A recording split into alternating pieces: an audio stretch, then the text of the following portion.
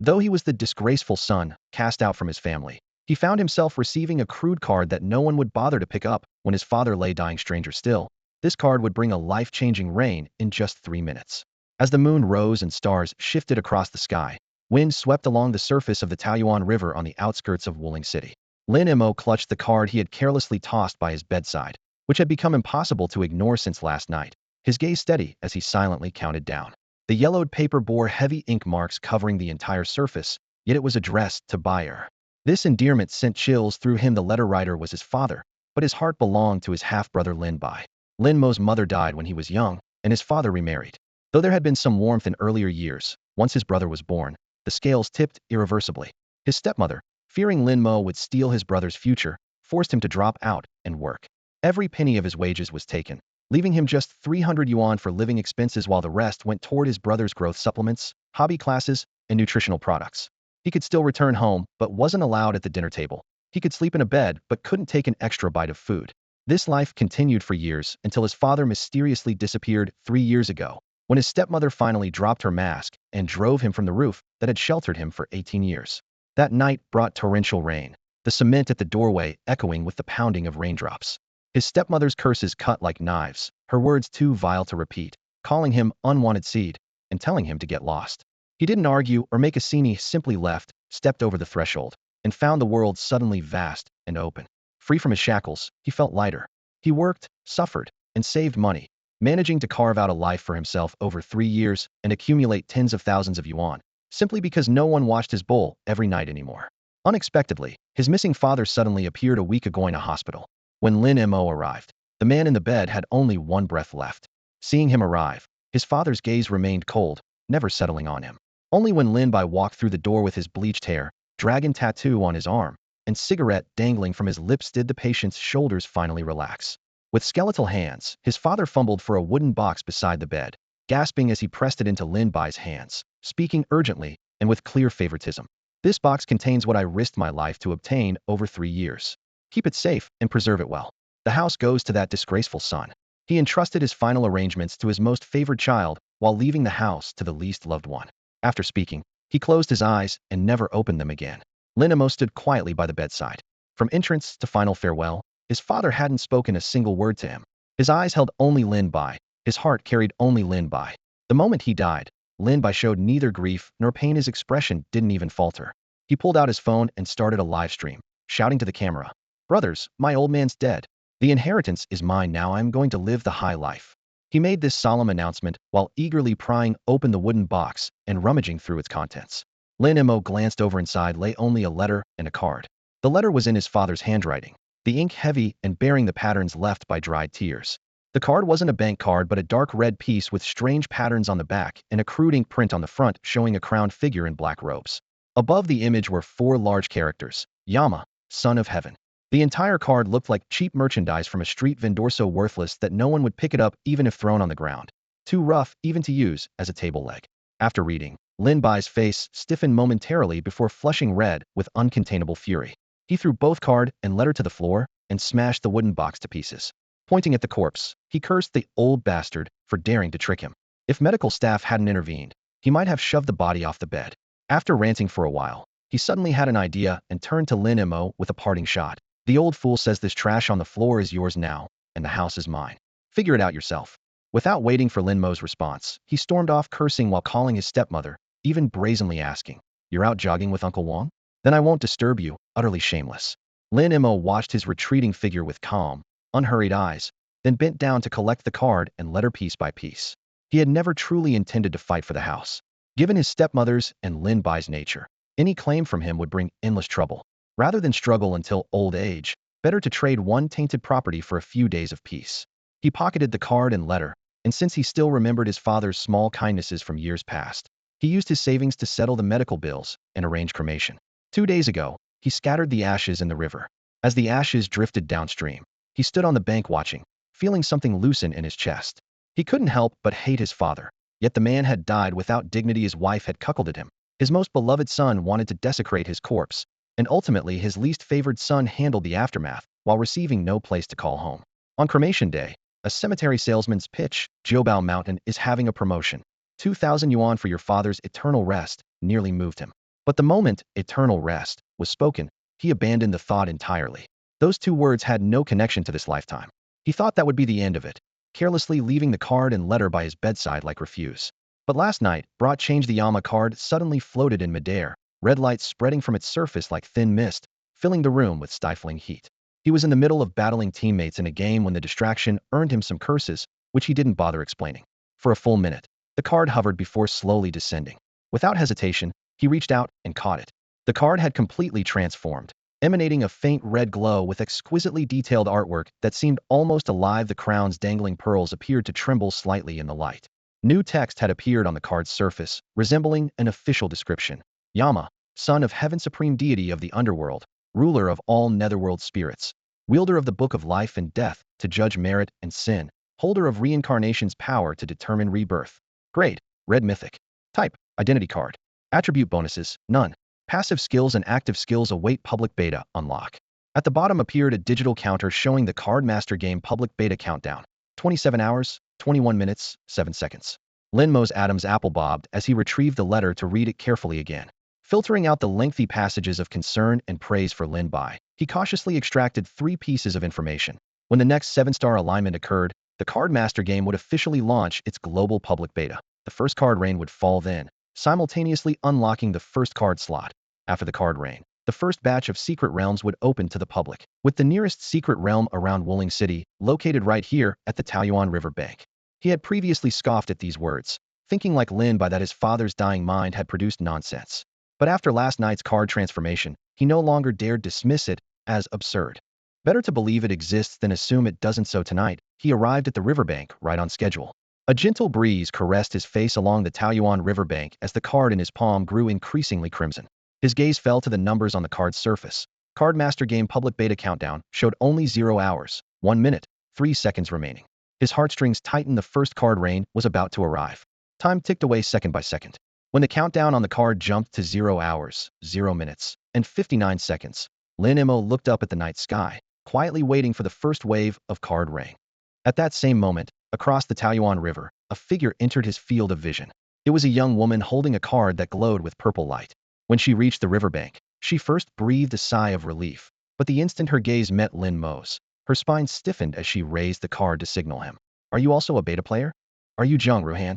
Both spoke almost simultaneously.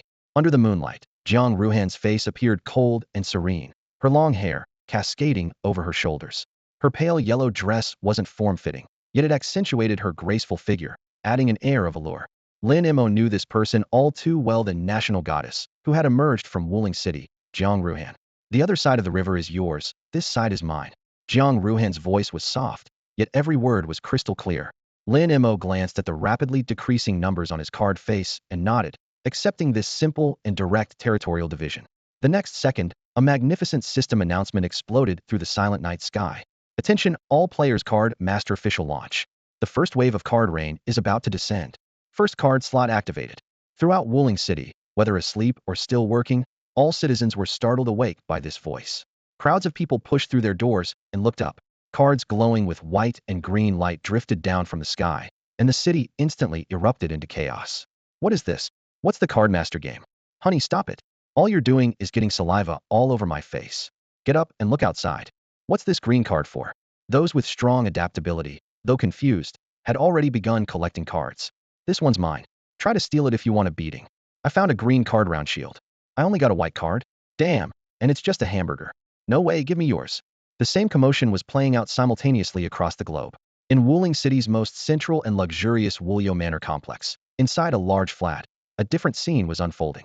Uncle Wong, Mom, come out quickly. Lin Bai shouted toward the master bedroom. He had just been chatting with his 5-finger girlfriend when the system announcement scared him into jumping up.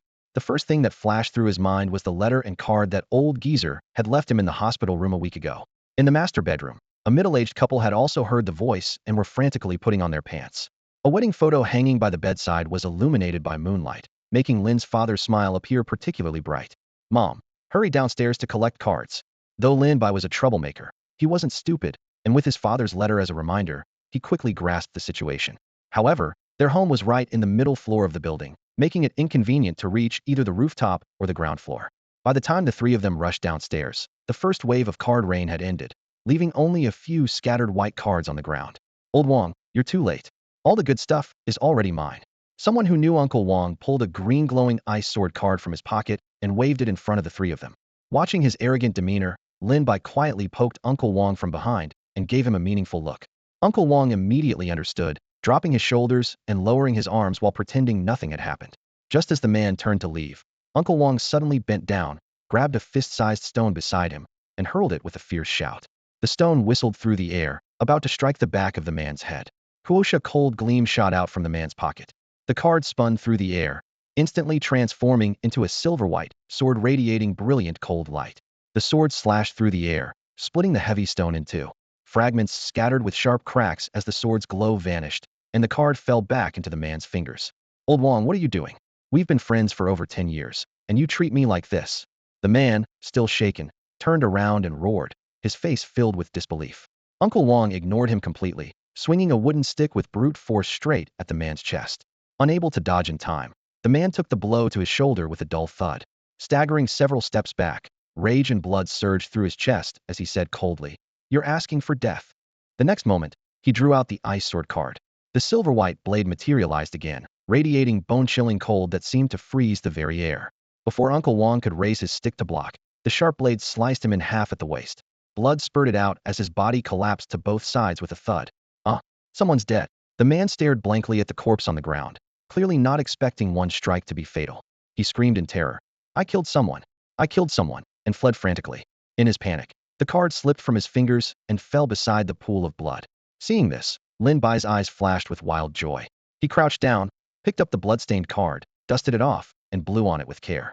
Mom, do you remember that old geezer's wooden box I told you about? Chinya had already approached, her face cold as ice, not even glancing at the corpse on the ground. That old bastard knew about this all along and deliberately kept it from us. Lin Bai lowered his voice. Right, there's another card in the box, and it's definitely with that guy now. Let's go get it back right now. Chinya raised her voice and without another word, dragged her son away. Lin Bai hesitated. Will he agree? Chinya puffed out her chest and sneered coldly. How dare he refuse? At worst, we'll give him 10,000 yuan. He could never earn that much delivering food for a lifetime, should be thrilled. Before she finished speaking, mother and son were already rushing toward Lin Mo's rental apartment. The night breeze along Taoyuan River was cool.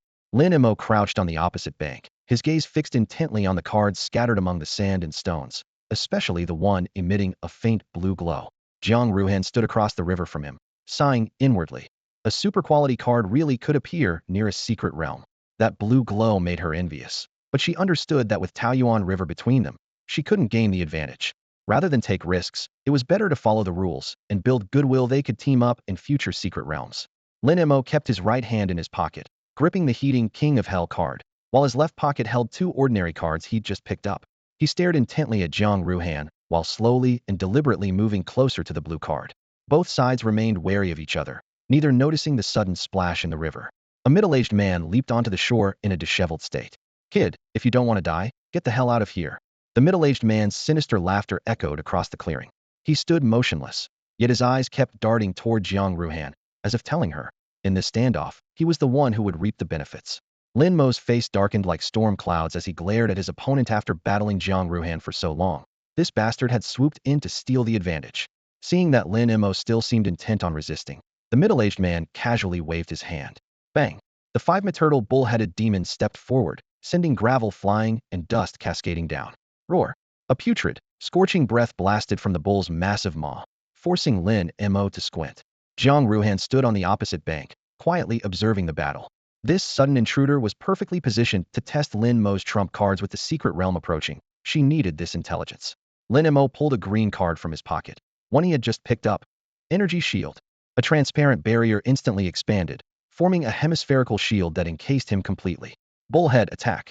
The bull-headed demon charged with a thunderous roar, its stone-like fist slamming into the center of the energy shield. Crackfine fissures spread like a spider web, the shield shattered into pieces, and the green card dissolved into light. One punch to destroy a defensive card. Jiang Ruhan's brow furrowed slightly. The Underworld series truly was the most destructive card type. The middle-aged man stepped forward, snarling. Kid, if you've got more cards, bring them all out. Me bullhead will crush every last one. Lin Mo retreated half a step, his expression calm, as he flicked his right hand and a dark red gleam slipped from his sleeve. King of Hell. Quality. Red Mythical. Series, Underworld. Type, Identity Card. Passive Intimidation when equipped in card slot. Causes intense mental suppression to surrounding underworld creatures. Underworld cards effects on holder reduced by 90. Holders effects on them increased by 90. Passive Emperor. This card can infinitely stack Underworld series cards. All attributes of stacked cards 50. Active Soul Hook ignores defense. Forcibly immobilizes enemy creatures for 3 seconds. If target is Underworld series, 60 chance of instant kill. Active unlocks after second card slot opens. Currently unavailable. With the red card in hand, an overwhelming imperial aura burst forth from Lin Mo. Both Jiang Ruhan and the middle-aged man felt a chill in their hearts, as if facing an ancient emperor. The bullhead's reaction was even more dramatic. Its massive body trembled violently. Its roar cracked and broke, until finally it dropped to its knees, burying its bullhead deep in the dust. Soul Hook. Lin Mo raised his hand, and a pitch-black soul hook materialized silently, gently hooking across the middle-aged man's chest. The man instantly froze, his pupils dilating.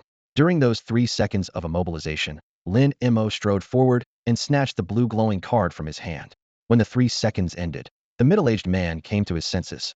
Seeing Lin Mo before him, his face turned deathly pale as he collapsed onto his rear. Ghost, it's a ghost. He kicked his legs frantically, scrambling and fleeing like a madman. Lin Mo held the blank blue card and called out softly, Bullhead. The kneeling bull-headed demon dissolved into a stream of light particles, flowing into Lin Mo's blue card. Bullhead.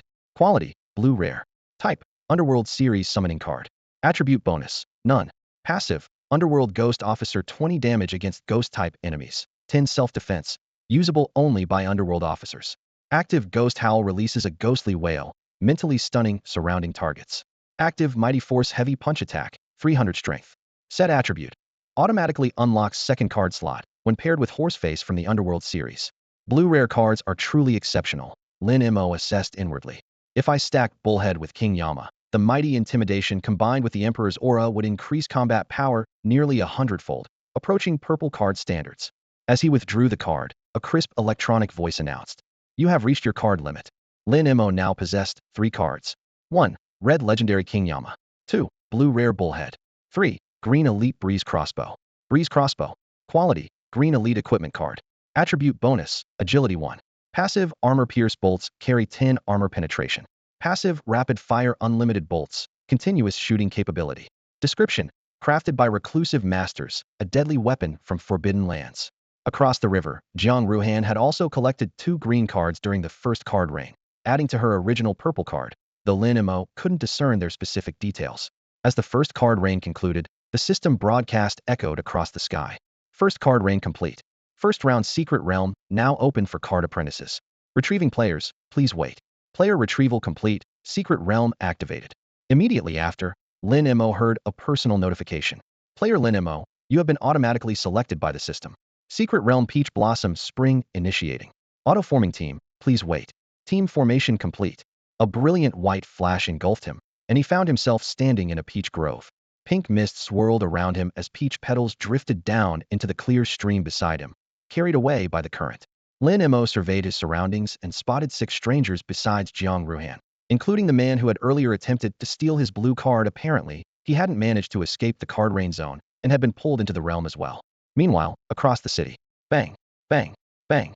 The crude iron door of the rental apartment rattled under the assault of high heels, yet remained firmly shut. Qinya cursed impatiently. You little brat, open this door right now. Mom, move aside. Lin Bai pushed his mother away and pulled out a bloodstained card. Ice sword. A pristine white blade materialized in the air. With a few casual swipes, he carved a person-sized hole through the thick door. The two squeezed through into the cramped room of barely 10 square meters. A single bed, a desk, shabby but tidy. Qinya looked around with disgust. Just as I thought. Born to live in a doghouse. Where's that little bastard? Who knows, probably out delivering food again. Let's find those cards first. Lin Bai's expression darkened. Crash, crash, crash. Drawers were ransacked completely, clothes scattered across the floor. The second-hand laptop was smashed to the ground. The bed frame was sliced into pieces by the ice sword, yet they found nothing. Mom, it looks like that little shit took everything with him. Lin Bai wiped sweat from his forehead. Qinya sneered coldly. No matter, we'll wait for him here. I don't believe he'll never come home. Honey, what's happening? The blonde girl looked around in panic, torn black stockings hanging around her legs, disheveled golden hair clinging to her cheeks as she pressed herself into the arms of the man beside her. The man's belt was still unfastened, clearly indicating the two had just been immersed in some intimate moment. Only when the girl's delicate voice broke the silence did everyone seem to snap back to reality. A burly man, nearly 6 feet tall with broad shoulders, stepped forward. His bulging muscles seemed ready to burst the buttons of his shirt, and thick facial hair covered half his face. Standing in the center of the group, his voice was deep yet tinged with excitement. This place must be what they call a secret realm. That voice said we've been formed into a team. You've played games before, right? This is like a dungeon. Clear it, and we get rewards. But what if we can't clear it? The blonde girl held her boyfriend tighter, asking cautiously. Yeah, what do you think? We die. A man in a trench coat on the far left shrugged, delivering the brutal truth casually. Then his gaze swept over everyone. Since we're a team, we need a leader. I'll be the captain. Follow me, and I guarantee you'll survive and get those rewards. As soon as he finished speaking, the burly man stepped forward. What gives you the right? The blonde girl also lifted her chin, pointing at the burly man. Yeah, who says you get to decide? I want to be captain too. She wasn't genuinely interested in leadership. It was just her habit to oppose first, question second, and then launch into fierce criticism. The burly man laughed heartily and drew a green card from his waist. In the next second, a massive axe materialized out of thin air, its handle thick as a child's arm, its blade gleaming with cold light. Because of this equipment card, heavy wooden axe. The blonde girl first shuddered at the sight of the giant axe, then recovered. You think one big axe makes you captain material? Don't you know who my boyfriend is? Not to be outdone, the trenchcoat man pulled out a card and flipped it. Cold wind swept through, and an ominous aura filled the air as an elderly woman in burial clothes with long hair, covering her face, silently floated before him. Underworld summon card, faceless crone. Ah! The blonde girl screamed and collapsed to the ground, covering her ears with both hands. Though the burly man felt his heart tighten, under everyone's gaze he forced himself to stand straight. Not enough? Then add this. He returned the heavy wooden axe to its card slot and drew another green card enhancement card, giant. Light flashed, and the burly man's form shot upward, reaching nearly the height of a single story in the blink of an eye, his muscle definition becoming impossibly exaggerated. The ground cracked under his suddenly increased weight, and with the giant axe in hand, he looked like a moving mountain. The trench coat man silently recalled his faceless crone and shrugged. Fine, you can be captain. There wasn't a trace of disappointment in his tone. Lin Mo, standing in the corner, shook his head quietly. In a completely unfamiliar and dangerous environment, showing all your cards just because someone provoked you, what was that if not stupidity? The burly man himself was oblivious to this, raising his head and casting a contemptuous glance at the other man. While basking in his smugness, Wang Hu couldn't help but steal glances at Jiang Ruhan and the disheveled blonde girl on the ground. I'm Wang Hu, and since I'm the team leader, let's all introduce ourselves. Also, tell us what you picked up during that card rain earlier. Wang Hu planted his muscular frame in the center of the group, waving his heavy wooden axe, forcing the 7 people into a small circle. I'm Li Yajing, and this is my boyfriend Zhao Che. Li Yajing's voice was sultry as she deliberately pushed out her chest and arched her back. We were busy when the card rain came down and didn't have time to collect any. We don't have a single card. Brother Wang, we're counting on your protection. Wang Hu's gaze swept over her body, and he nodded with satisfaction. Next, he turned his attention to Jiang Ruhan. You're that big star, right? Jiang Ruhan. Jiang Ruhan remained aloof, simply holding up a gossamer thin card. Equipment card, ethereal robes. Moving on, I'm Lin Mo, and I only picked up 1 green card. Breeze crossbow. Lin Mo held the card between 2 fingers, his voice calm. The man in the trench coat on the far left spoke indifferently, Su Guang. Another man, stocky with shifty eyes, gave his name, Zhang Quan. He pulled out a dull white card, just a basic clothing card with no attributes. Just as everyone finished their introductions, a cold electronic voice suddenly rang in their ears. System notification, Secret Realm, Peach Blossom Spring, simple mode activated. Players must reach the Peach Blossom Spring within the allotted time. As the voice faded, mist began churning over the stream beside the peach grove, and a small boat covered in green moss slowly emerged, just the right size for 7 people. Beneath the dark water surface, a massive shadow moved back and forth. Wang Hu scanned the group, looking for an easy target. Soon, he pointed his heavy wooden axe at the pale-faced Zhao Che. You, go test the boat. Me? Brother Wang, I really can't. I don't have any cards to protect myself. Zhao Che was nearly in tears, frantically hiding behind Li Yajing. Li Yajing swayed forward, wrapping her arms around Wang Hu's arm and whispering in his ear. After listening, Wang Hu's eyes widened in surprise as he reassessed Zhao Che. This kid had quite a background, no wonder he could land such a beautiful girlfriend. But this made the woman harder to get. He reevaluated his options, his gaze falling on Lin Mo beside Jiang Ruhan. Only 1 green card, and he looked manageable. You go. Lin Mo raised an eyebrow, but before he could speak, Zhang Quan raised his hand high, his voice trembling. I'll go. You sure? Wang Hu was surprised. Zhang Quan gritted his teeth and nodded firmly. Yes, I'll go. With a volunteer, Wang Hu didn't bother to stop him, glancing at Lin Mo. Lucky you. Zhang Quan cautiously approached the stream and gently touched the small boat. The next second, the water surface exploded as several giant fish with exposed fangs leaped out, jaws snapping. Zhang Quan fled in terror. The large fish landed on shore, flopping and thrashing. Whoosh, whoosh, whoosh. 3 crossbow bolts cut through the air, pinning the fish dead. Everyone looked toward the sound to see Lin Mo had already put away his breeze crossbow, which had transformed back into a card. Zhang Quan stumbled back into the peach grove, gasping like a broken bellows. Wang Hu laughed heartily, patting his shoulder. Well done. Come on, let's board and see what this peach blossom spring is all about. He was the first to step onto the small boat, clearly satisfied with his leadership authority. Zhang Quan didn't respond, waiting until the others had moved away before following, with Lin Mo just ahead of him. He lowered his voice. Brother, I really don't have any cards left. Last time I was blind, please don't hold it against me. His voice was just loud enough for Lin Mo to hear. Wang Hu was already standing at the bow, turning back to shout. Lin Mo, Zhang Quan, what are you dawdling for? Any slower, and you can forget about boarding. In his eyes, 1 white card and 1 green card were both expendable burdens. Zhao Che had a special background and couldn't be offended. Jiang Ruhan was a big star, but also only had 1 green card. Maybe he could take advantage of being in this secret realm. The small boat drifted downstream with the current. Lin Mo stood at the bow, cold mist spraying his face, while Zhao Che gripped the rail beside him, his knuckles white with tension. On the other side of the rail, Zhao Che's girlfriend Li Yajing was practically draped over Wang Hu, her soft curves pressed against his arm as her low, coquettish laughter echoed harshly through the dim valley. The peach groves on both banks were swallowed by thick red fog, their branches appearing as shadowy silhouettes. Occasionally, vague dark figures could be seen pacing through the woods, impossible to tell whether they were human or ghost. The stream itself was restless too, with fist-sized strange fish leaping from the water, their icy splashes soaking everyone's clothes.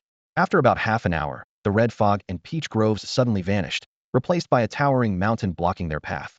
The stream, like a snake grabbed by its tail, plunged into a pitch-black cave at the mountain's base. As the boat entered the cave, the deck trembled lightly. Now only Li Yajing and Wang Hu's whispered flirtations could be heard, her voice dripping with barely concealed seduction. Zhao Che watched from nearby, his cheeks flushed red, yet his eyes gleamed with strange excitement. The cave was endlessly dark. Something just touched my head. Before he could finish, there was a splash, followed by 2 piercing screams in the darkness. Wang Hu reacted instantly, swinging his heavy wooden axe wildly at the water's surface, but only managed to create brilliant white splashes without hitting anything. A few minutes later, the cave's ceiling opened up, letting in a beam of daylight. Looking around the boat's rail, everyone was horrified to discover that Zhao Che had vanished, replaced by a bone-white skeleton hanging from the boat's edge, its joints still gripping the rail tightly, its frame matching Zhao Che's build exactly. Ah! Li Yajing screamed shrilly, throwing herself into Wang Hu's arms as her sobs echoed through the cave. Wang Hu patted her back soothingly while kicking the skeleton into the dark current with his foot. As the bones splashed into the water, the sound reverberating through the cave, he felt a secret thrill. With Zhao Che dead, Li Yajing would be his. Lin Mo looked back to see countless white-shrouded corpses hanging from the black cave ceiling, their human forms swaying gently in the dim light. He thought grimly to himself, this is what they call easy mode. Jiang Ruhan followed his gaze upward and gasped. Ding!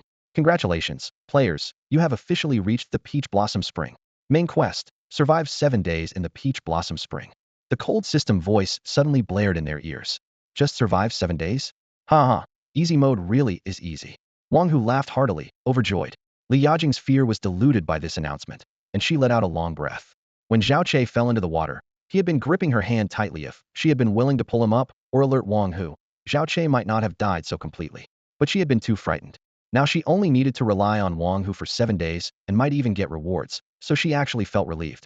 Brother Wang, I'm counting on you, she said tearfully, looking up at him with a voice so soft it could melt, pressing her chest against his arm again. Wang Hu closed his eyes to savor the moment before speaking confidently. Don't worry.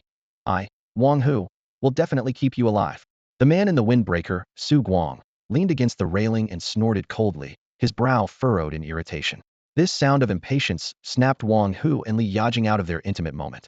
Come on, let's go see what this Peach Blossom Spring is all about. Wang Hu wiped the lipstick from his mouth, waved his hand grandly, and strode forward. Field after field stretched endlessly as the sun slowly descended, painting the entire secret realm crimson red. The damp, earthy scent carried a faint trace of blood, and everyone's steps grew heavier as they unknowingly traveled far. Suddenly, a frail figure appeared on the path ahead, an elderly man with graying hair plastered against his dark forehead, clear holes visible in his coarse hemp clothing, with loose threads dangling from the sleeves. He stood there like a withered tree, staring intently at the group. Everyone instinctively stopped, and Lin Mo and Jiang Ruhan quickly exchanged glances. After 3 or 4 seconds of standoff, the old man finally spoke, his hoarse voice carrying a chill. Visitors from afar, I have been waiting for you. Follow me into the village, the ritual has already begun. As soon as he finished speaking, he turned and walked away, his steps slow but unusually determined. Lin Mo and the others didn't hesitate, and immediately followed. They understood in their hearts that the real test lay ahead. Walking along the winding path for less than 3 minutes, clusters of low thatched houses appeared against the dusky red sky. Human figures stood at every doorway, their expressions wooden, eyes following the group's movement, occasionally letting out low, sinister laughter. The eerie atmosphere made Zhao Yajing tremble all over, practically shrinking entirely into Wang Hu's embrace. Wang Hu himself was swallowing nervously, his face written with terror. Zhang Quan pressed close to Lin Mo, afraid of being left alone. Only Lin Mo, Jiang Ruhan, and the man in the windbreaker remained relatively calm, secretly sliding their respective cards into the slots, though their fingertips tensed slightly. Under countless watchful eyes, the leading old man stopped in front of a dilapidated small courtyard. A rust-stained brass key was slowly inserted into the lock, clang. Accompanied by the crisp metallic sound, the courtyard gate swung open, and a cloud of dust immediately hit them in the face. The old man stepped aside, his gaze cold as a dead fish. You'll be staying here for the next few days. Zhao Yajing poked her head out to survey the broken walls and crumbling tiles inside the courtyard, protesting softly. Isn't there anywhere else to stay? This place is too dirty. Her voice trembled, yet she still tried to negotiate. Haha. The old man's mouth twitched, his voice cold and sinister. The gods don't have high standards for sacrificial offerings. Cleanliness isn't required. Stay here and don't go out. Otherwise, if something happens, I can't protect you. Dropping these words, he turned and left, his footsteps making harsh scraping sounds on the gravel. The air froze for several seconds. Zhao Yajing looked up at Wang Hu, her eyes red-rimmed. Brother Wang, what did he mean? How did we become sacrificial offerings? Wang Hu was moved by her tearful tone, his body trembling as he leaned over and kissed her forcefully. Don't worry, baby. With me here, nothing will happen to you. Lin Mo ignored the pair and stepped directly into the courtyard, with Zhang Quan following closely behind. In his mind, this selfish couple was already sentenced to death. The old man had said they couldn't leave for 7 days. She needed to first understand every detail of this broken courtyard to survive. Outside the courtyard, Wang Hu stared darkly at Lin Mo's retreating figure, grinding his teeth. Seeking death, how dare he ignore me directly? Exactly. Zhao Yajing clung to Wang Hu's arm, echoing with particular enthusiasm. Without Brother Wang's protection, people like him deserve to die in the secret realm. Wang Hu narrowed his eyes, instructing in a low voice. Later, find an opportunity to arrange for him to go die. If he's unwilling, I'll chop him down with my heavy wooden axe. Right. And there's that bitch Jiang Ruhan, acting all high and mighty just because she's a big star. Zhao Yajing added her own vicious comment. At the mention of Jiang Ruhan, Wang Hu pondered for a moment, his eyes flickering. Zhao Yajing immediately caught his hesitation and threw herself into his arms, her tearful tone growing heavier. Brother Wang, are you going to abandon me for that woman? No, Brother Wang loves you the most. Dilapidated. That was Lin Mo's first impression of this old house. The courtyard walls were crumbling, connected to a flimsy little room. Thick dust had accumulated in all 4 corners, and spider webs hung from the beams like grayish-white curtains. When Lin Mo gently patted the only 2 remaining wooden stools in the room, wood chips instantly crumbled into powder and scattered through the air. Brother Wang, this house is so filthy. And there's only 1 room. How are we supposed to live here? What if some creep tries to take advantage in the middle of the night? Li Yajing shrieked in a shrill voice. Lin Mo, still searching for clues outside in the courtyard, heard the commotion but didn't stop what he was doing. Meanwhile, Wang Hu embraced Li Yajing, ending their brief moment of intimacy before stepping through the courtyard gate. Li Yajing looked around and frowned in complaint. Brother Wang, this place is so dirty. Wang Hu hefted his heavy wooden axe in his hands and laughed roughly. Don't worry, sweetheart. I'm here to protect you. And the rest of you better behave yourselves tonight. Anyone who dares touch Jinger will get chopped up by me. Lin Mo glanced at them briefly before continuing to examine every detail in the courtyard, the faint scratch marks on the walls, drag marks leading to the inner room, and most conspicuously, the eerie pattern drawn in dark red pigment on the floor of the inner room. Everyone searched separately. Zhang Quan stayed close to Lin Mo. Su Guang remained silent, his gaze occasionally falling on the red pattern. Jiang Ruhan stood at a distance, focusing intently on the scratch marks on the wall, while occasionally turning back To observe Lin Mo's movements, everyone understood that this information could determine their life or death. Only Wang Hu and Li Yajing were making noise in the inner room. Brother Wang, this place is so dirty. Don't worry, I'll have someone clean it up for you later. Wang Hu responded carelessly. Daylight in this secret realm seemed much shorter than in the outside world. Lin Mo estimated they had been inside for less than half an hour, yet the sky was already turning gray. A crescent moon hung in the sky, the wind blew more fiercely, and crows in the treetops were startled into flight. Brother Lin, I've discovered something. Zhang Quan suddenly spoke with a pale face, calling Lin Mo back from his study of the drag marks. Speak. Zhang Quan pointed toward the inner room, his voice trembling. Brother, there's no water or food here. We can't possibly survive 7 days. Lin Mo had already noticed this. He nodded in acknowledgement. When they entered the secret realm, no one had brought extra water or food, and there were no supplies anywhere in the courtyard. The seemingly simple main quest of surviving 7 days was actually forcing them to break through the secret realm within 2 or 3 days. I understand, Lin Mo replied quietly. Before he finished speaking, Wang Hu in the inner room started shouting again. Everyone come here. You've been looking around for so long, what did you find? Report everything to me, your team leader. Li Yajing chimed in. That's right. Tell Brother Wang what you found so he can lead you all out. Shut up. Su Guang, who was closest to the inner room, could no longer contain himself and stood up, shouting angrily. Brother Wang. Li Yajing immediately clung to Wang Hu's arm, acting coquettishly. Damn, how dare you talk to me like that? You got a death wish. Wang Hu, enraged by Su Guang, raised his massive wooden axe and strode toward him menacingly. Su Guang didn't retreat, drawing his faceless old woman blade. The two men faced off tensely. The atmosphere suddenly became charged with danger. Brother Wang, outside. Li Yajing suddenly screamed, pointing toward the courtyard gate. Lin Mo instantly spun around, his scalp tingling. A thick, sweet-smelling crimson mist rolled in like a tide. Beyond the fog, layers of weeping, whispers, and the scraping sounds of heavy objects being dragged echoed through the air, punctuated by sharp cracks, the crisp sound of teeth crushing bone. The villagers who had seemed so simple and honest during the day now stood in perfect formation before the courtyard gate, their hollow eyes fixed intently on the 6 people inside. Grotesque smiles stretched across their faces, causing chunks of rotting flesh to fall from their cheeks. In the darkness, they looked more like walking corpses. This. Wang Hu froze in place, his legs trembling uncontrollably. The night pressed down heavier and heavier. Roar! A deep, furious bellow erupted as red light flashed in the corpse of villagers' eyes, and they rushed into the courtyard in a frenzied stampede. At the same time, the mist churned violently, and transparent wraiths began materializing in midair, slowly descending as if dragged down by invisible hands. Isn't this supposed to be easy mode? What are these things? Lin Mo, Zhang Quan, quick! Block them! Wang Hu screamed, his voice filled with terror. Lin Mo wasted no words. He retreated swiftly, flicked his wrist to produce a green card, and the breeze crossbow materialized in his palm. His bolts flew in rapid succession. Each arrow could take down a corpse villager, but with the dense crowd of figures outside the courtyard, his firepower was still a drop in the bucket. Kill! The faceless old woman summoned by Su Guang threw herself into the enemy ranks without hesitation, while Jiang Ruhan donned the ethereal cloak, her entire form becoming a twisted blur of light and shadow as she swept toward the front lines in a semi-transparent state. Brother Wang, save me! Several villagers suddenly burst from the inner room, blood dripping from their faces as they closed in step by step, cornering Li Yajing against the wall. She trembled all over. Jinger, don't be afraid. I'm coming to save you. Wang Hu finally snapped back to his senses and activated Giant. With explosive cracking sounds from his bones, his body swelled dramatically, and the heavy wooden axe in his hands grew proportionally larger, its blade gleaming with a chilling light. Can other cards be stacked on top of Giant? Looks like this guy isn't completely hopeless after all. Su Guang glanced at him and muttered under his breath before being pulled back into battle by more evil creatures. Roar! More corpse villagers swarmed in. New wraiths born from the red mist joined the fray, surrounding the faceless old woman completely. Their razor-sharp claws carved bloody gashes across her withered skin. While the villagers were only white card strength, these wraiths were at least green card level. They ignored the physical attacks from Lin Mo and Wang Hu and emitted bone-chilling laughter. Each burst of laughter felt like ice picks drilling into everyone's brains, delivering severe mental shock and slowing their movements.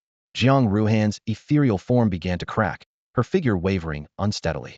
Wang Hu, with his massive frame and heavy axe, could take down almost 1 corpse villager per swing, but protecting Li Yajing limited his movements, and fresh wounds on his body continued to bleed.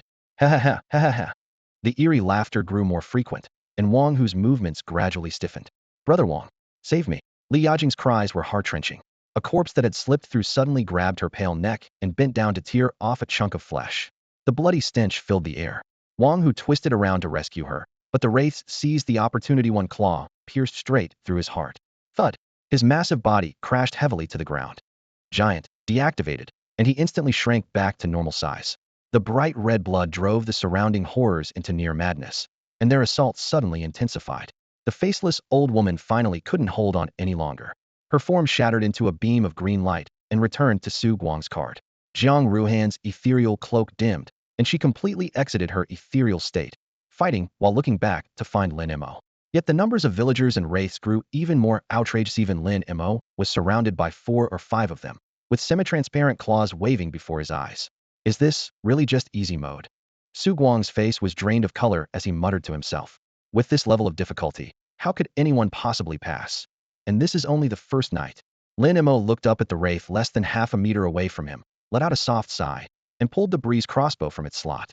In the first card slot, the King of Hell began to emit a faint red glow. The moment the Yama Emperor emerged, his passive intimidation ability activated naturally. An imperial aura spread silently, like an invisible net, instantly enveloping the entire courtyard. The air seemed frozen as all the rotting villagers flooding into the yard simultaneously clutched their throats, their movements stiff and sluggish, leaving only muffled groans.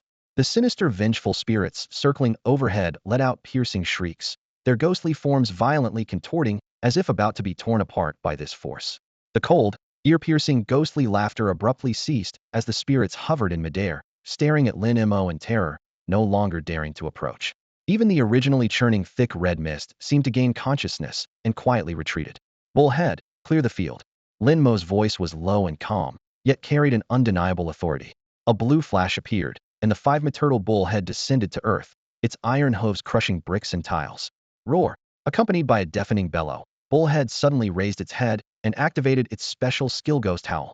A mental assault several times more powerful than the spirit's laughter thundered across the entire area. In the courtyard, the rotting farmers instantly stiffened and collapsed, their hands still twitching unconsciously while their gaping mouths could only close silently.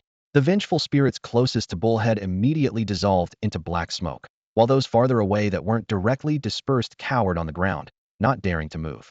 Not only were the spirits wounded, Wang Hu, Li Yajing, and the others simultaneously bled from their nostrils, but the rotting villagers that had been tearing at them were also knocked away by this assault. While Lin Mo shocked and intimidated his enemies, he had also saved these people's lives. Bullhead finished them completely. He commanded again. Roar! Bullhead howled once more, responding to its master's will with a roar. The massive form strode forward, iron fists pounding like drums toward the corpse horde, suppressed by both intimidation and the ghost howl activating its second skill, tremendous strength. At this moment, Bullhead was enhanced by both the Yama Emperor's intimidation and the Emperor's blessing, making its terrifying power unimaginable. With one punch, the ground instantly cracked and several corpses were directly pulverized into pulp. Nearby spirits and bodies simultaneously turned to fragments. Bullhead's fist shadows fell like rain, continuously unleashing tremendous force, and in just a few dozen seconds, the remaining rotting villagers and vengeful spirits were completely swept away. The first wave of assault was thus easily neutralized by Lin Mo alone. The courtyard was littered with corpse fragments, the air thick with the stench of blood and decay. Most shocked of all was Zhang Quan, the former Bullhead card holder, lying behind Lin Mo and witnessing everything. He stared blankly at that terrifying demonic form, with only one question in his mind. When did Bullhead become so powerful? In his memory, Bullhead had never been this terrifying. Moreover, if he remembered correctly, Lin Mo still possessed a card even stronger than Bullhead. Su Guang's eyes blazed with fervor as he looked at Bullhead, unconsciously clenching his fists. Only Jiang Ruhan shook his head slightly, muttering to himself. Still unwilling to reveal your trump card? This is impossible. Absolutely impossible. Wang Hu lay on the ground, his voice hoarse. If he's really this powerful, why didn't he use it to compete for team leader from the start? It's fake, it must be fake. Blood gushed from his chest, and the wounds torn by the corpses had begun to fester and ooze. Anyone could see at a glance that his chances were grim. Fortunately, at the last moment, he had protected Li Yajing, so while she was injured, it wasn't fatal. She had lost half her face and her neck was covered in claw marks. But with timely treatment, there was still hope. Jinger, at death's door, Wang Hu squeezed out his last strength, reaching out to touch Li Yajing's face. However, Li Yajing suddenly moved. She ignored Wang Hu on the ground and crawled on hands and knees bit by bit to behind Lin Mo, tightly embracing his legs with burning eyes. She used the 2 mounds of flesh on her body to continuously rub against Lin Mo's feet. Mo, go. Save me. Take me with you. I'll do anything. Li Yajing's voice was filled with desperation, completely stripped of her previous arrogance. Lin Mo's gaze remained cold and indifferent, not even bothering to look at her. He spat out a single word, scram. This scene triggered a series of roars from Wang Hu in the distance. Ungrateful wretch. I'm the one who saved you. Without me, you'd be dead already. Ungrateful. Wang Hu seemed to summon strength from nowhere, forcing himself to stand up. His massive power activated, his body swelled again, and the heavy wooden axe reappeared in his hands. Ungrateful wretch, go die. Wang Hu lunged forward with the heavy wooden axe descending. Li Yajing screamed, and instantly ran toward the courtyard gate. Even so, she couldn't escape having an arm severed, leaving her writhing on the ground in agony. And you? Why do you get such powerful cards? It's all your fault. Die. Seeing Li Yajing flee, Wang Hu turned his heavy wooden axe toward Lin Mo. Lin Mo didn't even turn around. The Minotaur sensed the killing intent and casually threw a punch, without even activating its massive strength. Bang! Crack! Wang Hu's swollen body collapsed like a balloon hit by a truck, instantly deflating as all his bones shattered. The heavy wooden axe flew from his hands. He slammed against the wall like a puddle of mud and died instantly. Li Yajing was splattered with blood and organ fragments, letting out an inhuman shriek. Outside the courtyard gate, a rotting villager that had been knocked away by the Minotaur but survived was drawn by Li Yajing's screams. It pounced on her, dragging her into the depths of the red mist. Only brief sounds of tearing and chewing remained. Then everything returned to silence. After the first wave of attacks was repelled, the night became much more peaceful. The remaining 4 took turns keeping watch and managed to get through the night relatively smoothly. At dawn, the horizon showed the first pale light. The thick red mist receded slightly, but still permeated the entire secret realm. Sunlight couldn't penetrate the pink haze, keeping the environment oppressive. However, with the weak daylight, the courtyard became somewhat brighter. Now only 4 people remained in the courtyard: Lin Mo, Jiang Ruhan, Su Guang, and Zhang Quan. Mo, go look. Zhang Quan was still huddled behind Lin Mo, gently tapping his waist. Lin Mo looked in the direction Zhang Quan was pointing. The red pattern on the floor of the inner room was now radiating bright red light. The surrounding blood and flesh fragments of the rotting villagers were enveloped by this light and slowly disappeared. Su Guang voluntarily stepped forward 2 paces, seemingly wanting to study the pattern. His eyes flickered. So familiar. What is this? A sacrifice. Thank you for last night. Jiang Ruhan treated her minor scratches without paying too much attention to the abnormal pattern. Instead, she turned to Lin Mo with sincere gratitude, then continued asking, what should we do next? You must have noticed there's no food or water here. If we really stay here for 7 days as the system said, we'll surely die. Lin Mo thought for a moment, his gaze lingering on the pattern and the village outside for a few seconds before slowly saying, when we arrived during the day, we didn't encounter much danger, and those villagers were relatively stable. This shows that daytime in Peach Blossom Spring is relatively safe. My thinking is, rather than waiting here to die, we should actively explore outside. After speaking, Lin Mo surveyed the other 3. Do you have any other thoughts? Zhang Quan reacted fastest to Lin Mo's question, immediately dropping to his knees and kowtowing repeatedly. Mo, go. From now on, my life belongs to you. Whatever you say goes. Though Lin Mo disliked Zhang Quan's behavior, he said nothing and looked towards Su Guang and Jiang Ruhan. I'll follow you too, right? You decide and we'll follow you. After last night's events, Lin Mo had become the absolute backbone of the team, automatically becoming their true leader. That settles it. While it's still daylight, we head straight for the village center. We'll strike with full force and go straight for the heart of the enemy. Lin Mo's gaze pierced deep into the village, his eyes as resolute as cold stars. He knew perfectly well that last night's attack could have been completely avoided. It was their own misjudgment that led to the disaster. If there truly were no solution, this secret realm wouldn't exist with any possibility of completion. Following conventional logic, those who venture into secret realms should rely on exceptional wisdom and keen insight, carefully unraveling clues thread by thread, avoiding traps before making a safe exit. That was the path of the clever, the inevitable choice of the weak, but it was definitely not Lin Mo's choice. He possessed the ultimate mythical red card, King of Hell, and the near-purple card, Bullhead, giving him the capital to completely ignore traps and anomalies. Crushing through with absolute power. Wisdom was merely the last resort in the hands of the weak. The formation quickly took shape. Bullhead breaking the path ahead, the faceless old woman bringing up the rear on guard duty, and Jiang Ruhan donning the ethereal cloak to enter a semi-incorporeal state. The group filed out through the courtyard gate, casting aside the old man's initial warnings. The moment they stepped onto the street, the red mist churned violently, transparent wraiths floated in the air, and rows of broken villager silhouettes stood motionless along both sides of the road. Ignore them. Charge straight for the village center. Lin Mo commanded. He had no interest in dealing with these sudden anomalies, and the others adjusted their breathing before stepping forward. The closer they got to the core area, the fewer rotting villagers there were, but peach trees in full bloom sprouted along both sides of the dirt road, their branches swaying gently in the red mist. Crack! Suddenly came a subtle whipping sound. Lin Mo's eyes sharpened as he saw the peach tree branches on both sides slowly extending, lunging toward the group like living creatures. Bullhead! Uproot the trees, he barked. The moment the command left his lips, the entire row of peach trees became agitated, their branches writhing like frenzied serpents, whip-like shadows filling the sky. Bullhead roared toward the heavens, releasing his ghostly wail. The surrounding peach trees showed slight fear, their striking movements slowing, but they weren't ghosts after all, so the intimidation was limited. Strength was Bullhead's true weapon. His arm muscles bulged as he unleashed his full power, his fists like siege hammers. Wherever they struck, the animated peach trees were uprooted and smashed to splinters. The branches that lashed against his body, solid as bronze walls and iron barriers, couldn't even leave a mark. In this crushing advance, Bullhead alone was enough to destroy the peach trees on both sides of the road, unable to hinder the group's progress in the slightest. Su Guang watched Bullhead's brutality, swallowing several times with his eyes nearly bulging out. The deeper they went, the denser the peach trees became. Entangled vines wove a giant net in the air, pressing down hard, only to be casually torn to shreds by Bullhead. Bang! Bang! Bang! A series of thunderous crashes shook the red mist, and three blurry figures suddenly appeared in the fog. There are still people here? Zhang Quan stood on his tiptoes, peering into the distance. They're not people, Lin Mo replied coolly. The three figures moved extremely fast. 1 second they were deep in the mist, the next they had closed in on the group. Several peach trees crashed down in their wake, their trunks pierced with massive holes.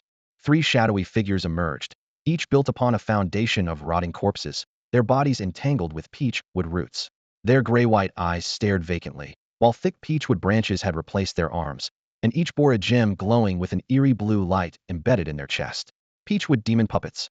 Weren't these supposed to be final boss monsters? How could they appear here, and three of them at once? Was this still supposed to be easy mode? Jiang Ruhan clearly knew something about this situation. Her pupils dilated sharply as she cried out in warning. Lin Mo, be careful. These are all blue card level anomalies. The moment her warning left her lips, all three peachwood demon puppets moved in unison, as if they had rehearsed this beforehand. Two of them lunged straight at the Minotaur, their branches transforming into razor-sharp blades that instantly carved thin lines of blood across his massive muscular frame. The first time the Minotaur had taken damage since his appearance. He froze for half a second, glanced down at his wounds, then roared in fury.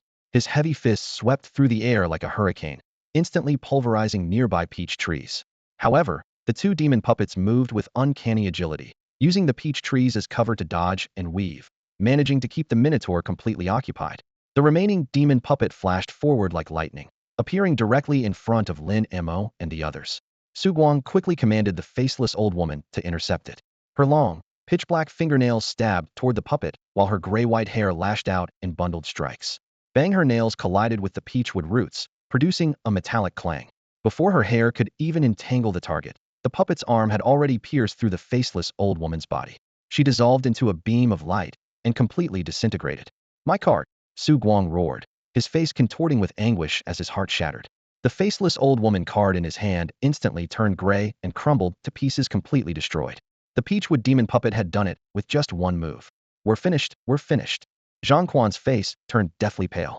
With the Minotaur tied up and the faceless old woman instantly killed, the situation had once again plunged into despair. Jiang Ruhan gripped her remaining purple card. Her expression equally grim. It was a purely defensive card that could only keep her alive, and with Lin Mo losing the Minotaur's offensive power, they had no confidence in clearing the drastically more difficult secret realm, Peach Blossom Spring. Thud, thud, thud. The peachwood demon puppet's footsteps on the ground produced deep, muffled echoes with each step. Its rotting face seemed to show a faint smile, and Zhang Quan's heart trembled with each footfall. The puppet was now right in front of him, his pupils filled with despair. I'm going to die. Suddenly, inspiration struck him, and he whipped around to look at Lin Mo. Wait, Brother Mo, I think there's still one more card. Soul Hook. Lin Mo's eye sharpened as he extended his right hand slightly forward. The sound of rattling chains filled the air from nowhere, and a dark black hook emerged from his palm. Time seemed to freeze. The peachwood demon puppet felt an indescribable pressure washing over it, its limbs stiffening, unable to move, only able to watch helplessly as the hook lightly flicked across its body. Crack! The blue crystal in its chest shattered. The puppet's movements froze, then it crumbled apart, turning into withered wood and rotting flesh. Soul Hook's high-probability instant kill against Underworld-type targets had triggered. So it was an Underworld type after all. Lin Mo slowly raised his head. After the first Peachwood puppet fell, Lin Mo raised his right hand once more. The Soul Hook shot through the air, precisely catching another puppet in the chest, but failed to deliver a fatal blow like before. The two sides remained locked in a stalemate for 3 full seconds. In that brief pause, the bullhead thundered forward, delivering a devastating punch to the puppet's chest with a bone-crushing thud that echoed through the air. The blue crystal within the puppet's body shattered violently, scattering into fragments along with rotting flesh. Just as Lin Mo prepared to strike again with his hook, a sharp pain suddenly pierced his mind like countless needles, causing his hand to freeze mid-motion. Is the Soul Hook overloaded? He wondered silently, pausing his attack.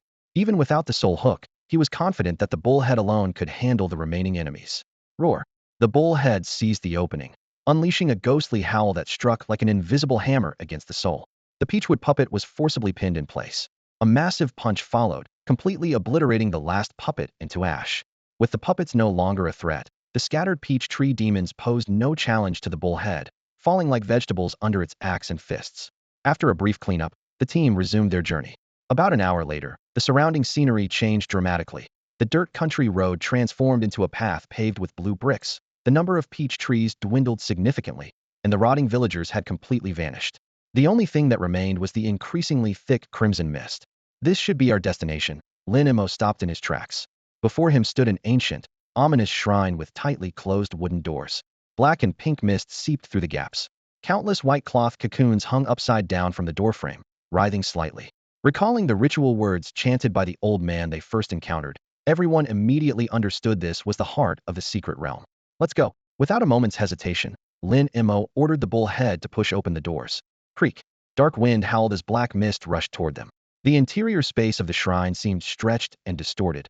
At the center squatted a massive tumor formed from intertwined flesh and peach tree roots, its surface constantly writhing. Atop the tumor, a card flickered with purple-black light. The text on the card came into view. Corrupted peach blossom core? Below the tumor, a blood pool churned while countless roots extended to the ceiling, suspending the human cocoons. The moment the shrine doors opened, faces continuously emerged on the tumor's surface, each one sending chills down Lin Mo's spine. The very faces that had been smashed to pieces by the bullhead just yesterday, now twisted in anguish. Warning! Warning! Due to player error, the false master of Peach Blossom Spring is about to awaken. Ding! Secret Realm. Peach Blossom Spring Easy Mode difficulty increasing. Main quest changing. Difficulty adjustment complete. Main quest modification complete. Secret Realm. Peach Blossom Spring Hard Mode Main Quest. Defeat the false master of Peach Blossom Spring. As the cold notification ended, a transparent screen appeared before Lin Mo's eyes, displaying detailed information. False master of Peach Blossom Spring. A twisted amalgamation of flesh and roots, the pure land of Peach Blossom Spring has become the breeding ground for its corruption. Quality: Purple Epic. Card type: Underworld. Passive 1 Master of Peach Blossom Spring. The Master of Peach Blossom Spring is the ruler of Peach Blossom Spring. Within Peach Blossom Spring, all card effects against it are reduced by 70, while its effects against all other creatures are enhanced by 70. Passive 2 Immortal. The Master of Peach Blossom Spring is deeply bound to Peach Blossom Spring. As long as Peach Blossom Spring exists, the Master cannot die. Active Skill 1 Spirit Summoning. As the Master of Peach Blossom Paradise, within the Paradise Realm, can summon all native creatures without restriction and boost their base stats by 50%. Active Skill 2 Corruption. The Master of Peach Blossom Paradise releases Crimson Aura, continuously weakening enemies while dealing damage. Active Skill 3 Vines. Swings vines to deliver massive impact damage with a 10% instant kill probability. How did it suddenly switch to hard mode? Su Guang stared in shock, his voice trembling. Though Zhang Ruhan considered herself well-versed in the rules, she too fell silent for a long moment. Even the usually composed Lin Mo couldn't help but swallow hard. The Peach Blossom Paradise Master false before them was only slightly weaker than the red mythical quality King of Hell. 70% bidirectional enhancement and weakening within Peach Blossom Paradise. Continuous Crimson Corruption. 1 in 10 chance of instant kill. The most troublesome immortal body. If all skills weren't limited to within Peach Blossom Paradise, this creature could easily reach golden legendary quality. Unfortunately, everyone was standing right inside the Paradisia group of novices who hadn't even unlocked their second card slot, facing a boss equivalent to golden tier. However, despair wasn't without its weaknesses.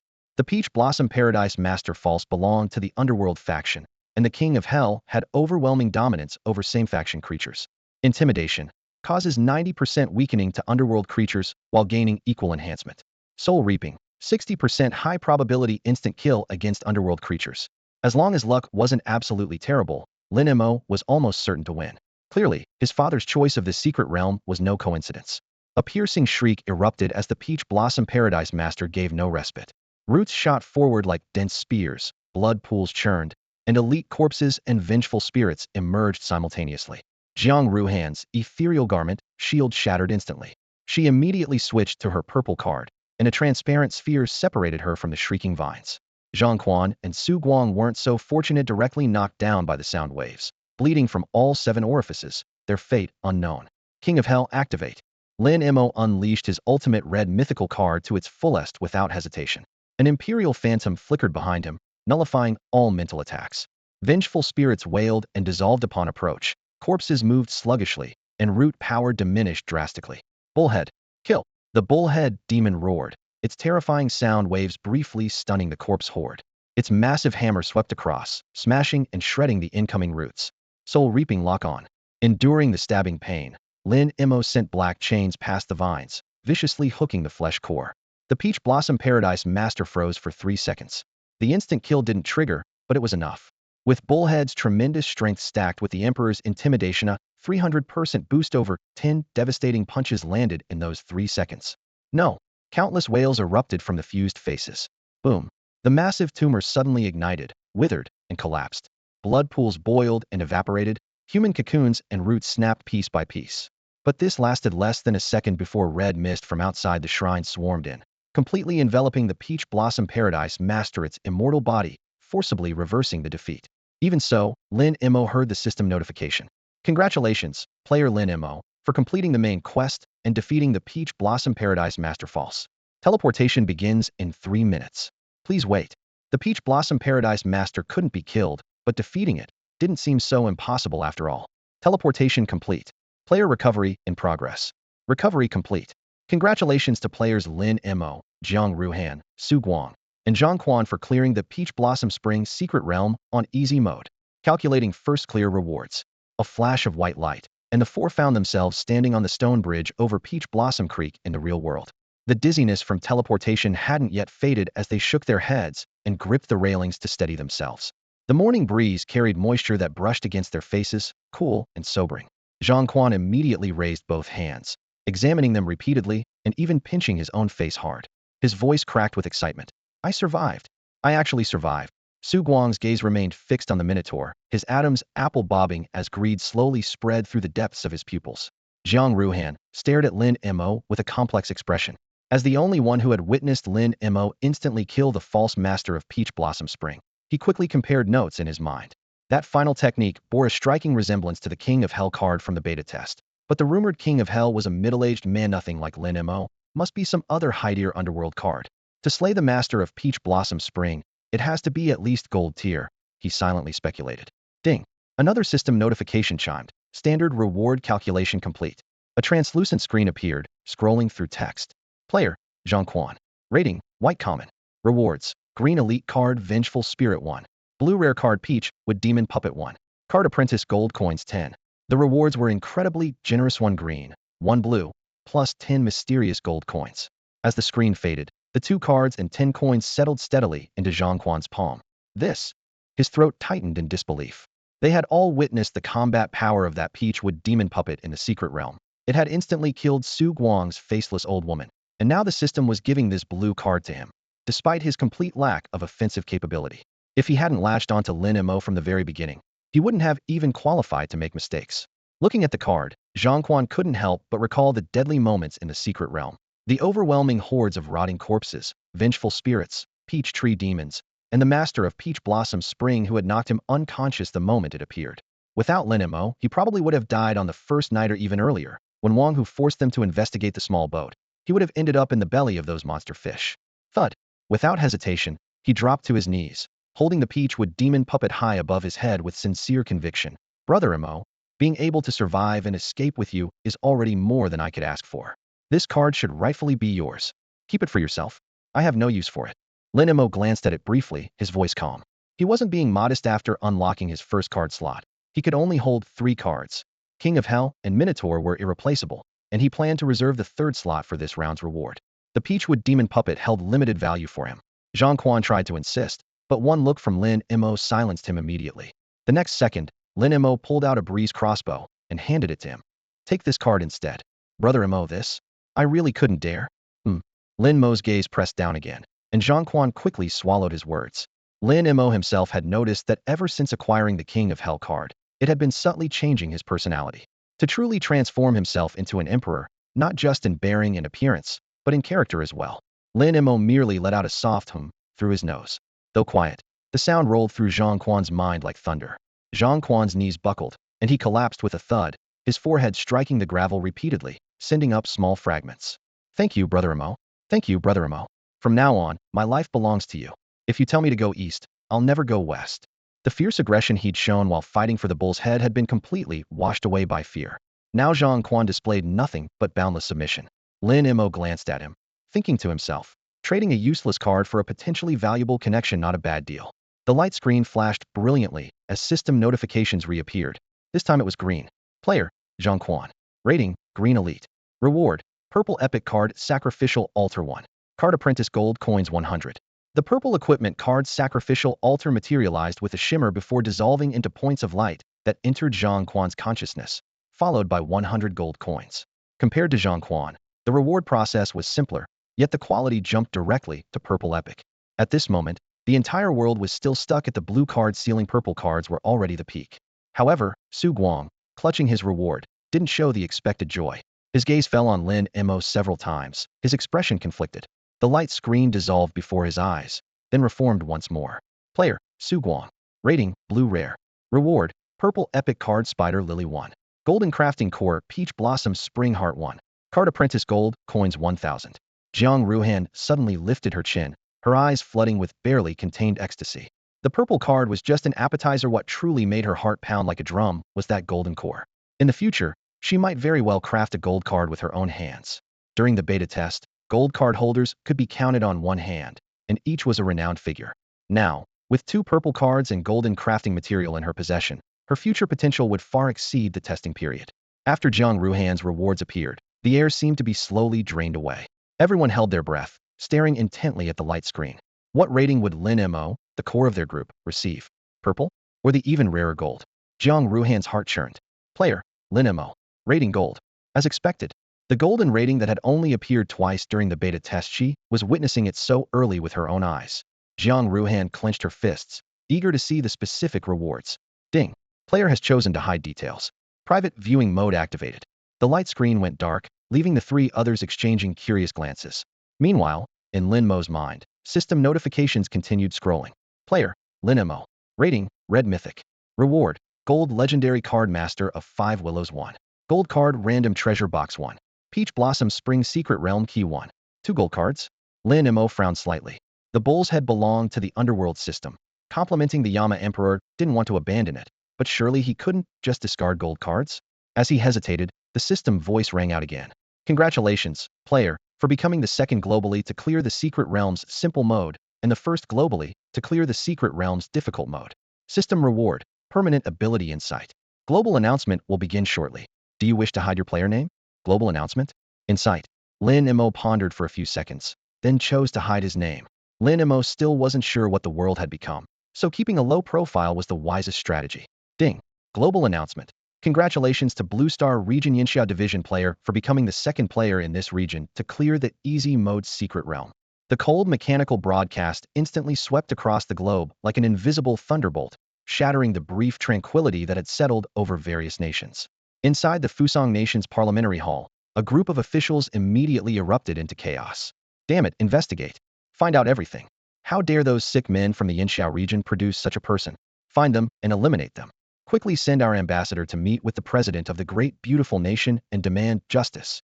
Similar scenes of heated outcries soon unfolded in the deepest recesses of the Red Palace's Oval Office in the great beautiful nation.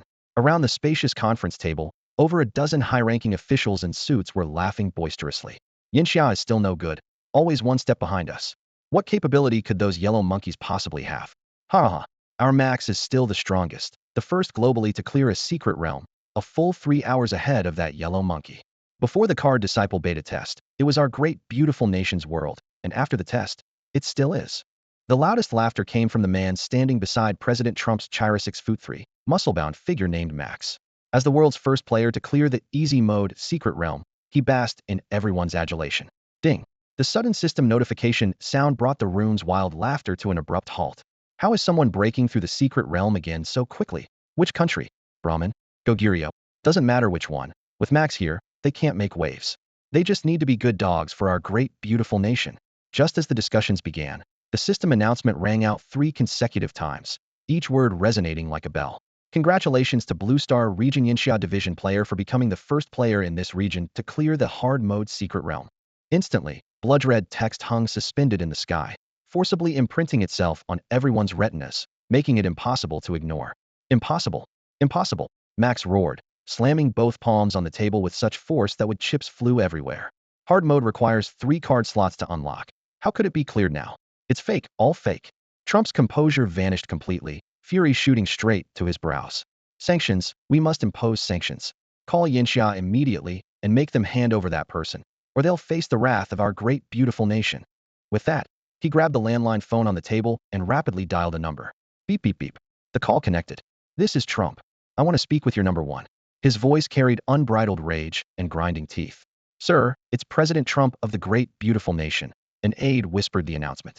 Moments later, an aged but steady voice came through the receiver. This is Yinxia Nation's number one. Mr. President, what is the purpose of your call? Upon hearing the voice, Trump immediately lost control and shouted, I order you to send over that person from Yinxia who cleared the secret realm, or prepare to face my sanctions. The other end of the line fell silent for a moment, then low laughter emerged. Ha! The elderly voice on the other end of the phone burst into laughter. Mr. President, times have changed. This isn't 100 years ago. I'm right here, waiting for your sanctions. We, the Yinxia Nation, will see this through to the end. Beep. The call was ruthlessly cut off. Trump collapsed back into his black leather chair with a thud. In the square office, his advisors were red-faced with surging anger. Mr. President, we must impose sanctions. Show them who runs this world. How dare they treat you like this? Let's have our 2 dogs next to Yinxia attack immediately. Why should this system force us to know these things? It's trampling on our freedom. Curses mixed with the dull thuds of fists hitting the table, making the entire conference table tremble. Maxwell strode forward, head held high, shouting, Mr. President, we must impose sanctions.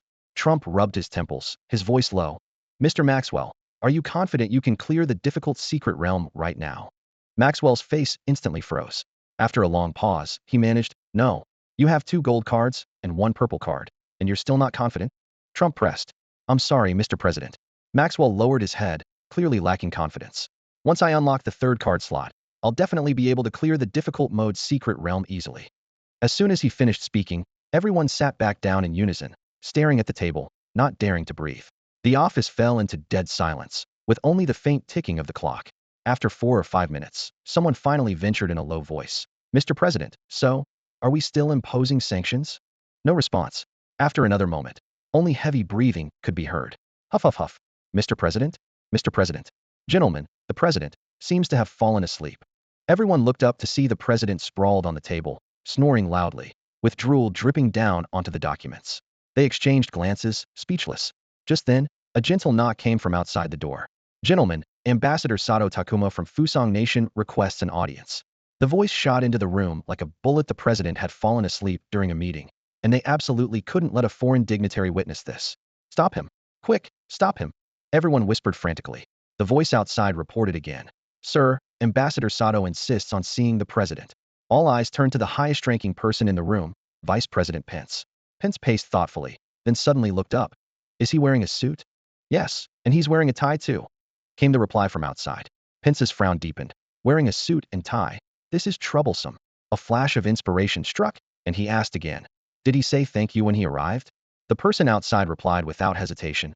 Mr. Vice President, Ambassador Sato did say it. And he's still saying thank you now. Lin Mo had no idea about the chaos in the beautiful country's Red Palace. He was pondering how to allocate this round of rewards and preparing to discuss an extremely important matter with Jiang Ruhan. You're saying you know how to unlock the 2nd card slot. The Card Master game had barely been live for 2 days, yet Lin Mo already found 1 card slot insufficient for his needs. At this moment, the King of Hell card in his hand could still bind with the bullhead, allowing him to temporarily deploy 2 cards simultaneously. However, once he drew new cards like the gold card he'd just obtained, since it wasn't from the Underworld series, it couldn't attach to the King of Hell. In future battles, he could only choose between King of Hell bullhead or other single cards, unable to unleash his full deck's potential. More troubling still, the King of Hell's second active skill would remain locked until the second card slot opened. For Lin Mo, unlocking a new card slot had become urgent. Lin Mo had long sensed that Jiang Ruhan was hiding considerable intelligence. When she mentioned methods to unlock the second card slot, he immediately perked up his ears. Exactly, Jiang Ruhan nodded gently. There are roughly 3 methods. Speak, Lin Mo said curtly. First method, the simplest, money. Money. Lin Mo looked puzzled. Jiang Ruhan produced a golden coin, one side carved with 2 soaring dragons, its metallic edges reflecting cold light in the morning sun. Not ordinary money, but card master gold coins. Lin Mo squinted at the light screen still floating in midair. The rewards remained unclaimed and the interface hadn't disappeared, yet he saw not a single coin. He remembered Jiang Ruhan receiving 1,000 gold coins for her epic rating, while his own mythic rating yielded nothing, leaving him thoroughly confused. Jiang Ruhan explained. Victory in secret realms or duels earns card master gold coins. Merchants appear randomly in the wild, selling supplies with coins, including second card slot unlock cards. However, the price is ridiculously high, 5,000 gold coins, extremely poor value. Your legendary rating should net around 10,000 coins, so you can afford it, but I wouldn't recommend it. Gold coins can buy much better things. Lin Mo's mouth twitched. Afford it? He currently had nothing, let alone calling any amount not much. What about the other 2 methods? He pressed. Second method, 10 days after the game's arrival, the top 100 on the global power rankings might receive second card slots directly from the officials, but the difficulty is enormous. Third method, also the most likely, completing unlock missions. The mission system should go online in about 5 days, featuring corresponding tasks, usually team dungeons with considerable difficulty. We could team up then. After speaking, Jiang Ruhan looked toward Lin Mo.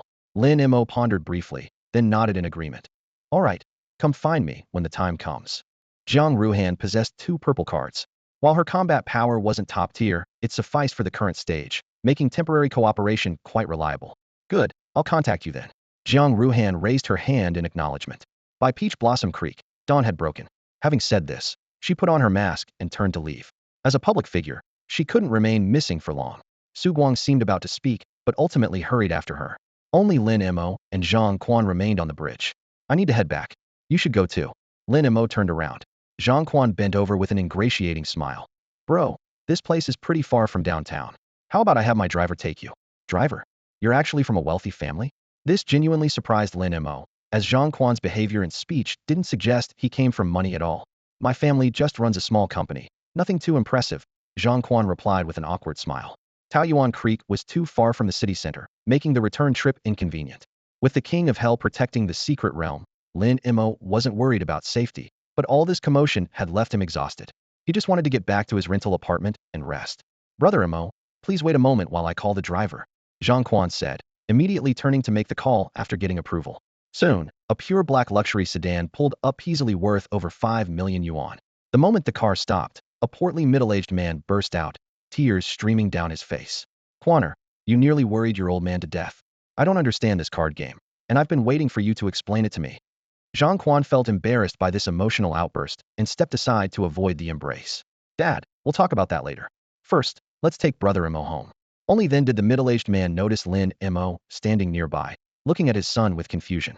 Dad, I'll explain everything when we get back, Zhang Quan whispered. The middle-aged man, who always obeyed his precious son completely, could only nod in agreement. Brother Mo, this is my father. He was worried about me and followed along. Please get in. Zhang Quan personally opened the car door in invitation. Lin Mo didn't stand on ceremony and settled into the back seat, while the middle-aged man kept stealing glances at him. His son was smart and diligent, but somewhat arrogant, so why was he being so respectful to someone his own age today? The vehicle sped smoothly toward Lin Mo's rental apartment. Lin Mo used this travel time to call up the light screen again. The rewards had been hanging there too long. He decided to claim them all. If his card count really exceeded the limit, he could always store the bull head with Zhang Quan temporarily and retrieve it once he unlocked his second card slot. He trusted that Zhang Quan wasn't foolish enough to steal from him. Claim rewards. The moment the thought formed, system notifications began chiming in succession. Ding. Permanent ability, Insight, has been distributed and is auto-equipping. Equipment complete. 5 Willows Gentleman has been distributed. Ding. You have reached your card limit. The golden card treasure box has been stored in the system warehouse and will expire in 3 minutes. Do you wish to open it? As the notifications ended, Lin Mo felt a burning pain in both eyes that lasted a full 30 seconds before subsiding. He looked around the car interior, but noticed nothing unusual. Just as he was puzzling over this, his gaze fell on Zhang Quan, and his vision suddenly changed. Player, Zhang Quan. Card slot level, single card slot. Known cards, Peachwood Demon Puppet, Breeze Crossbow, Vengeful Spirit. Overall combat power, 127. So this was the permanent talent insight. Truly formidable. What treasures would the remaining golden card treasure box reveal? System, open the treasure box. Ding. Treasure chest opening, please wait. Ding. Treasure chest successfully opened. Congratulations, player. You have obtained a golden special item card, Guild Establishment Token. Guild Establishment Token description. Essential item for creating a guild. Quality, golden legendary. Type, special item card. Attribute bonus, none. Players can use this to build a guild after unlocking the third card slot. Guild members will permanently enjoy a 10 boost to all attributes. Special note, single-use consumable item that does not count toward the player's card limit. Doesn't count toward the limit? That's good. Lin Mo finished reading the description and felt slightly relieved. Meanwhile, his rental apartment had already turned into complete chaos. Lin Mo's rental apartment was cramped to begin with, but after Lin Bai's all-night search, not a trace of its original appearance remained. Nearly every piece of furniture had been hacked by the ice sword in his hands. Wood chips and broken boards lay scattered everywhere, while deep sword marks crisscrossed the walls like scars cutting to the bone. Chinya stood to the side with flushed cheeks, muttering curses under her breath. The stifling air, mixed with dust and sweat, made her increasingly irritable. Mom, that little bastard didn't really run off with the thing, did he? Lin Bai stomped his feet among the debris on the floor, his shoes striking the concrete with dull echoes. He wouldn't dare. Chinya shrieked back. He's probably out delivering food again. Don't worry, he can't get far. But we've been waiting a whole day and night. This hellhole is going to kill us with the heat. Lin Bai swatted a fly that buzzed toward his face and wiped the sweat on his pants, seething with resentment. The rental unit had no ventilation and was swarming with insects. Being naturally pampered, this only added fuel to his fury. Chinya couldn't sit still at all. This place was small, stuffy, and filthy, everything that clashed with her precious princess identity. But thinking about how Lin Mo had stolen her son's card, rage flared 3 feet high in her eyes. That card was left to you by your dead father before he died. Make him hand it over. I refuse to believe there's no justice in this world. Right? He has to return it. Lin Bai nodded vigorously, his knuckles turning white as he gripped the ice sword. He knew the sword's power well. Even as just a blue quality item, it was outstanding. Whatever that old man had slipped to Lin Mo in the hospital room, its quality couldn't even be determined. By instinct, he believed that card was even stronger. Give it up? In his dreams. Since childhood, everything in the house, food, drinks, clothes, hand, he always gotten first pick. Now the most important inheritance had fallen into Lin Mo's hands, and he couldn't swallow this injustice. If that little bastard won't hand it over, I'll use my ice sword to split that card in half. Lin Bai gritted his teeth, his face contorting. If he can't have it, I'll never let him have it either. If he really ran away, we'll sue him for embezzling father's inheritance. Chinya slapped her thigh, her voice sharp and rapid. Buyer, you're so smart. That's exactly what we'll do. The mother and son grew more excited as they plotted, as if reclaiming the card was already a done deal. Beep, beep, beep. Suddenly, several sharp honks yanked the two inside from their fantasies back to reality. The neighbors in the rental building were also startled, pushing open their windows to peer outside. Below, a gleaming black luxury car sat quietly parked, sunlight reflecting off its surface in blinding flashes. Whose car is that? Can we really see this kind of vehicle in our neighborhood? I don't know, but that car must cost at least tens of thousands, right? Tens of thousands? More like hundreds of thousands. What a sight to behold. I've really opened my eyes today. Chinya suddenly froze at the parking garage entrance, her gaze glued to the gleaming black Maybach in the distance. Son, look. Isn't that President Zhang's car? She exclaimed while grabbing Lin Bai's arm. Lin Bai pressed against the glass window, squinting to confirm several times before saying with certainty, Mom, yes, that's definitely President Zhang's car. I saw it from the back row at the company annual party years ago when I went with Dad. The logo and license plate match perfectly. Quick, quick, quick. Let's hurry down there. Chinya gripped her compact mirror, patting her blush more evenly. If we can catch President Zhang's attention, we'll be set for life. With that, she fixed her curls, stepped into her 3-inch heels, and sashayed toward the luxury car with swaying hips. Lin Bai followed behind, constantly smoothing his shirt and pant creases, eyes gleaming. Mom, if President Zhang takes a liking to you, wouldn't I become young Master Zhang too? His mind flashed back to the scene from years ago when he saw President Zhang's son. The opulent extravagance in that private room made his breathing grow heavy. Of course, Chinya whispered a reminder. Don't speak yet. President Zhang is coming out. President Zhang, it's been so long. Qinya had just raised her hand when her words caught in her throat. She saw the young man stepping out from the back seat, her pupils contracting sharply. Huh? Lin Mo, what are you doing here? Lin Bai was equally stunned, blurting out, Lin Mo. Lin Mo turned at the sound, his brow furrowing slightly. Immediately after, a tall, well-built young man also got out of the car. Zhang Quan. He glanced at the mother and son, hesitating for a moment before speaking. You are? Manager Lin's wife and son. Qinya's face lit up with joy, nodding eagerly like a pecking chicken. How wonderful that young Master Zhang still remembers my husband, though sadly he passed away recently. As she spoke, she put on a sorrowful act, her eyes quickly welling up with tears. He's gone? That's truly unfortunate. My father held him in high regard. I should visit his grave when I have time. Zhang Quan sighed, then asked curiously, but what brings you here? Do you know Brother Mo? Brother Mo? Qinya caught this form of address, her eyes flickering. Just as she was about to speak, Lin Mo replied coolly, we don't know each other. Oh my, how can you say we don't know each other? Qinya quickly raised her voice. Mo, I'm your mother. Lin Bai seemed to snap to attention, adding, that's right, young Master Zhang. I'm Lin Bai, and Lin Mo is my older brother. See, Bai and Mopin and Ink, what a perfect pair. Zhang Quan listened in confusion, looking directly at Lin Mo. Brother Mo this? I told you, I don't know them. Lin Mo's expression remained calm. As soon as Lin Mo finished speaking, Qinya stamped her feet anxiously. Mo, are you disowning me as your mother? That's right, brother. I'm your younger brother. Lin Bai chimed in. After confirming Lin Mo's attitude, Zhang Quan's face darkened. He gestured toward the car. Brother Su, get these two out of here. Don't let them bother Brother Mo. The car door opened again, and a burly man in a sharp suit, Su Zheng, stepped out. Without a word, he grabbed Qinya by the collar and began dragging her away. Young Master Zhang, are you just going to watch strangers bully your mother like this? Qinya cried out in terror, her feet flailing wildly. Lin Mo, annoyed by her machine gun-like repetition of I'm your mother, stepped forward with his long legs, blocking the space between Su Zheng and Qinya, and raised his hand. Slap. The crisp sound of the slap echoed through the parking garage, as if all the air had been sucked out instantly. Qinya clutched her stinging cheek, screaming in disbelief. You dare hit me. Even your father never dared hit me, and you actually dare hit me. Lin Mo looked down at her coldly. Let me tell you something, Qinya. I only have one mother, and she died long ago. You are not worthy of saying the word mother to me. Brother Su, throw this crazy woman out. Don't let her offend Brother Mo's eyes. Zhang Quan commanded with a grand wave of his hand. Upon hearing the order, bodyguard Su Zheng stepped forward, his arm clamping around Qinya's neck like an iron hoop, roughly dragging her toward the hall's exit. Let go. I dare anyone to touch my mother. Lin Bai shouted, rushing forward in quick strides. In less than 3 minutes, the situation had completely reversed, leaving Lin Bai utterly confused. The little bastard Lin Mo, whom he had always despised, dared to publicly insult his mother and even strike her? And the usually arrogant young Master Zhang Quan was showing nothing but respect to that same little bastard. But one thing was clear to him: his mother had been hit, and he had to seek justice. The ice sword instantly cut through the air, its blue and white blade light suddenly slashing towards Su Zheng. Years of martial instinct saved Su Zheng jerked backward, the sword edge grazing past his nose.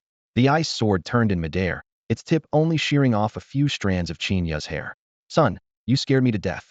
Qinya cried out, rushing toward Lin Bai during the gap when Su Zheng was forced to retreat. Her 4-inch stilettos clicked harshly against the marble floor. She twisted her ankle and fell to the ground in pain, clutching her ankle and gasping. Su Zheng seized the opportunity to grab Qinya again. Just as his fingertips touched her sleeve, Lin Bai focused his mind, and the ice sword struck once more. Clang! The dull ring of metal against metal was deafening. A towering, muscular bull-headed demon suddenly appeared, blocking Su Zheng's path, its 5 fingers gripping the sword blade tightly. Its arm muscles bulged as it exerted tremendous force. Bang! The ice sword shattered into countless sparkling fragments. Seconds later, the green card in Lin Bai's distant hand also dissolved into points of light, scattering into nothingness. The green card ice sword was destroyed. Lin Bai's face stiffened as he muttered in denial. Impossible, impossible. He kept retreating, his chest heaving violently. Little bastard, that's Bayer's card. Qinya was the first to react, ignoring her foot pain as she suddenly stood and rushed toward Lin Mo. That's Bayer's. That's Bayer's. The bull-headed figure shifted, positioning itself between her and Lin Mo. Far from being afraid, Qinya's eyes lit up as she circled the bullhead, examining it, convinced this was the card left by Lin Bai's father. Lin Bai suddenly awakened, joy flooding his face. Yes, that's mine. Father gave it to me. Thinking of the terrifying power the bullhead had just displayed, he couldn't help but swallow hard. Mine, it's all mine. Zhang Quan didn't understand what the mother and son were shouting about, but he gave Su Zheng a meaningful look. With the ice sword gone, fists and feet would be enough to handle them. Su Zheng understood and quickly subdued both of them. Despite Lin Bai and Qin Ya's crying and struggling, he managed to restrain them both, one in each hand. Master Zhang, Master Zhang, Lin Bai explained hoarsely while being held by the neck. You favor that little bastard because of that thing, right? You're mistaken. That card isn't his, it's mine. My father gave it to me. He stole it from me. Qin Ya pointed at Lin Mo and added at the top of her lungs, Master Zhang. Did you hear that? That card is really ours. For a moment, Su Zheng was also uncertain and looked at Zhang Quan with questioning eyes. Zhang Quan nodded at him, signaling him to continue. He had no interest in what Lin Bai was saying and couldn't be bothered to verify whether it was true or false. He only knew that the key lay with Lin Mo, and Lin Mo had once saved his life. With Zhang Quan's signal, Su Zheng raised his fist and delivered 2 swift punches. Thud, thud. The dull sounds of impact landed on Qinya and Lin Bai's faces, instantly swelling their noses and drawing blood from the corners of their mouths. The pain left them without the courage to make another sound. Zhang Quan felt the timing was right and walked up to Lin Mo. Brother Mo, let me handle this. Having you deal with people like this would dirty your hands. Lin Mo nodded slightly and replied in a calm voice. Just a minor interruption, nothing serious.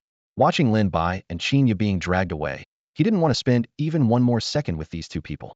The pair, who had been beaten into submission, gradually quieted under the shadow of Su Zheng's fists, but suddenly began wailing at the top of their lungs. Officer, you must help us. They not only robbed our belongings, but also beat us. Su Zheng quickly tried to smooth things over upon hearing this. It's a misunderstanding, all a misunderstanding. His tone clearly aimed to keep the peace. Let go. Who gave you permission to hit people? A sharp rebuke came from the street corner as 4 or 5 men in black uniforms with security officer badges on their chests rushed over quickly. With Yama by his side, Lin Mo wasn't afraid of these people, but he didn't want to sour relationships and quickly weighed his options. The security officers immediately spotted the bull-headed summoned beast that hadn't been recalled. A summoned beast? They exchanged glances, wasted no more words, and almost simultaneously pulled out green cards from their pockets. Qinya stumbled over and threw her arms around a security officer's leg, her face swollen with bruises and covered in tears and snot. Officer, this guy stole the card my husband left for our son and beat us mother and child. Is there no justice left in this world? What? A card left behind? The security officers instantly caught the key phrase. Qinya froze for half a second, then quickly completed her story. Yes. My husband left it for my son. Everyone in the hospital room at the time can testify. The lead security officer didn't hesitate to pull out his phone and dial. Director, we found a beta player. The call ended. Lin Mo gripped the card in his hand tightly, while Zhang Quan drew out his peachwood puppet. The air suddenly grew tense. Thousands of miles away, in a secluded courtyard deep in the capital, a card floated in midair. A corner of the card flickered gently, the light making the text exceptionally clear. 9-5 Supreme. Description: the ultimate human emperor, 9-5 alone supreme, ruling the 9 heavens and commanding the world. Quality: red. Mythological card system, mortal realm system. Type: identity card. Bound nation, Yinxia unique. Skill: national protection array. Within Yinxia territory, subcards generated by carrying this card can additionally gain the skills Divine Blessing and National Protection.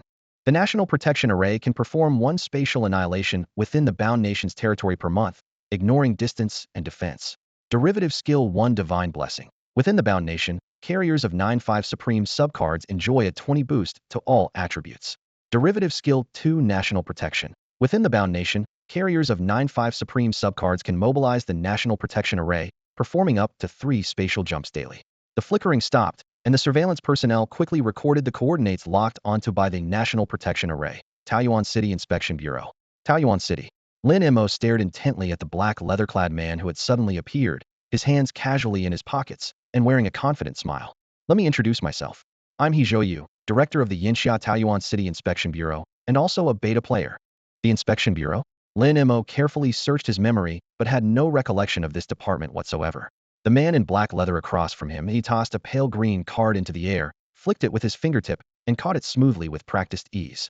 The Inspection Bureau is a newly established institution after the public beta, responsible for overseeing all card master affairs within the Yinxia territory. This is my identification.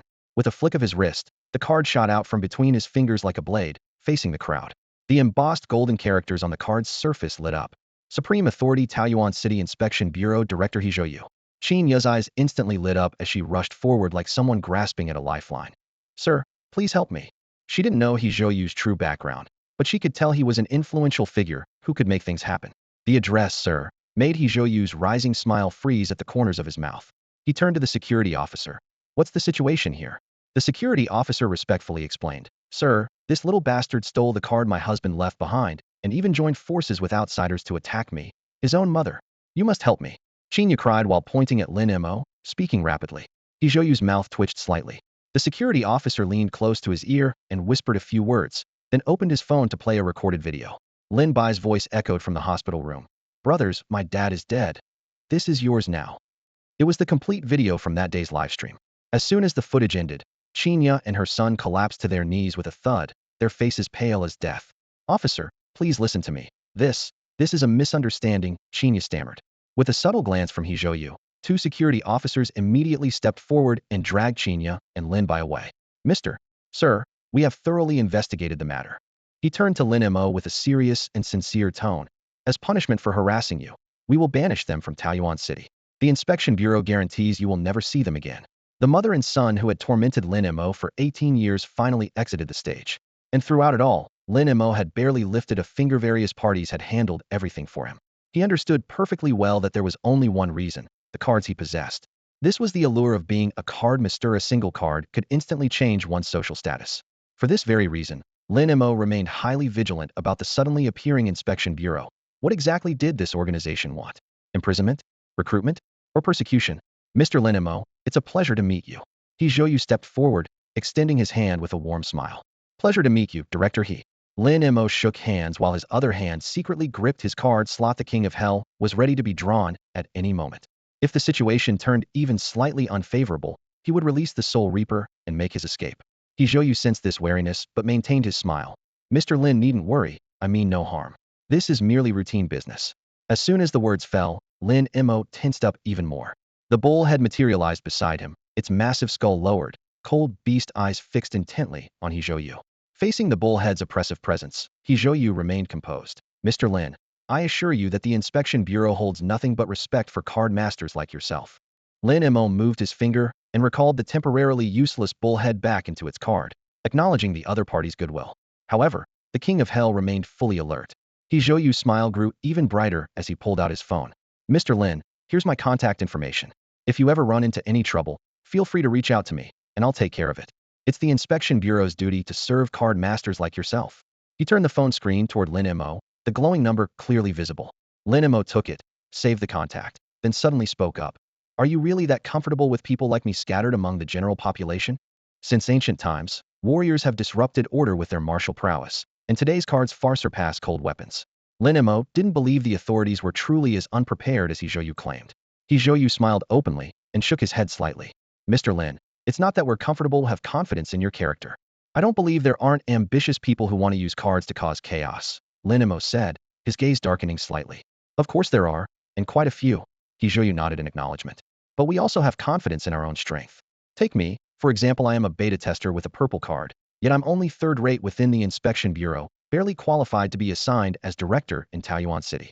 With that, he gestured toward the security officers maintaining order in the outer perimeter.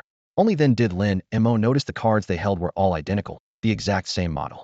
The inspection bureau has completely secured a secret realm and can continuously produce cards from the same series, Hizhoyu said calmly, yet with unmistakable confidence.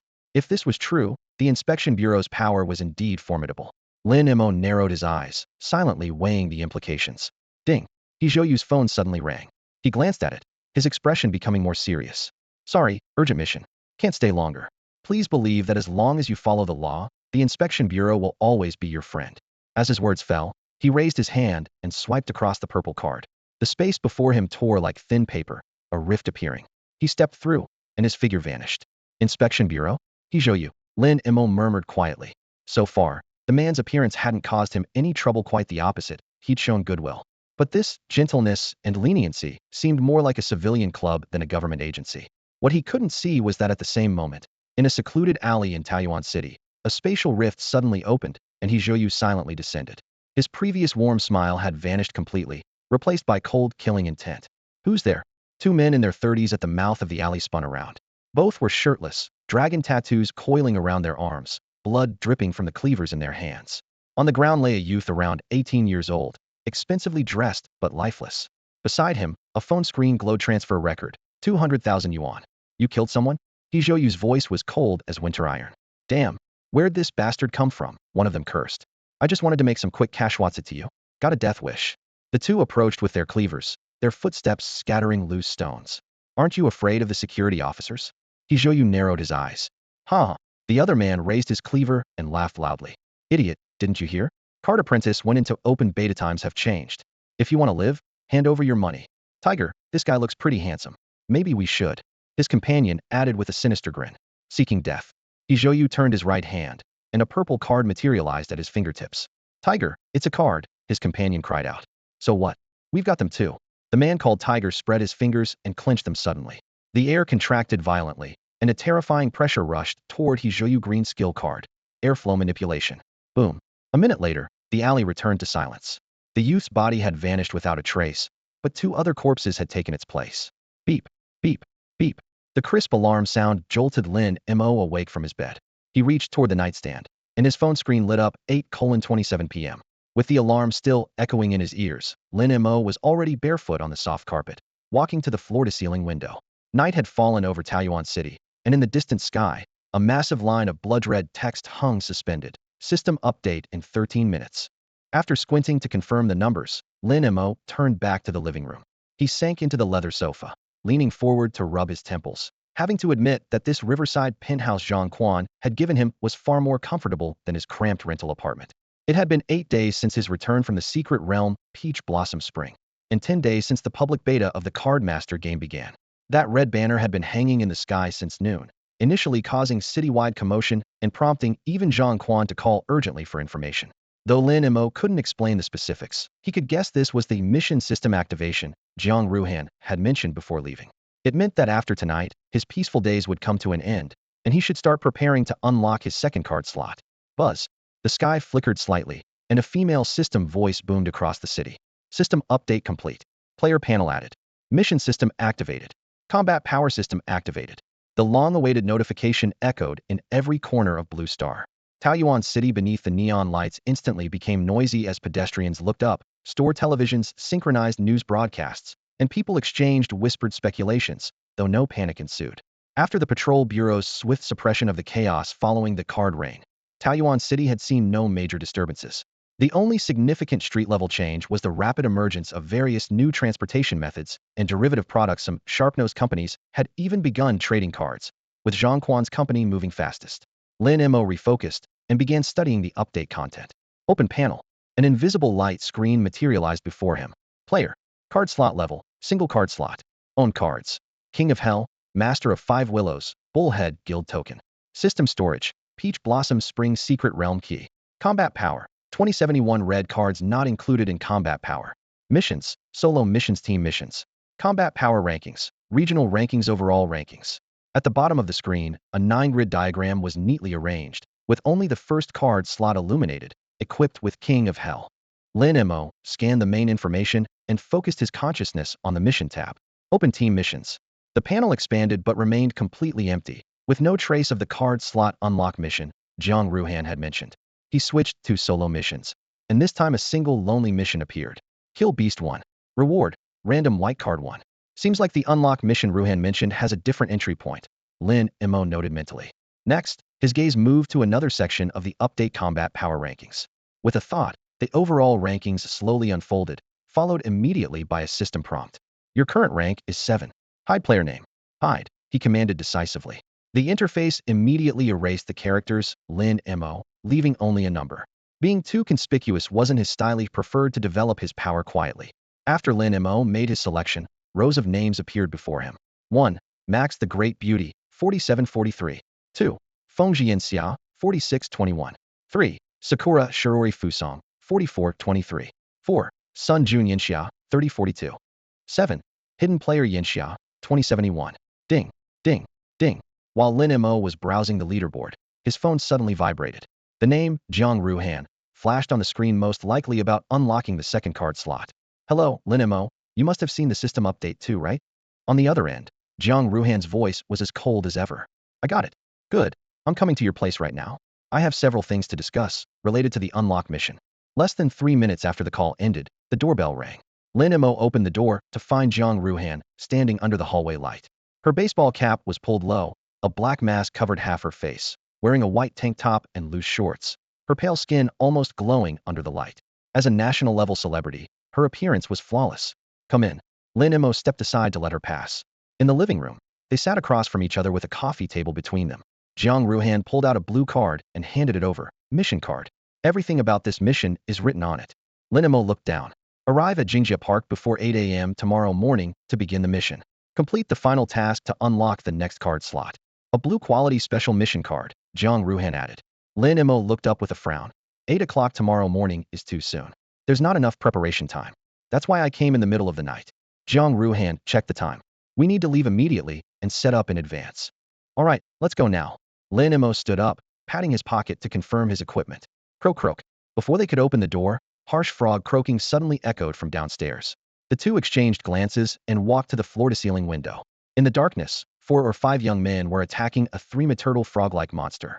The creature's skin was dark and covered in wet mud, glistening slimily under the lights. "Brother Zhao, watch out," someone in the group shouted. Zhao Cheng, gripping a steel pipe, suddenly rolled to the side as a massive tongue lashed down behind him, smashing a half-meter-deep crater in the ground. Croak! The frog monster leaped high again, its massive body hurtling toward Zhao Cheng with a foul wind. "Flame slash!" Zhao Cheng roared, swinging his palms to release several fiery blade energies. Sparks flew as the attack forced the monster to tumble backward. When the flames died down, everyone gasped despite taking several flame slashes. The monster only had 3 or 4 shallow cuts on its body. And that was a green elite quality skill card. Ling Fei shields. "Gua Huai, let's go together." Zhao Cheng charged again. Gua Huai followed closely with his long blade, while Ling Fei chanted rapidly, instantly coating both men with transparent shields. Residents throughout the building pressed against their windows, watching tensely below and silently praying these young men could stop the monster. They knew that if the frog got into the building, none of them would escape. The cruel reality soon arrived. The frog monster knocked Zhao Cheng flying with a single impact, sending him crashing heavily to the ground, where he lay motionless. Gua Huai and Ling Fei were struck by the whipping tongue and killed almost instantly. The remaining 2 only held white cards and were already trembling with fear, lacking even the courage to charge forward. It was over. They were going to die. A deep despair rose in their hearts. Croak! Croak! The frog-like creature's massive eyes glowed red in the darkness. Its slender tongue flicked back and forth around its warty, gaping maw, dripping foul-smelling saliva that hissed and smoked as it hit the ground. "Honey, what are we going to do?" The woman's voice trembled with fear. "Run?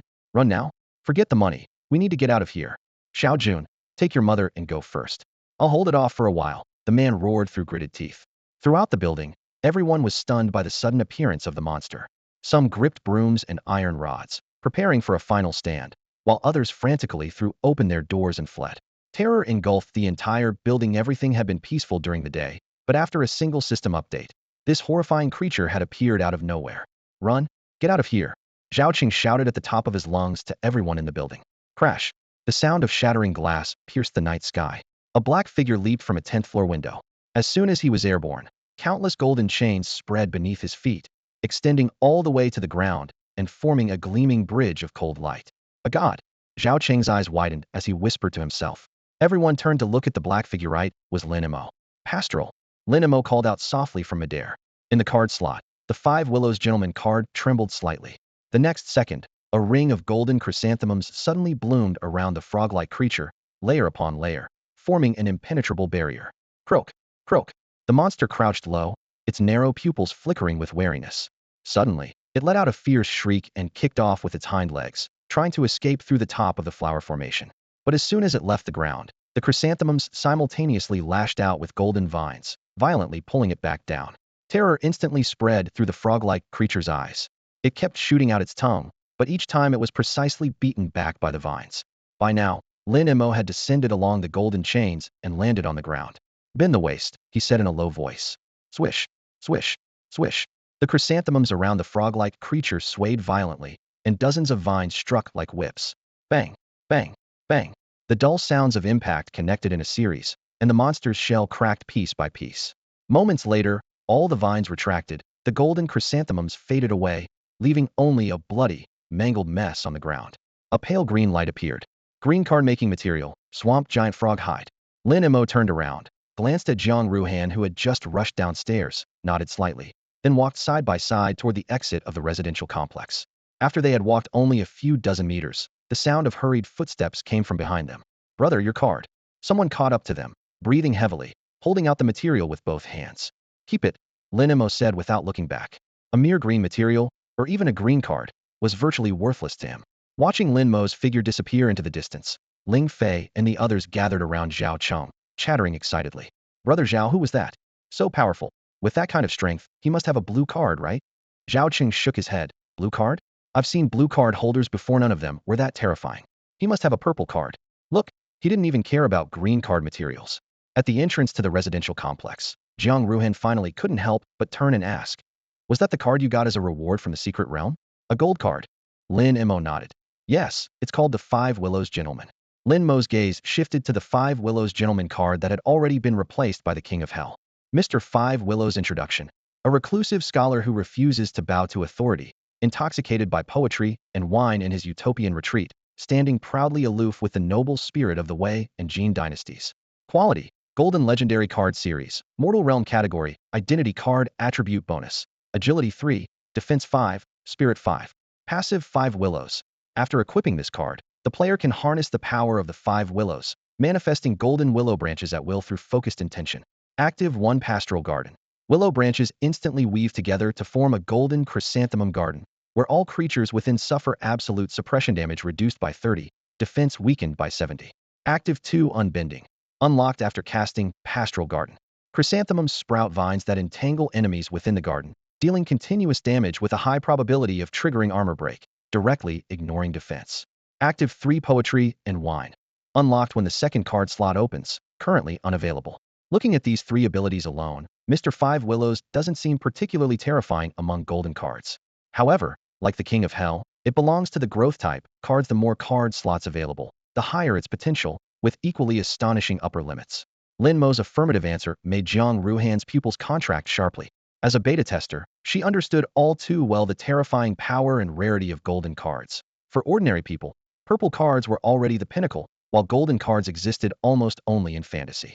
That's why she had been so thrilled when she obtained just one set of golden card crafting materials last time. But Lin Mo only possessed complete golden cards, but more than one. She had suspected he held one card back in the secret realm, and now another had appeared, meaning Lin Mo possessed at least 2 golden cards. Jiang Ruhan immediately thought of that anonymous Chinese player on the power rankings. Undoubtedly, it was Lin Mo. Her gaze toward Lin Mo grew more certain, yet she didn't press for answers. Anonymity must have its reasons. She simply followed silently behind him as they left the residential complex, her confidence in completing the upcoming team mission greatly boosted. As the two set off for Jingjia Park, anomalies began appearing worldwide. By a great river, several fishermen in straw raincoats materialized out of thin air, calmly casting their lines. Deep in a forest, a merchant dressed entirely in black and carrying an enormous pack suddenly appeared. Beside Peach Blossom Creek, on the very clearing where Lin Mo had previously waited for the secret realm to open, a blacksmith's forge rose from the ground, with a bare-chested man in his 30s hammering away with resounding clang-clang sounds. More dramatic changes occurred at the city's edges. Spatial rifts suddenly tore open, and bizarrely shaped creatures poured out endlessly, scattering in all directions. The largest were dozens of meters tall, emanating terrifying auras, yet after charging several kilometers, they stopped and roared at empty air, as if blocked by an invisible barrier. Strange beasts also began appearing sporadically within the city, fewer in number than in the wilderness, but causing greater destruction. Roads were torn apart, skyscrapers shredded by massive claws. Lin Mo and Jiang Ruhan, driving toward Jingjia Park, inevitably got caught up in the chaos. Halfway through their journey, the asphalt road ahead had collapsed, with a beast over 4 meters tall blocking their path. Jiang Ruhan gripped the steering wheel and asked in a low voice, "Detour? Detour?" Jiang Ruhan sat behind the wheel, looking at the road ahead where a beast over 4 meters tall stood, and asked, "How much of a detour would that be?" Lin Mo asked in return. Jiang Ruhan glanced at the navigation on his phone. "About half an hour longer. But it doesn't start until 8 tomorrow morning, so we have plenty of time. The longer we wait, the more complications arise. These creatures that suddenly appeared aren't particularly strong." Lin Mo pondered for a few seconds before giving his order. "Take the original route." "Got it." Jiang Ruhan nodded and pressed the accelerator again. For ordinary residents, the green tier and above exotic beasts appearing along this route were nearly invincible. They could only rely on the low-tier cards left behind from the first card ring. But for Lin Mo and his companion, these monsters were as fragile as paper. The giant shadow materialized from the Minotaur card cleared the path ahead of their vehicle, casually sweeping aside collapsed billboards and burning cars, its massive form even stepping directly over scattered corpses. Ahead, a tiger-shaped exotic beast drooled as it slowly approached a baby who was putting his hands in his mouth. The infant grinned at the creature, waving his arms wildly and letting out cheerful baby giggles. Sure, a disheveled woman screamed from dozens of meters away, frantically rushing toward the tiger beast, but clearly wouldn't make it in time. A thunderous crash suddenly erupted. The Minotaur struck with tremendous force, instantly crushing the tiger beast's head, leaving only a green card floating in the bloody mist. Blood splattered everywhere, staining the ground red. A white car roared past immediately after. After the taillights disappeared into the distance, the woman picked up her child and fell to her knees, kowtowing several times in the direction the car had gone. This tiger beast was just one ordinary creature among the countless exotic beasts Lin Mo had slain along the way. More beasts were being hunted down by squads of black-uniformed security officers, but compared to the sheer number of monsters, their manpower was still stretched thin. Some beasts inevitably broke through the encirclement, even killing security officers in return, wreaking havoc throughout the city districts. Bang! Outside Jingjia Park, the Minotaur once again crushed another blocking beast with a single blow. The surrounding security officers cast grateful glances their way, nodding to Lin Mo in acknowledgement before quickly retreating to support other battle lines. Lin Mo merely glanced at them, too lazy to pay attention, and walked straight into Jingjia Park. Meanwhile, in the departing security officer squad, a young man asked while running, "Master, that person is so strong. Why didn't we ask him to stay and help us?" The veteran security officer leading the group paused in his steps, wiping away sweat and blood. "He already helped us. We should be grateful, not complain that he didn't help enough." Lin Mo was unaware of this conversation, and even if he had heard it, he wouldn't have cared. He had already reached the location specified by the system, but was surprised to discover another team already present. That team immediately tensed up, especially after seeing the Minotaur, and drew their weapons. Their leader raised a massive black shield carved with a tiger head, his black armor gleaming coldly under the streetlights. Only after confirming that Lin Mo and his companion had no hostile intent did he slowly put away his equipment. Jiang Ruhan recognized the man and whispered a reminder. Li Baikan, also a beta player, quite well known in Taoyuan city circles. That tiger shield set is from blue-tier cards, but because it's a complete set, it's stronger than many purple cards. He probably also got a quest card and came here to unlock his second card slot. Are there many beta players in Taoyuan City? Lin Mo asked casually. Jiang Ruhan looked at him with confusion but still answered patiently. Not many, just around 20 or so. Lin Mo continued asking. Then why were you the only one who came to the Peach Blossom Creek secret realm? It's a hidden realm, Jiang Ruhan shrugged, a flash of pride crossing her face. I was the only one who knew about it during the beta test, but unfortunately no one ever entered it. Before she finished speaking, her spirits deflated again. Sigh, I thought I could get first dibs, but if I hadn't met you, I probably would have died in there. Lin Mo sighed. So that's how it was. Father Lin had indeed gone to great lengths for that younger brother of his, worried that his brother couldn't compete with other beta players. He simply chose a nearby, but inconspicuous secret realm. Unfortunately, all that effort was ultimately passed on to Lin Mo by Lin Bai instead. Man proposes, but heaven disposes. After exchanging a few more pleasantries, the train car soon fell silent. Lin Mo recalled his Minotaur battle pet and leaned back in his seat with eyes closed to rest. Jiang Ruhan crossed her arms and gazed out the window, simply waiting for time to pass. Night gradually faded as dawn broke in the east. 7:15 final minute. At the entrance to Jingjia Park, over a dozen teams had already assembled, everyone on high alert. Each team was led by a beta player, including Zhang Baikan's group, as well as another team that stood out the most. They were all dressed in matching dark gray combat uniforms, fully equipped with armor, communications, and firepower. They moved almost silently, looking more like an elite squad from some organization rather than a hastily assembled team. Their leader was a young man with a cold demeanor and eagle-like eyes, whom his teammates called Gray Falcon. When Lin Mo asked Jiang Ruhan about them, she shook her head but warned him to be extremely cautious. 8 o'clock sharp. A ghostly blue glow simultaneously lit up on everyone's chest as blue mission cards floated out, then dissolved into light and vanished. Ding. System notification. Mission card unlocked. Team mission issued. Players may check details independently. Lin Mo immediately opened his interface. Team mission, Jingjia Park. Objective. Seize the card slot key deep within Yuanming Cottage. Rules. Unrestricted competition. Key is unique. Description. After touching the key, mental energy must be continuously injected for 10 seconds. During this time, no movement or complex operations are possible to be judged as successful possession. Reward. All members of the successful team unlock the second card slot. Failure. No penalty. Life and death during the struggle are at your own risk. Accept? Accept. Lin Mo selected quietly. Ding. All players have completed mission acceptance. Constructing mission environment. As the words fell, the park suddenly transformed. Vegetation grew wildly. Vines entangled stone paths. The artificial lake instantly turned murky and foul-smelling. Mist spread accordingly, shrouding the cluster of antique-style buildings in deathly silence. Environment construction complete. Mission officially begins. Instantly, killing intent erupted. Grey Falcon's team rushed into the mist first, their figures cutting through the air like sharp arrows. The remaining teams followed closely behind, shoving, growling, and eyeing each other warily. Only Lin Mo and Jiang Ruhan remained at the rear, unhurriedly walking along the stone path. Lin Mo was confident in his heart. Leaving early doesn't mean moving fast, and certainly doesn't mean moving steadily. Missions depend on strength, not on who runs the fastest. As the group ventured deeper, Jingjia Park suddenly came alive. The murky, blackened artificial lake erupted violently as dozens of giant toads, each the size of a bull and oozing thick green venom from their skin, burst from the water simultaneously. They spread out in a fan formation, blocking everyone's path. Each squad immediately activated their contingency plan. Summoned creatures appeared one after another, gunfire and skill effects intertwined, and equipment abilities flashed in succession. Several of the strongest teams quickly tore through the blockade and charged into the park's depths, while most squads were dragged into brutal combat. Screams and explosions merged into chaos as casualties began to mount. These toads attacked in almost exactly the same way as the monsters Lin Mo had encountered in the residential complex. They relied primarily on their long tongues.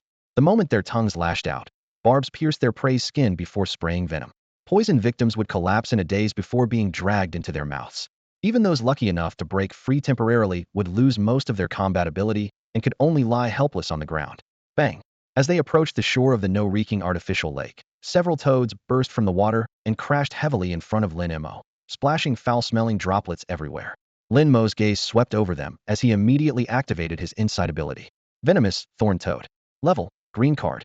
Type, Aberrant Beast. Passive, Toad poison secretes deadly toxins throughout its body. Contact causes poisoning with various negative effects depending on toxin concentration. Active, long tongue charges up to lash out with its tongue while spraying venom, dealing massive damage to the target. They're called Venomous Thorn Toads, Green card level. Watch out for their poison. Lin Mo called back in warning. Jiang Ruhan nodded, switching the purple card in her slot to the Higanbana flower. Just as they prepared themselves, the landed toads shot out their tongues. King Yama. The King Yama card in his slot exploded with red light, creating an overwhelming presence. Imperial majesty burst forth from Lin Mo's surroundings like a thunderclap. Smack, smack, smack. Three tongues suddenly lost their strength less than 3 centimeters from Lin Mo's face, flopping limply to the ground. Their barbs drove deep into the soil as venom splattered everywhere, rapidly staining the area around each tongue tip a purplish black. The toads were so intimidated that their limbs went rigid, their swollen throats trembling continuously.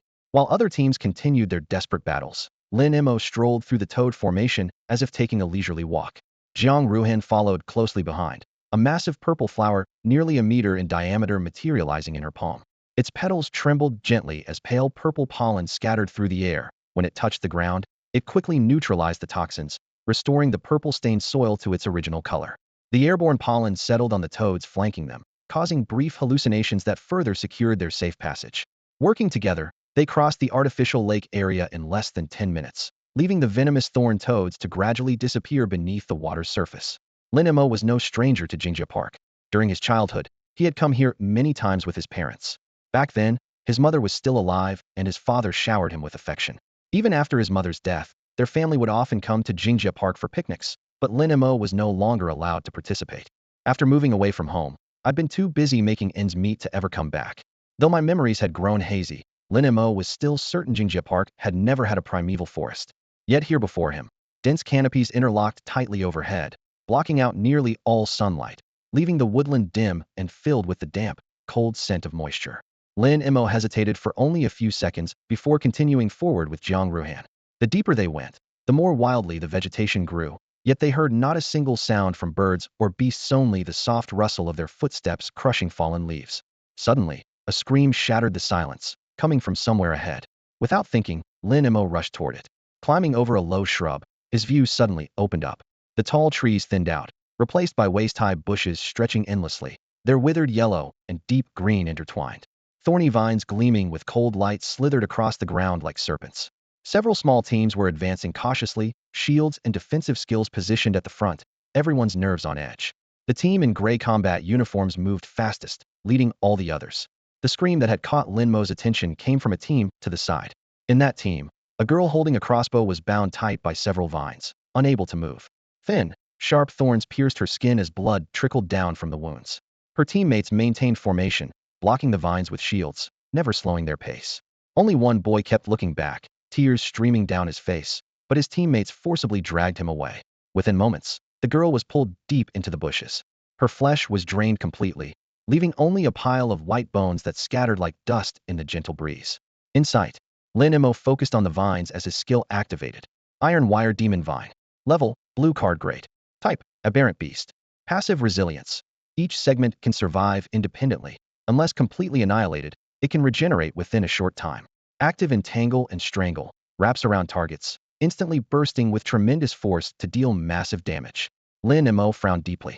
The active ability wasn't particularly impressive, but that resilience passive was almost identical to the immortality of the false master of Peach Blossom. Spring troublesome indeed. Lin Mo, is something wrong? Jiang Ruhan noticed his expression. These vines can regenerate. Be careful. Lin Mo pointed toward the base of the bushes. There, several severed segments of Iron Wire Demon Vine were still writhing, even visibly thickening and lengthening before their eyes. Clearly, these were remnants from the other team's earlier attempts. Now, except for the gray combat uniform team, everyone else had abandoned trying to cut them down, instead choosing to break through with pure defense. The gray team's rhythm was far more aggressive. One person used an ice card to instantly freeze the vines, while the next followed up with a silver blade that barely touched them. The frost cracked, and the demon vines shattered into ice fragments, completely losing their regenerative ability. Just like that, they were about to emerge from the bushes and approach Yuanming Cottage, where the card slot key was hidden. As the gray combat suit squad drew closer to Yuanming Cottage, the iron wire demon vines grew increasingly violent. The dark vines writhed continuously, their bark splitting open to ooze dark crimson fluid like blood, spreading a putrid stench rapidly through the air. They lashed out like enraged whips, striking at everyone one after another, their rustling friction echoing throughout the entire thicket. Not only the gray combat suit squad, but all teams were drawn into this deadly hunt. Several squads that had barely managed to hold on with defensive cards began losing members one by one. The girls' squad bore the brunt of the assault, their only defensive card shattered under repeated heavy blows. In desperation, the team members switched to offensive cards, unleashing blade light, flames, and electric arcs against the vine network. But this only caused the demon vines to multiply exponentially with virtually no effect. Within less than an incense stick's burning time, the entire squad was tightly bound by the iron wire demon vines. Sharp barbs pierced their flesh, causing them to scream in agony, yet they remained powerless to break free. In the next instant, they were dragged deep into the thicket, their blood spilling along the way, quickly becoming fertilizer for the demon vines. This horrific scene struck terror into the remaining squads. More people desperately tried to break out, only to trigger even more demon vines. The vine segments severed by blades and axes quickly sprouted anew from the ground, tree trunks, and rock crevices, growing faster and faster. The crowd was brutally torn apart, corpses and blood staining the earth dark red, further stimulating the monstrous vines. Countless tendrils slithered like serpents, lunging out violently upon detecting the scent of living beings. The mixture of blood, torn flesh, bone fragments, and the sound of scraping vines turned the thicket into a hellish scene. At this moment, Lin Mo, who had just stepped into the thicket barely a few meters, also faced an assault far more intense than before. Vines continuously climbed up from his boot tops, attempting to coil around his legs and neck before tightening. But whenever they touched Lin Mo's skin, the intimidating presence of the King of Hell instantly suppressed them, causing those vines to fall limp immediately, easily torn away and flung several meters with a casual flick. Even so, the swarming numbers still left him overwhelmed, and one vine even managed to creep onto his shoulder. "Bullhead," he called out in a low voice. Originally, Lin Mo had planned to rely solely on intimidation to push through, conserving unnecessary energy expenditure. After all, the vines couldn't be completely eliminated, and violence might prove futile. But now, intimidation alone could no longer completely block the tide-like attacks, and prolonging this would lead to his defenses being breached. The moment Bullhead manifested, all surrounding vines turned direction, rushing toward the towering giant spirit as if drawn by a magnet. The pressure on Lin Mo suddenly decreased. Bullhead swung his arms, his explosive strength tearing apart the obstructing demon vines, forcibly carving out a passage mixed with flesh and vine debris. The thunderous roar shook the wilderness, drawing even more vines to swarm frantically toward them. The commotion drew the attention of all other squads. Witnessing Bullhead's earth-shattering brute force, everyone silently harbored the same thought.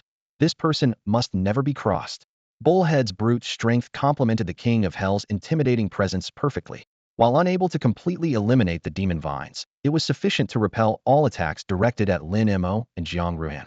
They advanced steadily, soon reaching the edge of the thicket. At this point, only the gray combat suit squad had left ahead of them, while the remaining squads were either still struggling desperately in the artificial lake or battling the iron wire demon vines within the thicket. Lin Mo, who had entered the arena last, was now leading the fastest team. Breaking through the tangled shrubs, they had shaken off the pursuit of the iron blood demon vines, and Yuanming Cottage was now within arm's reach.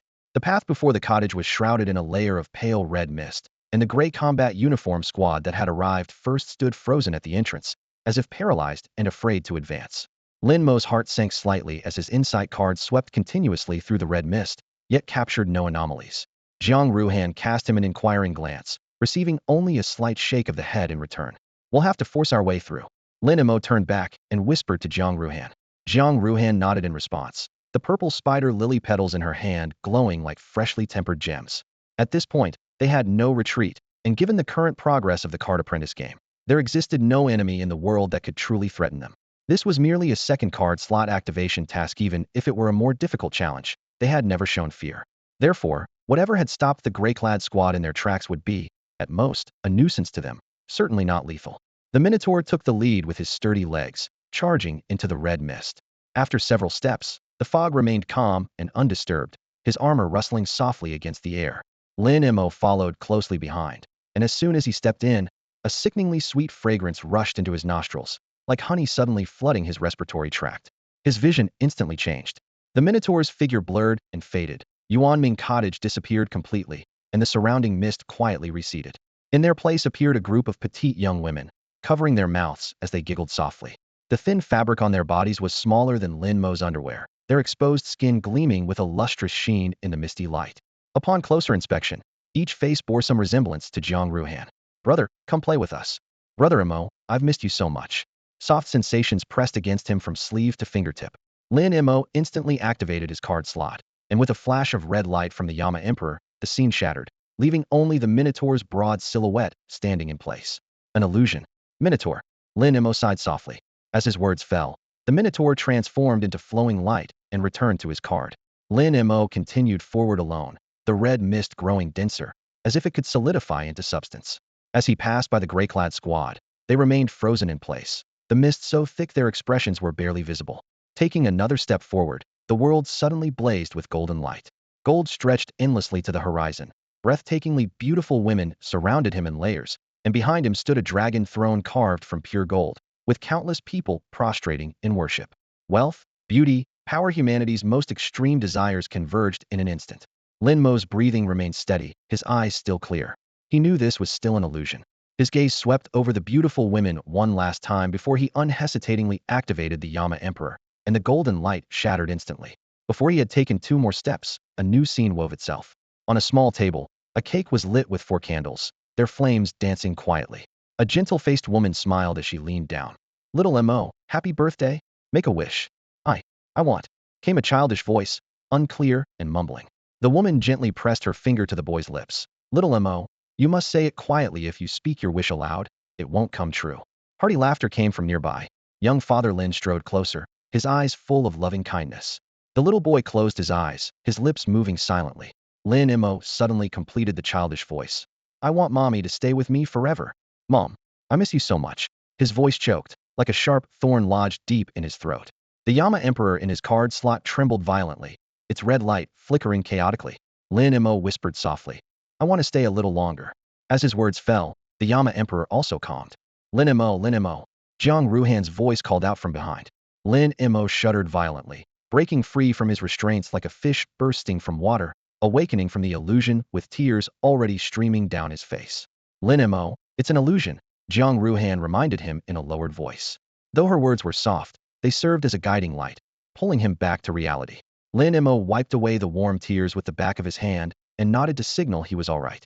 Seeing him fully conscious, Jiang Ruhan finally breathed a sigh of relief, still carefully cradling the red spider lily as she followed behind him. The pale red mist continued swirling around them, but the lily's pollen formed an invisible membrane that wrapped around the pair, keeping the mist at bay. As the pollen grew thicker, the red fog couldn't advance an inch, clearly demonstrating the flower's powerful restraint over the mist. Protected by the pollen, Lin Mo's vision remained free of any illusions, and the two passed through the entire red fog almost without obstruction. Just as they stepped out of the fog barrier, someone from the gray combat uniform squad finally regained consciousness. The person stomped their right foot hard against the ground, and the surface responded as if struck by a massive hammer, sending out visible waves that awakened all remaining team members. Coming to their senses, everyone instantly realized they were in danger. Captain Gray Falcon acted first, pulling a blue card from his chest with eyes full of both heartache and determination. His gaze swept toward the distant Yuanming cottage, then caught sight of Lin Mo and Zhang Ruhan having escaped the red mist. His brow furrowed as he crushed the card ruthlessly. The air thundered, and a dark crack tore open. Gray Falcon stepped through first, and in the next second, his entire team appeared abruptly beside Lin Mo.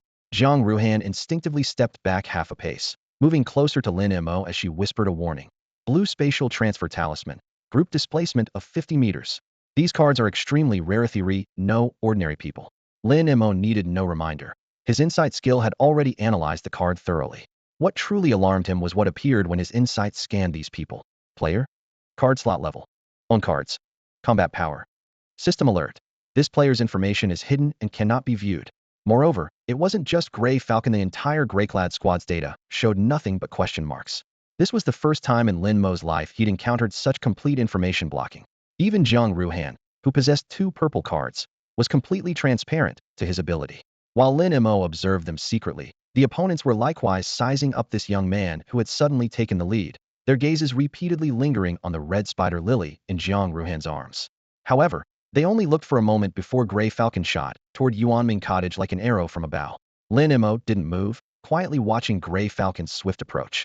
To the naked eye, the area before the cottage appeared empty. However, his insight revealed information completely at odds with reality. Twin willow puppet sleeping. Level, purple epic. Type, mystical beast. Passive twin birth. Formed by 2 symbiotic willow puppets sharing consciousness. Cannot be killed individually. Active 1 reincarnation. The 2 willow puppets can swap positions at will. Active 2 desperate struggle. When suffering massive damage, they merge, consuming 90 of total health, allowing the combined form to share all positive effects of both puppets. Below this information, 2 additional data columns appeared. Twin willow puppet defense. One of the twin willow puppets, both damage taken and dealt are reduced by 80%. Twin willow puppet offense. One of the twin willow puppets, both damage taken and dealt are increased by 80%. This pair of final bosses had deceptively simple skill descriptions spanning only a few lines, yet their attributes were off the charts. One with high attack and low defense, the other with low attack and high defense. Neither could be killed individually. When both their health dropped to critical levels simultaneously, they could merge, combining high attack with high defense, leaving only their relatively low total health as their sole weakness. Their power was absurd, and they clearly didn't belong to the underworld faction. King Yama's suppression over them was far weaker than his control over the false master of Peach Blossom Spring. However, Gray Falcon knew none of these details. His mind was filled only with the joy of soon obtaining the card slot key. Snap! His fingertips were mere inches from the edge of Yuanming Cottage when 2 humanoid puppets, one red, one blue, formed from intertwined willow branches and wooden burls suddenly appeared side by side. The willow branches rose and lashed out viciously. Gray Falcon rolled desperately, tumbling and crawling back several meters to barely dodge their casual strike. The willow branch struck empty air, carving a half-meter deep furrow in the ground and sending dirt flying. Had it hit a person, they would undoubtedly be reduced to nothing. Gray Falcon landed beside his teammates and steadied himself. Purple light flashed in the twin willow puppets' eyes as they each selected targets and charged separately. Bullhead. Lin Mo raised his hand, and the towering shadow of the bronze-masked figure blocked the front. Soul hook. Black claws trailing iron chains shot out, hooking onto the red willow puppet. The puppet immediately stiffened, and Bullhead seized the opportunity to deliver a heavy punch. The force that could instantly kill green card creatures only broke a few willow branches. Lin Mo took advantage of the immobilization to land several more punches, but still couldn't deal substantial damage. Twin willow puppet defense. Without using insight, Lin Mo recognized this red puppet's identity. The immobilization ended, and the red shadow suddenly faded, transforming into a blue shadow in place. Active skill, reincarnation. The blue willow puppet's branches cut through the air, 2 willow whips bypassing Bullhead to strike directly at Lin Mo and Zhang Ruhan. Just as they were about to hit, a purple light barrier bloomed before the two, its surface rippling with pollen that crept along the vines into the whips, corroding the branches into segments. Lin Mo cast Soul Hook again, and the puppet switched back to its durable red form, while the blue willow puppet seized the chance to whip one of the gray combat suit team members in the chest. Bang! The team member exploded into a blood mist on the spot, his cards shattering and dispersing. The death of their teammate didn't cause Gray Falcon's squad to collapse, but made them even more cautious. They provided alternating cover, and Gray Falcon found an opening to fire a laser beam from his palm at the puppet. But the blue shadow had just appeared when it was replaced by the red shadow, which absorbed the laser without a scratch. For a moment, the twin willow puppets switched between offense and defense like a revolving lantern, forcing both squads to retreat step by step. Lin Mo frowned. Though King Yama was terrifying, he currently only had one support-oriented active skill. While Bull had worked well with King Yama, it was ultimately just a blue card. Facing this pair of top-tier purple cards, he could maintain a stalemate with the puppets, but couldn't break through their defenses. Zhang Ruhan also held 2 purple cards, but one was purely defensive, and the other Prometha flower was also support-oriented with extremely strong defense, leaving them only able to face off against the willow puppets. In contrast, Gray Falcon's side continued losing members, and the situation was gradually tilting toward the twin willow puppets. Just then, another team emerged from the red mist. Bang! Li Baiken leaped into the air and landed in front of the gray combat suit squad. His tiger head giant shield thrust forward with a dull collision sound, blocking a heavy strike from the red willow puppet. Only one thought filled his mind: kill these 2 damn things first, then seize the card slot key. The continuous impacts flushed his face red, yet he stubbornly blocked wave after wave of attacks for the gray squad. Good. Gray Falcon's voice was low and emotionless, but it lifted the entire team's spirits. Li Baiken's teammates had now reached the battle circle. Flames, sword energy, and venom bombarded the willow puppets from both flanks, barely stabilizing the situation. The Tiger Shield set's defense was as Jiang Ruhan had claimed no weaker than a purple card. Li Baiken held the front line, and though struggling, he firmly blocked the red willow puppet. On the other side, Lin Mo's pressure also eased slightly. His bull-headed giant teammates stood at the front, his broad shoulders blocking the frontal assault, while flanking members attacked frequently, weaving tongues of fire with sword light. The 2 willow puppets' position-switching movements were no longer fluid, and the red puppet's body was covered in cracks with torn fibers. Even so, they would suddenly lash out with willow branches, easily tearing through the defense line and claiming more lives, filling the air with the stench of blood. Soul Hook. Lin Mo caught the red willow puppet in a gap before it could switch positions. Iron chains rattled as they precisely hooked the puppet's torso. 3 seconds of paralysis. The distant blue willow puppet tried to endure several attacks to provide rescue, but was half a beat too slow. The bull-headed giant's heavy punch slammed into the red puppet's chest, his fist actually penetrating the wooden shell and carving out a pitch-black hole. Following sword energy severed the neck bone, sending the head flying, while flames engulfed the remains in blazing light. The paralysis ended. The blue puppet was forced to switch positions with the broken red puppet, leaving only a pile of debris on the ground, completely harmless. Without the red puppet's explosive output, the blue puppet became like a punching bag. Under everyone's siege, cracks spread across its body, exposing the wooden core. Bang! Gray Falcon's laser precisely hit the blue willow puppet's head, the blazing white beam piercing straight through. That already riddled head instantly shattered into pieces. It's over. Zhang Baiken breathed a long sigh of relief. Jiang Ruhan put away her Prometha flower, her forehead covered in cold sweat from the sustained high-intensity defense, her mental energy nearly depleted. Careful, it's not over yet. Lin Mo warned. Before his words faded, the 2 half-dead willow puppets on the ground made soft sounds, their wooden pieces trembling. They attracted each other and instantly fused, a dazzling white light forcing everyone to squint. When the light faded, a new Redan blue twin-headed, 4-armed willow puppet appeared on the ground, covered in cracks, yet emanating a terrifying Aura twin willow puppet active skill. Desperate strike. Whoosh. Dozens of willow branches shot violently from its back, sweeping across the battlefield with piercing sounds.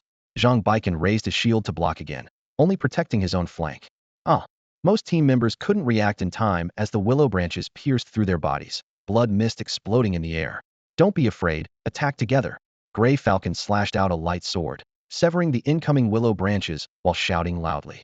Zhang Baiken was first to respond. That last attack had cost him 2 more brothers, blood vengeance, burning away his reason. He no longer cared about the card slot key. The card slot key no longer mattered much to him. Now he only wanted the twin willow puppet dead.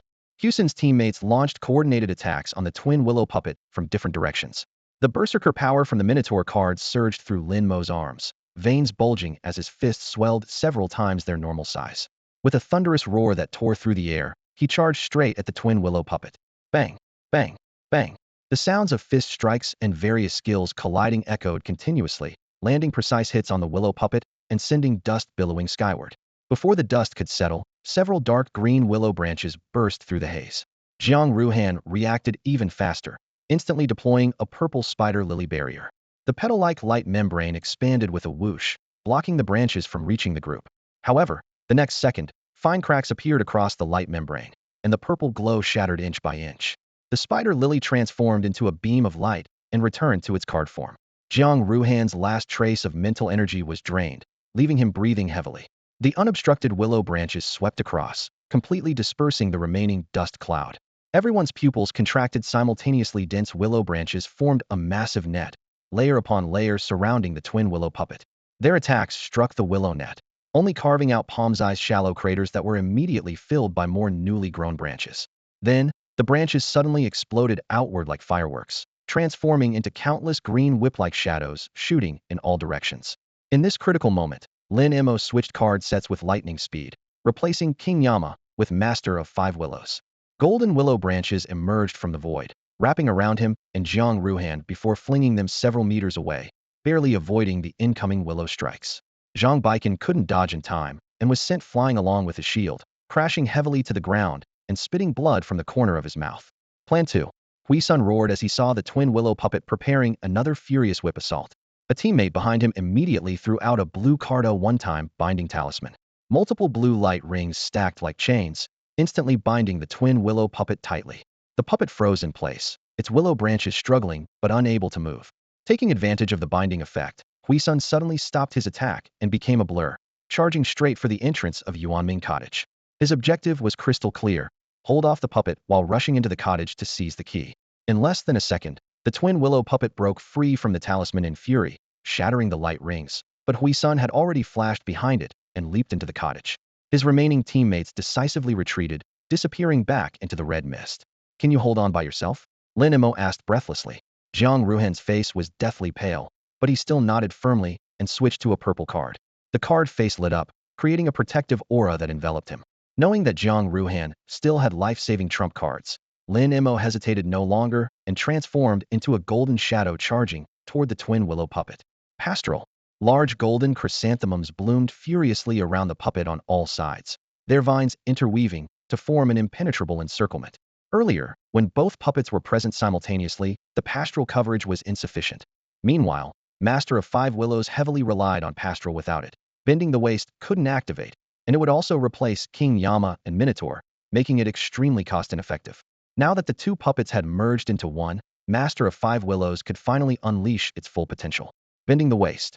The chrysanthemum vines lashed like whips, striking the willow puppet repeatedly with sharp cracks.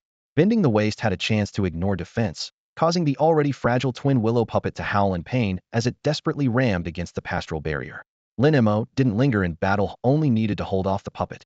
While it was entangled by the chrysanthemum vines, Lin Mo used Master of Five Willows' willow branches to move nimbly, rushing toward the cottage. He hadn't come to Jinjia Park to farm monsters, but to unlock his second card slot, and inside the cottage lay the crucial card slot key. In less than 3 seconds, he had reached the cottage steps. Crossing the threshold, he looked up to see an ancient bronze key-shaped object floating in the center of the main hall. At the same time, Hui-sun stood beside the key, the corners of his mouth curving into a meaningful smile. You're too late. The gray falcon's laughter grew increasingly sinister as he reached out first to touch the floating card slot key. In the next instant, an eerie purple light exploded from deep within the key, enveloping his entire body. The second card slot, he roared, his mental power surging like a bursting dam, instantly flooding into the key. The mission rules had been crystal clear. After touching the key, one must continuously inject mental power for 10 seconds without moving or performing any complex operations to successfully claim ownership. In Lin Mo's words, during those 10 seconds, the gray falcon would be nothing more than a lamb awaiting slaughter. Yet the gray falcon remained confident, seemingly certain that Lin Mo wouldn't strike during this vulnerable window. Sure enough, he had prepared a contingency. Lin Mo activated his insight ability and saw a crimson halo materialize beneath the gray falcon's feet. Protection Charm, blue rarity, single-use item card, lasts 20 seconds, generates high-intensity shield. A blue-grade single-use defense could easily withstand most purple cards. No wonder the gray falcon was so confident. He had already revealed 3 blue single-use item cards: the spatial transfer talisman, the binding talisman, and now this protection charm all for the card slot key. To be fair, it was hard to say whether these 3 cards combined were worth more or less than the key itself. Haha. The second card slot, the squadron leader position. Now they're all mine. Wild joy surged through him as the Gray Falcon's features contorted with excitement, his body trembling with euphoria.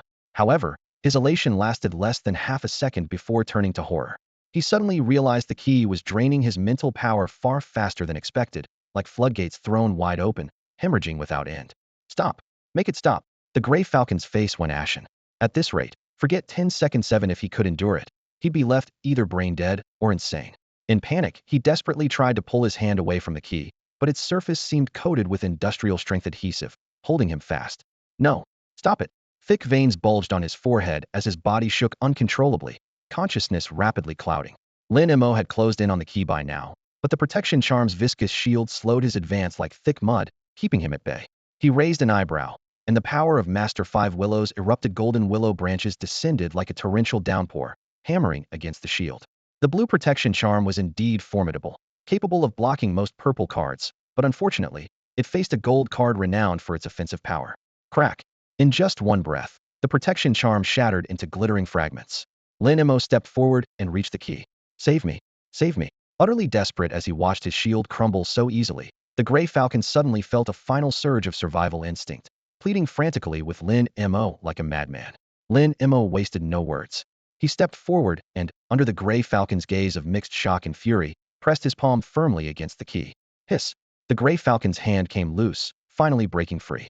He staggered several steps before collapsing to the ground, barely breathing. Meanwhile, Lin Mo felt that terrifying suction force, but the full 5 points of mental power granted by Master Five Willows kept everything within manageable limits. The sensation of mental power being drawn away felt like a gentle stream flowing to the sea, steady and composed. Lin Mo's expression remained unchanged as he effortlessly channeled his mental power, even finding time to cast a cold glance at the Gray Falcon. The 10-second countdown ended steadily in Lin Mo's hands. Dazzling purple light shot forth like 2 meteors, piercing directly into Lin Mo and Jiang Ruhan's bodies.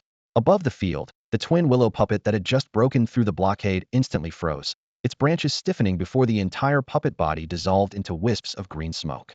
The surrounding red mist retreated like a tide, and team members suddenly regained consciousness. They looked around in bewilderment, their expressions forlorn, as if they had just lost something but couldn't comprehend what exactly they had lost. In the distant bushes, players still entangled with the iron wire demon vines suddenly discovered that the tendrils were retracting at a visible speed. The artificial lake outside Jingjia Park became crystal clear once again, and the venomous spine toads that had been leaping across the water's surface vanished like vapor. Everything returned to the original Jingjia Park, peaceful and ordinary, as if the previous bloody battle had been nothing but an illusion. Ding! System notification, Team Mission Jingjia Park completed. This announcement exploded simultaneously in the minds of all surviving players in the park. It's over. What a shame. If we hadn't been held back by those toads, the card slot key would have been mine. Let's go, let's go. They died for nothing. Discussions erupted everywhere. Everyone knew that people had indeed fallen in that red mist, while they themselves came away empty-handed. The newcomers who had joined the beta players team for the first time finally understood completely. This wasn't just a game when people died inside. They truly died. Ding! Congratulations to player Lin Mo and player Jiang Ruhan for unlocking the second card slot. This notification echoed only in their 2 minds. Lin Mo composed himself and opened his system panel. Among the 9 card slots at the bottom, the second slot was completely unlocked, with deep blue light flowing through it. With a thought, his King of Hell card automatically embedded itself, and the newly acquired bull head immediately attached to it. Now, all 3 cards in his possession had found their proper places, and he had unlocked 3 additional slots for regular cards. Simultaneously, the second active skills on both King of Hell and Master of Five Willows began to take shape. However, this wasn't the time for detailed study. The Gray Combat Squad had formed an encirclement, pressing closer in a crescent formation. On the other side, Zhang Baikan led his people forward step by step. Both teams had casualties, yet their killing intent remained undiminished. Jiang Ruhan exited her purple card form and stood beside Lin Mo, her gaze ice cold. Zhang Baikan, are you planning to test yourself against us? Zhang Baikan shook his head, his tone calm. Jiang Ruhan, I'm not that kind of person. I just want to see who has the ability to team up with the young lady of the Jiang family. As his words fell, he examined Lin Mo from head to toe several times, as if wanting to etch this face deep into his memory. Then he flicked his sleeve and commanded, "Let's go," leading his team in a swift retreat. The gray combat-suited squad, however, remained in formation, their cold eyes locked on the pair. From their ranks, a staff-wielding member stepped forward. "Release our captain." Lin Mo glanced down at Grey Falcon, who was mentally exhausted and pale as death. "Take him yourselves." Only after all outsiders had withdrawn from sight did he slowly open his tightly clenched right fist. In his palm lay a fragment of a token, neither gold nor jade, its surface carved with mysterious star charts, an ancient 9 luminaries script, emanating an ancient, vast aura. Insight. Item, 9 luminaries token fragment. Quality. Function. The 9 luminaries token. Jiang Ruhan gasped in shock. "You know of it." Lin Mo raised his head and looked at her. "I have some vague recollection of it." Jiang Ruhan nodded, her voice carrying a hint of uncertainty. "I remember seeing stone carvings in a heavenly core-type secret realm during the beta test. They mentioned the 9 luminaries token, which seemed to be some kind of key to unlock certain heavenly core-type secret realms. I don't recall the specific details, though." Heavenly core-type secret realms. Lin Mo pressed for more information. Jiang Ruhan explained, "Yes. The Heavenly Court series is the most mysterious in Cardmaster. The only publicly known secret realm is the Southern Heavenly Gate, and the Heavenly Core-type cards that can drop from it are extremely rare." After listening, Lin Mo stored the 9 luminaries token in his system inventory. Though he didn't know its purpose yet, he could tell from Jiang Ruhan's tone that this item was definitely a treasure. He looked up at the darkening sky. "It's getting dark. Let's head back. We've been at this all daytime to rest. Come on, I'll give you a ride." Jiang Ruhan jingled her car keys. The chaos caused by the daytime beast invasion had been quelled by the patrol bureau, and the city had returned to order, though it seemed quieter than usual. Occasionally, people hurried past on the streets carrying bottled water and compressed biscuits. Jiang Ruhan's luxury car stood out conspicuously on the empty roads. A couple on the sidewalk recognized Jiang Ruhan through the car window. "Is that Jiang Ruhan?" "It really is her." "Who's that guy next to her?" "Is she dating someone?" "Don't be ridiculous. Goddess Jiang is so aloof, that's probably her brother." The couple pulled out their phones to take pictures, but the images only showed a strange purple mist, with all the people completely disappeared. The luxury car came to a smooth stop downstairs from Lin Mo's building. "See you around." Lin Mo waved goodbye. The car window rolled down, and Jiang Ruhan poked her head out, showing a rare bright smile. "Aren't you going to invite me up for tea?" "It's a new place, I only have hot water, no tea," Lin Mo answered honestly. "How boring. By then, see you later." The car started up, its taillights drawing a red line that gradually disappeared into the night. Back in his apartment, Lin Mo finally opened his system panel to check the changes after unlocking the second card slot. King of Hell. Identity. Supreme deity of the underworld, ruler of all spirits in the netherworld, keeper of the book of life and death to judge merits and faults, wielder of reincarnation authority to determine rebirth. Quality. Red mythical. Card series. Underworld series. Type. Identity card. Attribute bonuses. Spirit 5, Health 5, Defense 5. Passive 1 Intimidation. When this card is equipped, nearby Underworld series creatures are intimidated. Underworld series cards have 90 reduced effect on the host, while the host's effects on them are increased by 90. Creates intimidation against Underworld series summons, granting immunity to all their attacks. Passive 2 Emperor. Unlimited Underworld series cards can be stacked on this card, with all attributes of stacked cards increased by 50. Active 1 Soul Reaping. Ignores all defenses, forcibly immobilizing hostile creatures for 3 seconds. If the target is Underworld series, there's a 60 chance of instant kill. Active 2 Judgment. The King of Hell judges the target's good and evil, rewarding virtue and punishing wickedness. Targets judged as virtuous recover 70 of their lost health. Targets judged as evil will have 60% of their life force erased and cannot recover for 3 days. Active Skill 3 will unlock after the 4th card slot opens. Please wait. Note: Judgment consumes tremendous mental energy. The system estimates that players can use Judgment at most once per day. Terrifying. Lin Mo stared at the newly appeared text, completely stunned. Once Judgment activated, he could determine a target's fate between life and death starting by stripping away 60% of their life force, with no healing possible for 3 days. For ordinary bosses, losing 60% of their health might still allow for combat. But what about humans? Once reduced to only 40% of their life force, could they even function normally? Lin Mo could hardly believe it. The mental energy restriction sounded harsh, but mental power could be boosted through cards and leveling up. As more card slots unlocked, he could equip more cards that increased mental energy, and his daily uses of Judgment would rise accordingly. Not to mention that the King of Hell red card itself would provide additional attribute bonuses as card slots unlocked. With 1 card slot, the King of Hell provided no bonuses. After the 2nd slot, its total attributes had completely surpassed 5 Willow's Scholar. Red cards were truly red cards. Thinking about the 3rd active skill that would unlock after the 4th card slot opened, Lin Mo couldn't help But wonder, would the king of hell truly become like the lord of the underworld, reviewing the book of life and death, determining life and death with a single word? He took a deep breath and turned his attention back to the other golden card, 5 Willows Scholar. Lin Mo remembered clearly that this card also possessed powerful skills awaiting unlock. 5 Willows Scholar. Description: a recluse who refuses to bow, drunk on poetry and wine in his peach blossom paradise, his solitary pride carrying the spirit of the Wei and Jin dynasties. Quality: Golden Legend. Card type: Mortal Realm. Category: Identity card. Attribute bonuses: Agility 5, Defense 5, Mental 5. Passive: 5 Willows. When equipped with this card, the player can manifest golden willow branches through thought. Active 1 Pastoral. Willow branches outline a golden chrysanthemum garden, imposing absolute suppression on creatures within. Damage 30, Defense 70. Active 2 Bow Down requires Pastoral to be used first. Chrysanthemums sprout vines that deal continuous damage to targets within the garden, with high probability of armor breaking, reducing defense to 0. Active 3 Poetry and Wine requires Pastoral to be used first. Golden chrysanthemums explode into 12 wine swords that ignore physical defense and deal mental damage to enemies in the garden. Starting from the second sword, damage increases by 10 per sword. Active 4 Jingjia will unlock after the 5th card slot opens. Please wait.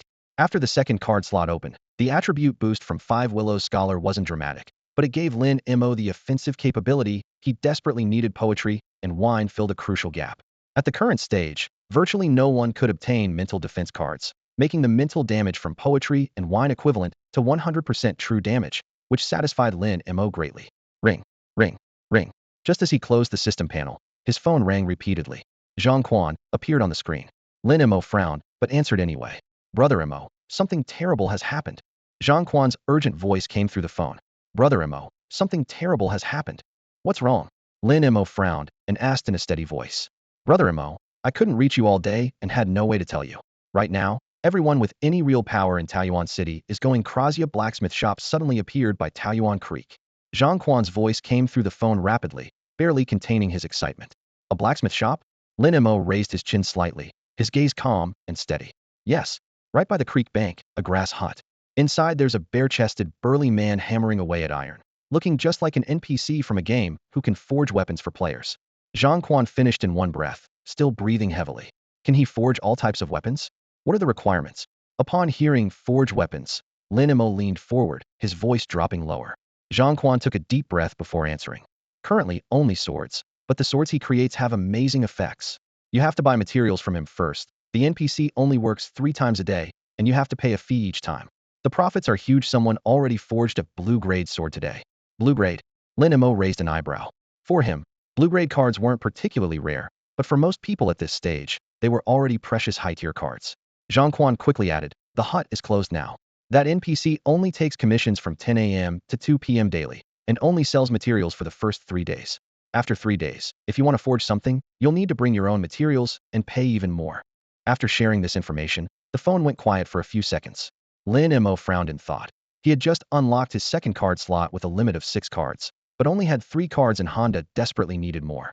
Whether a 2nd card rain would come remained unknown, and even if it did, blue grade would be the absolute best quality. This sword-only blacksmith shop had essentially become one of the few channels that could steadily produce high-quality cards. Brother Mo, Brother Mo. Zhang Quan called out twice, pulling Lin Mo back from his thoughts. Do you want to go? If so, I'll pick you up tomorrow morning. But what? Lin Mo asked. Zhang Quan hesitated for a moment, then lowered his voice. The blacksmith shop only has 3 slots per day. Today, even before the news fully spread, people were already fighting fiercely over them. The inspection bureau had to send people to keep the peace to prevent deaths. Tomorrow will definitely be even more intense. I'm not worried about you not getting a spot, but Sun Yi from Shengting Group has it out for me and might target you. Shengting Group had been the Zhang family company's main competitor even before Card Master's descent, and now they were also investing in the card business, with the 2 families opposing each other at every turn. Lin Mo smiled faintly. No matter, we'll go as planned tomorrow. I'm quite curious to see this blacksmith shop that appeared out of nowhere. All right, Brother Mo. After hanging up, Lin Mo walked to the floor-to-ceiling window and looked out for a few moments. The entire city of Taoyuan had lost its former bustle, with only a few households still keeping their dim lights on, which soon went out as well. As soon as the phone call ended, Zhang Quan's whole body relaxed, and he slumped limply into his leather chair. The man in his 30s beside him, wearing a suit with his left arm wrapped in bandages, gripped the edge of the desk tightly and spoke urgently. Young Master Zhang, what did that person say? Zhang Quan's lips curved into a slight smile. It's settled. Sun Yi is going to be in big trouble tomorrow, and you'll get your revenge. Did he really think he was the only one who could call in reinforcements? That person agreed. The suited man's previously haggard face instantly brightened, and his body unconsciously leaned forward. Zhang Quan could even hear his rapid breathing. He didn't agree to take action. Zhang Quan picked up the red wine from the table and took a light sip. What? The suited man froze in place, the light that had just risen in his eyes instantly dimming. Zhang Quan set down his glass and patted his shoulder. Don't worry. I'm confident about this. Brother Mo is willing to go to the blacksmith shop. As long as Sun Yi sees him standing with me, he's bound to come barking. When that happens, just wait and watch Brother Mo teach him a lesson. The suited man hesitantly touched his bandages. Young Master Zhang, the person Sun Yi hired is very strong. Today I brought an entire green card squad, and we all got beaten up like this. What if that person isn't a match for him? Nonsense. Zhang Quan laughed out loud. The probability of Brother Mo failing is lower than Sun Yi suddenly having a change of heart. But let me be clear up front, if Brother Mo helps you out, you'll have to pay for Sun Yi's medical bills yourself when it's over. We can't let Brother Mo foot the bill. The suited man paused for a moment, then chuckled. Young Master Zhang, won't that person be angry with us for doing this? I already gave Brother Mo a heads up. Zhang Quan shook his head. Dealing with Sun Yi is a hassle for us, but for Brother Mo, it's just a matter of lifting his hand. He won't mind. The night passed without incident. The next morning, at the entrance of the expensive residential complex where Lin Mo lived, a blue sports car sat quietly parked, flashy yet tasteful. 4 or 5 luxury cars were parked alongside it in a row, each in different colors with gleaming paint that immediately caught the attention of many residents. Honey, look at all those cars. Is that a Lamborghini? That's got to be worth at least 7 or 8 million. 7 or 8 million. That one's worth at least 10 million. But why does it look so familiar? The woman suddenly slapped her husband's arm. I remember now. Isn't that young Master Zhang's car from the company? Right, that's President Zhang. When did someone so important move into our neighborhood that young Master Zhang would personally come to pick them up? The couple looked at each other, and the same figure flashed through their minds, the man who had descended from the sky that night and killed the frog-like monster with a single strike. Just as they had thought, Lin Mo appeared. All the car doors opened almost simultaneously, and a row of burly men in black suits quickly stepped out, forming a neat line and bowing in unison. Brother Mo. Zhang Quan personally got out of his car and gentlemanly opened the passenger door, making a welcoming gesture. Brother Mo, please get in. Moments later, the car started up and headed toward the outskirts of Taoyuan City. The sun gradually rose, and daylight brightened the sky. After traveling for about half an hour, the car came to a steady stop beside Taoyuan Creek. It was now past 9 in the morning. The originally secluded creek bank was now lined with a row of luxury cars parked side by side, their metallic reflections dancing chaotically on the water's surface. Looking along the riverbank, hundreds of people had formed a semicircle, each holding their breath in concentration. At the outermost edge stood 2 men in sheriff uniforms, who didn't push into the crowd, but merely watched everyone's movements with cold eyes. Make way, make way, make way. Zhang Quan walked at the front. Most of those who had come here were prominent figures from Taoyuan City, and upon seeing Zhang Quan, they all tacitly opened a path for him. Lin Mo followed behind and quickly reached the front of the crowd. Well, if it isn't young Master Zhang. Coming by yourself today? Where's Su Jiqing? What's the matter? Got taught such a lesson by me that he doesn't dare show his face. A sharp, piercing voice suddenly drilled into their ears, like a eunuch who hadn't been castrated thoroughly, with only half his masculine energy left to sustain him. Lin Mo looked toward the voice, and his drowsiness was instantly dispelled. That person looked truly bizarre. He lowered his voice and asked Zhang Quan, why does this person look so grotesque? Zhang Quan was stunned for a moment, then nodded. Brother Mo, you're not seeing things. That guy is just like that, doesn't look human, but he's quite cunning. Where their gazes converged, in front of the tightly closed wooden door of a grass hut stood that person, or more accurately, a humanoid creature. His receding hairline left only a few strands of hair, dyed in garish rainbow colors. His shoehorn-shaped face was covered with freckles and blackheads, with small eyes, a flat nose, and an exaggerated large mouth, standing no more than 5 feet tall. Even more ridiculous was that despite having obviously masculine facial features, he wore a pink miniskirt and high heels, carried a red purse in his right hand, and leaned coquettishly against a bearded, burly man's embrace, smiling seductively. What are you two whispering about? The humanoid stepped forward with his pinky raised, opening his big mouth to screech. Brother Mo, this is Sun Yi, Zhang Quan whispered as a reminder. Zhang Quan, why are you calling your mother's name? Looking for a beating? Sun Yi, who also called himself Lu Yi, let out a coquettish shriek, squinting his eyes and pouting his lips high. The bearded, burly man following closely behind him also stepped forward, staring coldly at Zhang Quan. The air suddenly filled with tension, and the surrounding spectators retreated, voluntarily clearing an open space. Everyone knew the two families had already caused trouble here yesterday. When Sun Yi had his people beat up, Su Jiqing. Bang! The wooden door of the grass hut suddenly burst open. A bare-chested muscular man stepped out, his muscles bulging, swinging a palm-sized sweat towel to casually wipe his forehead, then erected a wooden sign in front of the shop. Blacksmith shop trial opening. First 3 customers may bring their own materials. Whoosh! Suppressed heavy breathing rose and fell throughout the crowd. The muscular man expressionlessly cupped his hands. Thank you all for coming. You choose the first 3. This shop won't interfere. With that, he turned and went back inside, picking up an iron hammer as big as a human head and began forging with clanging sounds. Me? Me first. Someone raised their hand high and rushed out first, causing a commotion in the crowd. Brother Tian, hurry. Don't let them get ahead. Sun Yi stamped both feet, his high heels clicking and sending pebbles flying, his hands repeatedly slapping the bearded man's chest. Lin Mo and Zhang Quan watched with goosebumps rising. Be good. Wait for me. The burly man called Brother Tian gently soothed Sun Yi, but when he turned around, his expression became suddenly cold as he shouted sternly. Who gave you permission to move? The rioting crowd suddenly froze. Most of them glanced back at Brother Tian and quietly retreated, having witnessed the man's methods just yesterday. However, less than a tenth of them, confident in their own abilities, actually quickened their pace. Get back. Brother Tian's brow furrowed. He pulled a blue card from his chest and flung it skyward, then leaped up himself. His fingertips caught the card, and with a flash of blue light, it settled firmly into the card slot. Angel wings. 2 massive white wings burst open from his back, beating gently in midair and stirring up a strong wind as he hovered. The wing angles shifted, and the wings spread to their full span. Launch. Feathers detached from the wings, floating around his body and gleaming coldly with a metallic sheen. Retreat. As the final word left his lips, the feathers trembled slightly, and a chilling, killing intent rolled downward. In an instant, everyone felt a chill run down their spine and stopped in their tracks. Humph. Behave yourselves and step back. Wait for Brother Wang and me to forge our weapons first, then you can fight over the remaining spot. Sun Yi used his distinctive, shrill voice to signal the crowd to disperse, casually pointing at Zhang Quan in the crowd. Oh, and you, Zhang Quan, along with the people you bruffed, you're not qualified to compete. Zhang Quan smiled with narrowed eyes and asked, the blacksmith shop doesn't interfere with its own quota allocations, yet you're being quite the busybody, aren't you? Sun Yi's expression hardened as he pointed up at Brother Tian in the air. I'd advise you not to seek death. Cross me, and you'll end up like Su Jiqing did yesterday. Taking the hint, Brother Tian casually waved his hand, and all the floating feathers turned direction, locking onto Zhang Quan and Lin Mo. Zhang Quan snorted coldly, showing no sign of backing down as he forcefully triggered his card slot. Peachwood Demon Puppet. A puppet woven from peach branches suddenly took shape on the ground. In a flash, it appeared before Sun Yi, its rough palm reaching for his neck. Bang! The sky full of feathers transformed into cold shooting stars, crashing down and striking the peach with demon puppet Hedon. In less than 3 seconds, the puppet's back was riddled with holes, with several feathers piercing straight through its torso. Though both were blue cards, this round of attacks couldn't severely damage the demon puppet, but it successfully interrupted its outstretched hand.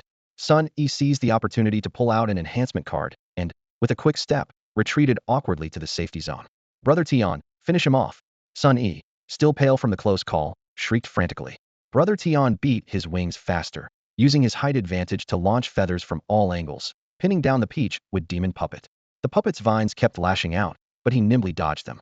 Occasionally it would leap up, but lacking sufficient height, it returned empty-handed. As time passed, wounds accumulated on the puppet's body. Ha! Brother Tian, completely destroy his card and send him to the hospital for 10 days or half a month. Let him know the price of crossing me. Sun Yi's voice grew even shriller. Brother Tian in the air beat his wings faster, the feathers becoming sharper. The edges of the peachwood demon puppet's card began to flicker, its stability visibly declining. Call it back. Remember, there won't be a next time. Lin Mo stepped forward, glanced at Zhang Quan, and spoke. A flash of blue light appeared as the peachwood puppet was recalled. Zhang Quan lowered his head, slotted the puppet back into his card holder, and retreated step by step behind Lin Mo, his posture respectful and cautious. Oh, what's this, trying to run now? Sun Yi immediately caught Zhang Quan's intention to retreat. He raised his chin and covered his lips with his hand, laughing softly. Fine by me. Kneel down and kowtow 3 times, and I'll spare you. Zhang Quan remained silent with his head bowed. Lin Mo, however, stepped forward, his gaze locking onto Sun Yi like a cold blade. What? You're going to stand up for Zhang Quan? Sun Yi's voice was shrill, but it couldn't hide the fear rising in his heart. Lin Mo was now equipped with King of Hell, and the imperial aura naturally spread outward, forcing Sun Yi to unconsciously retreat 2 steps, though he still managed to finish his words with bravado. In midair, Brother Tian also sensed that overwhelming presence, his expression instantly becoming grave. He flapped his wings and glided down, landing behind Sun Yi and asking in a low voice, "Is this a local from Taiyuan City? He won't be easy to deal with. Never seen him before. Don't know where Zhang Quan found him." Sun Yi shook his head, his sharp voice carrying undisguised worry. "Even you think he's troublesome? Are you confident you can handle him?" Brother Tian chuckled twice and patted Sun Yi's shoulder. "Don't worry, he's just not easy to deal with, that's all." Brother Tian. Sun Yi's gaze was almost molten, burning so intensely it made Brother Tian's heart tremble. "I'll take care of this guy first and show him what happens when he crosses you." Brother Tian suppressed the stirring desire in his heart, spread his wings wide, and shot into the air, his feathers fully extended. After Brother Tian took flight, Sun Yi remained on the ground, the smile in his eyes growing more intense. What a treasure of a card, he murmured to himself, his consciousness sinking into his own card slot. In the only activated slot, a deep blue card was quietly operating. Card name, Love Impact. Description, love can transcend everything, but preferably not including gender. Quality, blue rare. Type, persistent enhancement card. Attribute bonus, none. Unique enhancement effect. The equipped player can make any player fall deeply in love with them, regardless of race or gender. The card's surface shimmered with flowing light as love continued to accumulate. In the air, Brother Tian steadied himself, razor-sharp feathers circling around his body. "You, leave with Zhang Quan, and I can let bygones be bygones." Lin Mo showed no reaction to his warning. Inside his card slot, the Master of Five Willows card trembled slightly. The next moment, golden willow branches burst forth from beside Lin Mo, striking toward the clouds like divine whips. Brother Tian, confident in his aerial advantage, planned to use his agility to dodge the attack, but suddenly found his limbs stiffen the invisible space around him. A black hook had silently caught his shoulder, triggering the immobilization effect of Soul Hook. The golden willow branch followed, sweeping upward across his body and leaving a bloody gash through his chest and abdomen. With the immobilization still in effect, the branch struck downward again, adding another bloody mark. The two wounds crossed, branding a crimson X on Brother Tian's body. The moment the immobilization ended, Brother Tian tried to struggle, but his face took another heavy blow, and a tremendous force sent him crashing toward the ground. Cough, cough. He clutched his chest and spat up 2 mouthfuls of blood, his face contorted in agony, feeling as if his internal organs had been shattered and displaced. "Ah, Brother Tian." Sun Yi raised both arms, his mouth gaping wide as he screamed and ran over frantically. The onlookers felt their scalps tingle, and if not for their fear of Sun Yi's potential retaliation, someone might have vomited on the spot. "Brother Tian, are you alright?" Sun Yi helped Brother Tian up, and as their eyes met, tender love poured through their gaze while the Love Impact card within his body was simultaneously pushed to its limit. Brother Tian looked at Sun Yi, stunned for a few seconds, but quickly regained his spirit.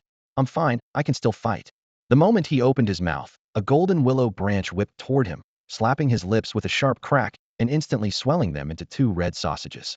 The tip of the branch then struck the back of Sun Yi's hand that was supporting Brother Tian, causing Sun Yi to reflexively let go in pain, and Brother Tian crashed unprepared to the ground. "Ah!" A shrill scream of indeterminate gender echoed as Sun Yi bolted, completely abandoning Brother Tian on the ground. "Yes, run. Don't worry about me." Brother Tian bore no grudge, only cursing his own weakness for being unable to protect Ir. However, Lin Mo had no intention of letting Sun Yi escape. Though the man hadn't caused any real physical harm, his mental pollution was more deadly than the strongest boss Lin Mo had ever encountered. The false lord of Peach Blossom Spring. The golden willow branch shot out, wrapping Sun Yi up like a dumpling, then yanked him back. The moment the bindings loosened, he was sent spinning on the ground like a top with thunderous crashes before finally slamming down hard. Ah! Just as Sun Yi hit the ground, the willow branch lashed down again, immediately splitting his skin with a bloody gash. Lin Mo's wrist paused with shock to discover that Sun Yi actually showed signs of enjoyment. The screaming stopped abruptly. Sun Yi looked up, asking in confusion, "HM? Why did you stop?" Lin Mo's face darkened. Realizing his preferences had been exposed, Sun Yi glanced between Brother Tian and Lin Mo, his eyes turning vicious as he shot a pink wave of loving energy toward Lin Mo. Ugh! Before the heart-shaped energy could reach Lin Mo, continuous retching sounds came from behind. "Sun Yi, I'm going to kill you." Brother Tian's furious roar accompanied the love energy, striking Lin Mo right between the eyebrows. Sickeningly sweet sensations flooded his mind, and bizarre hallucinations appeared before his eyes for a moment. He actually found Sun Yi somewhat handsome. The next second, the Yama Emperor stirred gently, and cool willpower dispersed that surge of affection. Seeing his love attack hit its mark, Sun Yi's eyes flashed with golden light, and joy exploded across his face. Noticing Brother Tian approaching, he twisted his bulky waist and shrieked at Lin Mo, "Bro, save me, save me." Lin Mo felt nauseated and turned his head away. "Bro, save me, save me." Sun Yi twisted even more violently, desperately showing off his crude and ugly physique. Brother Tian's angel wings slashed horizontally, sending Sun Yi flying toward a blacksmith shop by the street. A large hammer suddenly emerged from the shop and smashed him right back. Brother Tian, I'm your little E. You loved me so much before." Sun Yi sat on the ground with a bruised and swollen face, trembling all over from pain, trying to awaken the last trace of kindness in Brother Tian. Before he could finish speaking, Brother Tian retched again with a bleak sound. "Go die, go die." The force in his hands grew even stronger. Tian Rong had never known how unbearable one's most shameful memories could be, but now he understood. Every time he thought of what he had done with Sun Yi these past few days, nausea still churned in his stomach, leaving him with only one thought: kill Sun Yi. Die? Die. His wings beat as he shot up from the ground, hovering in midair. Countless feathers condensed into sharp blades between his fingers, all pointing at Sun Yi, who lay unconscious below. Whoosh. This barrage of feather rain was denser and faster than when he had faced Lin Mo and Zhang Quan earlier. Thud. The flying feathers pierced through Sun Yi's body, blood spraying crimson arcs through the air. When the feather light faded, Sun Yi lay sprawled on the ground in a pool of blood, yet somehow without any fatal wounds. "You want to stop me?" Tian Rong hovered in midair as new feather blades gathered once more. He glared coldly at the two Patrol Bureau security officers outside the crowd, his killing intent almost tangible. The two officers showed no fear, each raising a blue card as they spoke in cold, hard voices. "Patrol Bureau rules before the beast tide. Cardmasters may fight and injure, but not kill." Tian Rong's knuckles turned white as he clenched his fists, seeming ready to strike immediately, but finally he let out a long sigh, spread his wings, and fled toward the horizon, becoming a distant black speck. Ugh!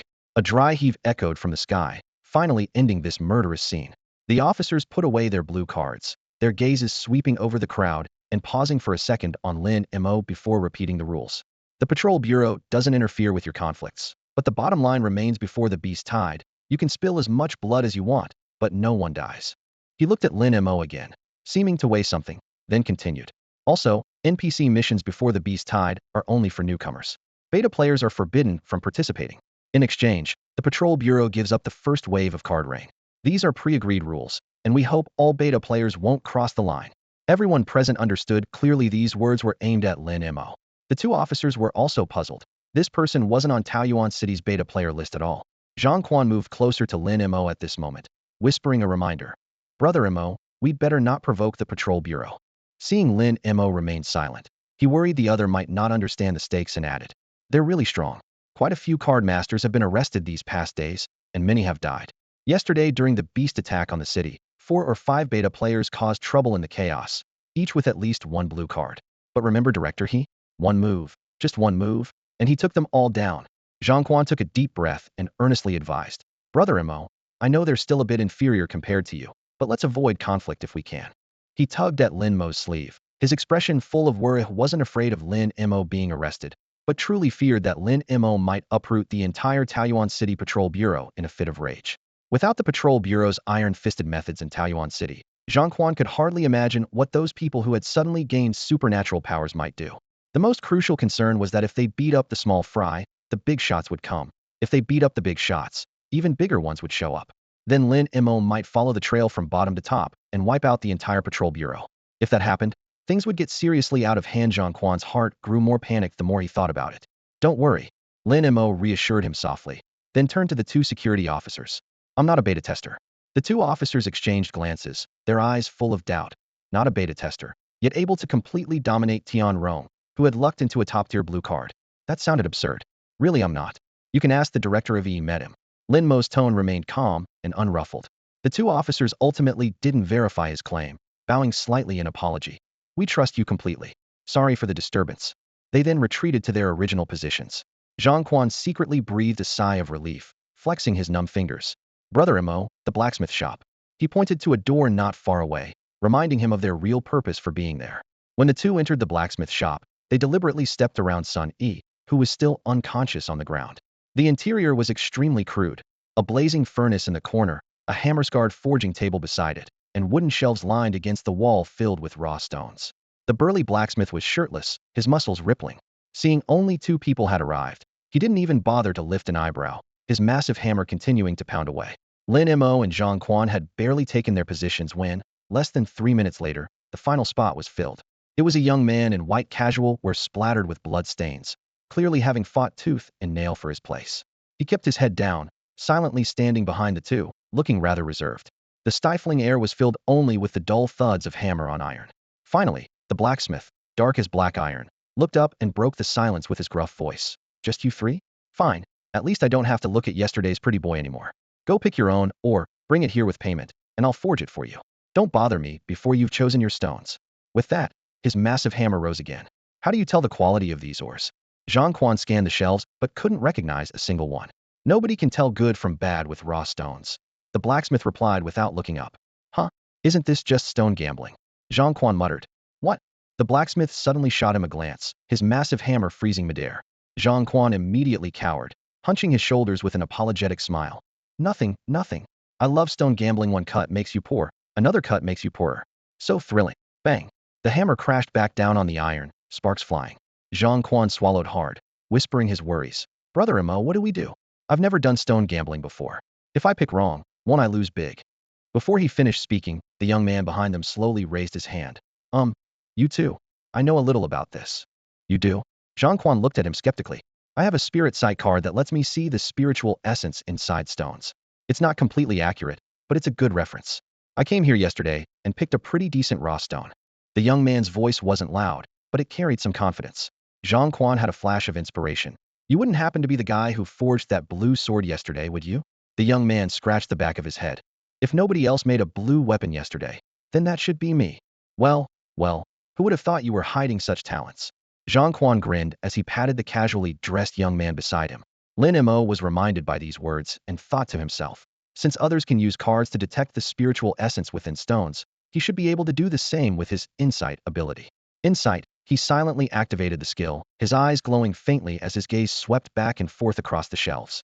Initially, every stone in his vision showed only a string of question marks, making him frown, but soon he noticed the difference. The number of question marks wasn't consistent. A palm-sized scrap at the bottom shelf displayed just one question mark, while a slightly larger stone nearby showed 90% of the stones fell into these 2 categories, with fewer than 5 remaining stones appearing as, in his eyes. Though insight couldn't directly see through objects, it could roughly assess quality levels, a conclusion he had already reached. Brother Mo, you go first. Zhang Quan urged from beside the shelf. You choose first, I'll keep looking. Lin Mo continued examining the stones with his insight. With permission granted, Zhang Quan immediately began excitedly picking through stones with the casually dressed youth. Kid, help me pick some good materials so I can forge a blue-grade sword. If you succeed, I'll make sure you live the good life, he declared confidently. Though to him, all the stones on the shelf looked ordinarily less impressive than roadside gravel. Bro, I don't need the good life. The casually dressed youth's eyes lit up as he nodded eagerly. I just want to follow you from now on. Follow me. Zhang Quan paused. Are you sure? Absolutely. The youth replied without hesitation. All right, I like you. Zhang Quan thought for a moment and agreed readily. Give me your name. I'll talk to my old man. And you can come to Zhang Group tomorrow. Bro, I'm Wei Jun. Just call me Little Jun. Thank you, bro. Wei Jun beamed with joy. Don't thank me yet. Help me pick the right stone first. Zhang Quan reminded him. Leave it to me. Wei Jun's eyes suddenly flashed with golden light as he stared intently at the shelf. In his vision, all the stones transformed into dark blocks with varying amounts of bright light floating on their surfaces. This was the power of the golden skill card, Celestial Eye, left by his master before death, capable of seeing past and future lives, penetrating the essence of all things, and glimpsing destiny through aura observation. Bro, this one. Wei Jun pointed to a stone on the top shelf, the second brightest light source on the entire rack. However, when he handed the stone to Zhang Quan, that glow instantly dimmed, not because the stone lost its luster, but because a blinding radiance erupted from behind Zhang Quan, completely overshadowing it. Even more dramatically, behind Zhang Quan stood a pillar of light as brilliant as the blazing sun, so bright that Wei Jun dared not look back for fear of burning his eyes. His master had once told him that the light seen through celestial eye represented a person's future. The brighter the glow, the greater their future achievements would be. After gaining his divine sight, he had observed many people, and most of their auras were no brighter than fireflies. Occasionally, he encountered even worse cases, people with no spark at all, their destinies shrouded in complete darkness. The most dazzling sight he had ever witnessed was He Zhouyu, the director of Taoyuan City's inspection bureau. On the day of his master's burial, He Zhouyu came to pay his respects, and the light radiating from him illuminated the entire morning hall as bright as daylight. His master had commented on the spot, "This level of brightness is equivalent to a light bulb." In ancient times, such a person would be worthy of being crowned king or appointed prime minister. Since then, after the card users descended, he had been invited by the inspection bureau to serve as a consultant, using his divine sight to help them solve difficult cases while clinging to He Zhouyu's reliable coattails for a worry-free lifer, so he had planned. Until today, when he saw Zhang Quan. The blinding radiance nearly robbed him of his sight, and he was immediately awestruck, deciding on the spot to defect. No, to pledge his loyalty. Then he glanced at Lin Mo, who was traveling alongside Zhang Quan. Anyone who could walk shoulder to shoulder with Zhang Quan must surely have an equally limitless future. Just as he was about to take a closer look, blood vessels suddenly burst in his eyes, and his vision went completely black. If he hadn't closed his eyes in time, he would have lost them for sure. He finally understood why Zhang Quan's aura was so brilliantly dazzling, yet he still chose to align himself with Zhang Quan. First, approaching a big shot like Lin Mo rashly might earn his displeasure, which wouldn't be worth it. Second, he was genuinely afraid that one day his divine sight might slip and scan Lin Mo again, costing him his eyes entirely. Young Master Zhang, trust me, this piece will definitely yield treasure. Wei Jun snapped back to reality, grabbed the stone, and began his defection campaign. Zhang Quan took the stone and examined it from all angles. The pattern seemed ordinary, but seeing Wei Jun's confident expression, he chose to believe him. Brother Mo, this piece is good stuff. Zhang Quan ran over to Lin Mo, clutching the stone. Lin Mo activated his insight ability, and 3 question marks appeared. The quality was indeed decent. You keep it. I have other options. He walked to the shelf and fixed his gaze on a fist-sized stone at the edge of the second tier, which also showed. Zhang Quan wasn't reassured and poked Wei Jun. Kid, quick, pick another one for Brother Mo. As soon as Lin Mo approached, Wei Jun immediately shut off his divine sight. But his brief observation earlier had allowed him to identify the brightest piece among the entire row of shelves specifically reserved for Lin Mo. Brother Mo, young Master Zhang, this one. He pointed to the stone on the top shelf that was covered in yellow mud. Lin Mo looked in the direction he pointed, still seeing. He glanced thoughtfully at Wei Jun.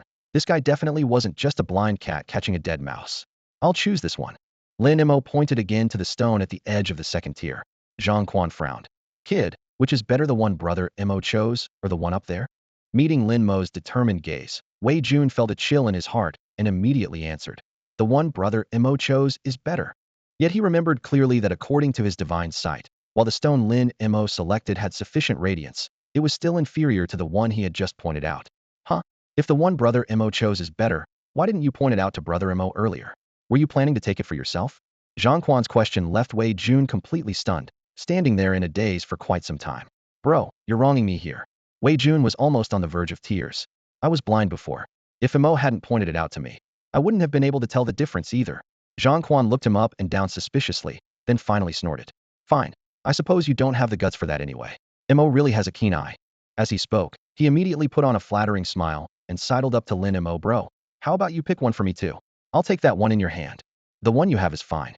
Lin Mo's tone was light, but his eyes remained fixed on an ordinary-looking or on the shelf. The stone seemed no different from the surrounding Oristal, and gray, yet this particular one made the King of Hell card in his slot flash wildly, urgently conveying an indescribable longing. A deep, urgent voice echoed in his mind. Take it, take it. It was this impulse that led him to choose it from among all the 3 question mark great ores. Just as Lin Mo grasped the stone in his palm, Wei Jun had also selected his ore. However, he chose neither the one he had previously shown Lin Mo nor any of the 3 question mark stones, but rather a stone marked with only 2 question marks. This one's good. Wei Jun beamed with joy. All right, Zhang Quan nodded. Boss, we've made our choices. The blacksmith was a burly man who casually planted his massive hammer on the ground with a thud, then turned and walked toward the back of the shop, gesturing for the 3 to follow. In the innermost corner of the blacksmith shop sat a simple workbench with only a massive grinding machine on its surface, as clean and efficient as the outer area. Who's first? The big man sat down at the workbench and extended his hand. Me first.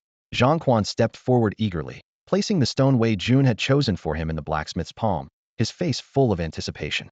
Screech, screech, screech. The stone scraped violently against the grinding machine, the harsh sound echoing in the narrow space. The stone's outer layer was quickly shaved away, revealing a gleaming interior. Qingyang ore. Blue grade. 10 card apprentice gold coins, plus 50 for labor. The blacksmith casually tossed the polished ore back to Zhang Quan. If you want to forge a weapon today, pay the forging fee separately. Perfect. Hearing blue grade, Zhang Quan was as happy as if he'd been given honey. I'll pay right now. After Zhang Quan's stone was tested, Wei Jun handed over his own. His was clearly inferior, only green grade. Well, you found me such a good one, but picked an ordinary one for yourself. Zhang Quan patted Wei Jun's shoulder with a look of regret. Don't worry, I'll definitely make it up to you next time. Ah, thank you, young Master Zhang. Wei Jun responded eagerly. After both ores were cut, all three turned their attention to Lin Mo. Lin Mo remained composed as he handed the stone that had stirred his heart to the blacksmith. The grinding machine started up again, the familiar harsh sound seeming to stretch on as the three men's nerves grew taut. Lin Mo clenched his fists secretly, unsure whether following the King of Hell's instinct had been the right choice. Screech, screech, screech. Suddenly, the blacksmith's movements paused, and he let out a puzzled grunt. What's wrong? Zhang Quan was the most anxious, craning his neck to get a better look. They could see an eerie blood red seeping through the cracks in the stone, and as the grinding machine continued to operate, the red grew more intense and vivid. The temperature inside the blacksmith shop also began to drop slowly. Everyone's ears were filled with what sounded like wailing from the depths of the 9 nether hells. Finally, the entire stone was extracted from the debris and revealed in its complete form of fist-sized or wrapped in blood-red patterns. Is this really an ore? Zhang Quan's legs trembled at first sight, his voice shaking. The stone rested in the blacksmith's palm, pulsing like a freshly extracted heart with rhythmic thump, thump beats. Wei Jun immediately activated his heavenly eye, and the scene before him was completely different from what he'd seen on the shelf. The screen was filled with blood red, overflowing with malevolent energy, clearly no ordinary object. A master is truly a master, he thought to himself. Something that even his heavenly eye had missed was picked out by this person, strengthening his resolve to stick close to this powerful ally. The moment the ore appeared, the King of Hell card on Lin Mo's wrist began pulsing wildly. He immediately activated his insight ability. Fragment of the 3 live stone, inscribed with the karma of 3 lifetimes, summoning unresolved obsessions. Quality, blue upgradable. Category, underworld. Type, material card. Each word made Lin Mo's breathing grow heavier. How much card apprentice gold for this piece? He suppressed the King of Hell's restlessness and asked the blacksmith as calmly as possible. Without a single gold coin in his pocket, he was already prepared to call Jiang Ruhan to borrow money. No card apprentice gold needed. The blacksmith swallowed hard, his gaze glued to the stone so intensely that Zhang Quan suspected he wanted to keep it for himself. No money. Lin Mo's heart tightened as he secretly activated the King of Hell, fearing the blacksmith might snatch the stone. Not only no money if you're willing. I'll pay you 1,000 card apprentice gold plus 2 blue card weapons to buy this stone from you. The blacksmith's eyes burned with fervor. Sorry, not for sale. Just give me the regular price. Lin Mo threw cold water on the offer. The blacksmith was stunned for half a second, then became excited again. Fine if you won't sell. I still won't charge you a penny, but you have to let me forge it. Deal. Lin Mo nodded. He had no other blacksmith connections anyway, and was worried about forging fees, so this worked out perfectly for everyone. The blacksmith excitedly jumped to his feet, rubbing his hands together. Wait, I need to prepare. He rummaged through boxes and cabinets, piling various tools and potions onto his workbench, but still felt it wasn't enough. He paced back and forth in the room, muttering to himself. The system has given me something of this quality. I absolutely cannot waste it. I must forge a legendary weapon. Let me warm up first. Yes, warm up. With that, he suddenly stopped in front of Zhang Quan and unceremoniously snatched the Qingyang, or, I'll forge you a sword first. Bang, bang, bang. The violent hammering shook the entire roof, sparks flying and heat waves rolling. Half an hour later, the blacksmith shouted with sweat beading on his forehead, done. Clang casually tossed a brilliant blue iron sword onto the ground with a crisp impact. But Zhang Quan couldn't be bothered to pick up the sword. Like everyone else, he was tensely watching the blacksmith's next move. He was about to begin forging the 3 live stone. The scorching heat from the forge and the bone-chilling aura of the 3 live stone intertwined, literally plunging the entire blacksmith shop into a hellish mix of fire and ice. Lin Mo and the blacksmith were completely absorbed in the rhythm of forging, oblivious to the temperature extremes. Wei Jun, protected by his divine sight, remained unperturbed. Only Zhang Quan suffered terribly just as he bent down to pick up the sword the blacksmith had finished. Sparks from the overflowing furnace crackled and ignited his hair. No sooner had he patted out the flames than his eyebrows were instantly frozen by the frigid air emanating from the 3 live stone. Having finally retrieved the sword and thinking himself safe, his sleeve was once again licked by flames. Even Lin Mo frowned at the sight and urged him to step outside for fresh air, but Zhang Quan gritted his teeth and persisted, determined to witness the birth of the 3 live stone sword with his own eyes. Clang, clang. Clang. The 3 live stone, tempered by the furnace fire, melted into a dark red liquid that flowed from the crucible into the prepared mold, cooling rapidly. The blacksmith gripped his hammer with both hands, its surface glowing with a pale yellow aura as he struck the sword blank with precise, rhythmic blows. Zhang Quan's blue-grade sword had taken him less than half an hour, but Lin Mo's weapon had already exceeded that time just for quenching, with the hammering taking twice as long. Every step was executed with near-obsessive perfection, as the blacksmith continuously incorporated his most precious materials. Outside the blacksmith shop, the curious onlookers had long since dispersed, leaving only 2 security officers from the patrol bureau standing guard under the blazing sun. Why haven't Advisor Wei and those 2 guys come out yet? Doesn't the blacksmith shop only operate until 2 p.m.? Don't you know Advisor Wei's capabilities? Don't worry. I'm not worried about Advisor White's this sun. It's practically roasting us alive. Before he could finish speaking, the blacksmith shop suddenly shuddered, the ground trembling as if struck by some colossal beast. A pillar of golden light, thick as a water barrel, burst through the roof and shot straight into the sky. Every eye in Taoyuan City was instantly drawn to it, and countless people swarmed toward the scene, afraid of missing the birth of a treasure. Did Advisor Wei cause this? Stop guessing and report it. Before he could unlock his phone, a pitch-black fissure tore open before them, and He Zhouyu stepped through, staring at the golden light with shock written across his face. What's the situation? Director, we have no idea either. Though they were closest to the light pillar, they were equally bewildered. Everything had been calm just moments before, so how had heaven and earth suddenly erupted? Inside the blacksmith shop, the blacksmith cradled the blood-red sword like a newborn, tears dropping onto the blade.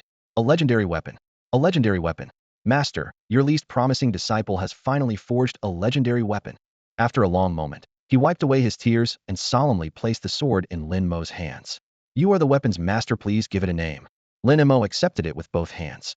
The moment his fingertips touched the blade, bone-piercing cold instantly penetrated his body, but under the red glow of the King of Hell's light, the chill transformed into coolness, becoming a refreshing stream that swept away all fatigue.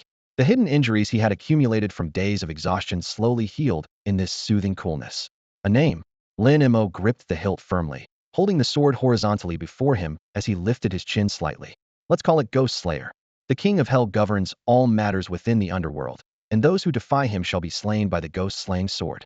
As Lin Mo's voice fell, the ghost-slaying sword hummed with resonance, dark red mist rising like steaming blood from the sword tip, spreading along the entire blade and engulfing the long sword from top to bottom. Within mere moments, the blood mist suddenly dispersed, revealing the blade's sharp edge once more, with 2 golden characters Ghost Slayer gleaming brilliantly on the sword body. The pillar of light dissipated, and the river of the dead surged upward into the sky, its heavy energy causing the surrounding air to tremble slightly. Insight. With a single thought, all information about the ghost-slaying sword instantly unfolded before his eyes. Legendary weapon, ghost-slaying sword. Owner, Lin Mo. Quality, blue rare upgradable. Card system, underworld. Type, equipment card.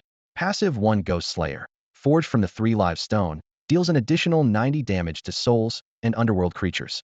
Passive 2 Flying Sword, moves according to the host's will, soaring freely and ignoring all armor. Active 1,000-fold division. The ghost-slaying sword can split into countless copies, dealing massive damage to enemies. Active 2. Unlocked after upgrading to purple card quality. Legendary weapon properties. 1. Does not occupy the host's card slots or quota. 2. Quality upgrades with the host advancement. 3. Next upgrade condition. Host unlocks the 4th card slot. This was an underworld system card that could enjoy comprehensive bonuses from the King of Hell. Combined with the Ghost Slayer's 90 additional damage and the Flying Sword's terrifying ability to ignore armor, Lin Mo could hardly imagine the carnage it would unleash in actual combat.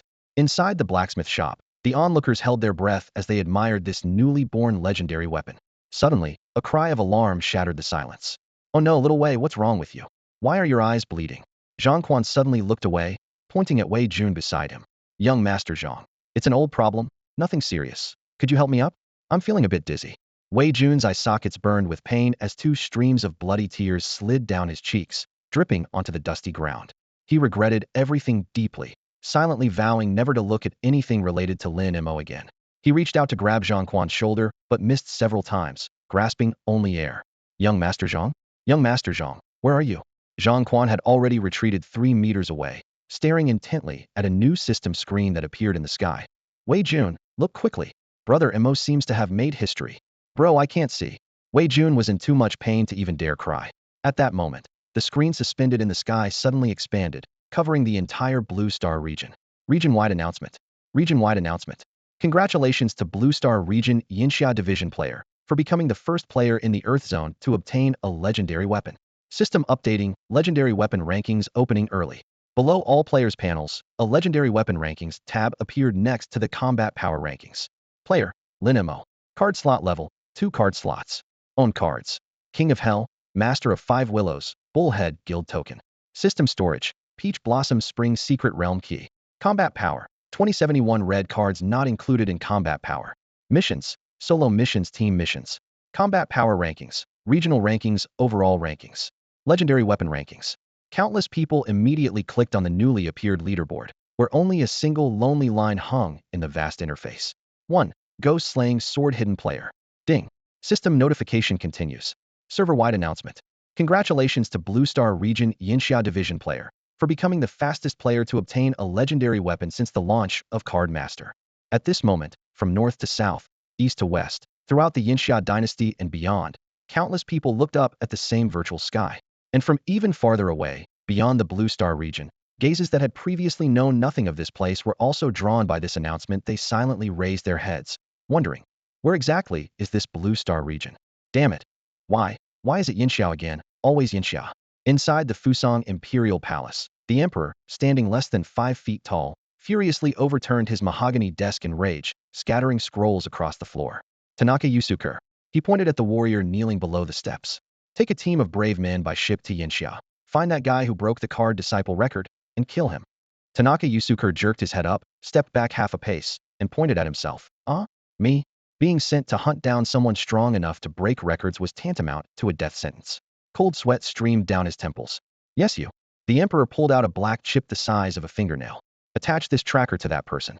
The missiles from the great beautiful country will handle the rest for us. With that, he threw back his head and laughed maniacally, as if he could already see Yinxia's leadership in complete disarray, while Tanaka Yusuke's face grew increasingly ashen. At the same time, in the red palace of the great beautiful country, President Telung stood up, pressing his hands downward to quiet the commotion in the conference room.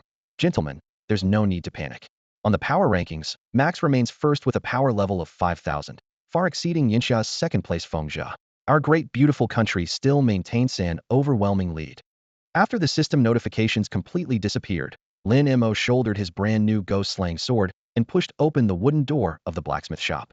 Only the blacksmith remained inside, still immersed in the euphoria of personally forging the first legendary weapon in history. As he was about to leave, Lin Mo called out loudly, "If you get any good materials in the future, give me priority. For free."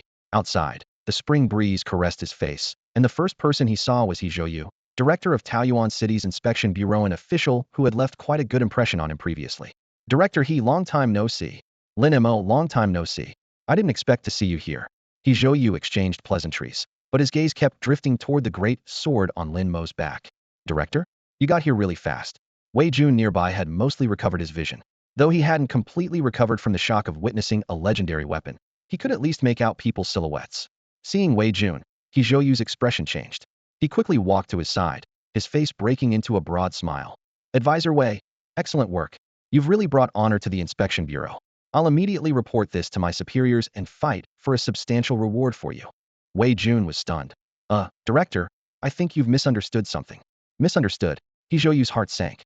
"You didn't forge the legendary weapon?" "No, I don't have that kind of skill." Wei Jun waved his hands frantically. "It wasn't you." He Zhouyu turned his head with difficulty toward Lin Mo, who had been left out of the conversation. Lin Mo wore a faint smile and nodded graciously. "It was me. You're the hidden player mentioned in the system announcement, the one who forged the first legendary weapon?" He Zhouyu's expression grew rigid. He suddenly remembered that the first player to break through a difficult level secret realm was also from Yinxia, and the location was near Taoyuan City. These two pieces of information connected in his mind, raising clouds of suspicion. "That's right." Lin Mo simply nodded calmly in confirmation. He Zhouyu's voice trembled as he spoke, but he couldn't help asking, "I remember there's also a hidden player from Yinxia on the power rankings. Could it be that you're—" "There are indeed quite a few hidden players from Yinxia on the power rankings," Lin Mo said, lowering his eyes as he recalled the last time he'd checked the list, his voice calm and steady. "I'm not sure if you're referring to me." He Zhouyu licked his dry lips, his chest suddenly sinking at those words. Lin Mo's attitude made it clear was on the rankings. To think that his assigned district harbored such a formidable expert, and he'd been completely oblivious, even having face-to-face conversations with him. Cold sweat trickled down his neck as he steeled himself to probe further. Sir, you wouldn't happen to be 10th on the power rankings, would you? No, Lin Mo answered decisively. He Zhou had left a decent impression on him, and Lin Mo never deliberately concealed things she simply preferred not to show off. Now that his identity was exposed, there was no need to be coy. Since he planned to continue operating in Taiyuan City, dealings with the patrol bureau were inevitable, and being straightforward would actually save trouble. However, he truly wasn't 10th on the list. Lin Mo thought back to the ranking he'd seen last time. It seemed to be 7th. He Zhou held his breath and took another step forward, then 3rd. Lin Mo frowned, puzzled why he'd jumped straight to 3rd, and shook his head again. No. Hearing the denial, He Zhou breathed a half sigh of relief. Among the top 10, there were only 2 hidden players from Yanxia. Since Lin Mo wasn't 3rd or 10th, his ranking must be outside the top 10, so his mistake wasn't too serious. He decided to ask directly. Then what's your ranking? 7th, I believe, Lin Mo said, swiping his finger to bring up the latest power rankings. The moment the list appeared, its pale glow illuminated Lin Mo's face, and confusion creased his brow. Huh? I thought I was 7th. How did I end up at 3rd? The system had just refreshed the rankings. 1. Max Great Beauty 5429. 2. Feng Zhi Yinxia 4802. 3. Hidden Player Yinxia 4631. 4. Sakura Shirori Fusong 4523. 5. Sun Jun Yinxia 3048. From Lin Mo's perspective, the 3rd place entry was even highlighted by the system in a conspicuous red frame, marking his identity. Last time he'd checked, his power level had been just over 2,000, but now it had more than doubled. Was it the 2nd card slot activation? Or Wu Lu's further awakening? Perhaps the ghost slaying swords enhancement? Or maybe all 3 combined? Even Lin Mo couldn't immediately determine the cause. He closed the rankings and looked up at He Zhou with slight embarrassment. Sorry, I remembered incorrectly earlier. I'm actually 3rd. Cough. Cough. He Zhou nearly choked on his own saliva, his mind going completely blank. After a moment, he carefully chose his words. Mr. Lin, I may need to report your situation to my superiors. Would that be acceptable? The emergence of such a top-tier expert in Taiyuan City was beyond what an ordinary security officer could handle. Like with the previous 2 cases, when encountering overload-level situations, passing them up the chain was the safest approach. No problem, Lin Mo nodded, then added. But don't leak my identity to the public. I prefer peace and quiet. Understood. He Zhou solemnly promised, then packaged the entire matter and sent it to his superiors. The message had barely been delivered when a reply came back in less than 3 seconds. Provide full cooperation, do not act rashly, minimize disturbance, maintain status quo. Please also remind Mr. Lin to be mindful of his personal safety and inform him about ranking competition matters. Ranking battle? He Zhou frowned as he read the message. He had certainly heard of ranking battles before, but had never actually encountered. Night was a battlefield reserved only for elite card masters who had made it onto the combat power rankings. Whether during the beta testing period or after the arrival of the card masters, he had never made it onto any leaderboard, so this topic had always been distant from him. Now, the Patrol Bureau headquarters had obviously noticed his confusion, as an urgent document arrived right after the message. After He Zhou finished reading the entire document, his expression had darkened considerably when he looked up. We might be in trouble. He handed the Patrol Bureau's internal communication device to Lin Mo, gesturing for him to read it himself.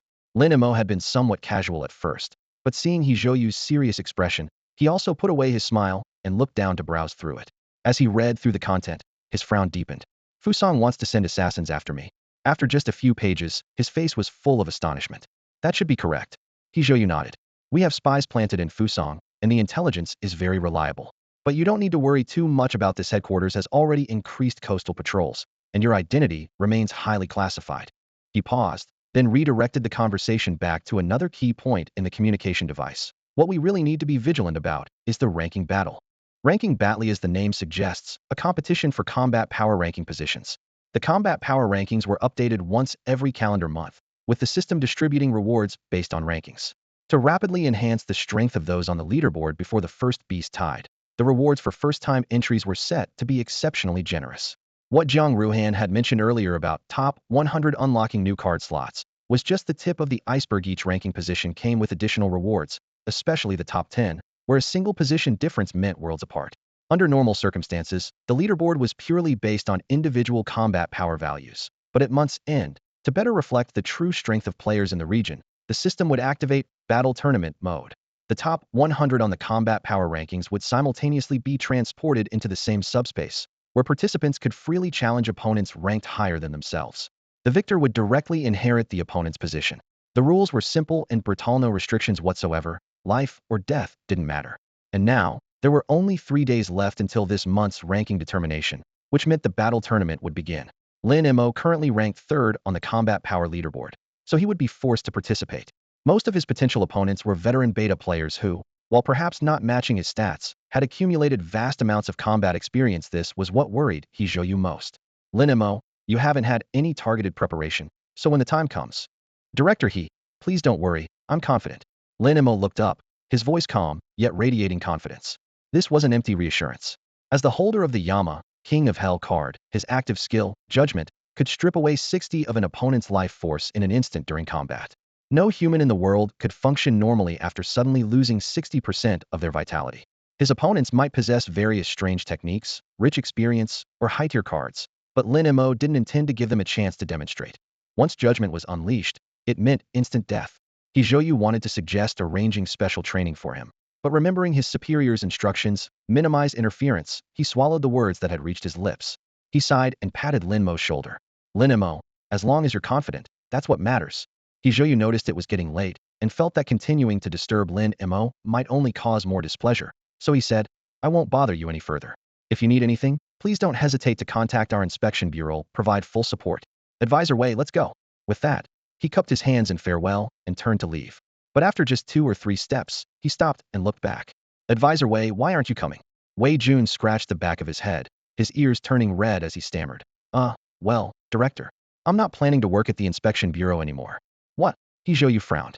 I mean, I'm planning to resign and follow young Master Zhang from now on. Wei Jun was halfway through his sentence when his scalp suddenly stung. I don't agree. Zhang Quan raised his hand and smacked him hard on the forehead, then turned to Hizhou with a face full of smiles. Little Jun is talking nonsense, didn't take him seriously. Young Master Zhang, didn't you say you'd let me follow you? Wei Jun rubbed his forehead, looking aggrieved. You never told me you worked for the inspection bureau. Zhang Quan grabbed Wei Jun's ear and twisted it in a circle, making him grimace in pain.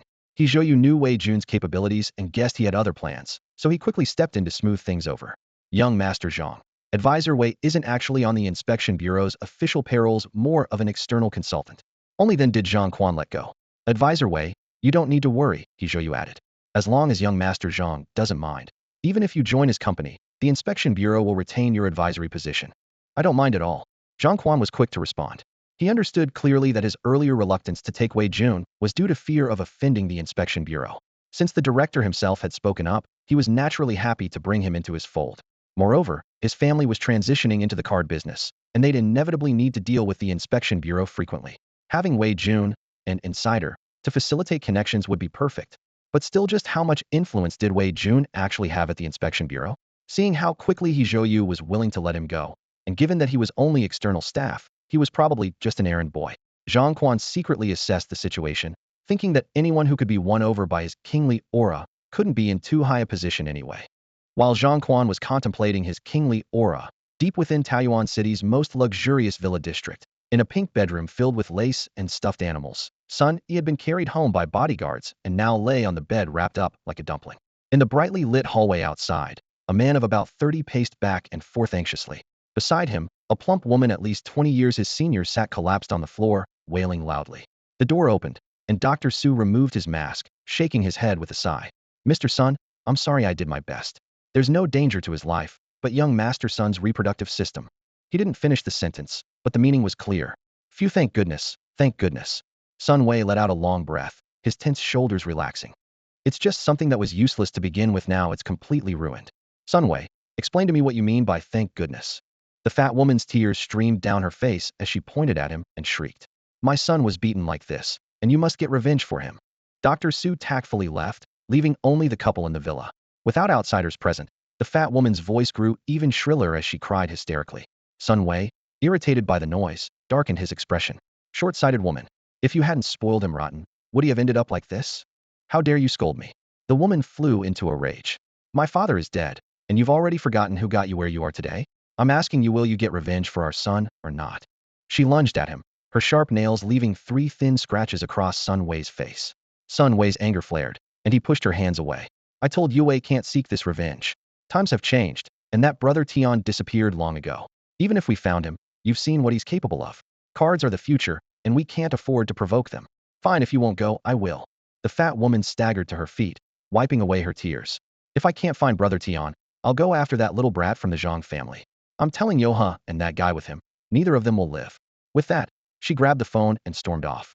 Sun Wei simply watched silently, making no move to stop her. The night was deep, and the car moved slowly along the road. They had arrived as a full convoy, but now on the return journey, with Wei Jun having departed, only Lin Mo and Zhang Quan remained in a single vehicle.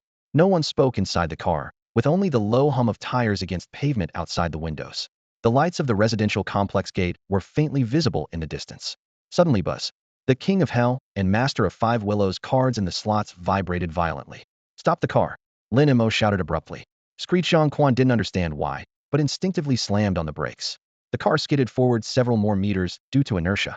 Before it came to a complete stop, the night sky was torn apart by an explosive roar. Bang! The bullet struck the engine, triggering a secondary explosion. A fireball erupted, and the shockwave pinned Zhang Quan hard against the steering wheel. Several thousand meters away, on the terrace of a tall building, a masked figure in black put away the sniper rifle card and smiled. Although the bullet hadn't achieved a headshot, seeing the vehicle turned into a blazing torch, he was confident the mission was complete 50 million in hand, and he'd even saved a bullet. However, the flames were suddenly covered by golden willow branches that quickly contracted. The source of the branches was a golden orb that expanded, revealing Lin Mo and Zhang Quan standing unharmed at its center. The King of Hell's warning had allowed Lin Mo to dodge the headshot. The moment the bullet hit the car, he had already activated Master of Five Willows, with the willow branches wrapping around both men and whisking them away from the vehicle, also shielding them from the explosion's aftermath. Fusang people? Lin Mo thought of Hizhouyu's earlier intelligence, then dismissed it. No, they wouldn't arrive this quickly. Brother Mo, someone's trying to kill us. Zhang Quan, having narrowly escaped death, was pale as a sheet, frantically scanning their surroundings. Master of Five Willows, maintain guard. Zhang Quan, contact Hizhouyu and tell him we've been attacked. Right, I'll call the patrol bureau immediately. Another gunshot rang out. Bang! A blue bullet flame tore through the air. Dozens of meters away, a golden willow branch swept out, deflecting the bullet, which landed on the road and blasted a crater 3 meters deep. That willow branch was also severed in the process. Found you. Lin Mo stared in the direction the bullet had come from, and willow branches carried him swiftly through the air. On the building's terrace, the masked figure sensed something was wrong, retrieved the sniper rifle card, and melted into the shadows while activating a concealment card. Just as the figure disappeared, a willow branch struck heavily where he had been standing. Lin Mo descended along the willow branch, his toes touching down on the steel and concrete. Lin Mo, are you alright? A deep crack appeared in the space beside Lin Mo, and Hizhouyu, who had just returned home still wearing slippers, stepped out from the spatial rift. I'm fine, but I'm furious, Lin Mo said in a low voice, cold light flickering in his eyes. The imperial aura bestowed by the King of Hell silently spread out like an invisible crushing pressure, instantly enveloping the entire rooftop. Hizhouyu, being closest, was the first to feel overwhelmed. His shoulders and back felt as if crushed by a massive boulder, making even breathing difficult. Struggling to hold himself up, he spoke rapidly but firmly. Lin Mo, don't worry. I reported to headquarters before coming. Director Feng Zhou of the Inspection Bureau personally ordered spare no effort. Investigate to the very end. Lin Mo didn't respond, but the golden willow branches swirling around him coiled tighter and tighter, his violent spiritual pressure unmistakable. Meanwhile, in the shadows at a street corner less than 100 meters from the high-rise, a masked figure looked up at the two silhouettes on the rooftop, quickly calculating the timing for his next strike. After a moment, he pulled back and prepared to retreat swiftly under cover of darkness. But just as he stepped out of the street corner, a thunderous roar erupted from above. Womp. Womp. Over a dozen helicopters tore through the night sky, their rotors whipping up fierce winds that scattered leaves along the roadside. Searchlight beams spread out, illuminating the entire block like daylight. From each aircraft's cabin, card masters in Inspection Bureau combat gear rappelled down ropes. Team 1, secure the perimeter, let even a fly escape. Teams 2 and 3, spread out and search. Team 4, follow me, we'll turn over every paving stone if we have to. Headquarters divination masters confirmed the target is in this area. The airborne commander ordered through a megaphone. Lin Mo, backup has arrived. He can't escape. Hizhouyu waved at a suited man in one of the aircraft cabins, then turned to whisper to Lin Mo. The remaining shadows at the street corner were shredded by searchlights. The masked figure stood frozen, scanning the tightening encirclement be exposed within 3 minutes at most. His heart pounded. Helicopters? Wasn't this supposed to be just an ordinary businessman? Target spotted. The search net tightened further, and the blazing spotlight finally locked onto him, completely shattering his stealth advantage. In the next second, The golden willow branches behind Lin Mo transformed into dozens of chains, binding the masked figure like a cocoon in a flash, making any struggle futile. Lin Mo descended the stairs step by step, the howling wind and helicopter rotors gradually fading beneath the sound of his footsteps. The specially deployed Inspection Bureau card masters automatically cleared a straight path for him. Mr. Lin, we were ordered by Director General Feng to apprehend the suspect who attacked you. Mission accomplished. The team leaders saluted in unison, then withdrew efficiently. They were temporarily transferred from various war zones using headquarters' remaining large-scale teleportation talismans and needed to return to their posts immediately. The helicopter spotlights extinguished one by one, their massive shadows retreating into the sky. After returning the salute, Lin Mo turned to face the immobilized masked figure, his voice ice cold. Speak. Who sent you? The masked man closed his eyes, his voice stiff. Don't bother asking. I still have that much professional integrity. He assumed a resigned posture. Zhou raised his communicator and reported first. Lin Mo, no need to interrogate him. Headquarters has already identified him. His name is Zheng Guanyun, codename Lone Wolf, from Taoyuan City, 34 years old, professional assassin. He used to operate overseas frequently and only returned to Taoyuan City after announcing his retirement last year. He paused, his gaze sharp. His employer is named Geng Zhenju. To avenge her son, she offered 50 million for him to kill both you and Zhang Quan. Her son, you know him well, was Sun Yi. How do you know? The masked man had lost his earlier composure, his voice clearly tinged with panic, but Lin Mo and Zhou paid him no attention. The golden willow branches in Lin Mo's palm continued to tighten, scraping through the air with a piercing whistle. Zhou grabbed his wrist. I know you're furious right now, but we must follow proper procedures. Killing him now would be against regulations. His expression was grave. I guarantee on behalf of the Patrol Bureau that he, along with the Sun Yi family, will receive the punishment they deserve. The Emperor's aura surged from within Lin Mo, the golden willow branches transforming into a dense net that whirled around the masked man. After a brief standoff, the branches suddenly loosened and coiled back around Lin Mo's arm. This time I choose to trust you. Lin Mo restrained his aura, his voice cold and hard. But if the outcome doesn't satisfy me, I will lose faith in the Patrol Bureau. You will be satisfied. My guarantees have never failed. Zhou nodded solemnly, then looked at the masked man. You may go. Wait for the Patrol Bureau's summons tomorrow. What? You're letting me go? The masked man couldn't believe it. The Patrol Bureau had deployed so many personnel, only to let him leave in the end? Not releasing following proper procedures, summons, and trial. Zhou responded calmly. Good, good, good. The masked man threw back his head and laughed. I'll wait at home for your summons. He was secretly delighted. By tomorrow morning, the Patrol Bureau wouldn't even find his shadow.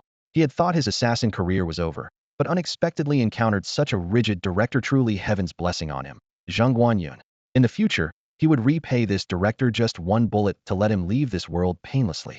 Meanwhile, he rapidly devised hundreds of schemes in his mind for killing Lin Mo and Zhou. You may go. Zhou even thoughtfully helped him to his feet. The masked man walked several steps, couldn't help but look back to confirm, and seeing that neither man made any move, finally relaxed completely. He activated Night Stealth and melted into the darkness. However, the moment he disappeared into the shadows, a crimson beam seemed to plunge from the heavens, precisely piercing through his body. The masked man didn't even have time to scream before completely vanishing from this world. Zhou raised his communicator. Reporting to headquarters, suspect attempted to flee. Interception ineffective, requesting permission to eliminate. Permission granted. Ending the communication, he put away the device and chuckled softly. Now that follows proper procedures. He added, Sun Yi and his mother have been arrested. Sun Yi's father hasn't been found yet, but the Patrol Bureau will continue the investigation. This assassin incident had caused quite a stir in Taoyuan City. The entire city had heard the gunshots that day, but accounts varied wildly with no definitive information. The Patrol Bureau had sealed most details. Even the beta players in Taoyuan City only heard that some expert had been assassinated, with no one knowing the specifics. Soon, an even more sensational announcement overshadowed all rumors. System alert. The Power Rankings tournament officially begins. All players may watch through system projection. Thus began the first tournament since the Card Master game's public release. Humanity's strongest card masters would engage in peak battles before billions of eyes, until the final rankings of the power list were determined. Player Lin Mo, you have been selected by the system to participate in the battle tournament. Hide, Lin Mo whispered in response. The next second, the system notification vanished, and ripples spread through the surrounding space, as if crushed by an invisible giant hand, and reassembled. The fragmented everyday scenery was swept away, and an endless starry sky suddenly unfolded, cold light covering a vast flat land. 3 golden thrones rose from the center of the land, adorned with intricate reliefs both magnificent and solemn. positioned equidistantly and overlooking the entire alternate dimension. 3 figures sat upon them. 2 wore formal attire with stern expressions, while the third had their appearance concealed by the system, showing only ordinary clothing. Above each of their heads appeared corresponding national emblems: America, Yinxia, and the Hidden One. Among them, the man from Yinxia nodded slightly in acknowledgement after Lin Mo appeared, while Lin Mo's face remained obscured by the system's fog, blurred beyond recognition. After the top 3 from the power rankings took their positions, the remaining players were transported in succession. Light pillars flickered as figures arrived one after another, with the system dividing areas by nationality. Yinxia Zone, the largest group with nearly 20 people, including Zhang Ruhan prominently among them. America Zone, close behind with over 10 people. Other nations, numbers dropped sharply, with some having 3 to 5 participants, others only 1, like Fusang. Fusang's sole participant, Sakura Shirori, tall and slender with a high nose bridge and small eyes, possessed delicate features tinged with coldness. She had once held 3rd place on the power rankings before Lin Mo displaced her to 4th. Just 1 rank difference created a world of disparity. Lin Mo sat high in the air, while she could only stand on the ground, dark fire burning in her gaze. The battle arena was simultaneously broadcast to Blue Star through system projection. Within America, crowds erupted in excitement. Our great America truly is Blue Star's #1. The top of the power rankings is our Mr. Max. Let Max slaughter all those yellow monkeys from Yinxia. Long live Mr. Max. Long live Mr. President. Fusang, however, was shrouded in oppressive tension. That Yinxia person is the one who pushed Lady Sakura down from 3rd place. Kill him. Lady Sakura, kill that Yinxia person. Global attention was firmly locked onto this live battle tournament broadcast. Unnoticed by all, cracks were quietly multiplying around the outskirts of every major city on Blue Star. Within the fissures, endless ferocious beasts writhed and roared, held back by transparent barriers. They crashed against the membrane walls, fangs gleaming menacingly as they stared fixedly at the cities. The moment the battle tournament began, the barriers started thinning. By visual estimation, they would completely dissipate within half a month at most. Outside Taoyuan City, deep within the beast hordes came ethereal sighs, as if urging on the coming frenzy. At the world's highest peak, Mount Jumu, climbers began witnessing glimpses of Yeti figures. In the great desert of Haida continent, through the breach of an ancient pyramid, mummies slowly awakened. Further south on the frozen continent, the Earth's crust emitted deep rumbling as tectonic plates gradually shifted. The world's transformation deepened further. System alert. The tournament battle has officially begun. Please select your opponent. On the otherworldly battlefield, 50 stone arenas thunderously rose from the ground, arranged in a circular formation. High above, a larger, intricately carved golden platform slowly descended, finally stopping directly in front of Lin Mo and his 2 companions. The golden radiance illuminated everyone's faces with brilliant light. I challenged the Yinxia player Sun Jun. The first to speak was a contestant from the United States, who raised his head and pointed towards Sun Jun, the team leader at the front of the Yinxia formation. With just 1 sentence, he ignited the opening of the tournament battle. As he took the stage first, challengers and the challenged surged toward their respective arenas like a tide. On the 50 platforms, energy and blood splattered almost simultaneously, and the air quickly filled with scorching killing intent. I challenge you, Yinxia player. Sakura Shirori from Japan stood at the edge of a stone platform, her gaze passing over the crowd to point directly at Lin Mo on the throne in midair. Her cherry-colored battle dress fluttered as her voice rang out crisp yet provocative. I challenge you, Japanese player Sakura Shirori. Before Lin Mo could respond, a cold female voice exploded from the ground below. Zhang Ruhan stepped onto the nearest empty arena, her long hair whipping in the wind as she looked up at Sakura Shirori. You're also a Chinese player? State your name and ranking. 27th ranked, Chinese player, Zhang Ruhan. She showed no sign of backing down. 27th. Sakura Shirori laughed lightly, her tone dripping with undisguised contempt. I'm ranked 4th. Aren't you afraid of death? Indeed, the gap between 27th and 4th was stark. However, Zhang Ruhan possessed 2 purple cards and wasn't entirely without hope of victory. If she won, she could directly advance her ranking. If she lost, with the protection of the Higanbana flower, she was confident she could retreat unharmed. More importantly, she could test Sakura Shiori's trump cards for Lin Mo. In the secret realm of Peach Blossom Spring, she had relied on Lin Mo's power to obtain a purple epic rating and unlock her 2nd card slot, essentially coasting to victory the entire way. Now was the perfect opportunity to repay Lin Mo's favor. What? Too scared to accept a challenge from even the 27th ranked player. Zhang Ruhan stood in the center of the arena, her tone indifferent but her gaze sharp as a blade. Fine. Sakura Shiori's figure flashed, and the next moment, she stood face-to-face with Zhang Ruhan. If you want to die, I'll grant your wish. Sakura, domain activate. She spread her 5 fingers and pressed down gently. The sky immediately filled with cherry blossoms. Pink and white petals poured down like a torrential rain, exploding in chain reactions upon hitting the ground, leaving the arena's surface scarred with blast marks. As the explosion sounds gradually faded and the smoke cleared, Jiang Ruhan still stood in her original position. She was surrounded by a transparent light membrane, the purple card skill, Absolute Defense. A powerful protection that could even withstand the Peach Blossom Spring's false guardians for a moment. As the shield rose, she conjured a purple flower bud in her palm, the Higanbana flower. Pollen scattered like fine sand, instantly enveloping and corroding the remaining cherry petals in the air. Not bad. You can handle even my casual strike. Sakura Shiori's expression grew serious for the first time. You're worth my full effort. Flames erupted behind her as the phantom of a goddess wreathed in fire appeared. At the arena's edge, the radiance of a golden card fully ignited. High above, Lin Mo's gaze sharpened as he immediately activated Insight. Pale characters quickly gathered in his pupils. Player, Sakura Shiori. Card slot level, 2 slot. Possessed cards, Konohana Sequoiam, unknown. Combat power, 45-23. Konohana Sequoiam? Japan's cherry blossom goddess. Lin Mo murmured to himself, examining the information once more. The detailed information about Konohana Sequoiam was further revealed. Konohana Sequoiam, introduction, daughter of the mountain god, wife of the heavenly grandson, symbol of cherry blossoms, who gave birth in fire and proved her purity through death.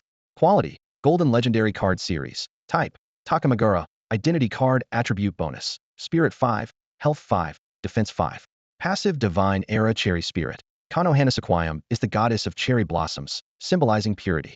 When a player equips this card, all card effects are immediately doubled. Active 1 cherry blossom domain. Cherry blossoms descend from heaven, moving according to the player's will, continuously suppressing other players within the domain.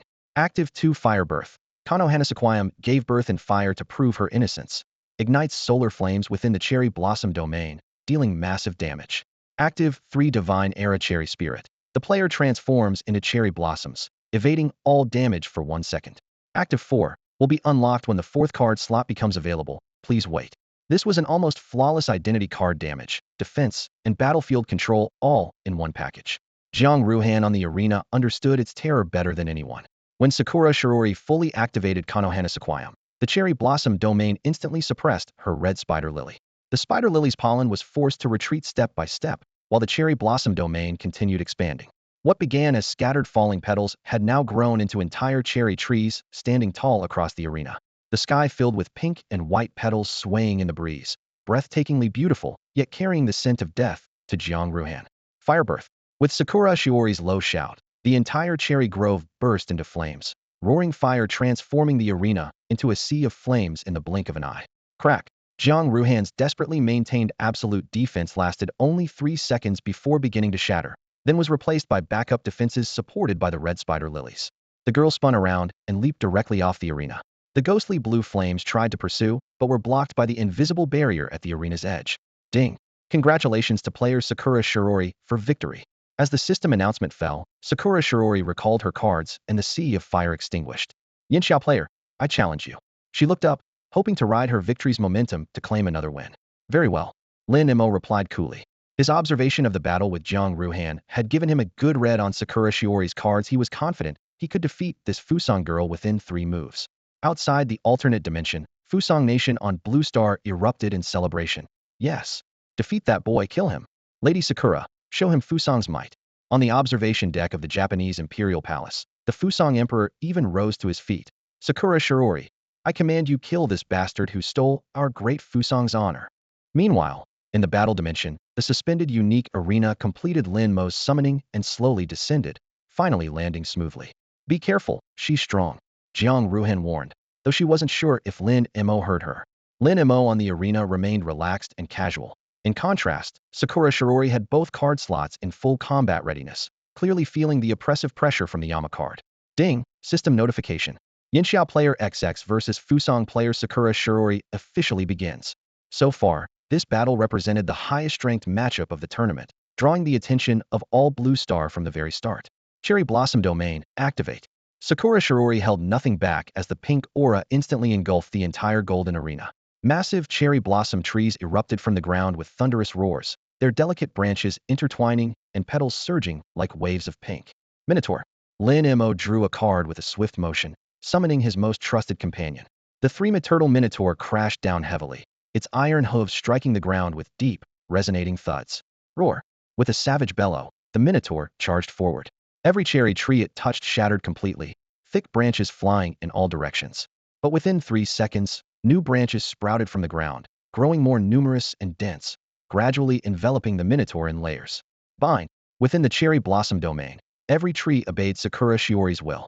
She commanded the trees to shift and petals to scatter, locking the minotaur firmly in place. The creature pounded the tree trunks with its massive fists, but could no longer create even the slightest disturbance. Is that all you've got? Show me your real trump card. Though she held the advantage, she didn't dare let her guard down for a moment. Very well. Lin Mo flicked his card, and the minotaur dissolved into a beam of light, returning to its slot. In the next second, the Yama King card glowed with an eerie red light, while golden willow branches quietly emerged from the surface of the 5 Willows Scholar card. Soul Hook. Black chains tore through the void, one hook landing on Sakura Shiori's shoulder. She immediately felt bound by an invisible force, unable to move. The Konohanasaquayam card in her slot rumbled in response. Pastoral. Golden willow branches wove together to form chrysanthemums, blooming instantly among the cherry trees. By the time the 3-second immobilization ended, Sakura Shiori found herself standing in the center of a garden surrounded by willows and chrysanthemums. Bend the waist. The chrysanthemums extended whip-like vines, lashing toward her with whistling sounds.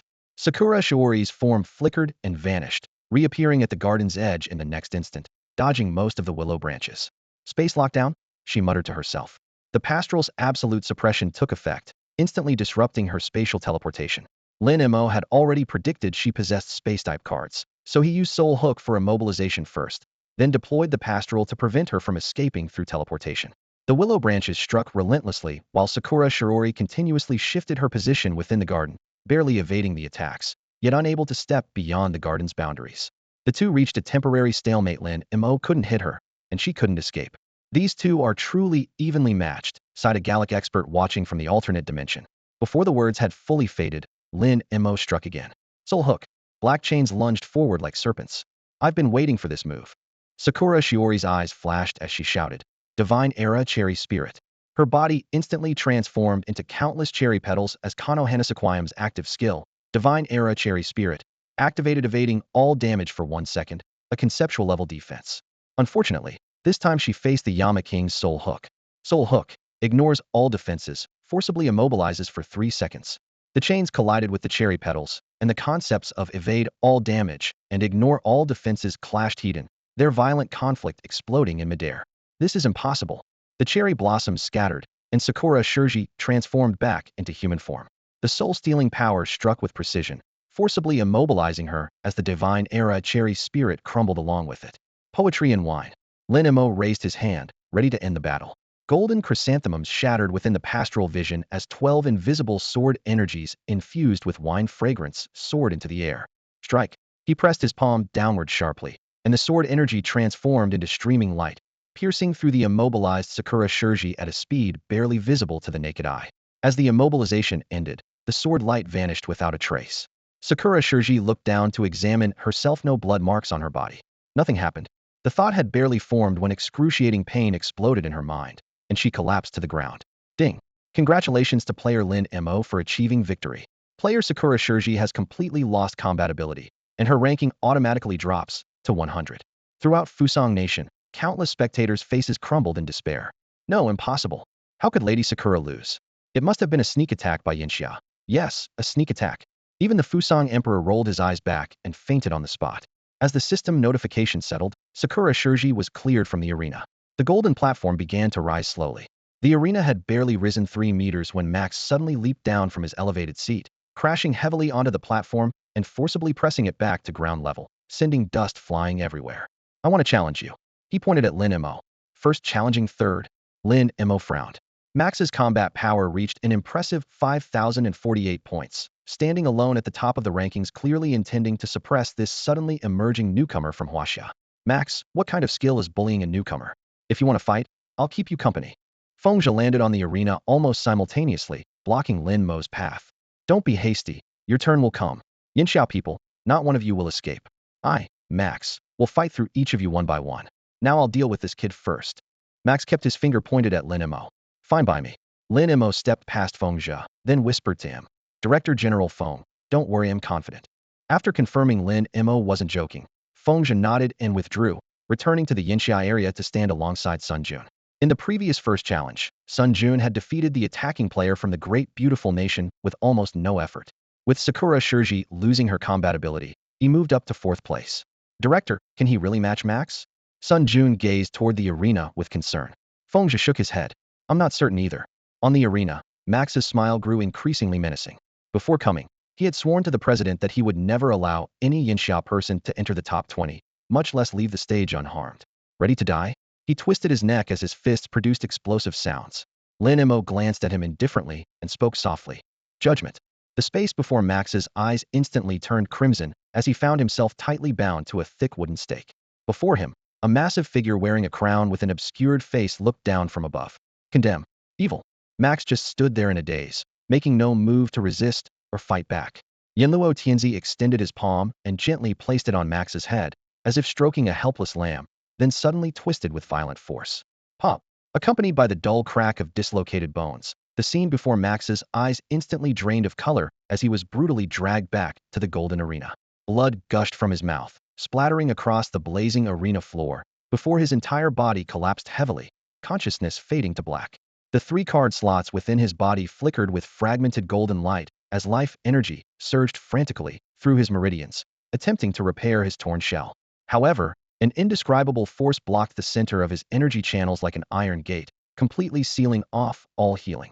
The system's judgment directly stripped away 60 of his health points, accompanied by the harsh restriction of no recovery possible for 3 days. Max still had many trump cards left unused, but the arena was no child's play. Defeat was defeat, victory and loss decided in an instant, and no matter how heaven-defying his abilities, he could not shake the absolute rules of judgment. Ding. Congratulations to player. Victory achieved in this battle. Ding. Player rank increased. Current rank. 1. Player Max has lost combat ability. Rank automatically dropped to 100.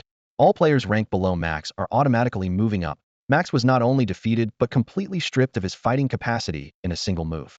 On the power rankings, almost everyone inexplicably moved up 1 position. Yet no one cheered. All eyes remained locked on the godlike man standing at the center of the golden arena. Feng Zhe and Sun Jun exchanged glances, swallowing hard. During the beta test, both had fought against Max and knew his terrifying power well. Even joining forces, they wouldn't dare claim certain victory over Max, let alone achieving a 1-move kill. Yet this sudden newcomer had accomplished what they wouldn't even dare to imagine. I'm not dreaming, am I? Was Feng Zhe's first thought. Heaven blesses Yinxia. Heaven blesses Yinxia. Such a monster appears right at the start of open beta. Director Feng, we haven't offended him before, have we? Sun Jun muttered to himself. Feng Zhe remained frozen in place, shaking his head mechanically. No, we haven't. Lin Mo was unaware of their anxiety, as he wasn't feeling well himself. The moment the judgment ended, his head felt as if it had been pummeled by several sledgehammers in succession. Excruciating pain tore through his nerves, his ears rang, his vision darkened, and even his spatial perception was distorting.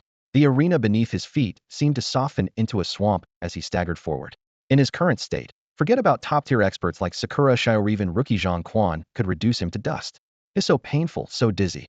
Lin Mo clutched the back of his head, stumbling toward the throne, symbolizing first place before collapsing into it. No wonder the system warned me that with this level of mental power, I can only use judgment once per day. 1 use completely drains my energy. If I tried again, I'd probably suffer brain death on the spot, he thought to himself. The waves Lin Mo's victory created on Blue Star far exceeded those in the alternate dimension.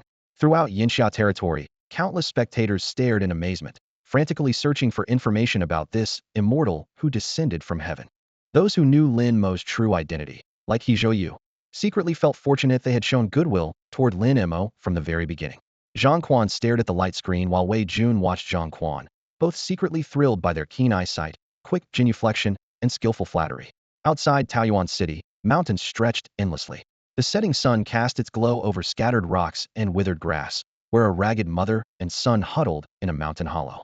Qinya, disheveled and dirt-stained, desperately shook Lin by with her mud-covered hands, screaming hoarsely, "Buyer, all of this should be yours. That money, those treasures, everything your father left behind." This mother and son were none other than Qinya and Lin Bai, who had been expelled by He Zhou. After leaving Taoyuan City, they couldn't bear to abandon their life savings and the inheritance Lin's father had left for Lin Mo. Yet they feared He Zhou's authority too much to return to the city. They could only hide in the mountains. For over 10 days without electricity or internet, They survived by digging wild vegetables and drinking raw water, their obsession and resentment growing ever stronger. Having seen the bull-headed creature, they naturally guessed Lin Mo's true identity. Qinya shrieked like one possessed. Fire, let's go? Let's demand what's ours. Demand it. Hunger, cold, and torment caused Lin Bai's emotions to explode after initial numbness. He suddenly pushed Qinya to the ground, his voice hoarse but firm. That's not mine. That's what father left for my brother. Qinya was pushed so hard she hit a rock, gasping in pain. She struggled to her feet, her voice filled with terror and confusion. Fire, what are you doing? Why are you calling that bastard your brother? You wretched woman, it's all your fault. Lin Bai's face contorted, his eyes bloodshot. I'm going to find my brother. I want to live with my brother. Before finishing his words, he turned and walked step by step toward Taoyuan City, his laughter tinged with madness. Qinya instantly realized his intention, her face becoming ferocious. She lunged forward, clawing viciously at the corners of Lin Bai's mouth. You little bastard, I'll tear your mouth apart. Get away, Lin Bai roared, pushing Qinya away again. She fell to the ground but wouldn't give up, crying and chasing after him. Come back here. That's my son. My son. The mountain wind carried away her broken voice as the struggling mother and son disappeared into the distance. Meanwhile, the Fusang Imperial Palace blazed with lights through the night. The Fusang Emperor had barely calmed down from his rage when he witnessed Lin Mo defeat Macass with a single move on the light screen, his body trembling violently from shock. The imperial physician thought he might die of anger on the spot and was about to approach when the emperor suddenly burst into laughter. Do you see? Sakura Shiori's defeat wasn't Fusang's shame. Macass from the beautiful country was stronger than Sakura Shiori, yet he was knocked down by this Yinxia Bueno, this Yinxia master with one move. And our Sakura Shiori lasted a full minute. This is glory, tremendous glory. When Sakura Shiori returns, I must reward him handsomely. Halfway through his laughter, the emperor suddenly remembered something and looked up at his courtiers. Didn't I send Tanaka Yusuke to assassinate him? Yes, your majesty. The minister was drenched in cold sweat. Quick, stop Tanaka and bring him back. The emperor shot to his feet. Your majesty can rest assured. Tanaka Yusuke hasn't departed yet. He hasn't left yet? The emperor frowned. No, your majesty. He believes this mission means certain death with not even bones remaining. So he's currently arranging his own funeral. Haha, what an excellent funeral arrangement. I must reward him greatly. The emperor threw back his head and laughed while his courtiers exchanged bewildered glances. Across the ocean, the beautiful country's red house was shrouded in oppressive silence. Everyone kept their heads down, not daring to breathe loudly. Suddenly, bang! President Trump slammed the table heavily, his angry voice breaking the deadly quiet. What should we do? No one answered. Trump's gaze swept over everyone before randomly pointing at the nearest senior congressman. Speak. You speak. The pointed-out congressman immediately turned ashen, stammering. How about sanctions? This sparked an uproar. The meeting room instantly became noisy. Yes, sanctions. Sanction them. Trump rubbed his temples, pointing at Lin Mo standing proudly on the light screen, and asked grimly, sanctions? Who's going to deal with him? The voices stopped abruptly, and the air froze again. Trump slumped in his chair and sighed heavily. Let's try diplomacy first. We'll wait until we completely conquer that place and Macass becomes stronger than this Yinxia person. Ding. System notification. The power ranking tournament has concluded. Final power rankings are being calculated. Please wait. Final power ranking calculation complete. All players may check their results. End of system notification. A blinding ray of light pierced through the dome of the alternate dimension as a massive red banner hundreds of meters long came whistling down, unfurling dramatically in midair. Golden characters materialized across the fabric, each letter appearing as if forged from molten gold, so brilliant they were almost impossible to look at directly. 1. Hidden Player Yinxia. 2. Fengji Yinxia. 3. Sun Jun Yinxia. 99. Sakura Shiori Fusang. 100. Max Depialiang. Aside from significant reshuffling in the top 5 positions, the remaining rankings showed little change. Notably, after being defeated by Sakura Shiori, Jiang Ruhan won 2 consecutive matches, climbing from 27th to 24th place. As the rankings settled, the 3 thrones floating in the air adjusted accordingly. Lin Mo's first place throne rose higher, surpassing the other 2 and hovering independently above them, looking down upon all the elite warriors present. Fengji's second place throne remained in its original position, while Sun Jun's inherited third place throne descended slightly, creating a symbolic gap between the ranks. Ding. Universal rewards are being distributed. Players please wait. In the next moment, invisible chains within all players' bodies shattered with a resounding clang. New card slots were forcibly unlocked. Lin Mo, Jiang Ruhan, and the few others who had already opened their second card slots directly unlocked their third slots, while most players had just entered the second card slot phase. The contrast immediately produced 2 distinctly different expressions. The former showed delight, the latter showed concern. Moving forward, the threshold for opening the second card slot would become increasingly lower, eventually becoming commonplace after the beast tied. What would truly separate players was the third card slot. Those who failed to cross this threshold today might not even qualify to participate in the next battle arena. The system, indifferent to the emotions of mortals, continued its mechanical announcements. Congratulations to players ranked 10th to 100th. You have received 1,000 Card Master Gold coins. Congratulations to players ranked 4th to 10th. You have received 5,000 Card Master Gold coins. Congratulations to the third place player, Sun Jun. You have received 6,000 Card Master Gold coins. Congratulations to the second place player, Fengzhe. You have received 8,000 Card Master Gold coins. Congratulations to the first place player, Lin Mo. You have received 10,000 Card Master Gold coins.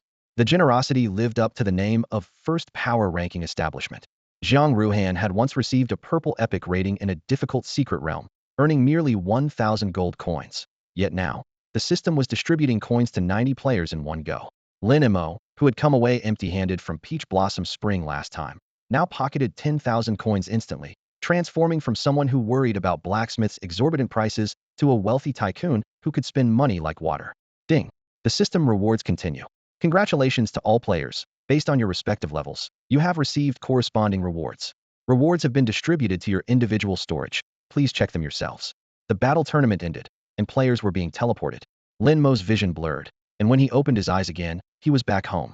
The tournament had officially concluded. Lin Mo threw off his protective gear and collapsed heavily onto his mattress, his heart still burning with the fighting spirit from the arena. Brief dizziness and sharp pain throbbed at his temples.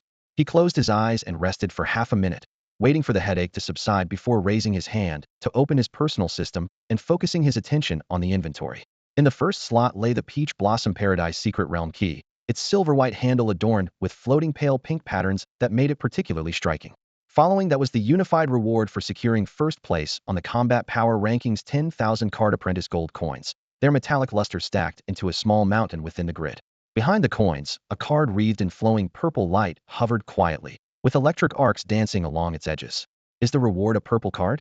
Lin Mo murmured softly.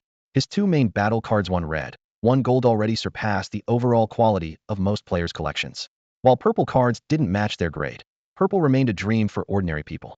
Red cards were nearly impossible drops, and gold cards were recognized as the pinnacle achievable by humans. Zhang Ruhan had broken into the top 30 of the combat rankings with just 2 purple cards, proving that purple cards were far from weak. Therefore, he felt neither excitement nor disappointment, approaching it with an analytical mindset as he opened the card details. The purple card information instantly unfolded. Spatial Fold Barrier. Quality, Purple Epic. Type, Skill Card. Attribute Bonus, Spirit 1, Defense 5. Skill Description, upon activation, 3 rotating energy shields appear around the player. Effect 1 Damage Immunity. Shields absorb massive damage for the player. All damage is absorbed by shields while they exist. Effect 2 Fold Reflection. Just before shield destruction, reflects 50 damage back to the source. Effect 3 Enhancement. While shields exist, player movement speed 50. In non-combat state, this enhancement increases to 100. This purple skill card wasn't top tier within its class. It couldn't compare to the highest ranked identity cards, but its positioning aligned almost perfectly with Lin Mo's needs. With his third card slot now open, he desperately needed a defense-oriented core card. His strategy quickly took shape in his mind. 1. King Yama Control and Execution. 2. Master of 5 Willows Sustained Damage Output. 3. Spatial Fold Barrier Shields and Mobility. Supplemented by the famous weapon Ghost Slaying Sword for burst damage, his weaknesses would be covered. In comparison, his former main card Bullhead was showing its limitations in this tournament. It couldn't even last 3 rounds against Sakura Shirori. Fortunately, Bullhead could attach to King Yama without occupying a card slot, or it would have already been relegated to second-string status. I must find Horseface as soon as possible, he resolved silently. Bullhead and Horseface were both blue summoning cards that could attach to King Yama, benefiting from its enhancements while triggering additional set effects. If he could collect both Bullhead and Horseface and form a complete chain with King Yama, he estimated the overall strength would be no weaker than any purple card, possibly even touching the threshold of gold cards. The challenge lay before him. Blue Star was vast, with cards numbering in the billions. Finding Horseface in this endless ocean would truly be no easy task. After the tournament, Lin Mo's life settled into a brief period of tranquility. During this time, he practically locked himself indoors, waking up, training, studying card manuals, day after day in endless repetition. Only 2 phone calls could interrupt this peaceful routine. The first came from Zhang Quan. routinely inquiring about the progress of cooperation between the card business and the inspection bureau. The second was the one currently pressed against his ear from Hizhoyu. Lin Mo, Director Feng asked me to check if you need any help with daily life matters. Hizhoyu's voice remained respectful through the receiver. No, I'll reach out if I need anything. Lin Mo responded curtly, exchanging a few casual pleasantries. Before the conversation ended, knock knock, someone rapped on the door.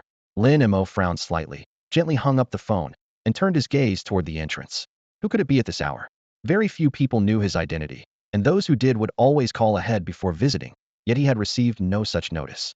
He rubbed his temples. The after effects from his last use of judge had mostly healed, though occasional sharp pains still struck. Then reached for the door handle. The hallway outside was dimly lit, and a metallic scent of blood hit him immediately.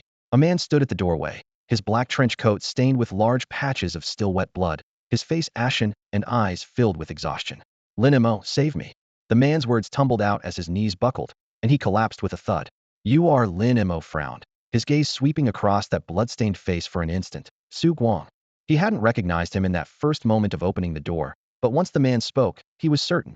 This was indeed Su Guang, who had fought alongside him in the Peach Blossom Springs secret realm. After the realm ended, they had no further contact, yet now he appeared at his door covered in blood and begging for help. This stark contrast filled Lin Mo with doubt. By all logic, although Su Guang's faceless old woman card had been damaged, the system had rewarded him with a purple card upon clearing the realm, and throughout their journey he had displayed other hidden cards and secrets. With his resources, he shouldn't be reduced to such a desperate state. Lin Mo, save me. Su Guang frantically looked over his shoulder, as if death itself were pursuing him. Lin Mo didn't rush to answer, instead slipping his hand into his pocket and quietly redialing Hizhoyu's number. Su Guang radiated an intense aura of mystery. To ordinary people, mystery often meant trouble.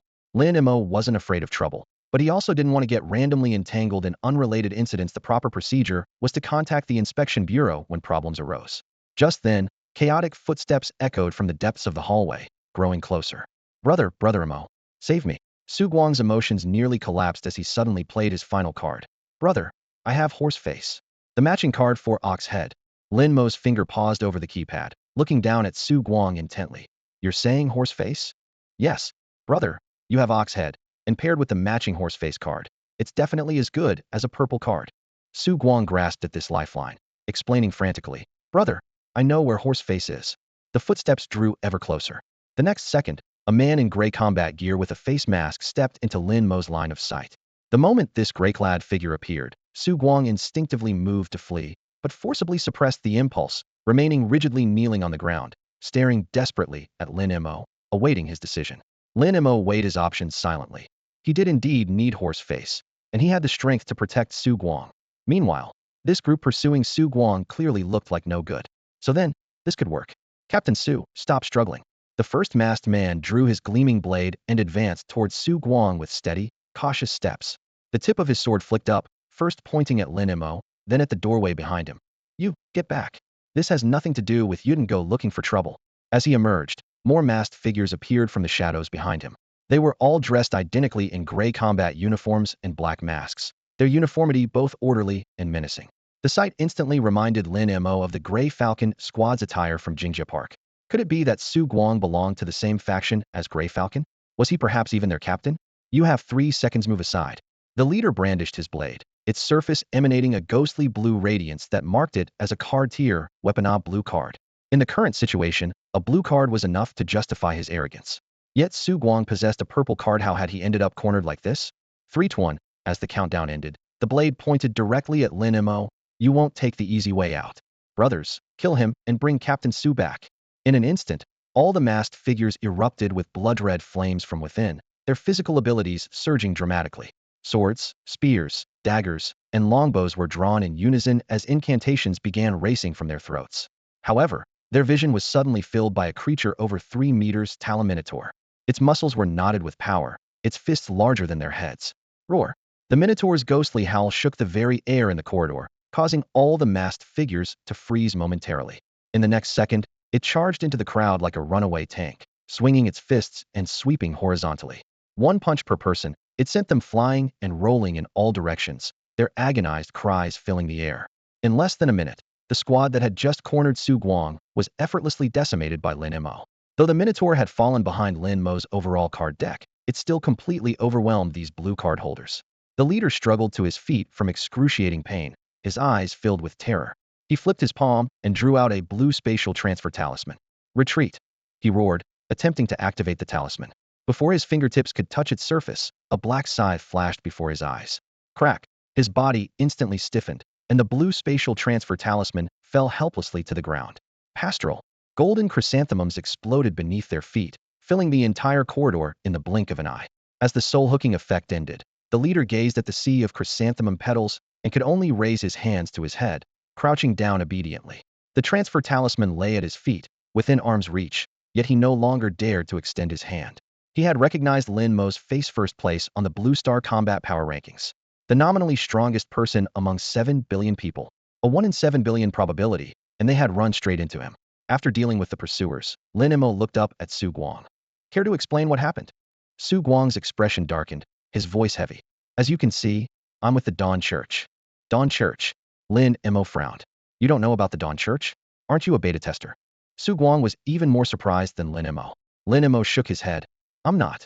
Su Guang collapsed to the ground, staring at Lin Mo in disbelief. He knew Lin Mo's significance all too well, there was absolutely no need for him to lie. But Lin Mo, who ranked first on the combat power list, and had once defeated Max with a single move, wasn't a beta tester? Was that even possible? I'm a deputy captain of the Dawn Church, Taoyuan branch. Su Guang slumped his shoulders, his voice hoarse as if all strength had been drained from him.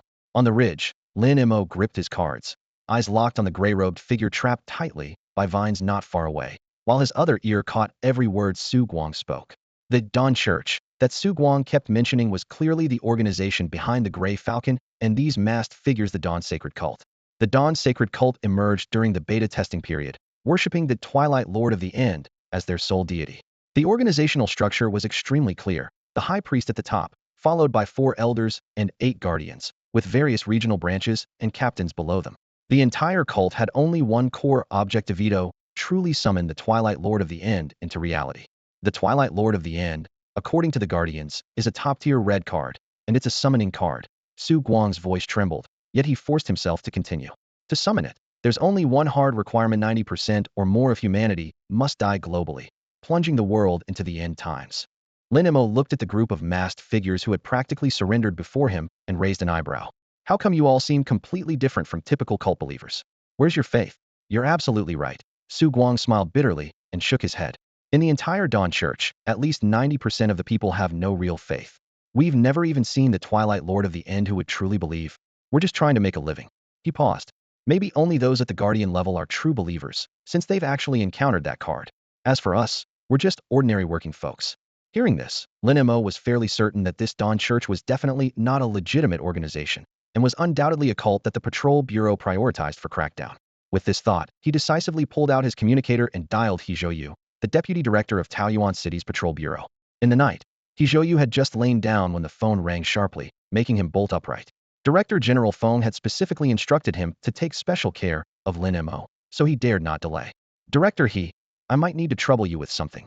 Lin Mo's tone was calm, yet carried an undeniable certainty. Please go ahead. I've caught a group of people who claim to be from the Dawn Church. What? He Zhouyu's voice shot up in volume. Lin Mo briefly explained what had happened. The other end of the line fell into a long silence, with only He Zhouyu's heavy breathing audible. Director He, are you still there? Isn't the Dawn Church within the Patrol Bureau's strike range? Their doctrine summoning evil gods, sacrificing humans doesn't look legitimate by any measure, right? I apologize. He Zhouyu's voice carried a slight tremor. What you just said is truly shocking. I'm processing it. The Patrol Bureau has always listed the Dawn Church as a priority target, but they're too good at hiding. We've only caught a few worthless small fry. Are you saying that you currently have a Dawn Church deputy captain and an entire team of cult members in your hands? To confirm, he asked several follow-up questions. After all, as a beta player, he knew how skilled these people were at hiding and escaping. Yes, do you want them? If not, should I let them go? Yes, Lin Mo said. He Zhouyu immediately jolted awake from his drowsy state. There was no way he'd let such a golden opportunity slip through his fingers. Lin Mo, give me the address. I'm coming right over. Before he'd even finished speaking, he couldn't be bothered to change out of his adorable blue teddy bear pajamas and tore open a spatial tunnel, diving straight through. Lin Mo had just finished reciting his home address when the air at his front door began rippling like water. The next second, He Zhouyu in his blue teddy bear pajamas was forcibly stuck outside the pastoral barrier and tumbled straight into the lawn in front of the Lin family courtyard. The spatial tunnel, severed by the pastoral realm, exploded into glittering fragments behind him. Looking up, he found a group of masked figures staring at him in bewilderment. Director He, these people are yours to handle. Lin Mo pointed at the group trapped within the pastoral realm. I've got other business to attend to. If you leave, I can't control them all by myself. Hijoyu scratched his head awkwardly. All his cards were burst damage dealers with zero crowd control. If they escape and the higher-ups come after me, not only will I lose the credit, but I'll get disciplined too. Lin Mo frowned, then had a flash of inspiration. If loosening his grip might let them escape, he'd simply strip them of all ability to move. The chrysanthemum phantom in the depths of the pastoral realm instantly shattered, and the poetry and wine swords hummed as they floated into the air, their tips aimed at each masked figure. Rather than concentrating firepower on a single target like he had against Sakura Shirori in the tournament, he divided the swords among multiple targets, striking with just enough force. Sword energy pierced into their spiritual seas, and the masked figures rolled their eyes back one by one, collapsing unconsciously in neat rows.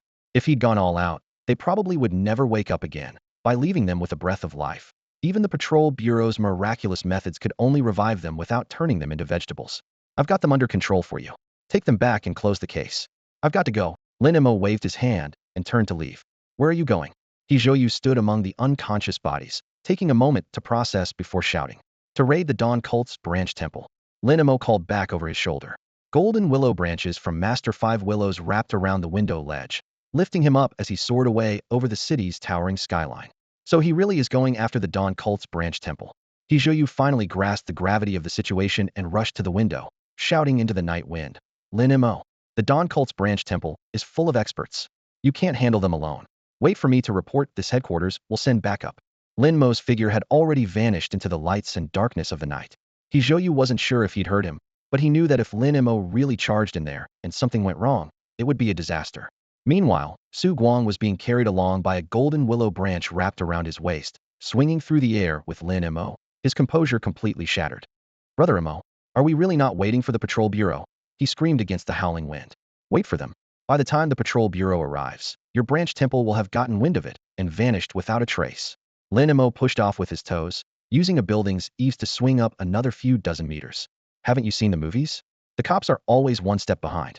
Following them will only put us one step behind too. The city's neon lights flashed beneath their feet.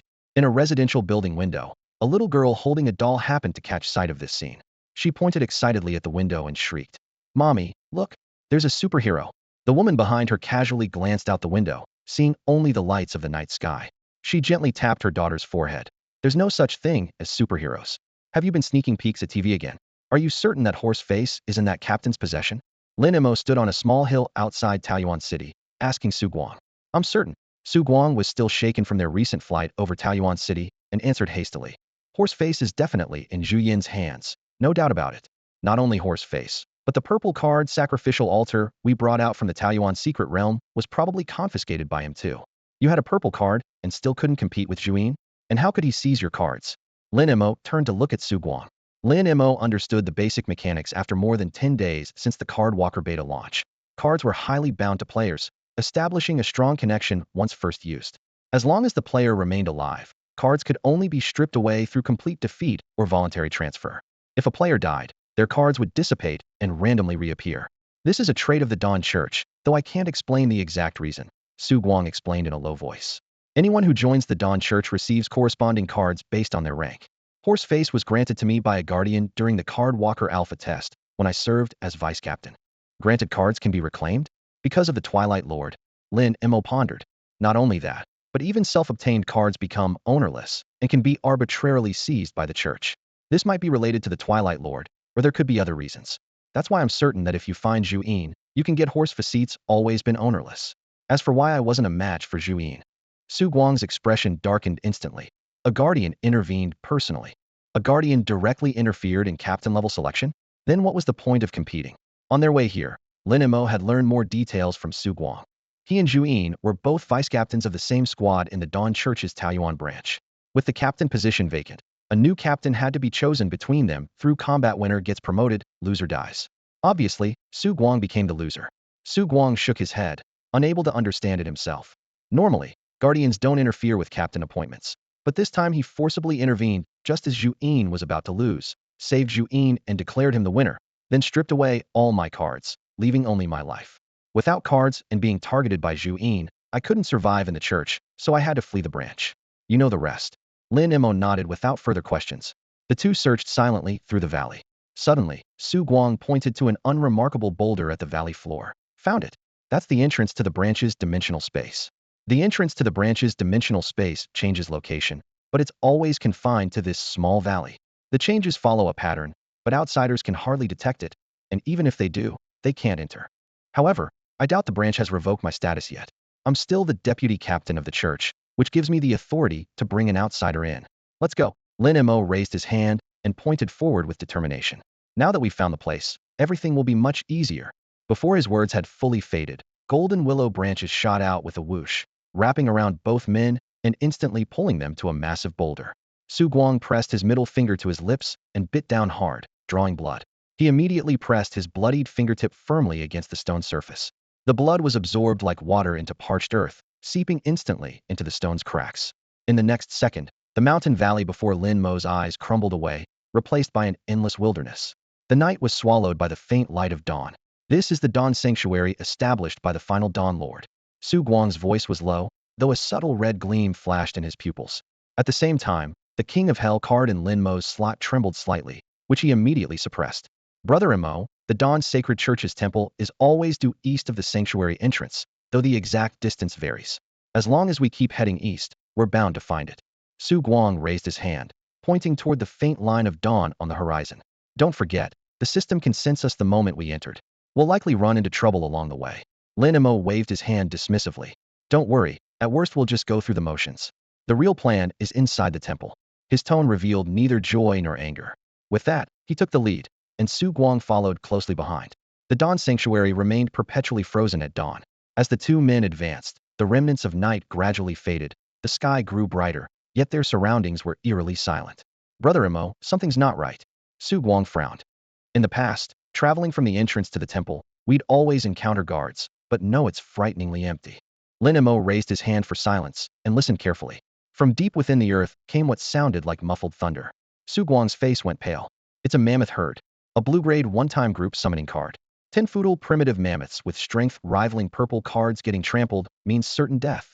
Brother Mo, we need to scatter to the sides. They only charge straight. Too late. Lin Mo smiled bitterly. A black line appeared on the distant horizon, like an ink brush sweeping across the wilderness, quickly solidifying at least 3,000 mammoths thundering toward them like an avalanche, their massive feet causing the ground to shake violently. In Lin Mo's analytical vision, information appeared. Mammoth herd. Quality, blue rare. Type, one-time special summoning card group. Effect, summons 3,000 primitive mammoths for a 1 kilometer charge. Restriction, can only charge forward. Restriction, can only be used in open terrain. Despite its limitations, the destructive power was terrifying. With these behemoths' size and density, anything caught in their path would be crushed to pulp. Su Guang's face was drained of color, his whole body trembling as he muttered continuously, "It's over. We're going to die? I never should have come looking for you. Why did I look for you? What?" Meanwhile, in the center of the wilderness stood a majestic temple-like structure. Inside the great hall, a white-haired, long-bearded elder sat cross-legged on a cushion, his face kind and eyes slightly closed. The temple doors opened, and a thin man barely 5 feet tall hurried in, reporting urgently. "Guardian, the sanctuary shows that Su Guang has returned, and he's brought a stranger. The people we sent to kill him haven't reported back. Hui-sun and I released the mammoth herd to intercept them. Please advise on our next move." The white-haired guardian opened his eyes, his gaze calm. "Zhu, don't be hasty. The beast-tide intervention mission is complete, and most of our followers have evacuated. With you, me, and Hui-sun here, the sanctuary's defenses are sufficient. Let them make their move. Su Guang can't cause any real trouble." As his words faded, he closed his eyes again in meditation, his voice slowly dissipating in the vast hall. "Yes, Guardian." Zhu bowed respectfully before withdrawing. 3,000 mammoth elephants charged across the wilderness with their heads lowered, thundering forward in a frenzied stampede. Su Guang remained lost in his own world, constantly questioning himself why. Why? Lin Mo lifted his head slightly, gazing at the vast sky above the wilderness, lost in thought. Pastoral garden. Finally, just as the herd of giant elephants was about to trample them, Lin Mo sprang into action. The 5 Willows Master emitted a blinding light. Golden chrysanthemums bloomed magnificently. But unlike his previous use of pastoral garden, this time he didn't attempt to block the elephant herd. Even someone as powerful as Lin Mo couldn't guarantee that Pastoral Garden could truly stop this maddened stampede. Instead, he chose to make the chrysanthemums bloom around himself, spreading out in layers as a defense against the herd. As the chrysanthemums fully unfurled, the distant elephant herd finally came trampling forward. Massive elephant hooves collided with the flowers, crushing them one by one. But the herd was forced to split apart, dividing around both sides of the garden. If someone could observe from the sky at that moment, they would witness this extraordinary scene. Within the overwhelming sea of mammoth elephants, a single hollow space remained, filled with blooming chrysanthemums. At the center of the chrysanthemums stood a small thatched cottage, quietly standing amidst the waves of the elephant herd. Before the cottage, 5 willow trees swayed gently in the air, starkly contrasting with the roaring of the surrounding elephant herd. But as the mammoth assault grew more intense, the cottage lost its earlier tranquility and began to shake violently. The chrysanthemums outside the cottage disappeared one by one, seemingly about to be completely overwhelmed by the herd. But at that moment, an aura as if from the depths of the 9 netherworlds burst forth. From within the thatched cottage, a figure slowly rose crowned, wearing black dragon robes and wielding a long sword. The elephant herd was intimidated by this aura, their roars rising and falling as their formation descended into chaos. Some even began trampling each other, with several giant elephants knocked to the ground by the Yama Emperor's presence, crushed into pulp by the mammoths that followed. The pastoral garden also stabilized once more as the Yama Emperor's aura expanded. As time passed minute by minute, the first wave of elephants began to disperse across the wilderness. By the time the last chrysanthemum in the garden was broken through by the herd, the elephants in the wilderness had almost completely vanished. The few remaining were quickly pierced by a flying sword that soared freely through the air. With each giant elephant slain, the blood-red color on the sword grew more sinister. The golden characters reading Ghost Slaying Sword became even more vivid in the quiet of dawn. Ghost Slaying Sword, return. Lin Mo extended his right hand. After killing the last giant elephant, the Ghost Slaying Sword spun in the air and came to rest behind Lin Mo's back. Su Guang, stop spacing out, let's go. Lin Mo walked over to the frowning Su Guang, patted his shoulder, and pulled him out of his confusion. All right, all right, all right. Su Guang's eyes still held some bewilderment, but he obediently followed Lin Mo as they continued forward. At that moment, in the temple less than 3 kilometers from Lin Mo, the white-haired guardian opened his eyes once again. Zhu Yin and Gray Falcon, who had just entered, walked into the temple the instant he opened his eyes, their faces devout and respectful. Guardian, the mammoth herd card has completely failed. Gray Falcon bowed and spoke. Mysterious and powerful force. The white-haired guardian sighed deeply. Gray Falcon, come and say, is this the power you witnessed at that time? The white-haired guardian gently swept his right hand through the air, and a screen of light materialized. The radiance trembled slightly as the luminous curtain parted like water touched by a finger, then clearly displayed the entire scene of Lin Mo's solo battle against the mammoth colossus herd. Stone skin cracking, iron fists clashing, dust waves surging, every movement magnified to its extreme. When the scene reached the moment Lin Mo activated King of Hell, the light screen suddenly froze, then began cracking inch by inch from its center. Fragments scattered everywhere, yet that overwhelmingly powerful figure remained perfectly burned into Gray Falcon's pupils. Guardian, when I executed the second card slot mission last time, this is exactly the kind of terrifying aura I felt. Gray Falcon's voice carried visible tremors. Good, very good. The white-haired guardian nodded with satisfaction, his voice hoarse, yet filled with anticipation. Go now, child. Complete the task you must complete. The Twilight Lord of the End will protect you. You will become the most favored captains under the Lord's command. With this promise secured, Gray Falcon and Zhu Yin's breathing quickened simultaneously, fanaticism burning in their eyes as they strode from the hall. The guardian watched their silhouettes disappear, his smile deepening. He slowly rose and walked toward the very center of the temple, prostrating himself before the statue of the Twilight Lord of the End. The towering statue emanated a dim halo, as if observing everything.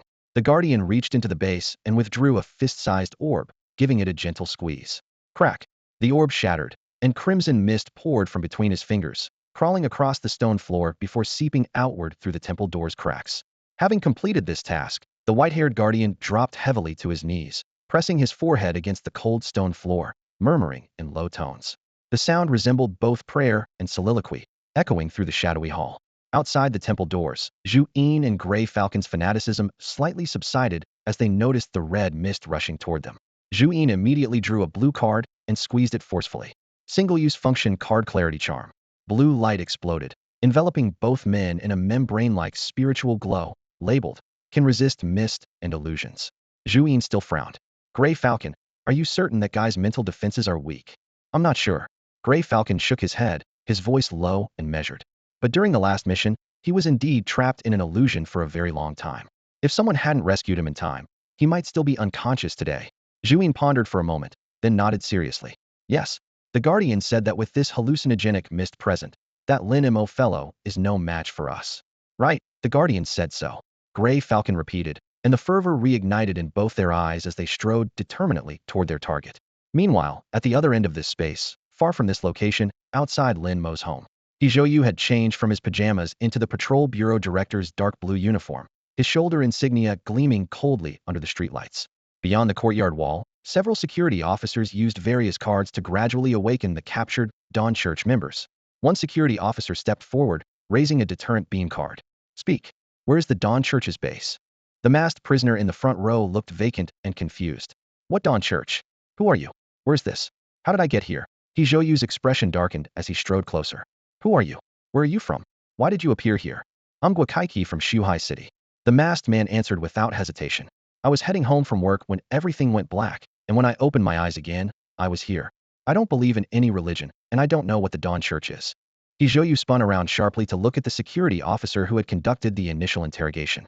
That officer held up a lie detector card, his expression grave. Director, my lie detector hasn't caught any deception. He Zhouyu's heart turned ice cold as all possibilities flashed through his mind like lightning. This is bad. It's a trap. Lin Mo is in danger. We're here. Lin Mo raised his head, his gaze sweeping past the end of the steps, only to see the entire temple completely engulfed by rolling red mist. Brother Mo, Su Guang followed closely behind, his voice filled with confusion.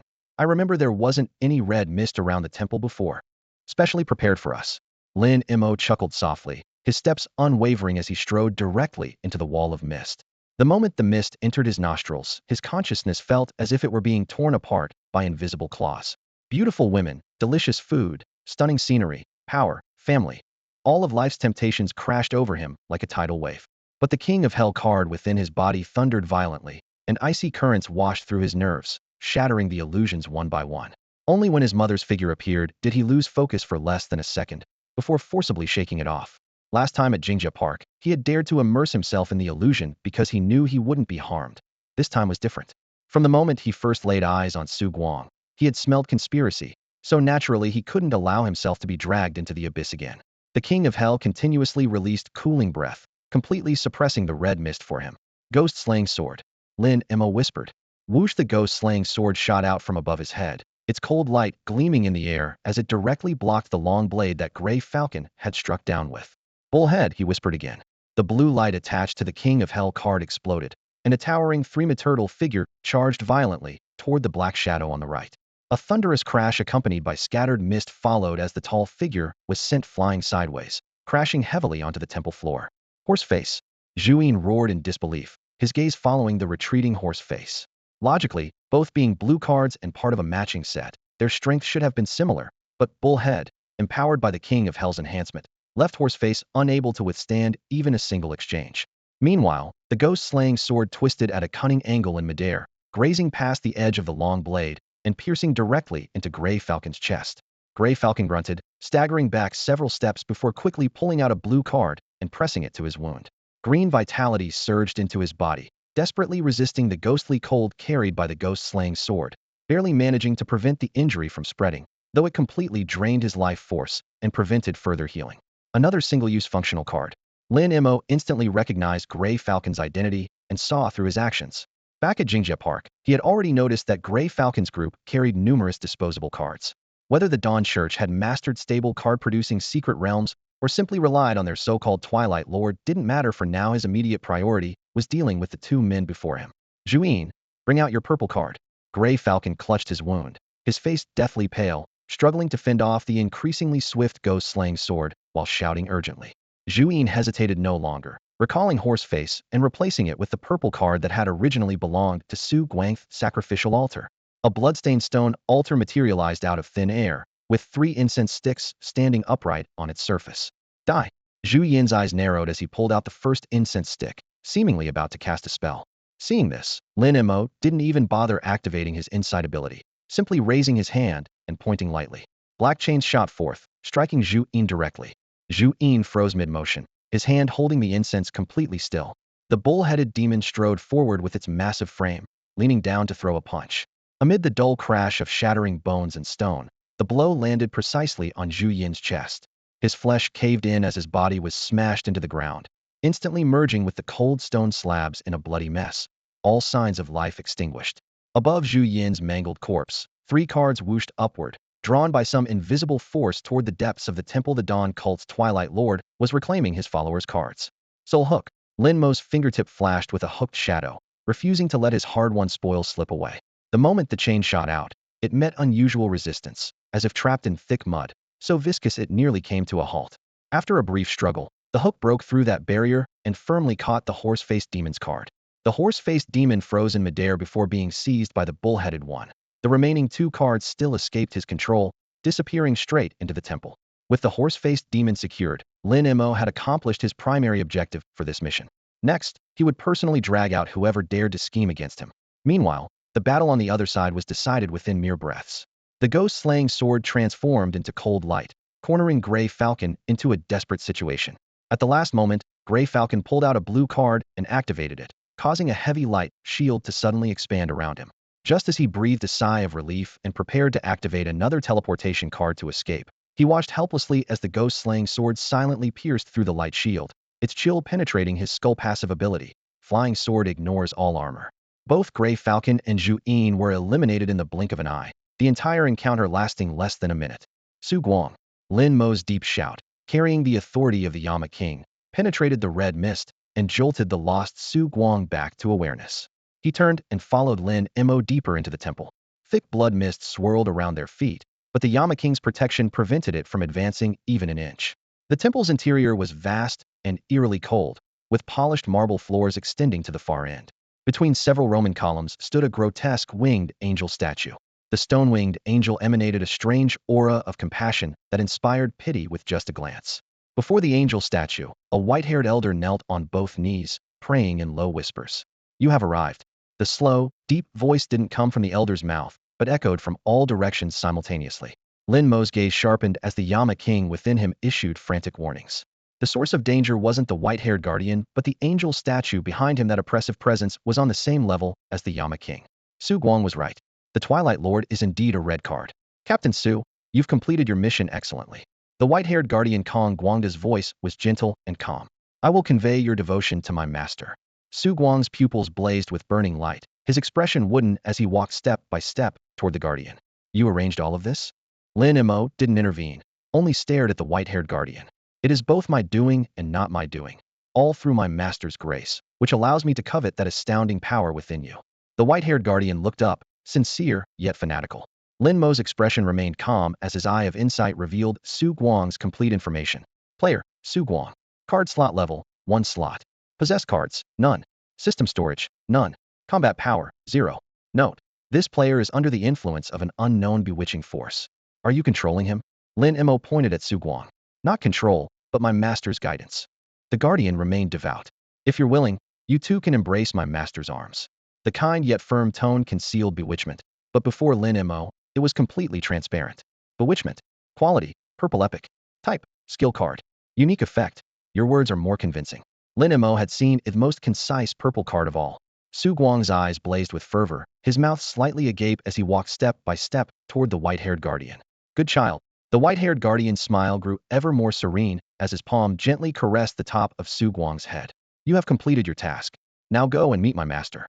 His palm descended, light as a feather, yet in an instant it transformed into death's own strike.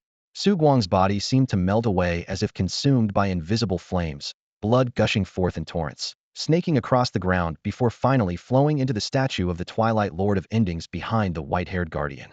The once dim stone statue's eyes suddenly blazed with an eerie light as the blood poured in, as if awakening from some distant slumber. Come here, child.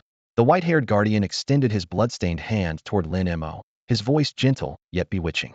Offer the cards you carry to my master.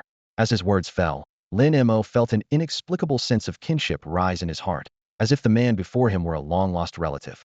But this emotion lasted less than a second before his mind became clear and sharp as cold steel once more. Impressive technique. Lin Mo chuckled softly. The white-haired guardian remained silent, locking eyes with Lin Mo. Neither was in a hurry, yet the air seemed stretched taut like a bowstring.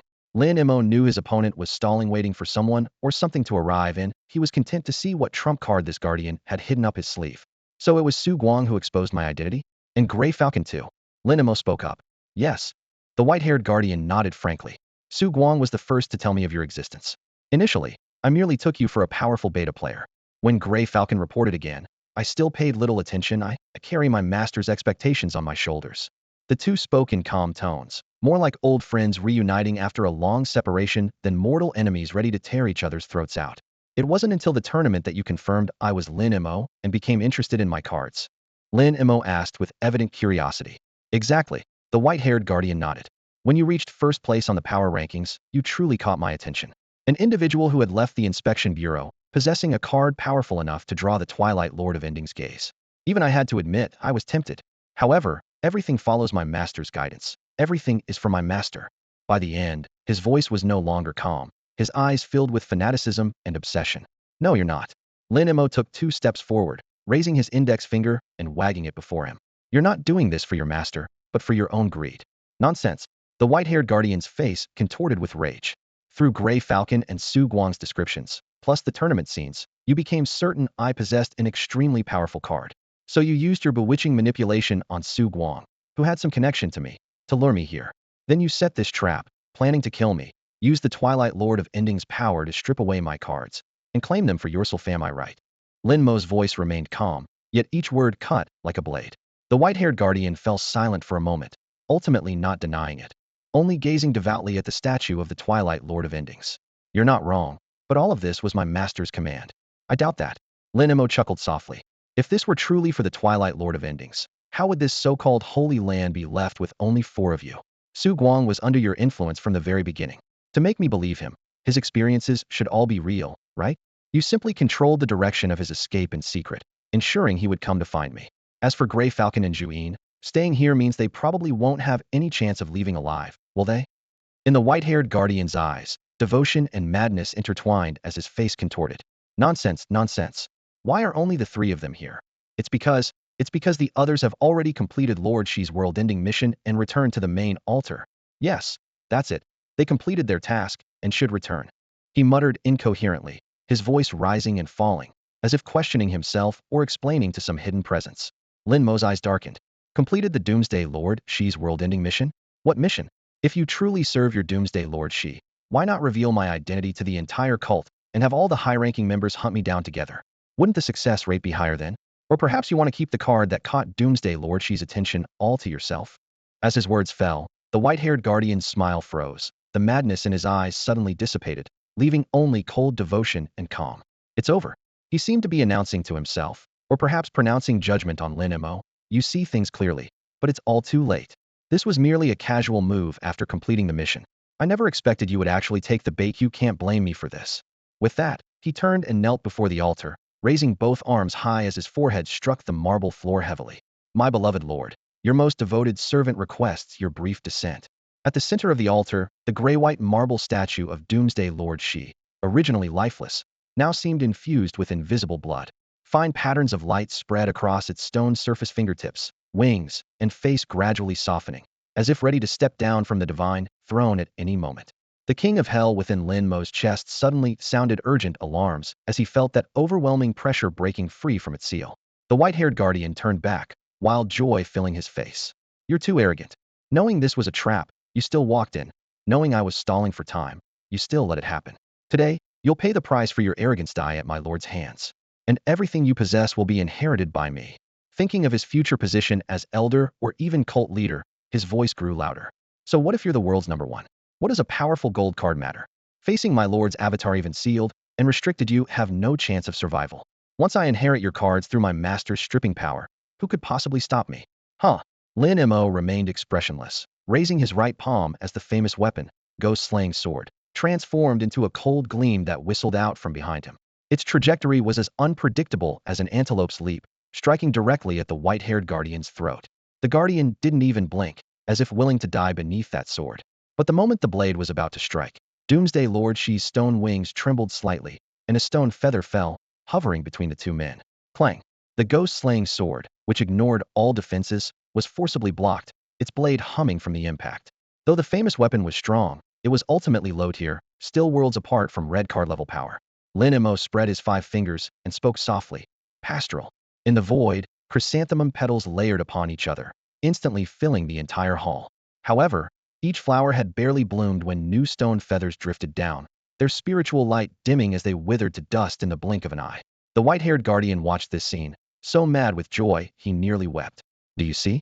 This is my lord's power. Without a red card, no matter how many cards you have or how strong they are, it's useless. Only red cards can resist. Lin Mo looked up at him, his lips slowly curving into a gentle arc as he whispered, "What a coincidence, I happen to have one." "A red card? What a coincidence, I happen to have one." Lin Mo's composed voice echoed repeatedly through the empty temple, lingering for a long while. "What? Impossible." The white-haired guardian's pupils dilated suddenly, nearly splitting apart. Lin Mo casually pointed behind the guardian, his voice light and indifferent. "Behind you have any other trump cards?" The guardian remained immersed in the shock from moments before, standing there like a wooden statue. "Seems like there aren't any." Lin Mo sighed softly, having hoped to lure out an even bigger fish. "Since this is the end." He extended his index finger, pointing toward the statue of the Twilight Lord that had just fully awakened, transforming from stone into flesh and blood, and pronounced in a low voice, "Judge." Heaven and earth spun, and the Dawn Church's temple was instantly replaced by a crimson purgatory, black wooden frames, cold iron shackles, and heavy chains layered and intertwined, binding a slumbering, angelic being. This was the Twilight Lord's original form, though what was being dragged into judgment now was merely one avatar from its complete entity. The King of Hell, seated high upon his blood-jade throne, gazed down upon all beings, his voice booming like thunder. "My judgment evil." In the next breath, the purgatory scene collapsed, and the temple returned to its original state. The Twilight Lord's avatar turned back to stone, cracking from the legs upward, then the arms, torso, until only a bare head remained standing on the ground. Its gray-white eyes stared lifelessly at the equally frozen, white-haired guardian. The omnipotent Lord, defeated just like that? For the first time in his life, the guardian felt his faith waver. Lin Mo rubbed his throbbing temples and summoned the ghost-slaying sword once more. "No. Impossible." The white-haired guardian finally snapped awake, transforming into a blur barely visible to the naked eye as he rushed toward the temple's depths, stopping on a circular floor tile. "Just you wait. I'll report everything to the sect master," he threatened harshly. Before his words finished, the tile glowed blue, a pillar of light shooting upward to envelop the guardian completely as space hummed and trembled. The ghost-slaying sword prowled back and forth outside the blue barrier, but could never lock onto its target. The guardian secretly rejoiced. Fortunately, he had set up this teleportation array and used the Twilight Lord's avatar as double insurance, otherwise he would surely die today. The avatar's loss might wound the main body, but I completed the beast-tied deployment and reported intelligence in time. My merits offset my faults, I am still a guardian. He kept reassuring himself while contemplating how to report Lin Mo's information to earn additional credit. However, gradually, he sensed something was wrong. The teleportation array, why wasn't it activating? The blue light slowly dimmed, revealing the scene before the guardian chrysanthemums blooming layer upon layer, filling the entire temple, surrounding the teleportation array in an impenetrable wall of flowers. Lin Mo's garden had completely sealed this space, rendering the teleportation array utterly useless. At this very moment, the contents of the temple reflected in his mind. After being captured, followers should willingly embrace death, allowing their souls to return to the embrace of the Twilight Lord of the end times, where warmth and love would forever envelop the souls of the deceased. The white-haired guardian's tongue reached deep into his gums, quietly crushing the specially made poison pill hidden there, while his slightly glowing eyes struggled frantically between terror and fanaticism. Within mere breaths, his survival instinct completely overwhelmed his faith, and he suddenly dropped to his knees, raising both arms high. "I surrender. I know intelligence about the Dawn Sacred Sect, the entire plan regarding the beast tide." After obediently crouching down, he spoke incessantly. "Don't kill me. I'm useful, very useful. Just spare my life, and I'll tell you everything I know." The moment his last syllable fell, a sinister chill suddenly seeped into the space, ignoring the pastoral barrier's seal and rushing straight toward the white-haired guardian. However, he remained completely unaware, still pleading with Lin Mo in hushed tones. A curse. Lin Mo wondered to himself. The Dawn sect's ability to spread throughout the nation while evading the inspection bureau likely relied on several methods: creating their own dimensional spaces, teleportation arrays, numerous disposable cards, and summoning the Twilight Lord of the end times within dimensional spaces. Meanwhile, members acted with extreme caution. Take the white-haired guardian as an example. He only dared to make his move after completing his sect's mission. However, caution alone wasn't enough to guarantee absolute secrecy. as those sent on external missions inevitably risked capture. Therefore, the sect implanted this sinister chill within all members' bodies. Should they betray the sect, they would be killed instantly, rendering captives completely worthless. For ordinary cultivators, this sinister chill was elusive and troublesome, leaving them helpless but to watch sect members die. Unfortunately for them, they had encountered Lin Mo. Soul Hook. Lin Mo called out quietly, and the soul hook tore through the air, catching the sinister chill just as it penetrated the guardian's body. Then the legendary weapon, Ghost-Slaying Sword, gleamed with cold light and struck down heavily. The chill exploded thunderously, its aftershocks churning through the air. The white-haired guardian couldn't see that mass of energy and assumed Lin Mo intended to take his life. His legs went weak, and he collapsed directly to the ground, his crotch growing warm as scalding liquid trickled down his thighs. Don't kill me. I'm truly useful. After the ghost-slaying sword destroyed all the sinister chill, it remained suspended in midair, its tip trembling slightly. Lin Mo pondered for a few seconds, then flicked his wrist. Poetry and wine. The chrysanthemums beside the guardian instantly shattered, transforming into a wine sword that pierced through his chest. Mental shock spread overwhelmingly. The white-haired guardian's pupils dilated, and he fell straight backward, unconscious. As a high-ranking member of the Dawn sect, the intelligence he possessed was certainly not simple and would be sufficient to help the Inspection Bureau track down the sect. Since someone dared to move against him in the shadows, Lin Mo naturally wouldn't let this lead slip away. Once the Inspection Bureau interrogated the location of their headquarters, he would personally pay them a visit to witness the true Twilight Lord of the End Times and compare whether the Red Card Yama Emperor or the Twilight Lord of the End Times was more terrifying. However, all of that was for later. At this moment, he realized a more troublesome problem, more urgent than the Twilight Lord of the End Times, Beast Tide, or plans mentioned by the Guardian. He had been brought into this dimensional space by the bewitched Su Guang. Now, aside from himself, the only living person was the unconscious white-haired guardian, and there was no telling when he might wake up. So, he should, it seemed, apparently couldn't get out. Director this is the guardian from the Dawn cult. But I might have hit him a bit too hard, not sure if he'll wake up. At the entrance to the Dawn cult's dimensional space, morning mist still lingered. Lin Mo stepped on the gravel, pointing at the unconscious white-haired guardian lying nearby, explaining cautiously. After that punch landed, the entire dimensional space had collapsed almost instantly. When he opened his eyes again, he was back in the valley, with this still-twitching white-haired old man lying at his feet. On his way here, he had leaped between tall buildings using the golden willow branch from Master Wulio, moving like a shuttle through the air. But now that daylight had come, wielding the willow branch would draw too much attention. Besides, the guardian at his feet had some unidentifiable liquid staining his pants that reeked terribly. Lin Mo was deeply reluctant to continue carrying him along. After a moment's thought, he decided on the most direct approach, calling Hizhou. At that moment, Hizhou was being severely reprimanded face-to-face by Deputy Director Sun Jun, who had just teleported over from a cross-border dimensional jump. When his communicator rang and he saw the caller ID, his expression immediately brightened. Learning that Lin Mo was completely unharmed made his eyes light up even more. But when he heard that Lin Mo had single-handedly fought through an entire Dawn cult branch and captured a guardian alive, his excitement suddenly turned into something awkward. This achievement was rather embarrassing, making the Inspection Bureau look somewhat incompetent. Don't worry, our Inspection Bureau has plenty of ways to wake him up. In the valley, Hizhou pinched his nose as he crouched down, glancing with disgust at the guardian's wet trouser legs. While responding, he introduced the person behind him to Lin Mo. This is Sun Jun, Deputy Director Sunday. You've met him before. When he heard you might be in danger, he made a special trip here. Hello. Sun Jun stepped forward, extending his hand for a shake, but his gaze seemed intent on taking Lin Mo apart for study. This veteran player who had dominated during the beta testing period couldn't understand how their group of veterans was now being overshadowed by a newcomer. Even more outrageous was that Lin Mo had captured a high-ranking member of the Dawn cult right under his nose, someone all the beta players had despised. Before Lin Mo, the most serious blow dealt to the Dawn cult globally had been when Director Feng led a team of experts in a siege that only managed to recover one guardian's corpse. Looking at the living prisoner at his feet, Sun Jun found the saying, "The gap between people is bigger than the gap between people and dogs," particularly grating. Lin Mo felt uncomfortable under the intense stare, sensing that the other man's eyes burned with a desire to devour him whole. Even more awkwardly, Sun Jun continued gripping his hand without letting go. Ahem. Ahem. Hizhou couldn't stand watching anymore and cleared his throat twice. I'm a bit excited. Sun Jun finally released his grip, his ears turning red as he quickly redirected his attention to business. Let's handle the official matters first. When it came to work, his expression finally turned serious. Mr. Lin, could you describe what happened this time? This might involve your privacy, so I apologize in advance. But we currently know almost nothing about the Dawn cult, only that they worship the Twilight Lord of the End and have a general understanding of their organizational structure. Your information is extremely valuable to us. Of course. Lin Mo nodded. He had already planned to use the Inspection Bureau's resources to dig deeper into the Dawn cult's secrets. As perhaps the world's only actual red card holder, he was intensely interested in the Twilight Lord of the End red card.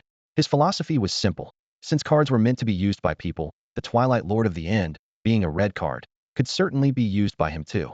By then, with both the Yama Emperor and the Twilight Lord of Endings as red cards in his possession, Lin Mo would truly enter an invincible realm in this world, unbeatable beneath nuclear weapons and capable of mutual destruction above them.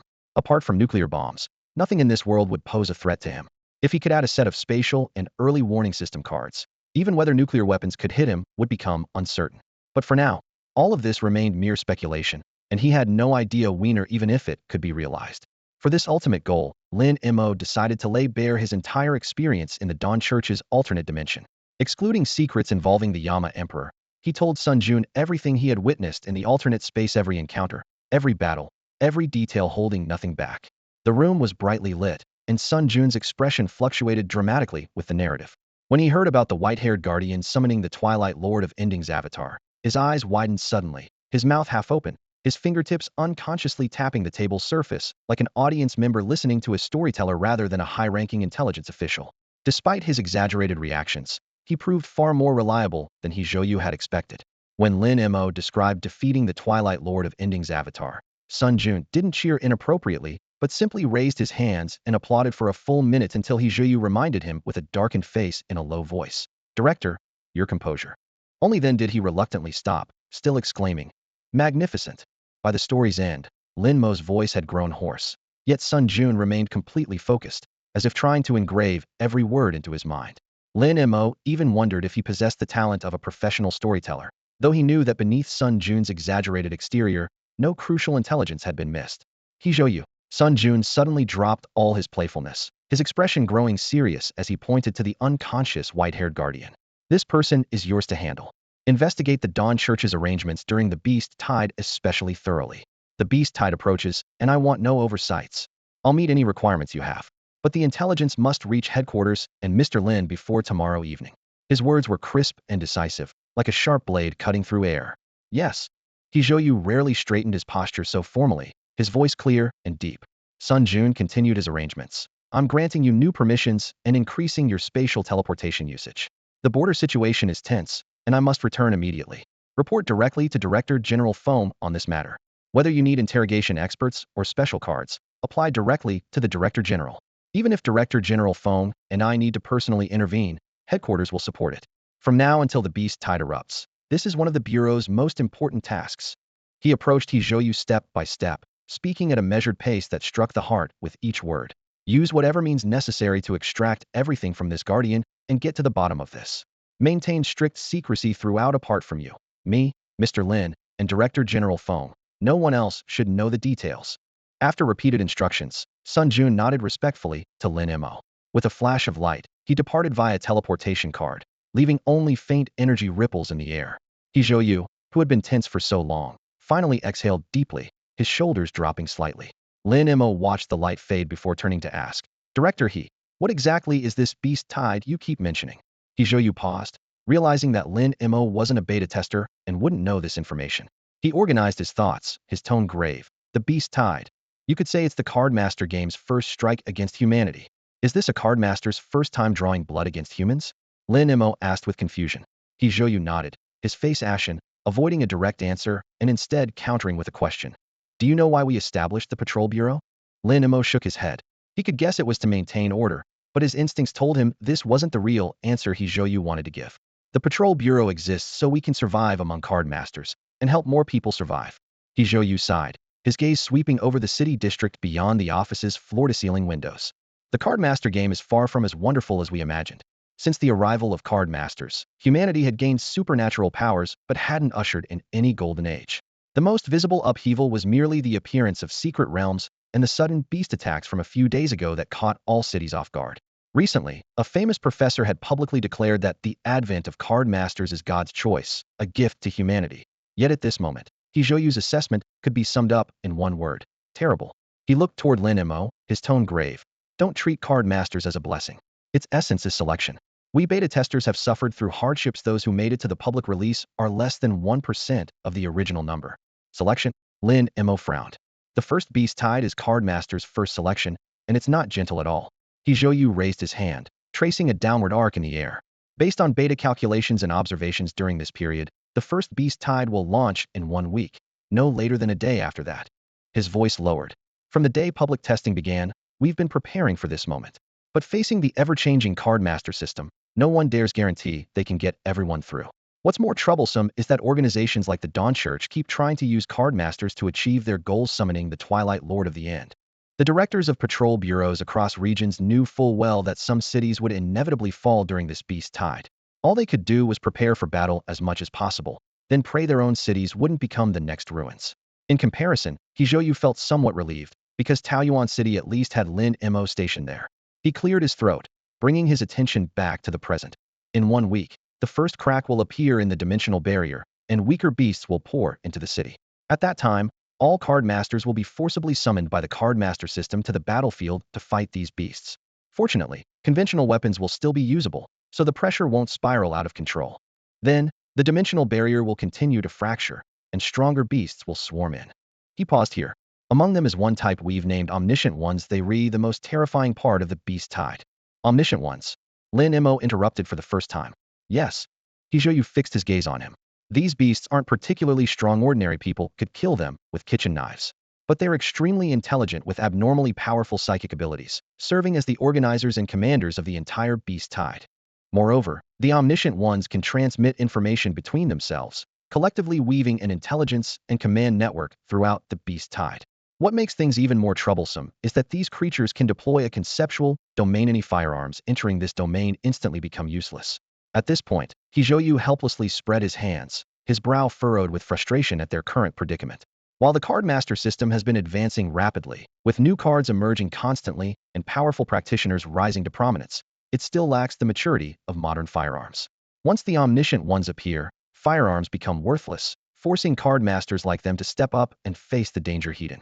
Resist the beast tide and eliminate the Omniscient Ones, he summarized in a low voice. Only when all the Omniscient Ones are dead can firearms regain their effectiveness and the beast tide disperse.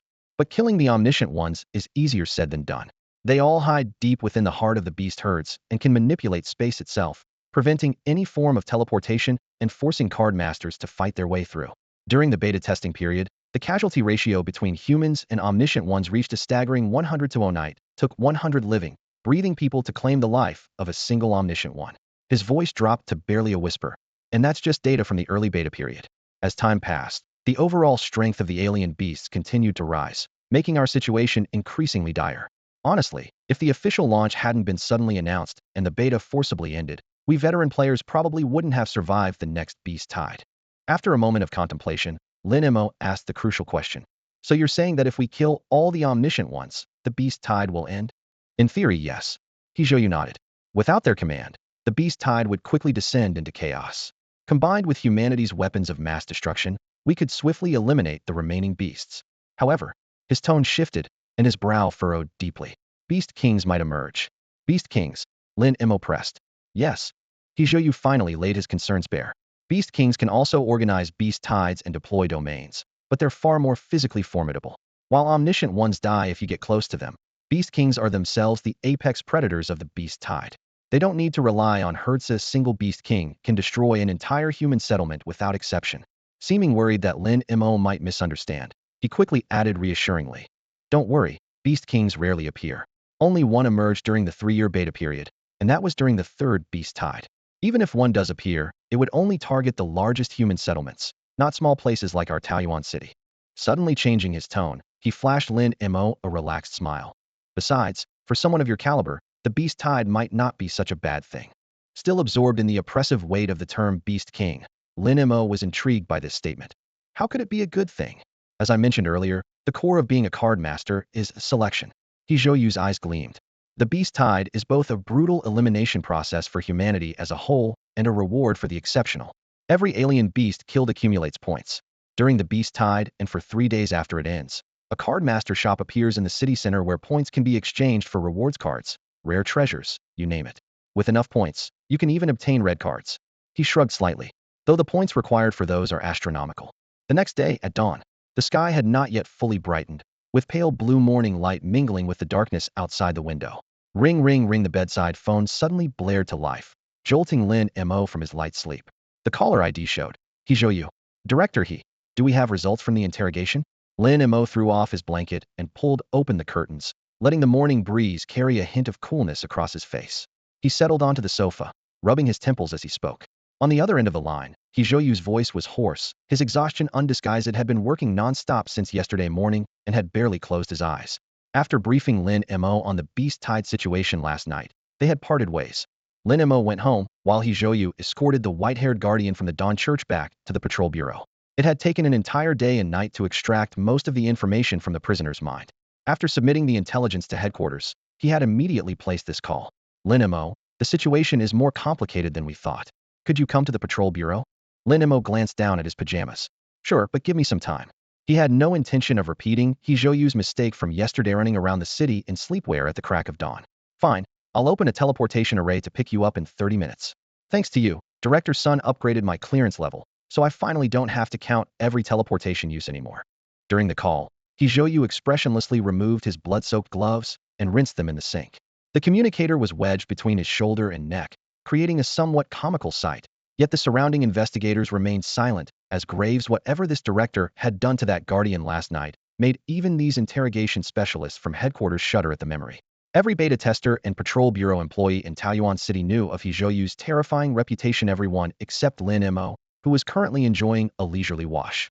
30 minutes later, as the bathroom light went out and steam still lingered in the air, a pitch-black fissure suddenly tore open in the center of the living room. Hijoyu stepped through with a warm smile, showing no trace of the ferocity he had displayed in the interrogation room. Let's go. Lin Mo buttoned up his jacket. Without another word, Hijoyu traced a new spatial portal with his fingertip and gestured for Lin Mo to enter. The moment Lin Mo stepped through, he felt the world spin in the blink of an eye. They were standing before the tallest building in downtown Taoyuan City. Taoyuan City Patrol Bureau. Lin Mo had seen spatial cards before. He had even used Pastoral to seal space himself. But experiencing such direct spatial teleportation firsthand was a novelty that filled him with wonder. By car, the journey from his home to the patrol bureau would take at least half an hour. This spatial tunnel had taken less than a second. Such efficiency made him consider, once he unlocked his third card slot, perhaps he should try acquiring a spatial card. Hijoyu read his thoughts and offered a reminder.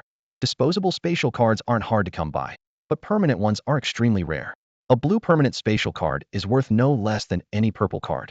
My ability to teleport through space relies on the Patrol Bureau's resources. I don't actually possess a spatial card myself.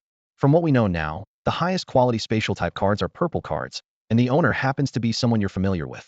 Familiar? Lin Mo raised an eyebrow slightly, searching through his memories but unable to recall which friend had ever used spatial type cards. That's right, and she's someone you defeated before Sakura Shirori. Hijoyu smiled as he revealed the answer. Ah, so it's her. That makes sense then. Lin Mo nodded. As one of the world's top-tier experts, it was perfectly reasonable for Sakura Shirori to possess cards of this caliber. Unfortunately, during their last encounter, she was instantly defeated before she could even make a move, so the true power of her spatial cards remained unseen. Hijoyu continued. While spatial cards are rare, there's actually a good opportunity right now. The Beast Tide Exchange Store? Lin Mo immediately thought of the option he'd heard about before: accumulating merit during Beast Tides, and then exchanging that merit for high-quality cards. Exactly. Though the merit required is no small amount. After speaking, Hijoyu raised his hand to check the time. All right, let's not chat too much longer. This is your first time at the patrol bureau, right? Let me show you around. Lin Mo mentally noted all the information and followed him deeper into the building. The patrol bureau's exterior looked no different from an ordinary office building, but the moment they stepped into the first-floor lobby, an overwhelming sense of gravity hit them.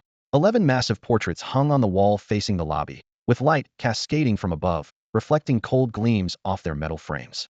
Below each portrait were inscriptions noting names, birth and death years, and achievements, all uniformly ending with the heavy words, "died in battle," weighing down like tombstones. These are the former directors of the Patrol Bureau who died in battle. Hijoyu lowered his voice, his expression solemn. Most perished during fierce battles with beast tides in the beta testing period. He walked slowly, leading Lin Mo past each portrait and introducing their identities and achievements. Some were branch directors, others were deputy directors of headquarters. Some died, defending against beast tides hidden, others fell to ambushes. Lin Mo followed behind, feeling the same sense of respect rising in his heart. When they reached the final portrait, Lin Mo noticed the man in the painting bore a striking resemblance to Hizhou. "This is my older brother." Hizhou's voice grew even quieter, his eyes reddening. During the final wave of the beta testing beast tide, he sacrificed himself alongside an all-knower to prevent the beast tide from overrunning one of Yinxia's 3 major player camps. Otherwise, the person standing before you as director of Taoyuan City's patrol bureau wouldn't be me, but him. At this point, he wiped away tears from the corners of his eyes and forced a couple of laughs. Well, maybe it's for the best. He was just as unreliable as Director Sun Jun. The heavy atmosphere lightened slightly as Hizhou turned around. "Come on, let's go see the guardian you captured." The two crossed the lobby and entered an elevator. Hizhou input something on the control panel, and the elevator began its slow descent. The upper floors are office areas for clerical staff. The Real Patrol Bureau is down below. He smiled as he explained. The elevator display only showed it going to the second basement level, but Lin Mo felt they were descending much farther than that. After a moment, the elevator stopped and the doors opened to reveal a metal-lined corridor with a massive, heavy alloy door at the end, seemingly sealing away unknown secrets. 3 or 4 team members in Patrol Bureau combat uniforms stood at the entrance, apparently waiting for the elevator. Upon seeing Hizhou, they immediately straightened their backs and saluted in unison. "Good day, Director. Come on up."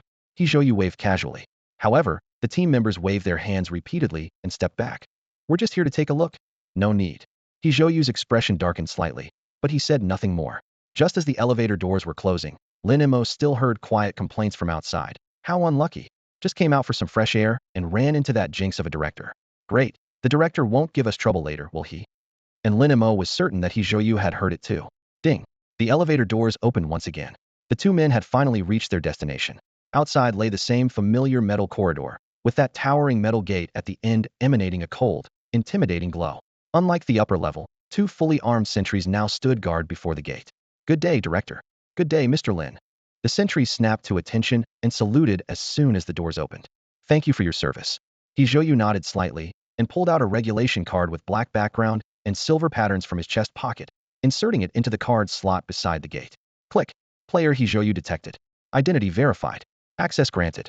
A crisp female voice announced from the speaker above the gate. The heavy gate slowly began to part. Regulation card, Guardian Gate. Hizhou added casually. It automatically reads the cardholder's identity. Lin Mo's gaze lingered on the pale blue energy shield covering the gate's surface. After pondering for a few seconds without asking further questions, he stepped forward to follow. The metal corridor inside was longer and darker than before. The indicator lights embedded in the walls were thin and narrow, providing just enough illumination to reveal the reflective metal floor beneath their feet. Various size compartments lined the corridor walls, their door number plates blinking red dots in the dim light.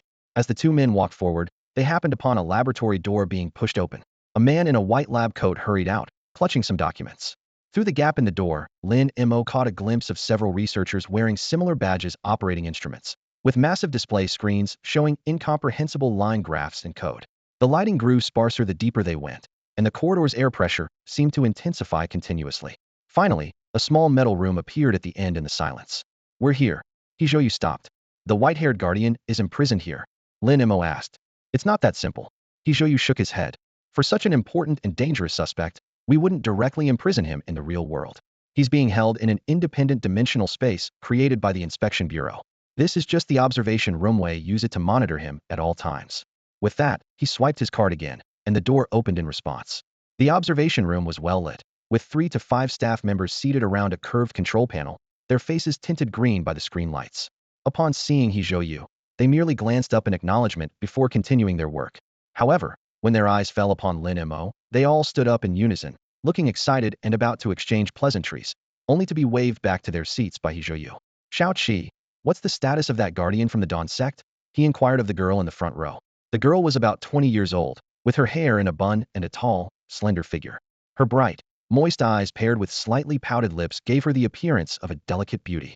"Director, this is now the 30-second dream sequence, and the content is essentially identical to yesterday's records." Su Qi reported in a low voice, controlling her volume just right clear enough to be heard without disturbing her colleagues. The two men approached the large split-screen monitor in the center. The screen was divided into 3 sections.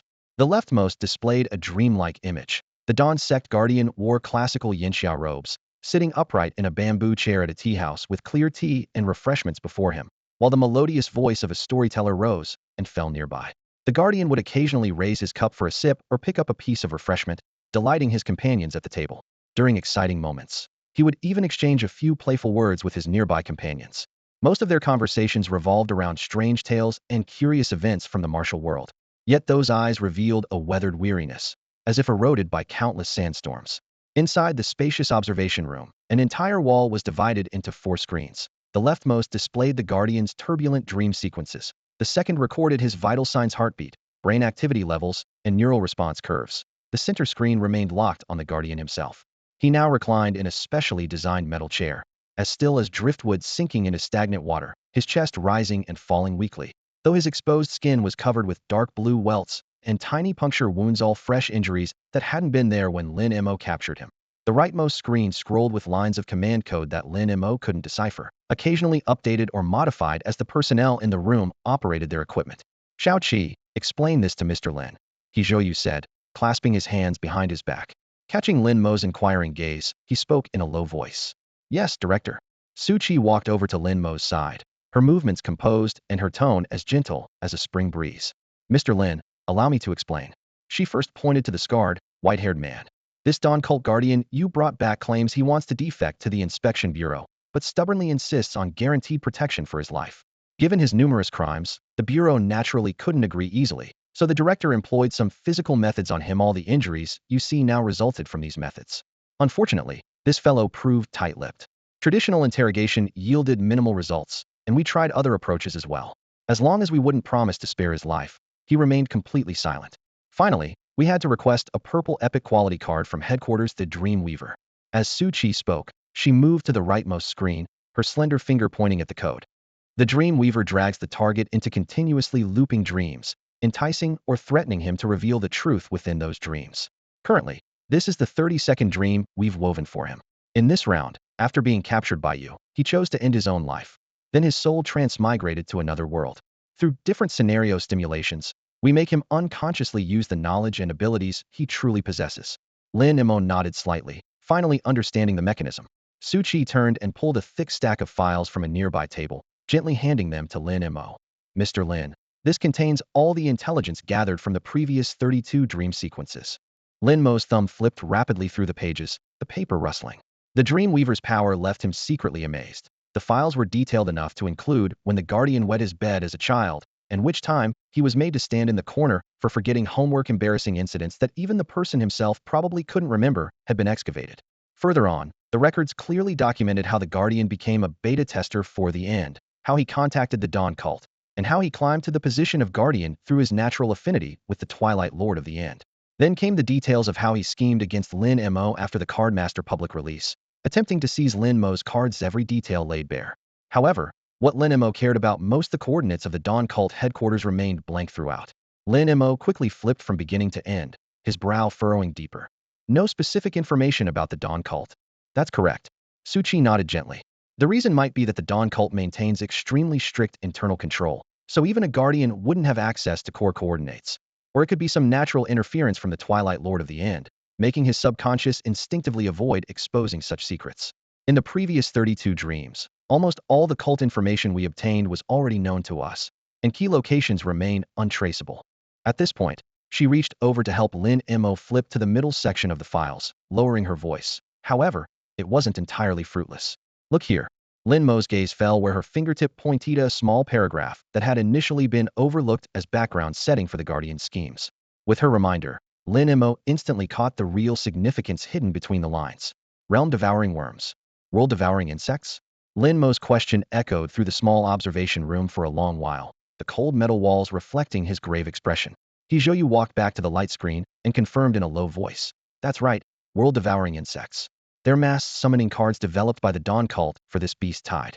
Even the Patrol Bureau's database has no information about them. The name alone suggested their purpose: these creatures could devour the world barrier and accelerate the beast tide's arrival." Lin Mo's mind raced through calculations. All existing defense plans would likely need to be scrapped, yet time was running desperately short. If his assessment proved correct, most of humanity's defensive line would be torn apart, and tens of millions would perish in the surging tide. Was this the real reason they wanted him, a Guardian, to remain in Taiyuan City? He raised his hand to rub his chin, his gaze sharp. "Haven't you sent anyone to investigate on site?" We dispatched teams the moment we received the intelligence, Hijoyu replied heavily. Neither our people nor the reinforcements from headquarters detected any anomalies, which is why we're asking you to personally confirm. Lin Mo pondered for a moment before finally nodding. I can do it, but I can't guarantee I'll solve everything. The system-mandated beast tide was destined to sweep through Taoyuan City. There was nowhere for him to hide. Acting now would earn him favor with the patrol bureau while reducing his own burden. Why not? At this thought, his expression softened slightly. Hearing the agreement, Hijoyu felt a wave of relief and excitedly grasped Lin Mo's hand. Lin Mo, thank you. After the beast tide ends, I'll definitely request that Director Feng award you the highest level medal and the most generous material rewards if you don't mind, that is. Lin Mo's lips curved into a smile. His willingness to cooperate stemmed partly from genuine admiration for the Patrol Bureau's methods, but more importantly, their interests were highly aligned. Given the Bureau's global influence, allying with them would bring only benefits, no drawbacks. Collecting himself, Hijoyu turned to give orders to his assistant. Xiao Qi, immediately mobilize the first and second squads. Suspend all current missions and assemble at the teleportation array. They'll accompany Mr. Lin and me to the world barrier. Yes, sir. Su Qi saluted and quickly departed. Hijoyu looked at Lin Mo again, his tone carrying a hint of pride. The Patrol Bureau established a permanent large-scale teleportation array between headquarters and the world barrier long ago. It's part of our contingency plan. Lin Mo had already noticed the Bureau's profound expertise in spatial technology, whether it was Hijoyu's repeated teleportations or the teleportation array mentioned now. Everything indicated they had access to stable spatial materials, perhaps from secret realms or other sources. The two men entered another, much larger room on the same floor. This space was 10 times the size of the observation room, its gray-white alloy floor dotted with countless circular platforms. Blue-purple runes flowed across their surfaces like star charts fallen to Earth. These were all the Patrol Bureau's teleportation arrays. Each platform was clearly marked with its destination: headquarters, Taoyuan City outskirts, world barrier. The array leading to the world barrier was the largest, its blue light the most brilliant. It nearly covered all the other teleportation arrays. When Lin Mo pushed the door open, over 30 people had already gathered inside. Their uniforms were crisp and clean, and their scale-like armor gleamed coldly under the lights. Everyone looked tense, their gazes snapping toward him the moment he crossed the threshold, curious, puzzled, and instinctively sizing him up. These team members had received their orders just minutes ago: head to the boundary membrane to block a potential beast tide outbreak. Along the way, they had silently sworn life and death oaths, even entrusting their deepest secrets to teammates, making it feel like a farewell ceremony. But when they arrived at the teleportation chamber, their commanding officer told them this mission was to assist Mr. Lin. While this brought relief, it also raised bigger questions. Who exactly was Mr. Lin? Lin Mo, Mr. Lina Master, I specially invited, Hijoyu said with steady eyes, formally introducing him to the two most elite combat teams of the Patrol Bureau. 37 personnel, attention greetings, Mr. Lin. Both squads moved in perfect unison, their salutes and armor creating a dull clashing sound. The technicians began calibrating the formation array. The already intense blue light seemed to receive an injection of additional energy, rapidly climbing to a blinding brightness. At the center of the array, Lin Mo and Hijoyu stood side by side. Behind them, the tall Su Qi watched with calm eyes. Further back, the combat squad stood in straight formation with steady presence. Director, Mr. Lin, teleportation is ready, the operator announced, holding up a metal card. After receiving the signal, he inserted it into the base. The blue light exploded into waves, the light barriers quickly converged, and then everything fell silent. The teleportation chamber stood empty. Lin Mo and the others had completely vanished. At the edge of Taoyuan City, on an empty plot of land, blue light suddenly contracted as everyone landed steadily. This is the boundary membrane. Lin Mo looked up. 500 meters away, a milky white light curtain descended from the sky like a blade, splitting the world in half. On this side lay the human city. On the other side stretched an endless tide of alien beasts.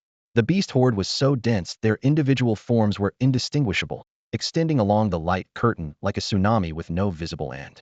Lin Mo knew clearly that if anyone were thrown to that side, they wouldn't last a second before being torn apart without even leaving blood mist behind. He recognized some familiar faces, the frog-like alien beasts that had once rampaged beneath his apartment building. Back then, they had been enough to throw the entire residential complex into panic, but now they looked like underdeveloped infants, completely swallowed by much larger forms.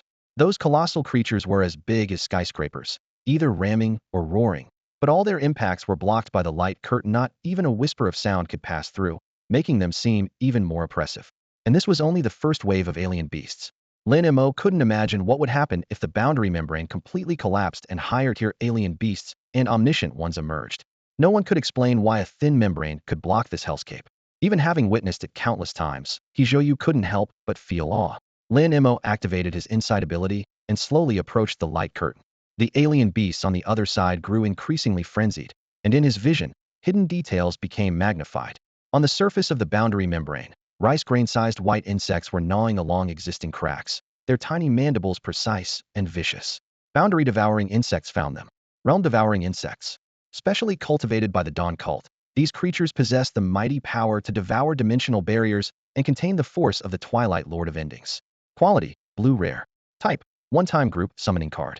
Effects: summon. Calls forth a large swarm of realm-devouring insects. Ability 1: Devour. These insects have a slight corrosive effect on dimensional barriers, causing premature collapse. Ability 2: Concealment. The insects can completely hide from normal vision, instruments, and even supernatural perception. Ability 3: Symbiosis. The insects maintain a light, symbiotic relationship with dimensional barriers. Any attack striking their bodies has a 1 chance of being redirected to the barrier itself, generating an equivalent devour effect. Limitation 1. Once the dimensional barrier completely collapses, the insects will lose vitality within seconds and die naturally.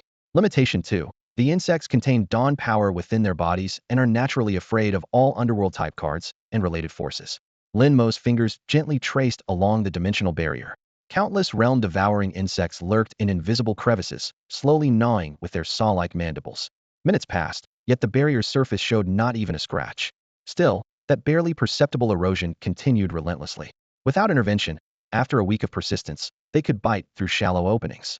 On the other side, barriers that countless alien beasts had failed to breach were actually being torn open by these inconspicuous creatures. Even advancing the timeline by mere hours would catch the Patrol Bureau off guard and potentially cause the entire defense line to collapse.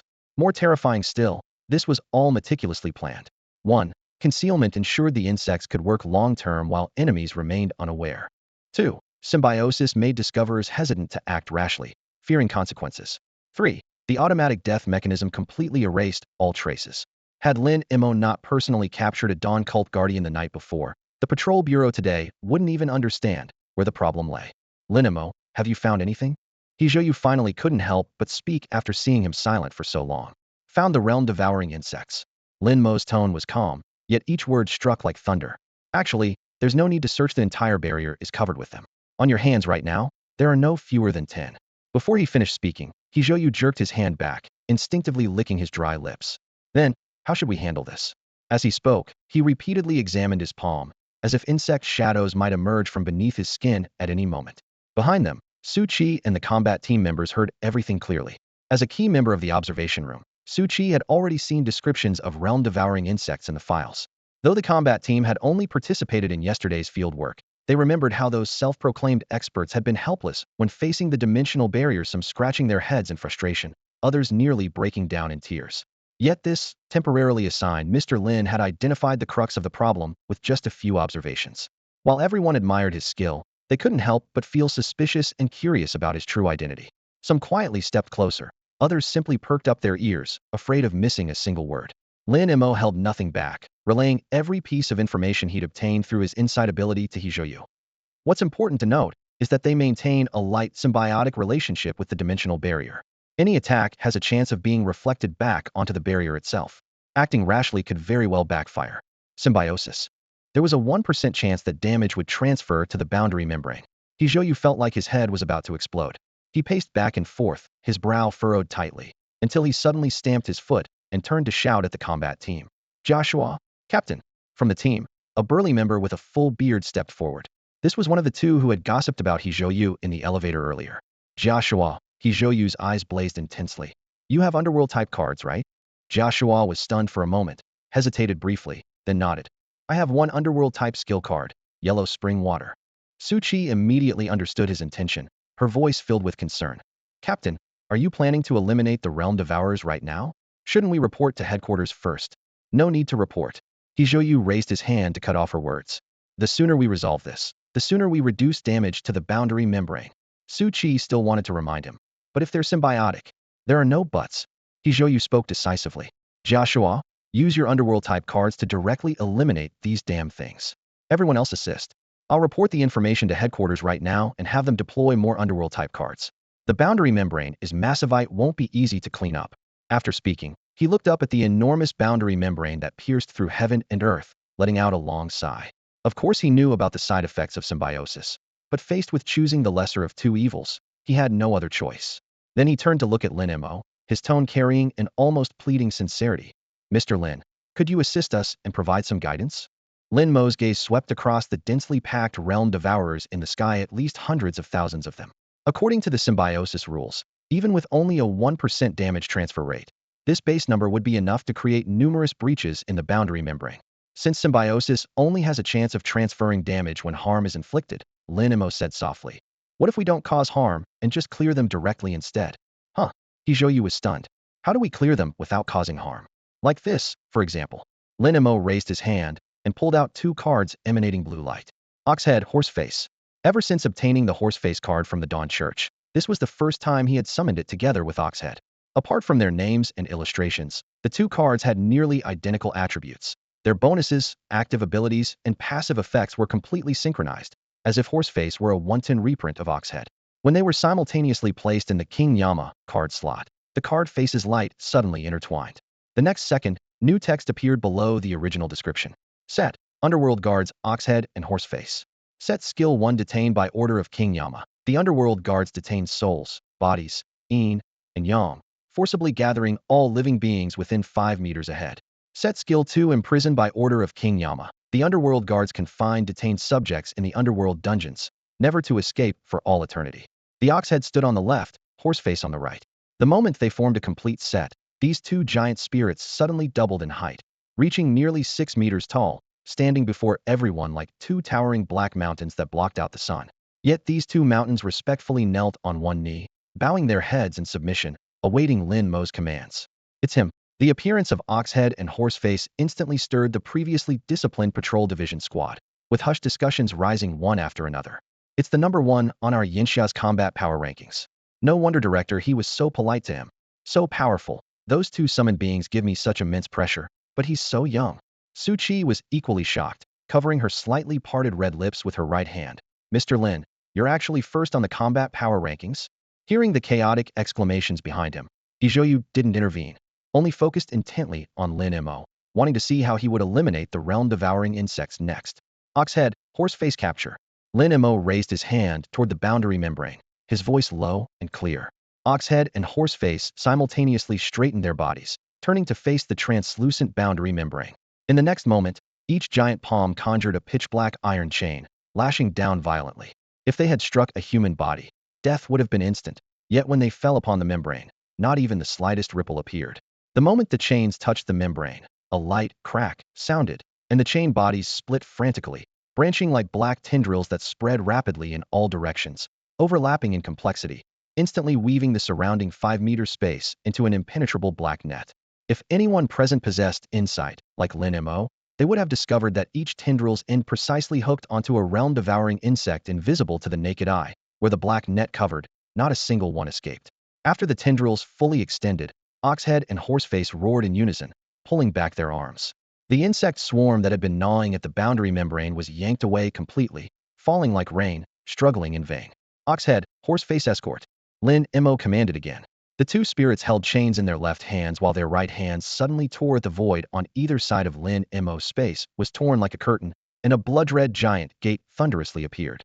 The gate panels were carved with strange beasts Lin Mo had never seen, while the center of each door displayed a lifelike giant beast head. Deer antlers, ox ears, goldfish eyes, lion nose. With a long whisker beneath the chin, any person from Yinxia would recognize at a glance that this was a dragon. These twin dragon heads were almost identical to legendary dragons, except for the two streams of fresh blood tears flowing from their narrow eye corners. As the gates opened, both dragons spoke simultaneously in low, fearful voices. We pay respects to the Yama King. As their voices faded, the great gate leading to the underworld prison opened completely, and bone-chilling winds rushed forth. Hijoyu and the Patrol Division combat personnel were invaded by the cold, involuntarily shivering.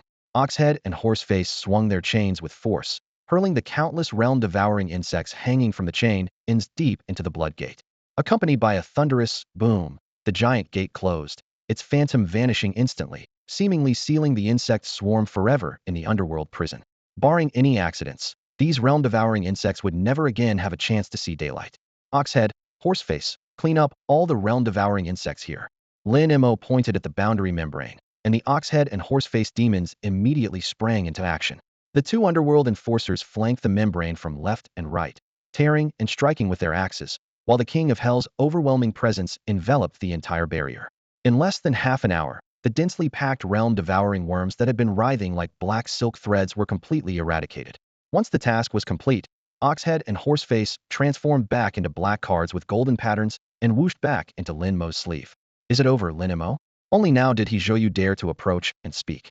The bone-chilling aura that had projected from the underworld prison moments ago, that terrifying ghostly wind seemingly from the deepest abyss, still left him trembling with fear, making him acutely aware of Lin Mo's immense power. The boundary membrane around Taoyuan City should be fine now. Lin Mo lowered his hand and activated his insight ability, scanning the membrane from top to bottom once more. Only after confirming that every last realm-devouring worm had been eliminated did he nod calmly. Mr. Lin, I. The words were on the tip of his tongue, but Hizhoyu hesitated. He glanced at the restored membrane, then at Lin Mo, and steeled himself to say, on behalf of the Patrol Bureau, I humbly request that you visit other cities as well. The moment he made the request, even he felt it was somewhat excessive. Lin Mo had already saved Taoyuan City, yet here he was, pushing for more. Visit other cities? Lin Mo frowned. Doesn't the Patrol Bureau have any underworld-type cards capable of restraining realm-devouring worms? We do have some. Hizhoyu smiled sheepishly. But no one has your kind of vision.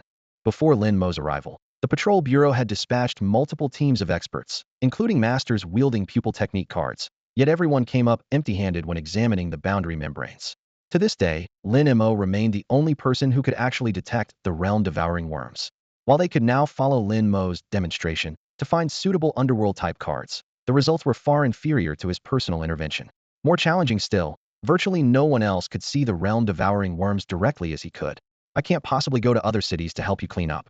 Lin Mo rejected Hizhoyu's hopeful gaze without hesitation. Hizhoyu's face darkened, but he didn't dare press the matter. However, I can find someone for you who likely can also see the realm-devouring worms. Before Hizhoyu could express his gratitude, Lin Mo spoke again. Hizhoyu's head shot up, his dimmed eyes rekindling with hope. Who? Wei Jun. Lin Mo hadn't forgotten that peculiar young man whose eye sockets would bleed at the drop of a hat. Those strange eyes had performed almost as well as his own insight ability when appraising ores in the blacksmith shop. Currently, Wei Jun was reportedly working as a consultant at Zhang Quan's company, specializing in authenticating cards and various materials for Zhang Quan. Consultant Wei? Once reminded, Hizhoyu finally remembered this person. Earlier, when the realm-devouring worms hadn't yet clearly manifested, he had indeed considered Wei Jun, but quickly dismissed him after all. Wei Jun's pupil technique card was merely blue-grade, and they had even tried masters with purple epic quality pupil technique cards, all to no avail. Yes, Wei Jun. Lin Mo pointed toward the mirror-smooth boundary membrane. He should still be at Zhang Group. Go there, mention my name, and treat it as Zhang Quan assigning him a field mission. Alright, though Hizhoyu harbored doubts about Wei Jun's capabilities, his trust in Lin Mo made him nod emphatically. As it turned out, Wei Jun's efficiency far exceeded Lin Mo's expectations. When Hizhoyu approached him and explained the entire situation in detail, particularly mentioning that Lin Mo had personally recommended him to the Patrol Bureau, Wei Jun signed the cooperation agreement almost without hesitation. Wei Jun's first destination was the capital city of Yanxia. With assistance from the Patrol Bureau's combat personnel, he systematically rooted out and eliminated the lurking realm devourers one by one. Over the following 3 days, he used the Patrol Bureau's teleportation arrays to shuttle between major cities throughout Yanxia, working day and night to exterminate the realm devourer, surely embodying the phrase, if it won't kill you, work yourself to death. During this period, even the coordinating Patrol Bureau staff couldn't bear to watch, repeatedly urging him to take a break, only to be brushed aside as he continued throwing himself into battle. When Lin Mo learned of this, he couldn't help but call Zhang Quan. Just how much are you paying Wei Jun to drive him to this extreme? Salary. Zhang Quan scratched his head on the other end, his voice tinged with embarrassment. Little Jun has been so enthusiastic that I actually forgot about it.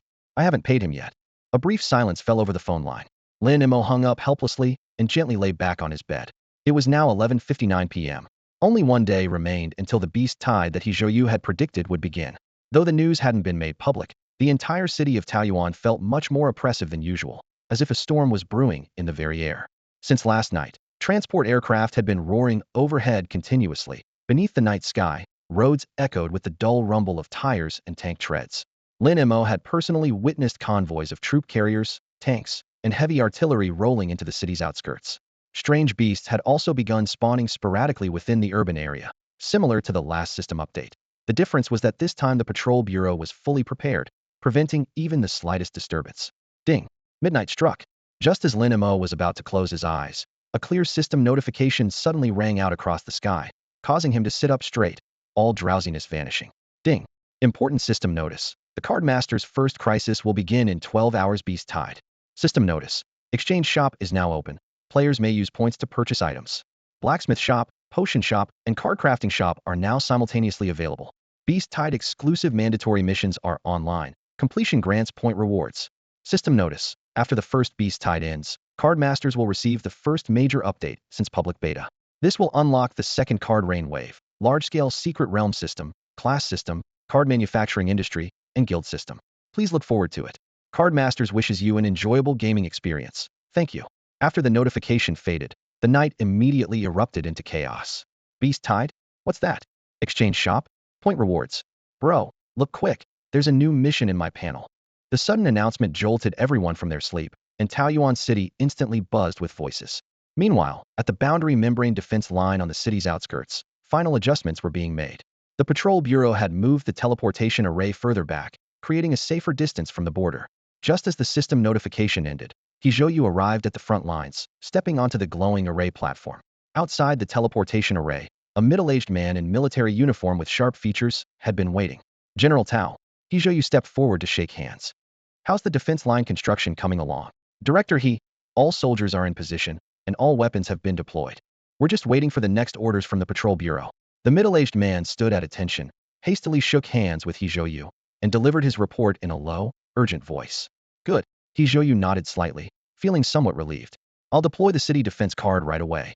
As his words fell, he stomped hard on the ground and shot up into the air, soaring dozens of meters high. In the howling wind, he drew out a purple card, spiritual energy surging from his fingertips as he activated it with force. Yanluo Patrol Bureau Purple Epic Single-Use Function Card. Creator, Yanluo Patrol Bureau personally crafted by the Supreme Ruler, reinforced with special alloys. Quality, second grade. Effect, raises massive metal walls from the ground, lasting 7 days. Sole purpose, provides extremely high defense. Restriction, can only be used in open wilderness. The card erupted in brilliant light. The next second, the ground cracked open with a thunderous sound, and a fissure over 10 meters wide spread into the distance. Shockwaves rolled out, causing houses to tremble even hundreds of kilometers away in Taoyuan City. Then, a metal wall spanning several kilometers and reaching into the clouds slowly rose from the crack, as thick as the fissure was wide, gleaming with cold light. If Lin Mo had been present, he would have recognized that this wall was made of the same material as the patrol bureau's gates, only thicker, taller, and more imposing. Once the massive wall was fully locked in place, Hijoyu landed gracefully from the air, brushed the dust from his sleeves, and shouted to General Tao, who was still staring in stunned amazement. General Tao, get the soldiers up on the wall. Yes, sir. Though General Tao, who considered himself well-traveled, had his worldview completely shattered, he maintained his military instincts and quickly mobilized personnel and weapons. Throughout the dozens of floors inside and outside the wall, thousands of combat chambers were filled with soldiers, quickly forming an integrated defense unit. Heavy artillery was positioned in sequence, all barrels aimed at the distant membrane. Meanwhile, the membrane itself writhed violently. Countless hairline cracks, barely visible to the naked eye, spread from the center, tearing open gaps of various sizes. The beast horde grew restless, frantically pressing toward the exits with deafening roars. At the rear of the pack, several creatures with human-like forms but green-tinged skin and oversized heads on small bodies slowly stepped through the spatial rifts. Though they seemed insignificant as drops in the ocean, their presence caused all surrounding beasts to instantly prostrate themselves, trembling all over the all-knowing ones had arrived. Just as another all-knowing one was stepping 1 foot through a rift, an invisible hand seemed to reach from the other side and violently yanked it back. Immediately after, crimson blood mist sprayed out, splattering the nearby beasts in deep red. When the blood mist cleared, the rift was filled by a blood-red vertical eye. That eye swept coldly across the scene, first glancing over the prostrate beasts, then lingering on the metal wall for a moment, before its gaze penetrated through Taoyuan City and finally locked onto the residential complex where Lin Mo was located. It seemed to sense something forbidding and didn't venture further, suddenly retreating back into the rift. However, everything the gaze had swept over, whether human, beast, vegetation, or even soil all trembled simultaneously, an indescribable chill rising from the depths of their hearts. The terror of gazing directly upon a god. Open the task panel. Lin Mo, still at home, had no idea that someone had just tried to spy on him. At that moment, he sat at his desk and lightly tapped the air with his fingertip, causing the familiar translucent screen to appear. The upper half of the panel still displayed several lonely beginner tasks, but at the bottom, a new entry with a blood-red border had quietly appeared. Mandatory system task: kill aberrant beasts. Reward: earn corresponding points. Lin Mo frowned and clicked to fully expand this task. The screen instantly stretched to its limit, with crimson text that looked as shocking as if soaked in blood. After the task description, more specific rules were added. This was a mandatory task requiring players to kill one aberrant beast of the same level as their highest grade card, excluding white card players. The point calculation was broken down clearly. 1. Kill green grade aberrant beast, 1 point per kill. 2. Kill blue grade aberrant beast, 10 points per kill. 3. Kill purple grade aberrant beast, 100 points per kill. 4. Kill gold grade aberrant beast, 10,000 points per kill. Notes: special type aberrant beast omniscient, double points. Special type aberrant beast beast king, 10 times points. Every player possessing green grade or higher quality cards would be forcibly dragged into this beast tide without exception. Hijoyu had once said, the essence of being a card apprentice is selection, not blessing. Now, Lin Mo had a more direct understanding of these words. He swiped his finger to close the task panel and stared blankly out the window. Though night hadn't yet faded, the city that should have been sleeping was completely awakened by system notifications. Dim yellow lights flickered on in residential buildings one after another. The crying of babies, sighs of men, and the urgent sound of vehicle engines outside Taoyuan City wove together into a symphony. Time slowly moved forward.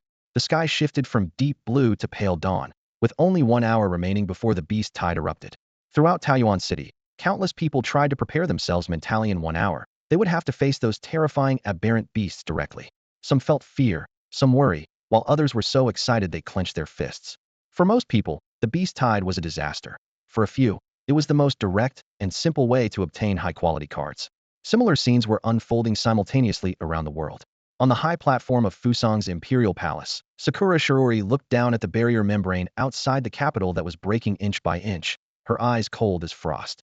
Inside the White House of the great beautiful country, Max sat in the seat below the president, his eyes burning with intensity, eager to use this beast tide to show his strength and once again claim the title of #1 on Blue Star. 30 minutes remaining until the beast tide begins. Please prepare yourselves, players. The system's cold mechanical voice exploded in their ears once more. Lin Mo took a deep breath and checked his card slot configuration again, ensuring nothing was missed. His goal for this beast tide was clear: earn enough points to exchange for at least a purple epic quality space system card. With it, whether traveling or defending against large-scale destructive weapons, he would be much more composed. Whoa. 23 minutes before the officially announced start time, sharp alarms suddenly wailed from the sky. Immediately after, Hijoyu's voice transmitted simultaneously through all communication devices in Taoyuan City. Attention all citizens, due to external factors, our city's beast tide has started early. I repeat, our city's beast tide has started early. The first wave of beasts is about to arrive. Strange creatures may randomly appear throughout Taoyuan City. Please ensure your safety. Non-mission players, do not leave your homes. Do not leave your homes. Hijoyu's announcement echoed repeatedly through the public channel, shattering the silence like an alarm. Within seconds, the entire city of Taoyuan erupted into chaos. How could the beast wave start early? It must be the patrol bureau's fault. I knew those people were unreliable. What are we going to do? Hey, old Lou, didn't you want my green card? Here, take it now. Don't run away. Honey, stay home and take care of the kids. Look up. What's that in the sky? 1,000 faces, but all sharing the same shock. Even the beta players were no exception. During the beta period, they had indeed experienced several beast waves, but this was their first encounter with such an unexpected early refresh. It's the Realm Devourers, Lin Mo thought as he listened to the announcement from his balcony. Although the Realm Devourers within Yinxia territory had long been eliminated, their dying throes had torn the dimensional membrane, leaving barely perceptible cracks. It was these wounds that caused Taoyuan City's beast wave to arrive ahead of schedule. Fortunately, the Patrol Bureau had contingency plans. Though the enemy attack was sudden, it failed to disrupt their deployment. The next second, massive birds that blotted out the sky appeared at high altitude, their wing beats stirring up fierce winds as they dove toward Taoyuan City. Simultaneously, strange beasts of various forms materialized out of thin air on streets, at intersections, in residential lawns, and elevator lobbies, scattering to wreak havoc. They were merely a tiny fraction of the beast wave, yet enough to set the entire city ablaze with chaos. Patrol Bureau combat teams quickly deployed in groups. Dozens of beta players within the city led their squads to actively hunt high-level strange beasts, frantically farming points. Some new players with green cards also mustered their courage, forming small groups to engage the creatures in close combat. Several strange beasts had spawned downstairs from Lin Mo's residential building as well. The same players who had blocked the frog-like creature last time reacted even faster this time, rushing forward to kill them together, leaving Lin Mo no chance to intervene. Nearly a month of high-pressure training had significantly improved all those players who had dared to venture out and fight from the beginning. They could now handle the system's mandatory missions with ease. Lin Mo briefly surveyed the battle situation across the city, then flicked out a golden willow branch. The vine shot like an arrow toward a distant building's railing, wrapping around it securely. He lightly stepped onto his balcony railing, and his body was catapulted by the willow branch, instantly crossing dozens of meters. As he flew toward the dimensional membrane at the city's edge, there lay the true front line of the beast wave. One willow branch after another extended out, continuously latching onto building walls, billboards, and lampposts in steady rhythm. Occasionally, strange birds with wingspans of over 10 meters would dive down, wanting to taste him, but they would suddenly freeze when approaching within 3 meters, as if caught by invisible chains. After a few flutters, they would fall straight down, and the system would display 1 point. The last time he had traveled this way was at night, with darkness providing cover, so almost no one noticed. Today, however, it was broad daylight, with card masters fighting everywhere on the streets. His airborne figure was immediately spotted. Watch out, there's something in the sky. That looks like a person. Really a person? How is that possible? In the old apartment building Lin Mo had passed last time, a little girl was nestled in her mother's arms playing with toys while her mother stood by the window, occasionally glancing down at the fighting below with worry written across her face. The girl's father was currently on the residential complex's lawn with the neighbors, struggling against attacking strange beasts. Each of them held a picked-up green card, their movements clumsy but giving their all. Just then, Lin Mo swept past that old window again. He locked eyes with the little girl through the glass, broke into a big smile, and was immediately carried away by the next willow branch, vanishing in an instant. "Mommy," the little girl struggled excitedly. "I saw the superhero again." "I saw a superhero too," the girl's mother said, staring at the wedding photo of her and her husband on the wall. Even though Lin Mo's individual strength might not rank first on Blue Star, he was undoubtedly among the planet's most powerful individuals. Yet when he first truly faced the beast tide, a sudden sense of helplessness surged through his chest. The sky was completely obscured by flocks of avian mutant beasts. They poured down like a reversed flood, wave after wave, swallowing even the faintest rays of sunlight. The massive defensive wall spanning the battle lines starkly divided day from night. Inside the wall remained daylight, while outside was pitch black as ink, with not a trace of light visible on the ground. In the darkness, enormous bloodthirsty mutant beasts frantically burst through the dimensional membrane, instantly spreading before the Great Wall in numbers so dense they resembled an endless desert. The frontmost beasts climbed along the wall's base, and the moment they poked their heads up, they were burned down by blue flames shooting from the wall. As soon as they hit the ground, still twitching and struggling in defiance, they were torn into bloody mist by concentrated machine gun fire the next second. The thunderous roar of bullets and artillery shells, mixed with the shrieks of mutant beasts, became the only sound filling heaven and earth. A towering wall separated this hellish scene. Though the interior was equally fraught with danger, compared to the outside, it could almost be called a fairy tale. "Mr. Lin, this way." Su Chi led Lin Mo swiftly along the metal staircase inside the massive wall. At their feet, batches of wounded soldiers were being carried down on stretchers and immediately sent to rear hospitals. The mutant beasts in the tide came in countless varieties. While the defensive wall could block most of them, a few special mutant beast attacks still penetrated the structure, causing injuries among the soldiers inside. As they walked, Su Chi briefly explained, "Mr. Lin, Director He and General Tao are discussing the battle situation at the command post." The two turned a corner and continued upward, soon stopping before an ordinary small room. A sign with red background and black characters hung on the door command post. "Director He specifically instructed that as soon as you arrive, regardless of what he's doing, I should bring you over immediately," Su Chi said while raising her hand to knock on the iron door. Lin Mo nodded. In his mind, he repeatedly replayed the beast tide he had just witnessed, silently calculating. If he threw himself into battle at full strength, he could kill at most a few thousand mutant beasts in a day. Compared to that boundless horde, this would still be merely a drop in the bucket. "Come in." A deep, resonant voice came from behind the door. It was General Tao. Pushing the door open, they entered to find a holographic three-dimensional projection of the defensive wall in the center of the command post, updating battle results in real time. He Zhou Yu and General Tao were huddled around the projection in quiet discussion. The moment Lin Mo appeared, He Zhou Yu's eyes lit up, and he immediately approached, grasping Lin Mo's hand and turning to introduce him to General Tao. Lin Mo, Mr. Lintian City's greatest trump card, and the fundamental reason I remain optimistic about this battle. General Tao immediately grasped Lin Mo's other hand, speaking heartily yet with excitement. Director, he has mentioned you many times, but this is my first time meeting you in person. For a soldier, especially one on the battlefield, victory was always the greatest pursuit, and Lin Mo happened to be exactly what could fulfill General Tao's pursuit. After exchanging pleasantries, the two men finally realized how unseemly it looked to have Lin Mo standing between them, each holding one of his hands. They quickly ushered him to the central holographic projection table. Lin Mo, I thought you wouldn't appear until the second phase, but here you are already. He Zhou pulled out a chair for Lin Mo and sat down right beside him. He first pointed to the battlefield images hovering above the table and gave a concise briefing. 1. Using firearms and the massive city defense walls, the initial and most ferocious wave of beast attacks had been completely repelled. 2. The current situation had entered a stalemate. 3. The military plan to deploy large-scale destructive weapons at the appropriate moment to completely clear out a wave of the beasts. Since he wasn't well-versed in these technical matters, he handed the discussion over to General Tao. General Tao then supplemented with more detailed intelligence about firepower deployment, logistics coordination, and airspace control. When they reached critical strategic points, He Zhou even gestured for Su Qi to temporarily leave, demonstrating his absolute trust in Lin Mo. The two men delivered lengthy lectures, sharing virtually everything the Inspection Bureau and military knew about the Beast Tide's arrangements and plans.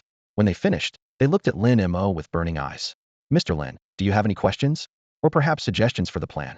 Lin Mo rubbed his throbbing head. This impromptu classroom reminded him of his student days and gave him more of a headache than using judgment.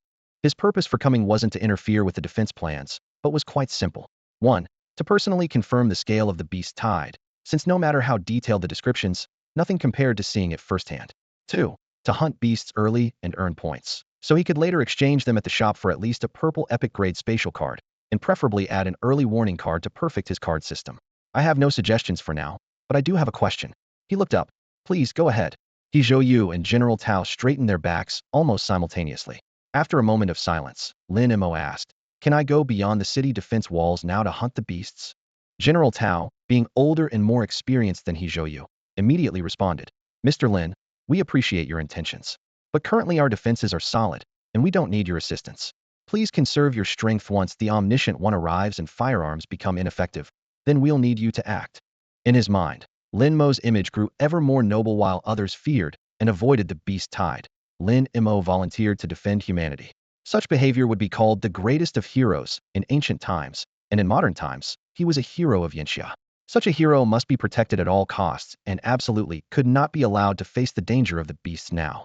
Lin Mo stood atop the massive city wall, silently watching the surging beast tide below as he searched for the perfect moment to dive into the fray. General Tao remained behind him, shoulders trembling as he sighed repeatedly, his heart heavy with self-reproach for his own helplessness, yet unable to find any solution. When a brief gap appeared in the beast tide's assault, Lin Mo suddenly crouched and leaped forward. The wall stretched over 100 meters high in an almost vertical drop, yet he used countless tiny golden willow tendrils emerging from within his body to race down the surface as if running on flat ground.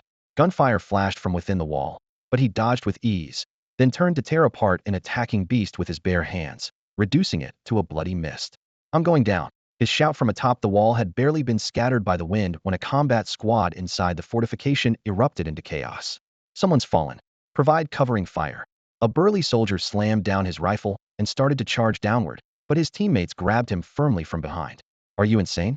With that density down there, falling means certain death. His comrade pointed toward the city's exterior, where the beast tide was so densely packed it made one's scalp crawl.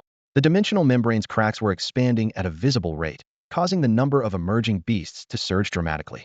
No matter how frantically the heavy machine guns and artillery on the wall fired, they couldn't match the endless torrent pouring through from the other side of the membrane. The current number of beasts on the ground was enough to make anyone with trypophobia faint on the spot. Forget a single soldier, even a heavy tank falling into that mass wouldn't last a second before being torn to scrap metal. The burly soldier and his teammate exchanged glances, their faces ashen, only able to pray silently for Lin Mo. If death was truly inevitable, may it at least be swift. Suddenly, his teammate's eyes widened as he pointed frantically downward. Wait, look. He's not dead. The burly soldier nearly roared. Did someone save him? Were their gazes focused? A shocking scene left both men speechless. 3 purple energy shields rose around Lin Mo's body, with 8 golden willow tendrils whipping through the air behind him. The bull-headed and horse-faced underworld guards flanked him protectively, while the ghost-slaying flying sword hovered above his head, its blade singing with an eerie wail. Any beast that dared approach whether blue card or green card rank was instantly pulverized by Bullhead's axe, severed at the waist by the lashing tendrils, or slain on contact by the flying sword that rendered all defenses useless. Even the few beasts that managed to break through the firepower net through sheer numbers and approach closely were pressed to the ground, unable to move under the bone-chilling aura of a king of hell. The even fewer creatures with strong mental resistance or ranged attack capabilities that managed to launch energy attacks found their assaults silently devoured by Lin Mo's outer spatial distortion barrier, only to be reflected back at them, causing them to explode on the spot. In the center of the impenetrable beast tide, a vacuum zone with Lin Mo at its heart rapidly expanded, sweeping from east to west, slaughtering from south to north, leaving waves of blood and a rain of bones in its wake. Finally, he even fought upstream through the beast horde to reach the dimensional membrane's fissure, using his flesh and blood to physically block the breach. Any beast that tried to surge through the rift was instantly slain by Lin Mo. The rift acted like a one-way valve, allowing only outward passage and blocking his impulse to charge in and investigate. Atop the massive wall, every defender's gaze locked onto that dark figure. They gripped their weapons, instinctively adjusting their firing angles to provide cover for Lin Mo. Though the number of beasts before the rift surged, the pressure on the city's defensive wall visibly decreased at an alarming rate. Is he even human? He's like a monster. Even Brother Sue, the strongest in our unit, couldn't pull this off, right? Brother Sue? Forget about this kind of massacre. General Tao would be ecstatic if he could just make it out alive. Zhou thought he had prepared for everything, yet the scene before him far exceeded his expectations. General Tao's reaction was even more intense. His lifelong faith in firepower had begun to crack. In the past, he had viewed card masters as humans with special abilities, and as long as they were human, they could be torn apart by firepower, differing only in the scale required. But now, he found himself wondering, without large-scale missiles, could such a person really be killed? On the battlefield, willow branches swept across, flying swords shuttled through the air, and the oxhead and horseface guardians flanked left and right. The coordination between the 4 cards grew increasingly seamless. While slaying enemies, Lin Mo glanced at his personal mission panel. 7.820. The current beast tide was still in its first phase, massive in quantity but poor in quality, with no coordination whatsoever. 99% were green card level, with the occasional blue card level mixed in, and nothing higher. Green card beasts only gave 1 point each, blue cards merely 10 points. The rewards weren't particularly generous. Yet in less than an hour, he had pushed his points to 7,820, meaning he had slain at least several thousand beasts, a number that would be considerable even for the entire beast tide, possibly exceeding the total number of randomly spawned beasts within Taoyuan City itself. Lin Mo had originally planned to continue, but the prolonged, full-capacity operation of his cards was causing mental fatigue, and the damage absorbed by his spatial fold barrier was nearing its limit. If he pushed further, he risked injury. Just then, a banner was raised on the massive wall, signaling him to withdraw. The oxhead and horse face dissolved into points of light as he recalled them to his card collection. With a flick, the willow branch spanned several thousand meters, wrapping firmly around the defensive wall. As the branch retracted, he shot up like an arrow from a bow, landing atop the wall. Director General Tao. Lin Mo landed steadily and greeted them, then turned to head back to Taoyuan City to rest. I'll take a break first and come back tomorrow to collect more points. Lin Mo, wait. General Tao raised his hand to stop him. Let me show you some fireworks. Before the words had fully left his lips, scorching heat waves suddenly erupted from deep within the beast tide that Lin Mo had just carved through. Countless beasts didn't even have time to scream before they melted away completely. With precisely calibrated parameters, those grotesque giant beasts experienced for the first time the true power of humanity's millennia of accumulated civilization. This wasn't a nuclear bomb, merely a conventional missile, yet it cleared nearly a quarter of the beasts. From the first day onward, every soldier stationed on the city's defensive wall knew one name: Lin Mo. As these 2 words spread from mouth to mouth along the massive wall, 2 extraordinary spectacles unique to Taoyuan City's beast tide also became legendary. First, the daily evening Master Showcase. Lin Mo would charge alone into the overwhelming beast tide, his blade flashing as he swept through swathes of creatures before retreating unscathed, as clean as if he'd merely visited a training ground. Second, the moment Lin Mo's departing figure vanished beneath the Great Wall, fireworks would burst in the sky like ceremonial cannons, colorful blooms lighting up the night as his send-off. After 3 or 4 days of intense battles, his personal score had skyrocketed to nearly 30,000 points. Though the global leaderboard hadn't opened yet, Lin Mo was confident he could secure a spot in the top 10. His only question was what these points could actually buy him now, and how far he was from the purple epic quality spatial card he desperately wanted. With this question in mind, he finally left the defensive walls and headed toward Taoyuan City's center, the exchange shop. After the beast tide erupted, the system had generated 3 brand new shops in the city center out of thin air: the exchange shop, potion shop, and card crafting shop. They stood mere meters from the patrol bureau building, lined up neatly. The area had no vacant storefronts before, yet these 3 shops seemed to stretch space itself, carving out room for 3 storefronts that blended seamlessly with their surroundings, as if they'd always been there. Meanwhile, the blacksmith shop, originally located in the suburbs, had teleported to the city center, right next to the 3 new stores. Unlike the other 3 shops that only accepted exchange points, the blacksmith was happy to take card apprentice gold coins as well. The appearance of these 4 shops made the city center, which should have been deserted during the beast tide, bustle with even more activity. Lin Mo walked past the potion shop and card crafting shop, stopping directly in front of the exchange shop. It was a 3-story wooden building in the ancient Yinxia architectural style, with upturned eaves and red-lacquered pillars gleaming warmly in the sunlight. The higher the floor, the more exquisite the furnishings and merchandise quality became. The first floor displayed mostly green cards and a few low-quality blue cards, packed with jostling crowds. The second floor mainly showcased blue cards with occasional purple ones. The truly high-tier purple cards and rarer items required private negotiations in third-floor VIP rooms. He quickly scanned the first floor, found nothing worth lingering over, and headed upstairs. The moment his toe touched the second step, a heavy, sticky sensation enveloped him, followed by a hair-thin red line sweeping across his chest. Player point count exceeds 1,000, access granted. As the electronic announcement ended, the red line vanished, and the sticky feeling lifted. The staircase wasn't long. In less than 10 seconds, Lin Mo stepped onto the second floor. The second floor was far more elegantly decorated than the first, with a spacious, bright open exhibition hall that housed fewer than 6 people scattered throughout the same-sized space. Each of the 5 or 6 customers was accompanied by a young woman dressed in a qipao, who politely introduced the merchandise to them. As Lin Mo stepped onto the second floor, a kippa-clad girl who had been waiting immediately approached him. "Welcome, honored guest." She bowed slightly with a pleasant, clear voice. "You may call me Xiaoyi. I'm your shopping assistant. Please feel free to consult me if you need anything." From a distance, Lin Mo hadn't given it much thought, but as Xiaoyi drew closer, something felt off. These shopping assistants didn't seem like real living people. There were no soul fluctuations within their bodies, and his perception granted by the King of Hell card was never wrong. In contrast, the blacksmith in the system shop's forge was definitely a normal person. Lin Mo suppressed his doubts without delving deeper. If this involved deeper secrets of the card master game, his current strength wasn't sufficient to explore them. "Could you show me the spatial type cards?" He stated his purpose directly. "Please follow me, sir." Xiaoyi gestured with her arm, her movements so mechanically perfect they were flawless. Walking along the corridor paved with dark wood, cards in the display cases on both sides glowed with a soft blue aura under gentle lighting. The deeper they went, the higher the quality. The outer area mostly displayed blue-quality skill cards, support cards, and weapon cards, while further in were identity cards and stackable special cards, with the occasional glimpse of low-level purple cards. Nearly at the deepest part of the second floor, Xiaoyi stopped. "Sir, these are all the blue-quality spatial type cards currently available in our Taoyuan City exchange shop." She pointed to 3 blue cards in the glass case. Besides Lin Mo, a couple stood nearby. The woman leaned against the man's arm, frowning slightly when she saw Lin Mo approach. "Brother Gua, these cards are so expensive.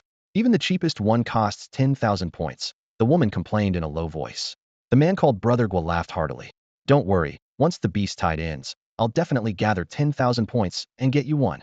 "Thank you, Brother Gua." Without any regard for others watching, the woman stood on her tiptoes and kissed his cheek.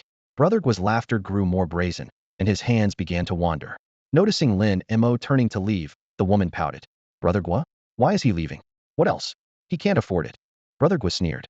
"Not everyone is as capable as me. During those days of the beast tide, when we were killing monsters in Taoyuan City, we never saw him. He's probably a coward who doesn't dare leave the city.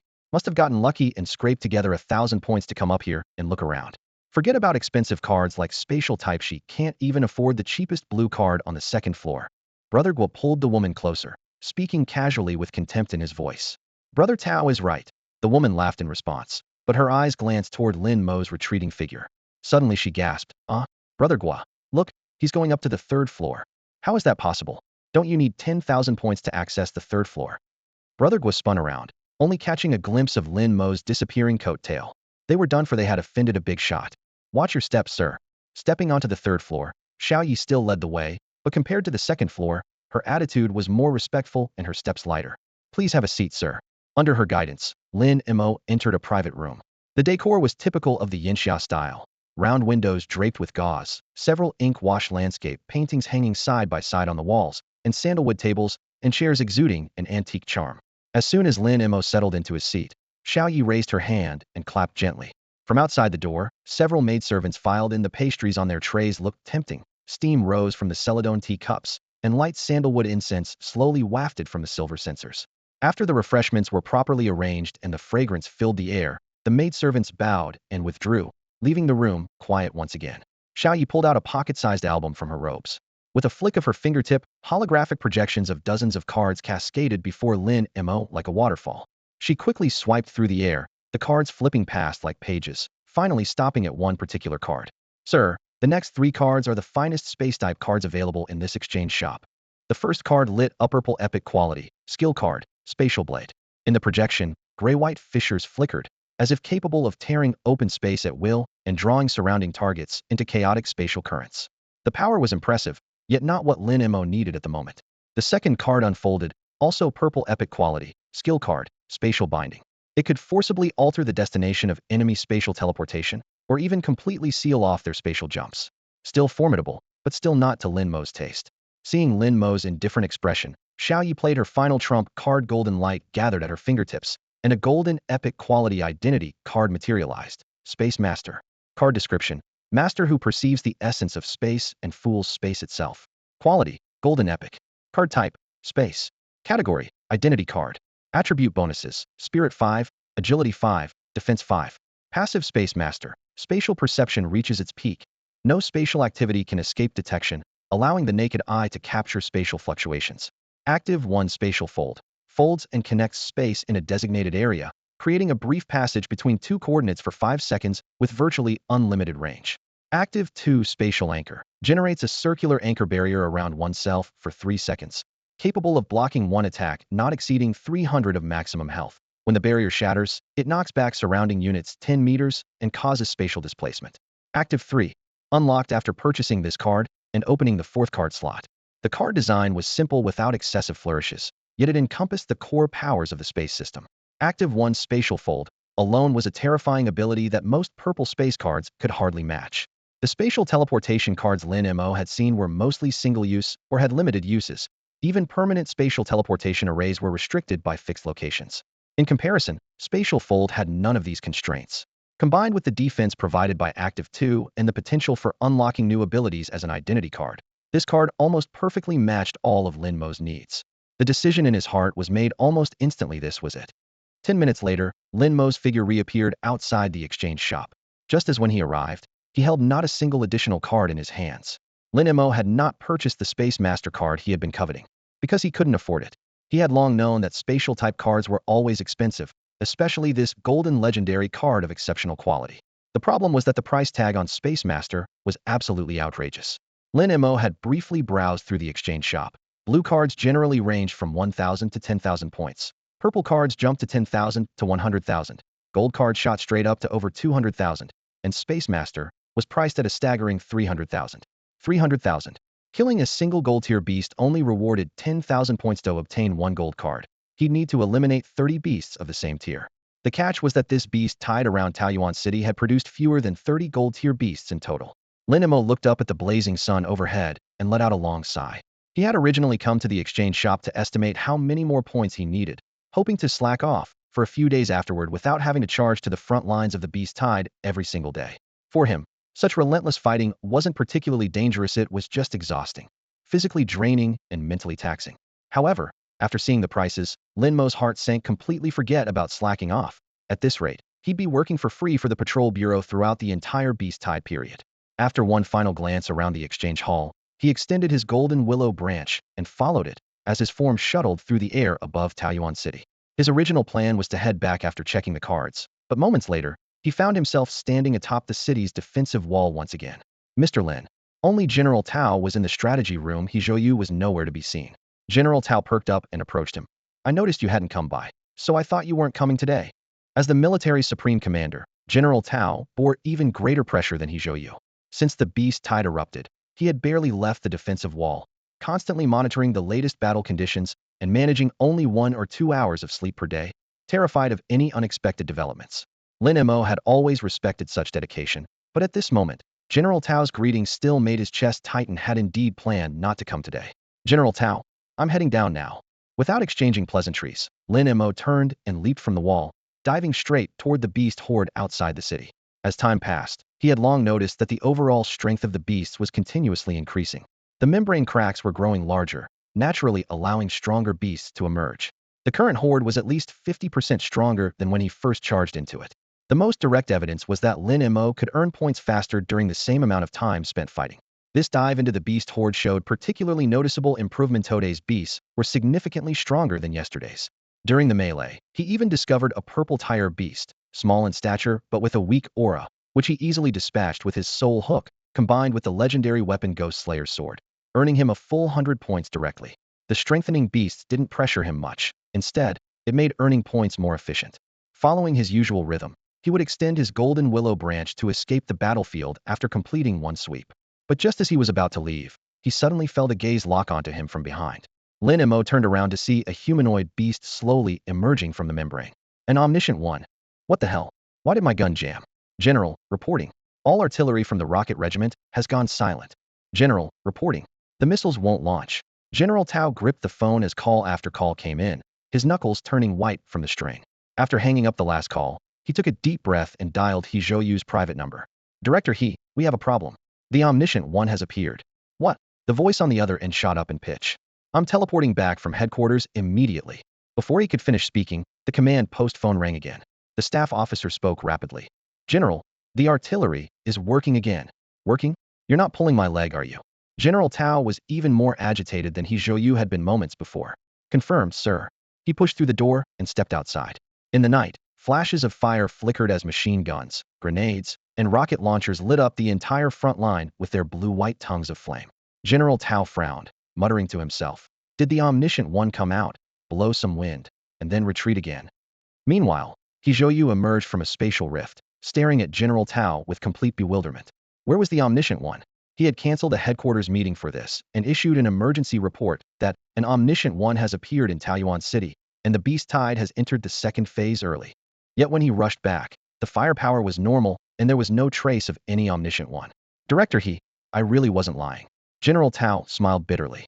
He had indeed witnessed the strange phenomenon of all thermal weapons simultaneously failing, but couldn't find any explanation for it. He Zhouyu naturally knew the other man wouldn't joke about such matters, which could only mean something had genuinely gone wrong. Is it possible that the omniscient one retreated again? General Tao ventured hesitantly. Coming from a traditional military background, though he possessed cards, his abilities were mediocre. His understanding of beast tides and omniscient ones came entirely from He Zhouyu, so he could only offer this seemingly absurd suggestion. Retreated.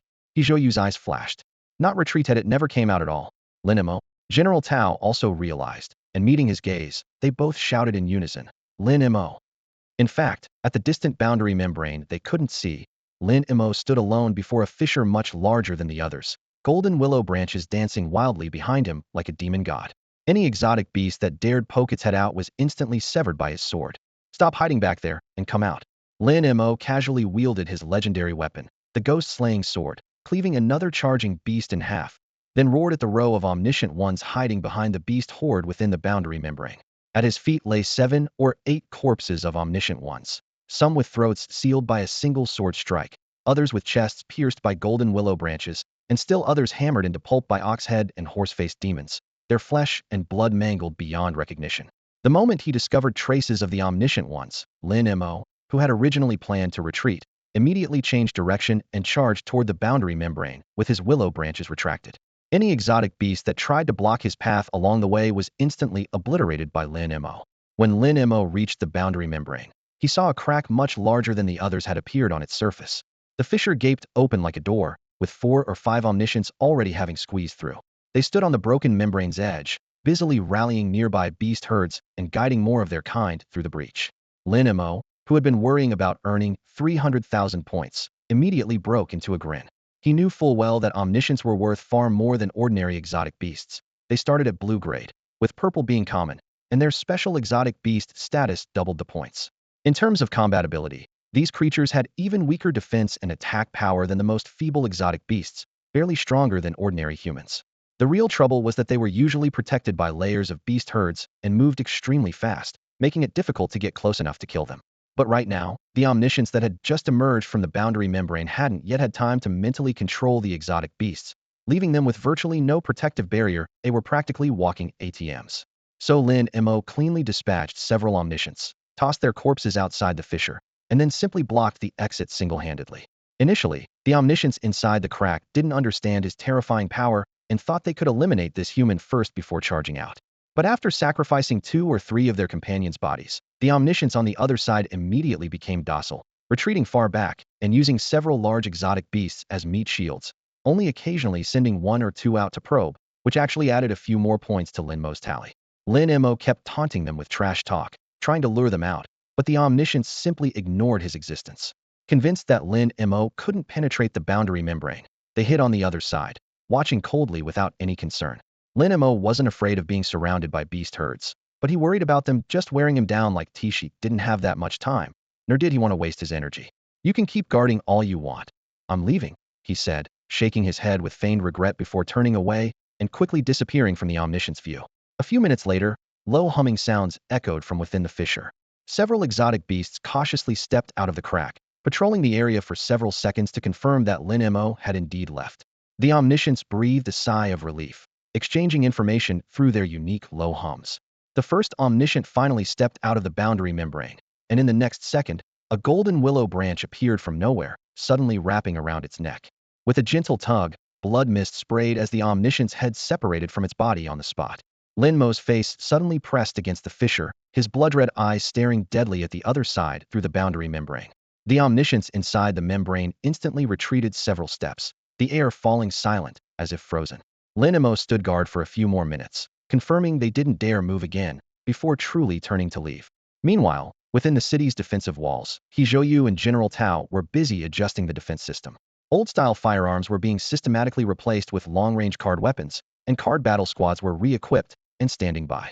Although no omniscients had yet appeared on the city walls, and their mental interference was rapidly dissipating, both commanders knew in their hearts that this was only because Lin Mo was temporarily suppressing the omniscience. In fact, the second phase of the Beast Tide had indeed arrived and it was ahead of schedule. "Attention all players in Taoyuan City. I am He Zhouyu, director of the Taoyuan City Patrol Bureau." The broadcast echoed through the streets and alleys where residents were just recovering from the first wave of the Beast Tide. People stopped in their tracks, listening intently. "I bring unfortunate news. The true Beast Tide is about to arrive, and the all-knowing ones are about to appear. Now is the time when we need everyone to unite and resist together." 1. Organization time. Lin Mo's intimidation before his departure only lasted 3 hours. After 3 hours, an all-knowing one stepped through the dimensional barrier and immediately informed its companions that Lin Mo had truly left. This brief respite was enough for the Patrol Bureau to complete their deployment and maintain their defense plan. 2. 30 minutes of mobilization. He Zhouyu's speech lasted approximately 30 minutes. He explained in sequence the process and losses of the first beast wave, the abilities and threats of the all-knowing ones, that there were no truly safe zones left in Taoyuan City. Finally, he raised his voice. "Taoyuan City has reached a critical moment of life and death. So please, take up your cards and resist." 3. System takeover. The broadcast abruptly ended, followed immediately by system notifications. System mission update. Beast Tide Advanced Mandatory Mission. Players whose highest quality card is green or above must immediately proceed to the Beast Tide combat zones to participate in resistance.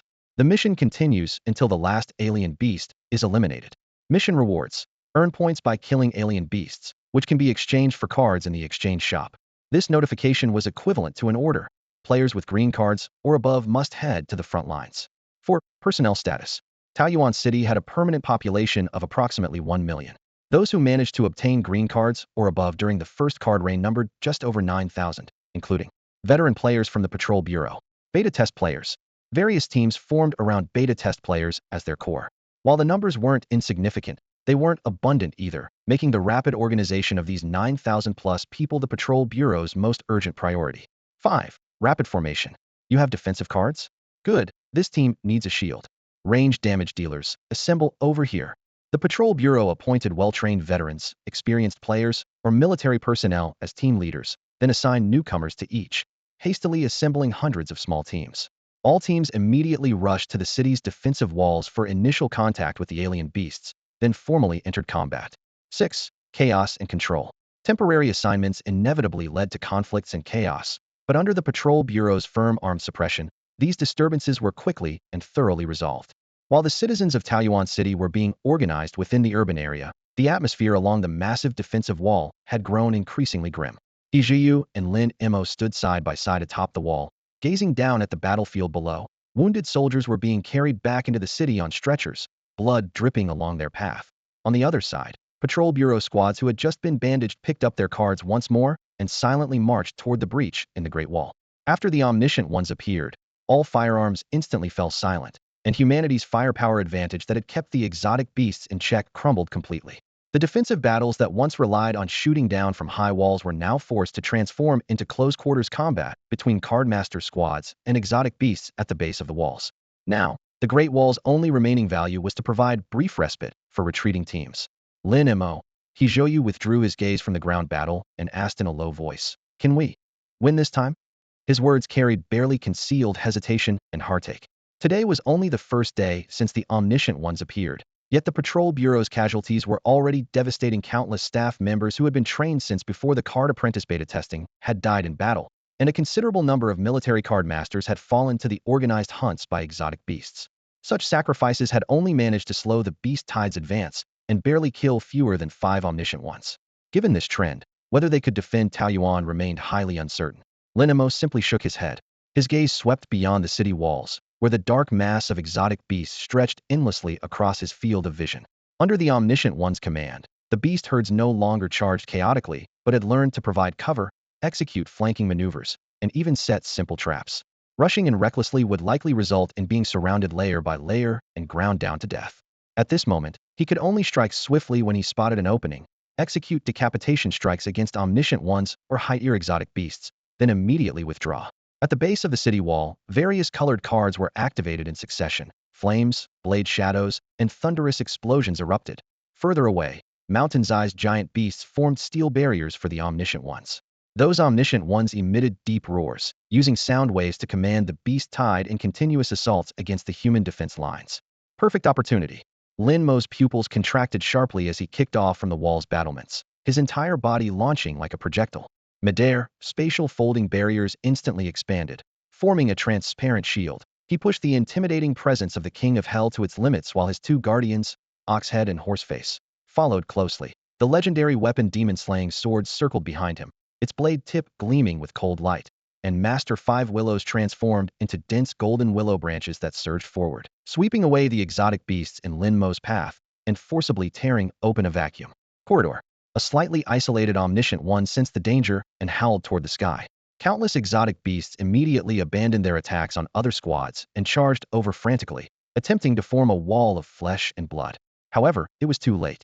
Lin Mo stepped forward at full speed, closing the distance, and with just a few sword strikes, he cut down several blue card-level exotic beasts guarding the sides.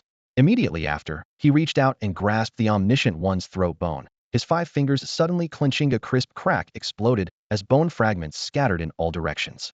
Another omniscient one had died at Lin Mo's hands. Roar.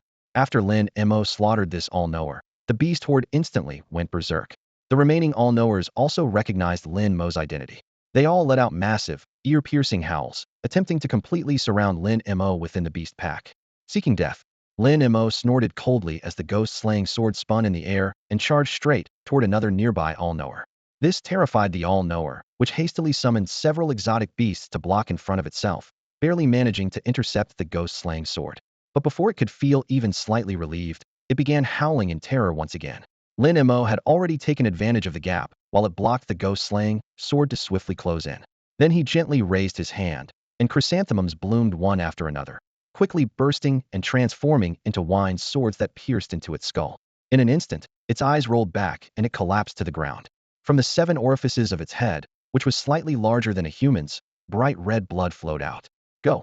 Lin Mo glanced lightly around him. The surrounding exotic beasts were growing more numerous.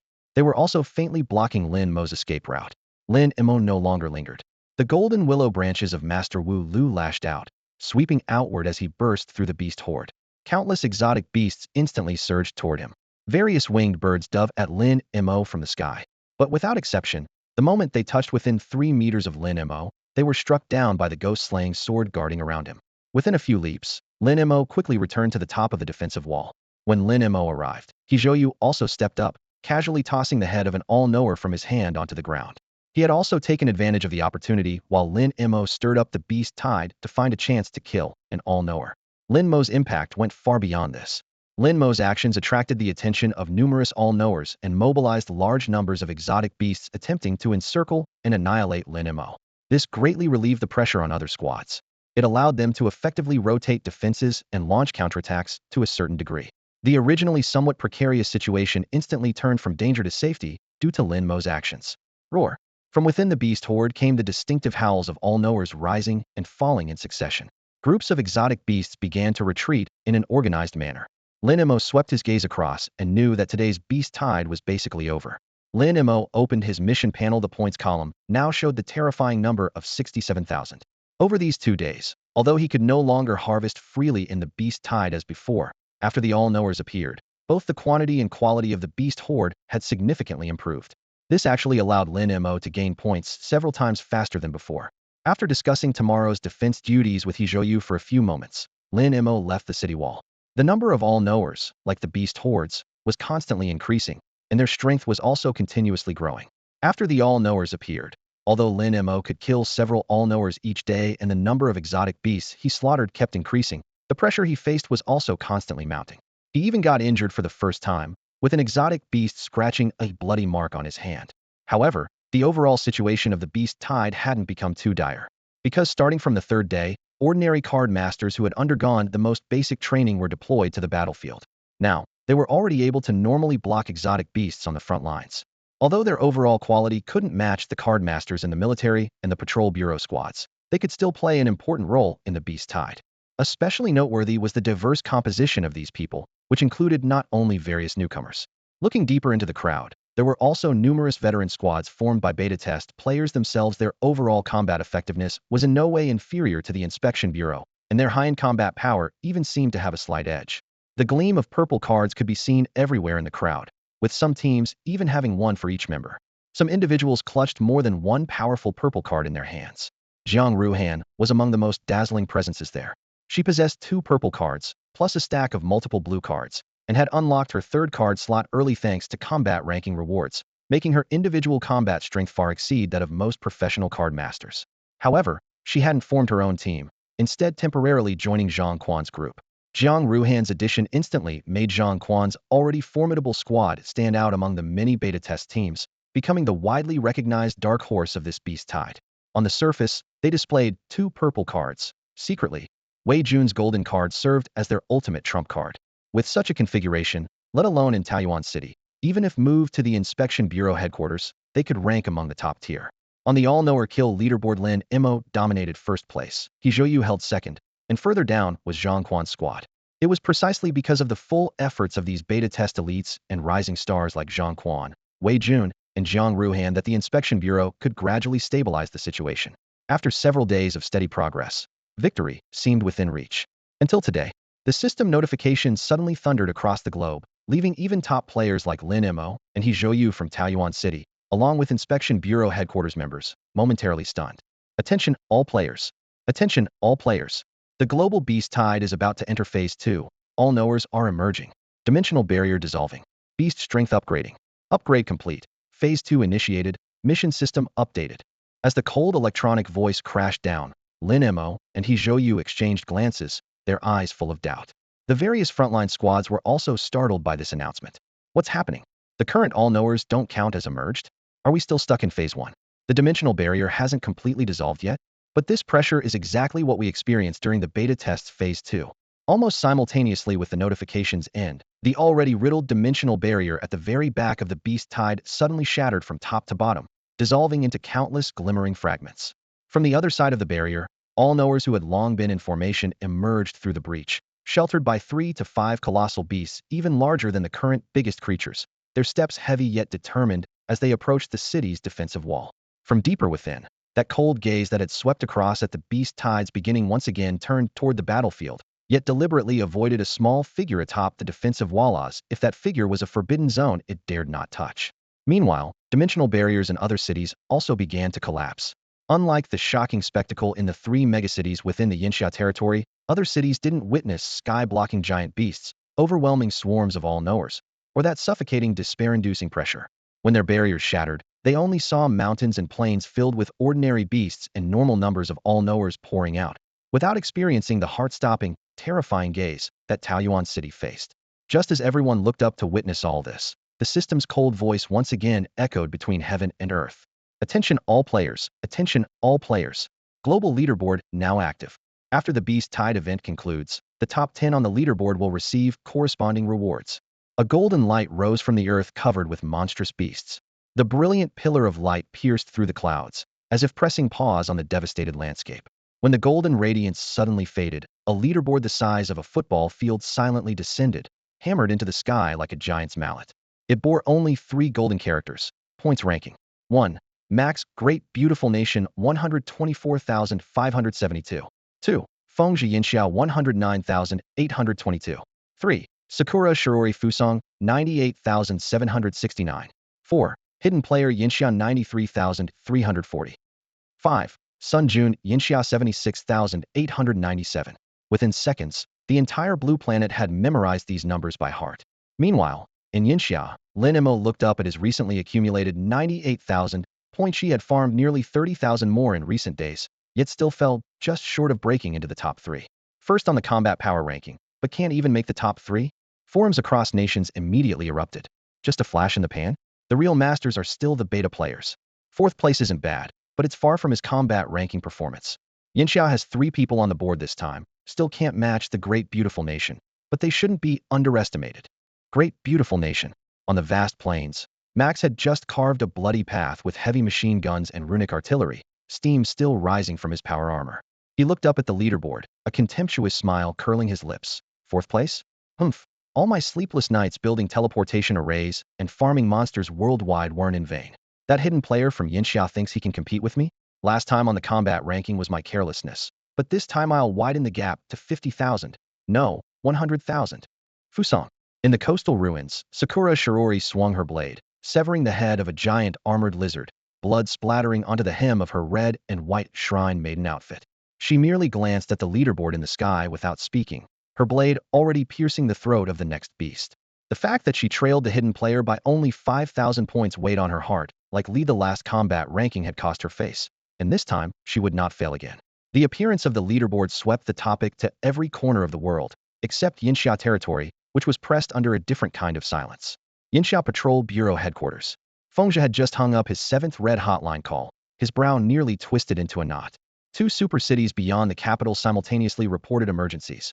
Beast tides had broken through the outer perimeter, demanding immediate headquarters support. Taoyuan City had also called moments ago with the same situation. Sun Jun at the distant border, though not requesting reinforcements, still reported unrest. Yet headquarters itself was in dire straits. After the system notification, massive numbers of omniscience and giant beasts suddenly appeared around the capital's outskirts, causing the heavy defensive lines to collapse instantly. Fengzhi grabbed the phone, intending to request aid from other cities, but his lips were so dry they nearly cracked. Where were the spare forces? Was Yinxia truly doomed? He let out a long sigh, but had no time for despair. Donning his battle armor, he turned and charged toward the front lines. Even if death was certain, he would fall atop a pile of beast corpses. Yinxia Taoyuan City. The same despair shrouded this city. He Zhouyu had just received headquarters' reply of unable to provide support, and could only shake his head gently at Lin Mo. Headquarters is under tremendous pressure too. Lin Mo squinted toward the distance, where waves of dark beasts were crashing against the defensive lines. Stretchers continuously carried people away, with wails, metal grinding, and explosive gunfire weaving together in his ears, darkening his expression further. The next moment, he raised his hand. Brilliant lightning thundered across the field, instantly clearing an entire swath of nearby beast hordes, striking out from time to time to annihilate clusters of monsters in the vicinity. However, against the entire beast tide, it was merely a drop in the ocean, quickly refilled with no impact whatsoever on the horde of creatures. Outside Taoyuan City, wave upon wave of otherworldly beasts roared thunderously, the air thick with the mingled scents of blood and sulfur. More and more gold-tier beasts emerged from the smoke and dust, some with serpentine bodies, for limbs, and twin horns sprouting from their heads, others clad in pitch-black armor, towering like mountains, and several bearing the divine bird patterns from Yinxia mythology, their wings ablaze. They either clustered protectively around several high-ranking omniscients, completely shattering He Zhou's original decapitation strategy, or charged the defensive lines alongside the beast tide, each impact causing steel walls to crumble and artillery to fall silent. Despair hung over everyone like a suffocating fog. At the front lines, some hastily assembled squads of new recruits had already begun to flee, abandoning their equipment as they ran toward the city. Yet He Zhou simply let them retreat, his gaze gray and lifeless though thankfully. Not a single veteran from the Inspection Bureau, military card masters, or beta test players had fallen behind. Just as the atmosphere reached its breaking point, He Zhou suddenly turned and fixed his stare on Lin Mo beside him. Lin Mo, you can escape. Escape? Lin Mo frowned. He certainly understood the rules in the beast-tied dungeon. Players' lives were bound to the settlement. If the settlement fell, the system would forcibly claim the players' lives. He Zhou's voice was low. The system's mandatory mission has only one requirement: resist the beast tide. It doesn't specify that you must kill a certain number of beasts. The time limit is crystal clear. The dungeon only ends when the last beast dies. Either we're all wiped out, or they are. Lin Mo nodded. He had already memorized these details, yet still didn't understand why He Zhou said he could leave. But I have a card. He Zhou took a deep breath, his eyes reddening slightly when mentioning his brother, and with trembling hands pulled out a card emanating purple light. For emergency, left it for me. Mission nullification card. Quality, blue rare. Type, one-time function card. Unique effect, can negate any system mission once. Lin Mo stared at the card, momentarily speechless. His personality, already cold and taciturn due to the Yama Emperor's modifications, finally allowed him to speak in a low voice. This is the card your brother left you. Take it. He Zhou brooked no argument, shoving the card into Lin Mo's chest. This card isn't bound, anyone can use it. Use it to cancel the mandatory mission and go straight to headquarters. With the Supreme One station there, you'll be absolutely safe. What about you? Lin Mo looked up.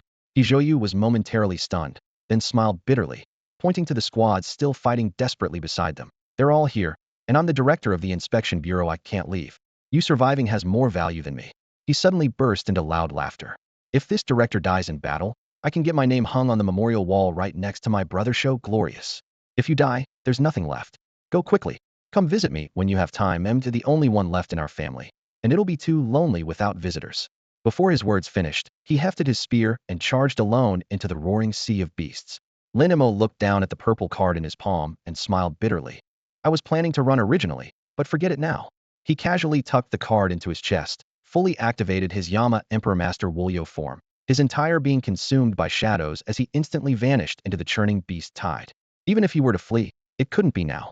Without killing a few of these bastards first, Lin Mo wouldn't feel right carrying that mission nullification card. Across the mountains and valleys, endless hordes of exotic beasts surged relentlessly toward Taoyuan City. The human defense lines retreated step by step, with death becoming the most common and frequent occurrence on this battlefield. He Zhou threw himself into every front line, desperately trying to stabilize each squad defending Taoyuan City. Purple cards in his palm were activated again and again, their brilliant light flashing and then fading as massive mental energy drained from him, leaving his face deathly pale. Yet he could barely hold back the tip of the iceberg. The number of exotic beasts was terrifyingly overwhelming, and their strength was absurdly powerful. If the average strength of the exotic beasts in the initial beast tide was 1, it had now skyrocketed to at least 20, a 20-fold increase. Waves of high-grade exotic beasts disrupted the defense lines, forcing He Zhou to repeatedly call Lin Mo for reinforcement. Countless omniscients covered the entire beast horde with their psychic network, making each exotic beast function like an extended arm of the omniscience, coordinating with terrifying precision. Despite Lin Mo's multiple attempts to break through, he was repeatedly blocked by this invisible psychic web. Taoyuan City was doomed. He Zhou seized a moment to cut down several exotic beasts, but in a moment of carelessness, took a heavy blow to the chest and blood gushed out. He swallowed back the metallic taste as tears streaked down from the corners of his eyes. At least when I meet my brother down there, I won't be ashamed. The next second, he raised his blade again, engaging in fierce combat with the charging exotic beasts. The squads throughout the city fought even more fiercely than before, revealing all their trump cards. Purple and blue cards flickered continuously through the bloody mist. They wanted to flee, but there was simply no escape route. Just as He Zhou had said, the beast tide was the first time the cardmaster game had bared its fangs at humanity. As cardmasters in the game, they would either die in the beast tide or be eliminated by the system after the beast tide's failure. The former at least allowed them to fight for survival through their own efforts, while the latter offered no choice in how they would die. Thus, not a single beta tester or informed player retreated. Kill. Crush these beasts. Fight. I've already killed over 100 exotic beasts. Even if I die, I've made a profit.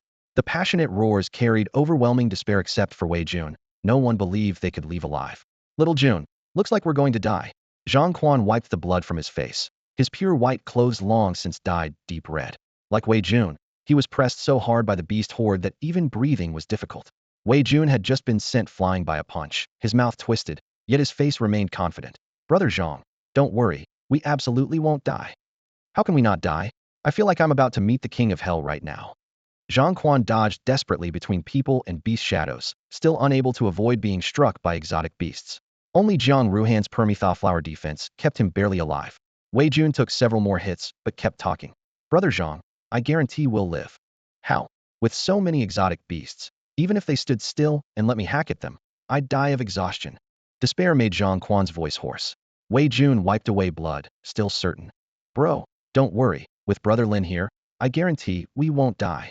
Wei Jun spoke with unusual confidence, but before he could finish his words, he instinctively averted his gaze, not daring to look Lin Mo in the eye. I know Brother Lin is strong, but no matter how powerful someone is, what difference can they make in a situation like this? Zhang Quan muttered quietly from the side. He was one of the few who had truly witnessed Lin Mo's terrifying combat prowess, which made him all the more aware of what this overwhelming beast tide meant. Even if Lin Mo defied heaven itself, he couldn't possibly turn the tide single-handedly. Jiang Ruhan, her face pale from being shrouded in the pollen of the Higanbana flowers, also heard Wei Jun's words and turned her gaze toward Lin Mo at the front of the crowd. Lin Mo balanced on his toes, his legendary weapon the ghost-slaying, sword-cutting brilliant arcs through the air. Each swing brought flying flesh and blood as the beasts that came within range fell like wheat before the scythe. In mere moments, he had claimed over 100 lives. Yet for a beast tide of this magnitude, such losses were insignificant. Jiang Ruhan understood in her heart. She could believe Lin Mo would survive being surrounded by the beast horde, but imagining him single-handedly eliminating all the creatures was beyond her. Wei Jun could sense everyone's doubt about his claim that Lin Mo could solve the problem. But he didn't Korea a man blessed with the king and minister destiny, one who could make fate favor all his followers, wouldn't die like this. Meanwhile, Lin Mo continued wielding his sword while using his peripheral vision to track the positions of the omniscient ones, rapidly plotting possible assault routes in his mind. Director He. After another horizontal slash cleared the surrounding beasts, he retreated to He Zhouyu's side and asked quietly, "Dare to charge with me?" "Charge." He Zhouyu looked at the dark, seemingly endless beast tide, his voice trembling. "How?" "Apply to the Inspection Bureau for higher-level spatial teleportation privileges." Lin Mo raised his sword, pointing toward the nearest omniscient one. "With your teleportation ability, we'll specifically target these creatures. Without the omniscient ones, everything becomes simple." He Zhouyu was stunned for half a second, then his eyes lit up. "Without the omniscient ones, I'm confident General Tao can handle the remaining beasts. But are you really certain you can do this?" He knew well that the omniscient ones were embedded at the most critical nodes of the beast tide, with higher-level ones even protected by gold card-level beasts. Killing one or two was manageable, but as long as even one remained alive, the conceptual barrier against modern weapons wouldn't be lifted. Eliminating them all was nearly impossible. Lin Mo shook his head. "I'm not completely certain. But aside from this method, we have no other path, do we?" "Right." He Zhouyu's expression grew resolute. "Live or die, we'll stake everything on this gamble." Then, lowering his voice, he added, "If things truly spiral out of control, I'll immediately open a teleportation array to send you back to headquarters. You have the mission elimination card. You must survive to avenge all of Taoyuan City." As he spoke, he pulled out a subcard derived from the Supreme Ruler, main body, and handed it to Lin Mo. "Following you would only slow you down. This card will be more useful to you. It's the symbol of the Inspection Bureau's authority, doesn't occupy a card slot, and anyone can use it. With this, you can teleport anywhere within China's borders and receive enhancement. Taoyuan City's privileges have already been maximized because of you nearly unlimited teleportation without needing headquarters approval." He Zhouyu grasped Lin Mo's hand, his tone more solemn than ever. "But remember, you must survive." "All right." Lin Mo looked at the card in his hand, clenched it tightly, and nodded firmly. Then, with a flick of his fingertip, the legendary weapon ghost-slaying sword transformed into a streak of blood-red light and returned to his palm. Without any hesitation, under He Zhouyu's burning gaze, he tore open a dark purple spatial rift and stepped through without looking back. Meanwhile, He Zhouyu, having watched Lin Mo depart, suddenly spun around and bellowed at the top of his lungs to everyone. "Mr. Lin has now charged into the deepest part of the beast horde to slay the all-knowing ones. Brothers, let's not drop the ball, charge hard, and relieve the pressure on Mr. Lin." As his words hit the ground, He was the first to plunge into the surging beast tide. Though the surrounding cultivators weren't sure who this Mr. Lin was, they knew their goal was the same kill. Wipe out these alien beasts.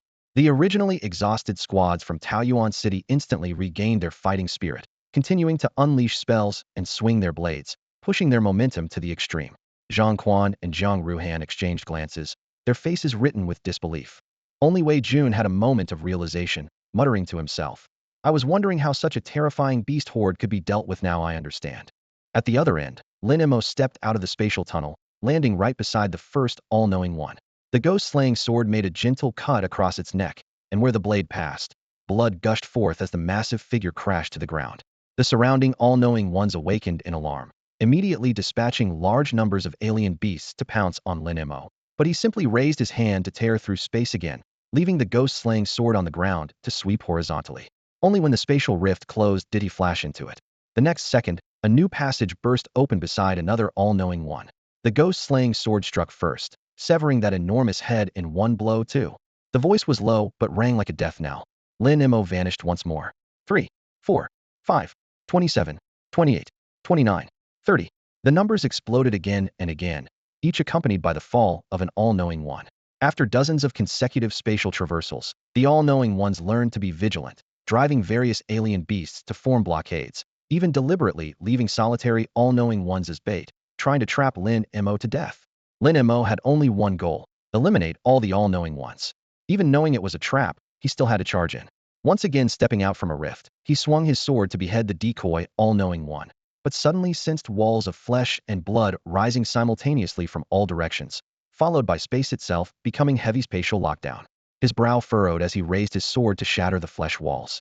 At that moment, deafening shrieks came from the sky. Dozens of giant winged birds over 10 meters long blotted out the sun as they dove down. On the back of the largest leading bird sat an all-knowing one resembling a human elder, whose profound eyes gazed deeply at Lin Mo through the fierce wind and bloody mist. With the appearance of this omniscient one, more flesh walls began to emerge continuously on the outer perimeter. Before the first wall could solidify, new bloody folds rose in concentric circles like grotesque tree rings, encasing the battlefield layer by layer. Several purple and gold-tier aberrant beasts pressed forward at the front, followed by countless ordinary creatures roaring as they swarmed toward the flesh walls. Roar! The elderly omniscient one perched on the giant bird let out a deafening shriek. Over a dozen massive birds immediately folded their wings and dove from the heights, their enormous wingspans tearing through the air with piercing whistles. Sharp beaks aimed directly at Lin Mo's head, the rushing wind pressure seeming capable of hurling boulders aside. Lin Mo remained unhurried, flicking his wrist as the legendary weapon Ghost Slayer's sword circled around him, its blade light weaving into a protective net. The first wave of giant birds retreated in panic, their assault instantly crumbling. But as the elderly omniscient one shrieked again, more birds charged forward with reckless abandon. Their numbers surged, and even the Ghost Slayer's sword couldn't intercept them all. Several birds had already touched the spatial fold barriers floating around Lin Mo. The sword's momentum began to falter, its defensive arcs growing sparse. More and more giant birds broke through the shattered flesh walls, engaging Lin Mo in close combat, their beaks frantically striking the spatial barriers in showers of sparks. Lin Mo's steps grew slightly unsteady, appearing increasingly precarious, as if his defenses might be pierced at any moment. Seeing this, the elderly omniscient one high above let out a shrill laugh, smugly diving lower to savor his prey's struggle up close. He fell for it. The moment the old man descended, Lin Mo had been dodging and retreating suddenly looked up with a slight smile. The intimidating presence of Yama, king of hell, erupted instantly, the bone-chilling aura of the underworld's sovereign spreading in all directions and crushing down upon everything. All the giant birds froze under this overwhelming pressure. Even just 1 second was enough. The Ghost Slayer's sword exploded into action, its speed multiplying several times over as it streaked like lightning through wind among the paralyzed birds. With each flash of the blade, it pierced through another bird's chest, and after several passes, every heart had been run through. Clang! A black hooked chain tore through the air with harsh scraping sounds, striking the elderly omniscient one square in the chest. The old man's body shuddered, his aura withering instantly, as if his soul had been torn away. The masterless giant bird struggled to flap its wings, but was suddenly bound tight by materialized golden chains, dragged down to crash heavily into the ground. Through the rising dust, Lin Mo approached slowly and grasped the old man's scrawny neck. Terror and confusion filled the victim's eyes before a soft crack signaled his crushed vertebrae. After confirming no other omniscient ones were coming to assist, and that this old man was merely green tier, Lin Mo dropped his pretense. The Ghost Slayer sword released a sharp sonic boom, transforming into a silver streak that pierced straight through the flesh walls. Multiple barriers were penetrated by the sword light, the massive structures exploding into rain-like fragments of flesh and blood. Nearby swarming aberrant beasts were swept up in the aftermath, most falling in droves, while only a few high-tier creatures managed to escape by instinct. Lin Mo's gaze swept the area, and instead of opening a spatial tunnel, he flashed away toward another direction. If he remembered correctly, he had glimpsed something earlier. There was still a purple tier omniscient one over there. Die. The legendary weapon ghost-slaying sword swept lightly, and the massive head of an all-knowing one rolled to the ground. Its body convulsed twice before crashing down with a thud. This was the 100th plus all-knowing one's head that Lin Mo had severed. Blood splattered into the air, forming a faint crimson mist that was completely absorbed by the spatial folding barrier surrounding his body. The moment of energy overload caused the barrier to crack like shattered glass, with blue-white fractures spreading from his shoulders all the way down to his ankles. Lin Mo licked the blood from the corner of his mouth and tore open a dark red spatial rift with his hand. In the next breath, he had already flashed to another all-knowing one's side. Without the protection of the folding barrier, his skin was immediately carved with fine wounds by claws and bone spikes. But this pain only ignited his ferocity. The Yama King card flickered crimson red at his chest, nearly bursting from its slot. That power condensed into a massive ghostly shadow behind him, overlooking the battlefield. The ghost-slaying sword trembled slightly, shaking off blood droplets from its spine, leaving only a few drops of dark beast blood sliding down the blade's edge, reflecting the blood-red glow of the Yama King. Ahead, the two guardians manifested from the Oxhead and Horseface cards flashed with red light. Their thick fists pounded down repeatedly, shattering bones and flesh wherever they struck, turning everything into pools of bloody mud. Lin Mo now resembled a true lord of the underworld, emerging from the earth. Any beast that stepped within 3 meters was instantly cut to ash. With each flash, an all-knowing one fell dead. After 10 flashes, corpses had piled into bloody mounds. Lin Mo's clothes were soaked through with both enemy and his own blood, while the number of fallen all-knowing ones climbed rapidly, soon leaving less than half remaining. The cost was equally apparent. Oxhead and Horseface reverted to cards and sank back into the void, and the ghost-slaying sword's movements began to grow sluggish. Lin Mo's eyes were stained through with thick blood, leaving only killing intent. Another purple-quality, all-knowing one convulsed at his feet before its breath ceased. A thunderous roar erupted from the beast horde as the remaining high-quality, all-knowing ones howled in unison. The previously scattered siege instantly reversed direction, pressing inward layer upon layer, purple ones forming the main force, golden ones serving as the spearhead. Nearly all the remaining all-knowing ones perched high on the backs of giant beasts, looking down at Lin Mo from above, waiting for his next move. Lin Mo glanced around and tried once more to tear open a spatial rift, but failed due to continuous use. Only a weak vortex rippled in his palm before quickly extinguishing. Sure enough, within less than a second, flesh and blood surged around him, raising several towering walls of meat that completely trapped him in the center. Hundreds and thousands of beast eyes stared at him through the gaps, bloodthirsty and greedy. Ha! Lin Mo shook his head fearlessly, his mouth curling into a maniacal grin. All here? Saves me the trouble of hunting you down one by one. After speaking, he let out a long sigh. The vines manifested from the 5 Willows Master card suddenly pushed against the ground, catapulting his entire body into midair. Suspended in the air, Lin Mo reached out to grasp the equally floating legendary weapon ghost-slaying sword. The blade's tip trembled, interweaving black light with blood-red radiance. The next second, he plummeted straight down into the beast formation, wrapped in howling wind. Roar!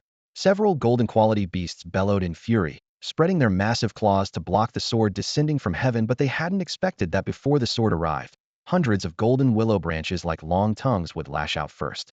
They danced through the air like dragons, swiftly striking at the beasts and wrapping smoothly around their massive bodies. Golden vines cascaded from above with lightning speed, entangling, binding, and constricting almost simultaneously. They all emerged from Lin Mo's body, their color identical to the golden-grayed beasts below, yet with an even more brilliant luster. Though golden-grayed beasts were several times weaker than dungeon or quest bosses, they could still handle ordinary opponents of the same tier with ease. However, what they now faced were golden vines personally cultivated by Lin Mo. Several beasts' muscles suddenly bulged, erupting with muffled explosive sounds as the vines were instantly torn to shreds, but that brief pause of less than a second was enough to change the tide of battle. Suddenly, a dark legendary weapon, the ghost-slaying sword, carried Lin Mo's form like lightning through the giant palms of several beasts, weaving crimson and golden flesh into a terrifying display of carnage. Lin Mo spun with the momentum, flicking his right hand repeatedly as black hook chains shot through the air, their tips finding purchase in the beast's necks and shoulders. The soul-reaping technique of Yama, king of hell. Absolute level suppression descended, and several golden beasts stood frozen in place, as if their consciousness had been completely drained. Lin Mo gave them no chance to recover. Raising his wrist, a blooming golden chrysanthemum suddenly spread from beneath his feet, instantly creating separate domains around each beast. This was his first time maintaining so many domains simultaneously within such a short time frame. Immediately after, he called out softly, "Wine and poetry." The chrysanthemum petals exploded, and countless transparent swords rose from the ground, hovering in midair. With a gentle wave of his palm, the wine swords sang in unison, piercing through skulls without leaving external wounds or spilling a drop of blood, yet causing all the golden beasts to collapse simultaneously. Though the description seems complex, from the vine entanglement to the beast's fall took merely 1 second. After clearing the battle circle, Lin Mo didn't stop. His toes touched the ground as his form weaved continuously between the intersecting claws and fangs of the beasts. With each close encounter, the ghost-slaying sword carved deep, bone-revealing gashes across their bodies. He never launched direct attacks, focusing solely on charging through the gaps in the beast tide toward the wall built from flesh and bodies. When only 10 meters remained between him and the edge of the flesh wall, Lin Mo suddenly leaped up. The ghost-slaying sword lay flat beneath his feet, serving as a flying sword. Wrapped in fierce winds, he shot upward against the current, instantly breaking through the flesh wall. Below him, thousands of purple and golden beasts roared thunderously, some leaping high to drag him back to the ground, others spewing flames in attempts at long-range assassination. However, to him, these attacks were merely a somewhat scorching breeze. Atop the flesh wall, several omniscient ones riding high-tier beasts had been surveying the battlefield. Now, startled by Lin Mo's breakthrough speed, they hastily ordered a retreat. But it was too late. Lin Mo had completely breached their defenses, his killing intent boiling around him, as if the true feast of slaughter was just beginning. Running, he stood atop the flesh wall, his lips slowly curving into an almost wild arc. Behind him, the phantom of Yama, king of hell, trembled and solidified within the rolling blood mist. Lin Mo's synchronization with it grew ever closer, and clear light began to gleam in the phantom's eyes. If anyone looked carefully at this moment, they would discover indeed, if one observed closely, they would see that the phantom of Yama, king of hell, was actually looking at Lin Mo with a smile. Lin Mo swept his gaze around. The all-knowing ones who had just surrounded him tightly were now scattering like startled birds. Meanwhile, endless exotic beasts were being mobilized, but he didn't even bother to glance at them, directly targeting those high-quality, all-knowing ones. Golden vines shot out across several meters, wrapping around an all-knowing one's neck, and with a gentle tug came the crisp sound of shattering bones. The ghost-slaying sword spun through the air, cold light flashing, mercilessly harvesting lives before pairs of terrified eyes. Lin Mo moved through the beast horde with a savage grin, killing at will, as blood and crimson points splattered behind him. The team from Taoyuan City, however, was deeply puzzled. "Director, do you feel like these exotic beasts are getting weaker?" Beside Yu, a patrol division combat member casually struck down the beast before him and turned to ask in a low voice. The initial beast swarm was at least blue-quality fierce, well-organized, and massive in number. They had casualties almost every second. But starting from over 10 minutes ago precisely, an hour ago, everyone clearly noticed that the exotic beasts suddenly became less ferocious, their formations chaotic, even trampling each other at times, as if their commander had vanished into thin air.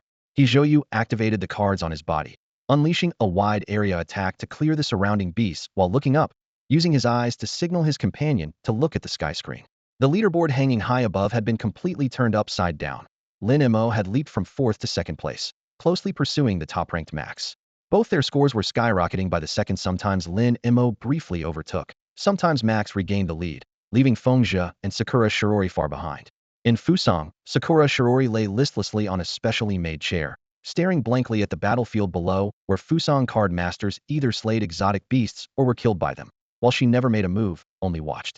When the leaderboard first appeared, she had fantasized about surpassing that hidden Yanxiao player to redeem her defeat on the combat power rankings. Who knew that in just a few short hours, his score would not only overtake hers but completely pull away, leaving her unable to even harbor thoughts of competition. Humiliation churned within her, and she had repeatedly wanted to commit seppuku in apology. Each time this happened, the Emperor's words would echo in her mind. That Yanxiao player defeated America's Max with just one move, but took a long time to defeat you. This shows you're strong, stronger than Max, and we're stronger than America. This is honor, not humiliation. She always felt something was wrong with these words, yet could never figure out what. On the other side, Max continued slaying high-level exotic beasts in the horde, his expression growing increasingly anxious, glancing up at the leaderboard almost every second. Whenever he saw himself above that Yanxiao player, he would let out a big sigh of relief. Seeing the Yanxiao player above him on the leaderboard, he kept accelerating his movements. However, as time ticked by, he could clearly feel his stamina and mental energy rapidly depleting. His arms ached, his breathing was scorching hot, and even his vision began to darken slightly. The rhythm of slaughter had reached its limit, but he dared not stop. Once he slowed down, Lin Mo would very likely overtake him on the scoreboard. Lin Mo, however, had long since lost interest in checking the leaderboard. Initially, he had fought desperately through the beast horde for points and card exchanges. Now, only one thought remained in his mind: absolutely could not let these beasts leave alive. This force of over 100 all-knowers represented the highest quality specimens of their species. They were far more intelligent than ordinary exotic beasts, and therefore more afraid of death. The guards beside them were at least blue card level, with more than a dozen at gold card level.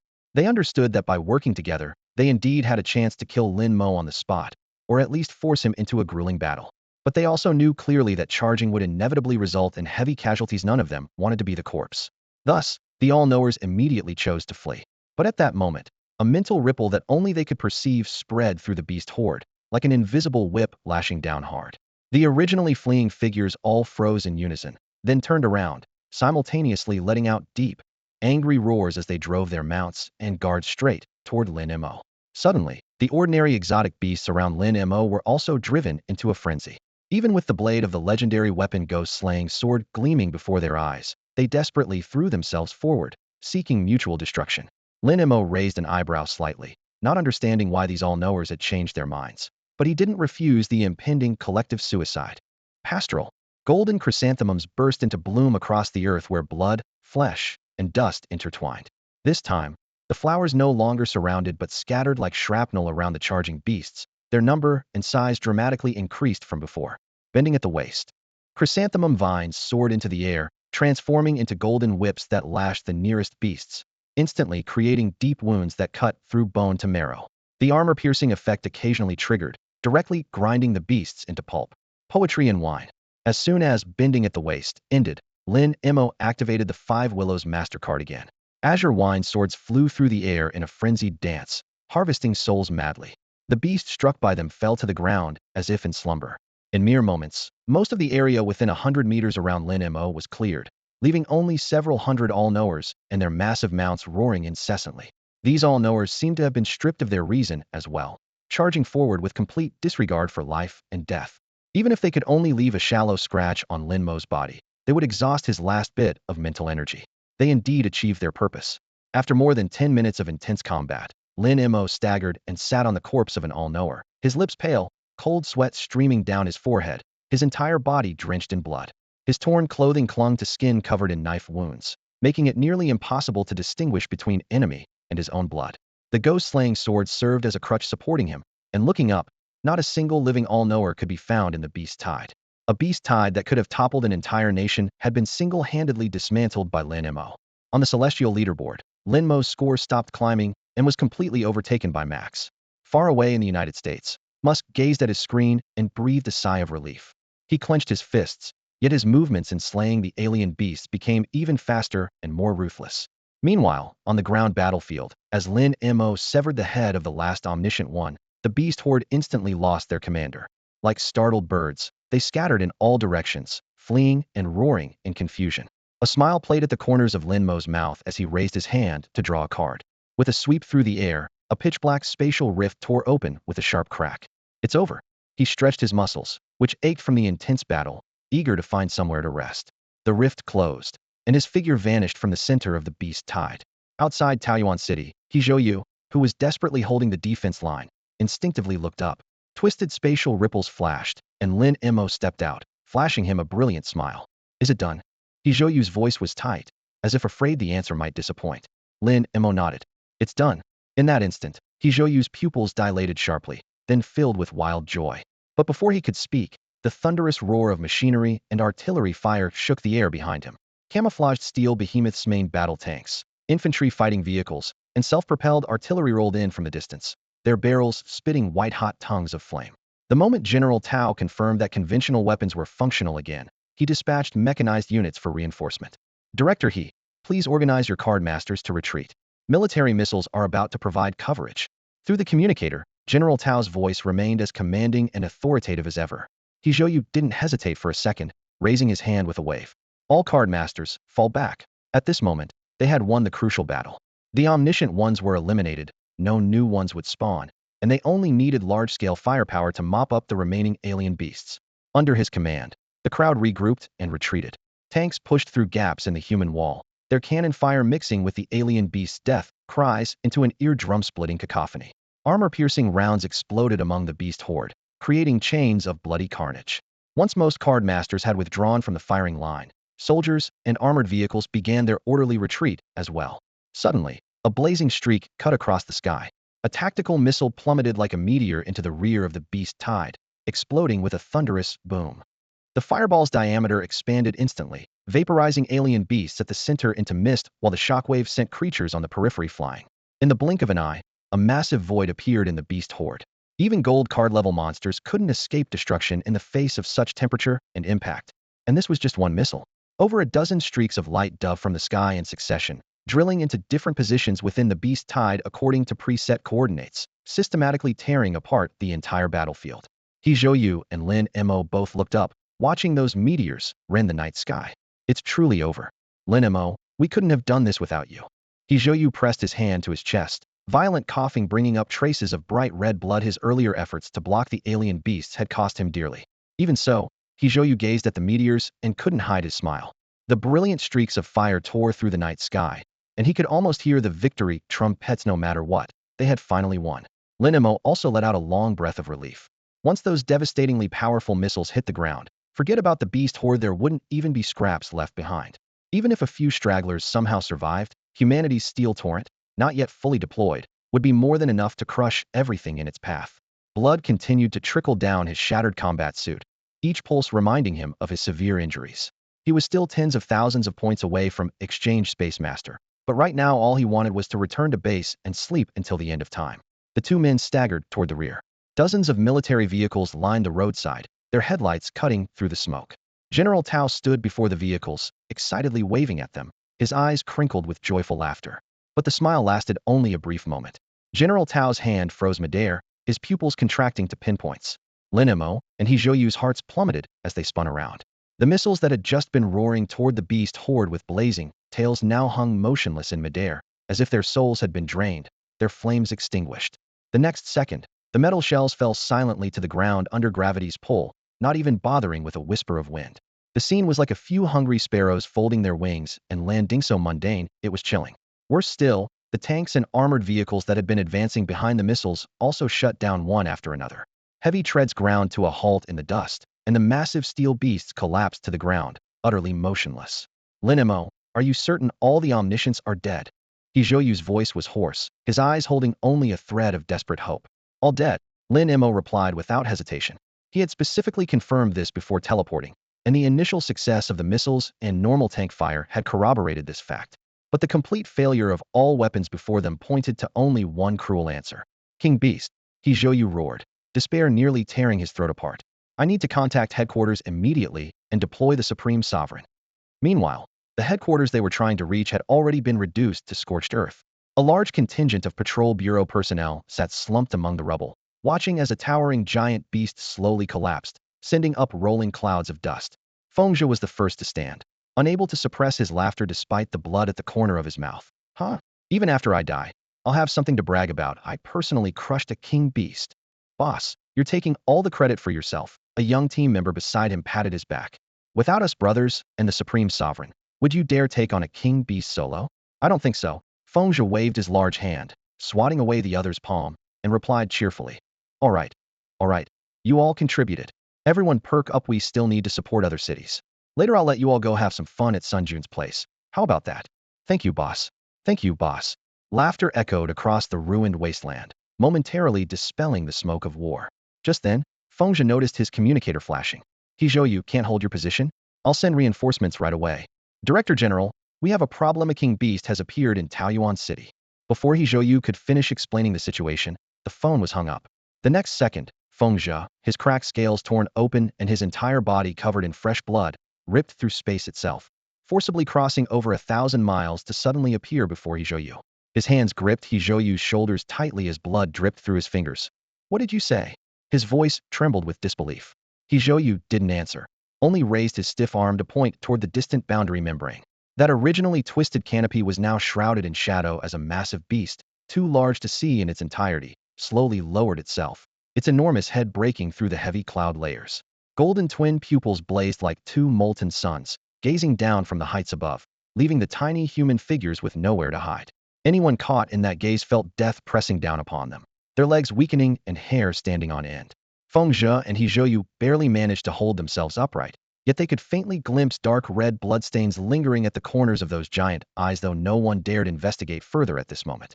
Clouds churned as the massive beast gently shook its head, sending waves of overwhelming pressure rippling outward in visible waves that crushed everything in all directions. Its drooping white whiskers intertwined with the mist, appearing almost comical, yet adding to its mysterious aura. The bronze-colored body blocked out the sky like a moving city wall. 6 thick arms sprouted from its back, 3 on each side, each equivalent in size to a gold-tier beast. Those 3 pairs of hands wielded different weapons blades, hammers, and halberds swinging silently through the air, cutting through the low, mournful wind. Its massive legs moved slowly, yet each step created craters nearly 1,000 meters deep, hurling dust and debris hundreds of meters into the air. A second king beast. Feng Zhe murmured, his throat working with difficulty. Director General. Hijoyu's expression was frantic, his voice nearly cracking. We must deploy the 9-5 Supreme now. Against omniscience and ordinary beasts, no matter how many, he still harbored thoughts of fighting to the death. But the king beast's pressure instantly extinguished all resistance in his mind. This was a crushing difference in life levels. Even tens of millions of card masters thrown at it couldn't leave so much as a scratch on the king beast. The only hope was to rely on sheer numbers to see if they could somehow exhaust it to death.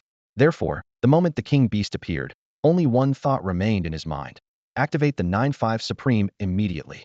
Feng Zhe met Hijoyu's hopeful gaze, but only sighed deeply. It's gone. Gone. Hijoyu's voice shot up in volume. Gone. Feng Zhe's usually bold face was now ashen. A king beast also appeared in the capital, and the 9-5 Supreme has already been used. 2 of them. Hijoyu was equally incredulous. This is only the first beast wave.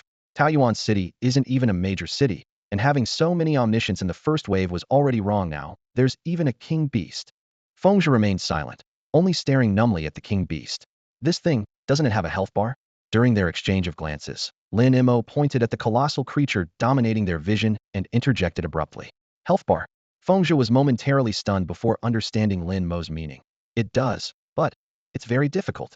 Lin Mo licked his already cracked lips, the blood at the corners sticky and black. He stared at the king beast, his chest heaving violently, as every muscle and nerve in his body trembled with excitement. Devour it! Devour it! Within Lin Mo's heart, one cry after another kept rising. The immense craving for flesh and blood completely replaced all the aches throughout Lin Mo's body. In its place came endless, insatiable desire. That indescribable hunger surged up Lin Mo's spine through Yama's essence, thunderously sweeping through every fiber of his being. Yama blazed with scorching crimson light, far more intense than Lin Mo's previous voluntary activations, the entire card trembling violently in its slot, as if ready to break free at any moment. Feng Zhe and Hijoyu immediately sensed Lin Mo's disturbance and rushed forward to restrain him. Their memories from the testing period reminded them king beasts were monsters no ordinary person could contend with. To defeat a king beast Hedon required, at minimum, a red card. But the Patrol Bureau's only red card, Supreme Sovereign, could hardly function again in the short term. Supreme Sovereign's unique skill, National Guardian Formation, had already completed its single monthly activation. Within the Yinxia territory, this formation granted the bearer's derivative subcards additional Divine Blessing and National Protection buffs, and could unleash a monthly spatial annihilation, ignoring distance, ignoring defense, conceptual level instant kill. Even Lin Mo in his current state couldn't withstand it. This card was one of the National Guardian red cards bestowed to each country at the game's public launch. Though somewhat restricted, it retained the full power of a red card. No life below red card level could resist it. No matter how powerful, the king beast hadn't reached red card tier. By quality estimation, it should be at the peak of gold card level, yet in Lin Mo's perception panel it showed only question marks. Combined with its nearly invincible bearing, this made it all the more unfathomable. Fortunately, since it had a health bar, it could be killed. This alone was enough to reassure Lin Mo. Within his body, Yama's heartbeat thundered like war drums, the legendary weapon ghost-slaying sword spinning wildly behind him, while the oxhead and horse-face spirits trembled faintly. The hunger brought by the king beast's presence burned through his nerves like flames. Devour it! Devour it! Whispers from hell echoed repeatedly. When the king beast lowered its massive head, golden pupils gradually solidifying, that terrifying gaze slowly locking onto Lin Mo, he moved. Feng Zhe and He Zhouyu were still discussing strategy when they saw Lin Mo suddenly shatter the ground beneath his feet, charging straight at the king beast under their astonished gazes. Yama seemed to welcome a feast, his crimson-robed phantom truly solidifying for the first time, sleeves billowing, star-like eyes cold and majestic. The crown's hanging pearls clinked softly together with crisp sounds. The ghost-slaying sword swept out scarlet afterimages, wrapping Lin Mo in a bloody vortex. Hunger and appetite surged through his blood vessels. Devour it. Devour it. Lin Mo's grin stretched wider and wider, his smile growing increasingly savage. The king beast sensed this insect's provocation, opening its maw like a black hole and roaring. Lin Mo likewise opened his mouth wide, facing that colossal form. One man, one beast in this moment. Each wanted to devour the other. Soul reaping. A black hook accompanied by the thunderous clatter of massive chains sliced through the air, instantly piercing into the gaping maw of the king beast. The sharp, crisp ring of metal sounded like a death sentence. The king beast's roar ceased abruptly, its mercury-thick blood seeming to freeze mid-flow. Its golden eyes locked onto Lin Mo as all life drained away under the absolute seal of Yama's soul-reaping power. The entire king beast was frozen as if someone had pressed pause. During the 3 seconds of confinement, golden chrysanthemums woven from willow branches suddenly bloomed across the ground. Vines lashed out, petals shattered, transforming into wine swords that pierced the king beast's body from all directions. Simultaneously, the legendary ghost-slaying sword seized the opportunity to strike, dancing and flashing across the beast's hide, attempting to penetrate its vital points. 3 seconds elapsed, and the seal crumbled. The king beast's eyelids trembled slightly as its awakening aura erupted violently. Though blood streamed down its entire body, these were merely surface wounds. Its vital organs remained completely unharmed. The ghost-slaying sword, which had barely broken through the skin, was casually swatted away, spinning several times in the air before stabilizing. Roar! Furious light blazed in the golden eyes as its massive palm descended like a falling canopy. Lin Mo suppressed the burning desire in his heart, licked his lips, and as the golden willow branches encircled the king beast, he suddenly contracted them, pulling himself toward the creature's torso. The giant palm grazed his shoulder and crashed into the ground, leaving a palm-shaped crater several meters deep. Lin Mo had already leaped onto the beast's back, rapidly climbing using its fluffy fur. The king beast repeatedly swung its palms, trying to swat the little flea, scurrying across its body, but missed every time, instead tearing its own flesh. Lin Mo's speed became increasingly astonishing as he sprinted along its thighs and waist. If someone were observing from dozens of meters away, they would only see a tiny black, moving rapidly across the colossal beast's body, each leap forcing the king beast to twist furiously and flail its massive palms. As Lin Mo was about to reach the neck, the king beast suddenly stopped its futile efforts. Its enormous body sank slightly, head tilting forward, jaws gaping wide, blood vessels bulging along its neck. Roar! An earth-shaking roar exploded from the beast's mouth, sound waves spreading in concentric circles from its maw. Dozens of kilometers away, He Zhouyu and the others watched the battlefield with worried expressions. When the roar reached them, veins immediately bulged on their faces. Weaker card masters and soldiers without cards collapsed unconscious, while rows of infantry fighting vehicles and armored cars were overturned. And Lin Mo, at the epicenter of the sonic blast, endured a shock 100 times greater than what He Zhouyu and the others experienced. The terrifying sound wave instantly shattered Lin Mo's eardrums, penetrating his brain and scrambling his thoughts into chaos. The metallic taste of rust flooded his mouth as warm droplets of blood rolled down his cheeks and dripped from his chin. His limbs felt as though they were being crushed repeatedly by massive hammers, his bones snapping inch by inch with sickening cracks. Under gravity's pull, he lost all support, and his body plummeted helplessly downward.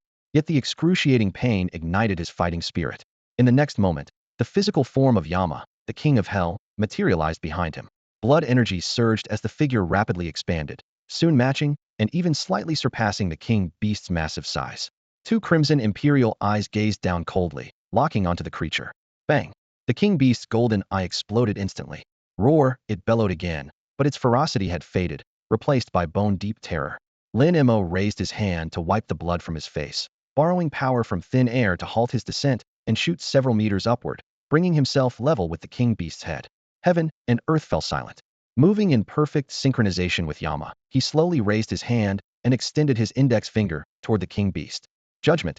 The low yet clear word echoed throughout heaven and earth. In an instant, the world lost its color, replaced by surging crimson. The massive king beast, bound by heavy shackles, knelt prostrate before a throne, blood still streaming from its ruined eye socket. Upon the throne sat Lin Mo, crowned with a golden diadem and draped in black dragon robes.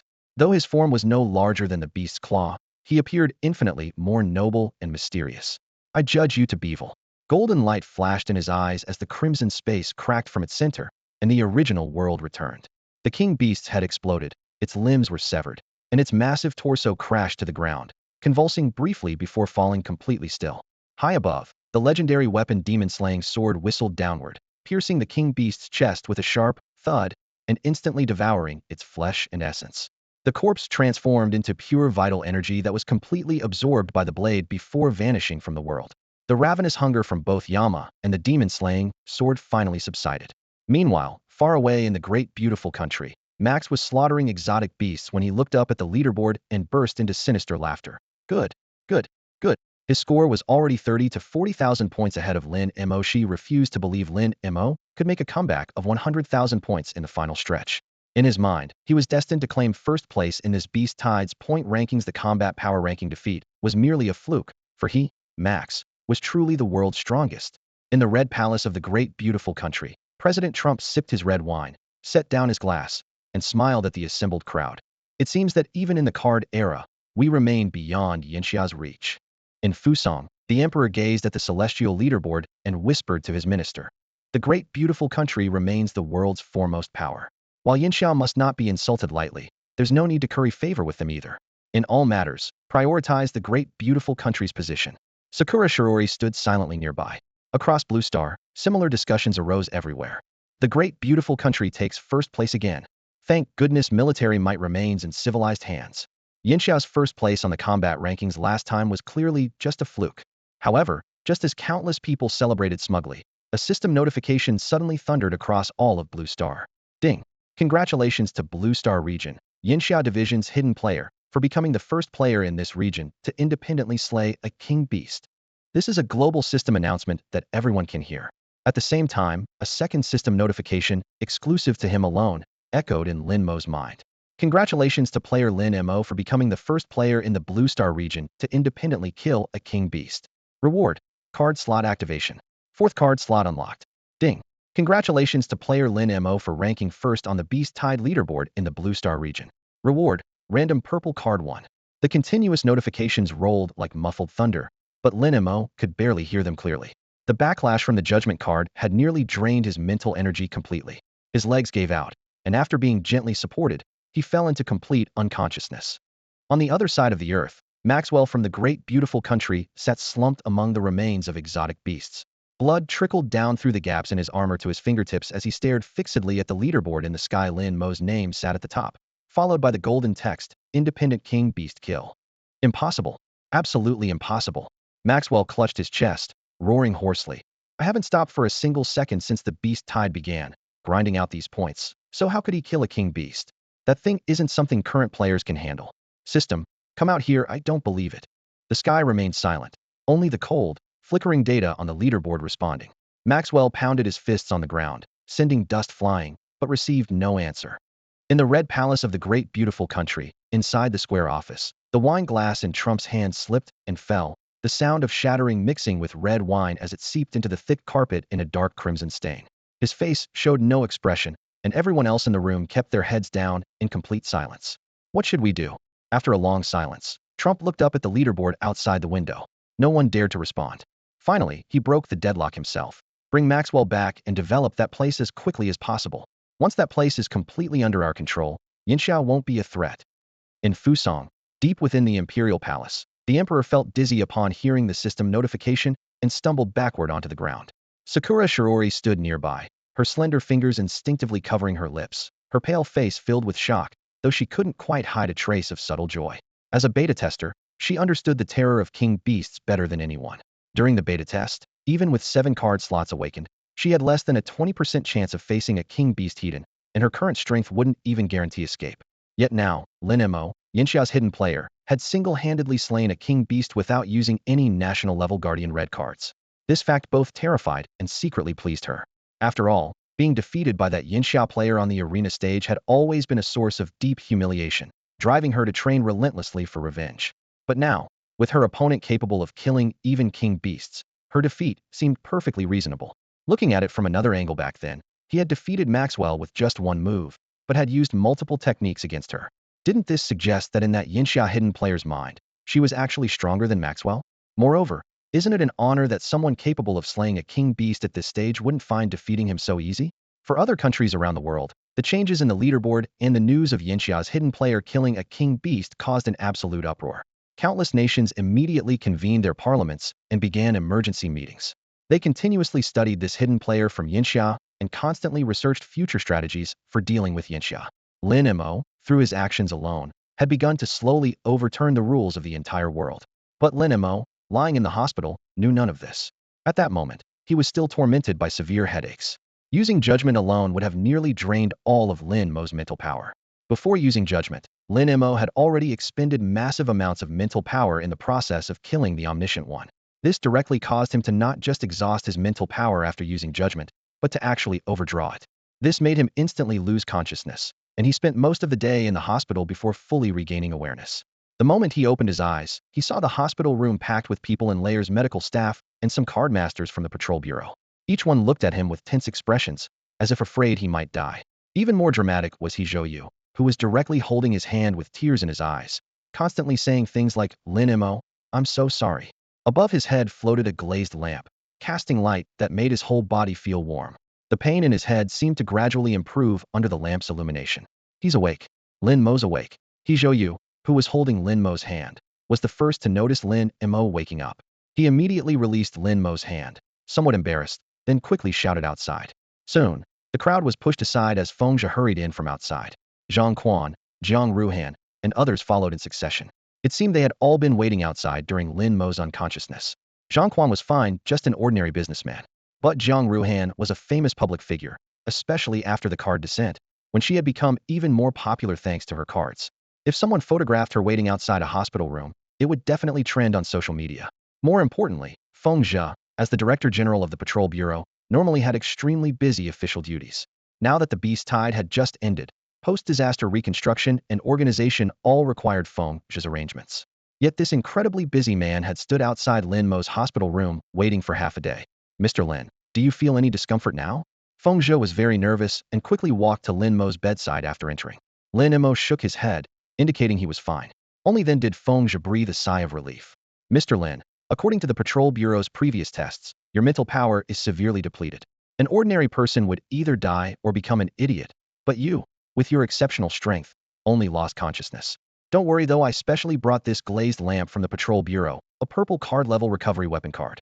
With it here, you'll be able to leave the hospital in 2 or 3 days at most. You just can't make any major movements during this time." Lin Mo opened his mouth with difficulty and spoke a few words with Feng Zhe.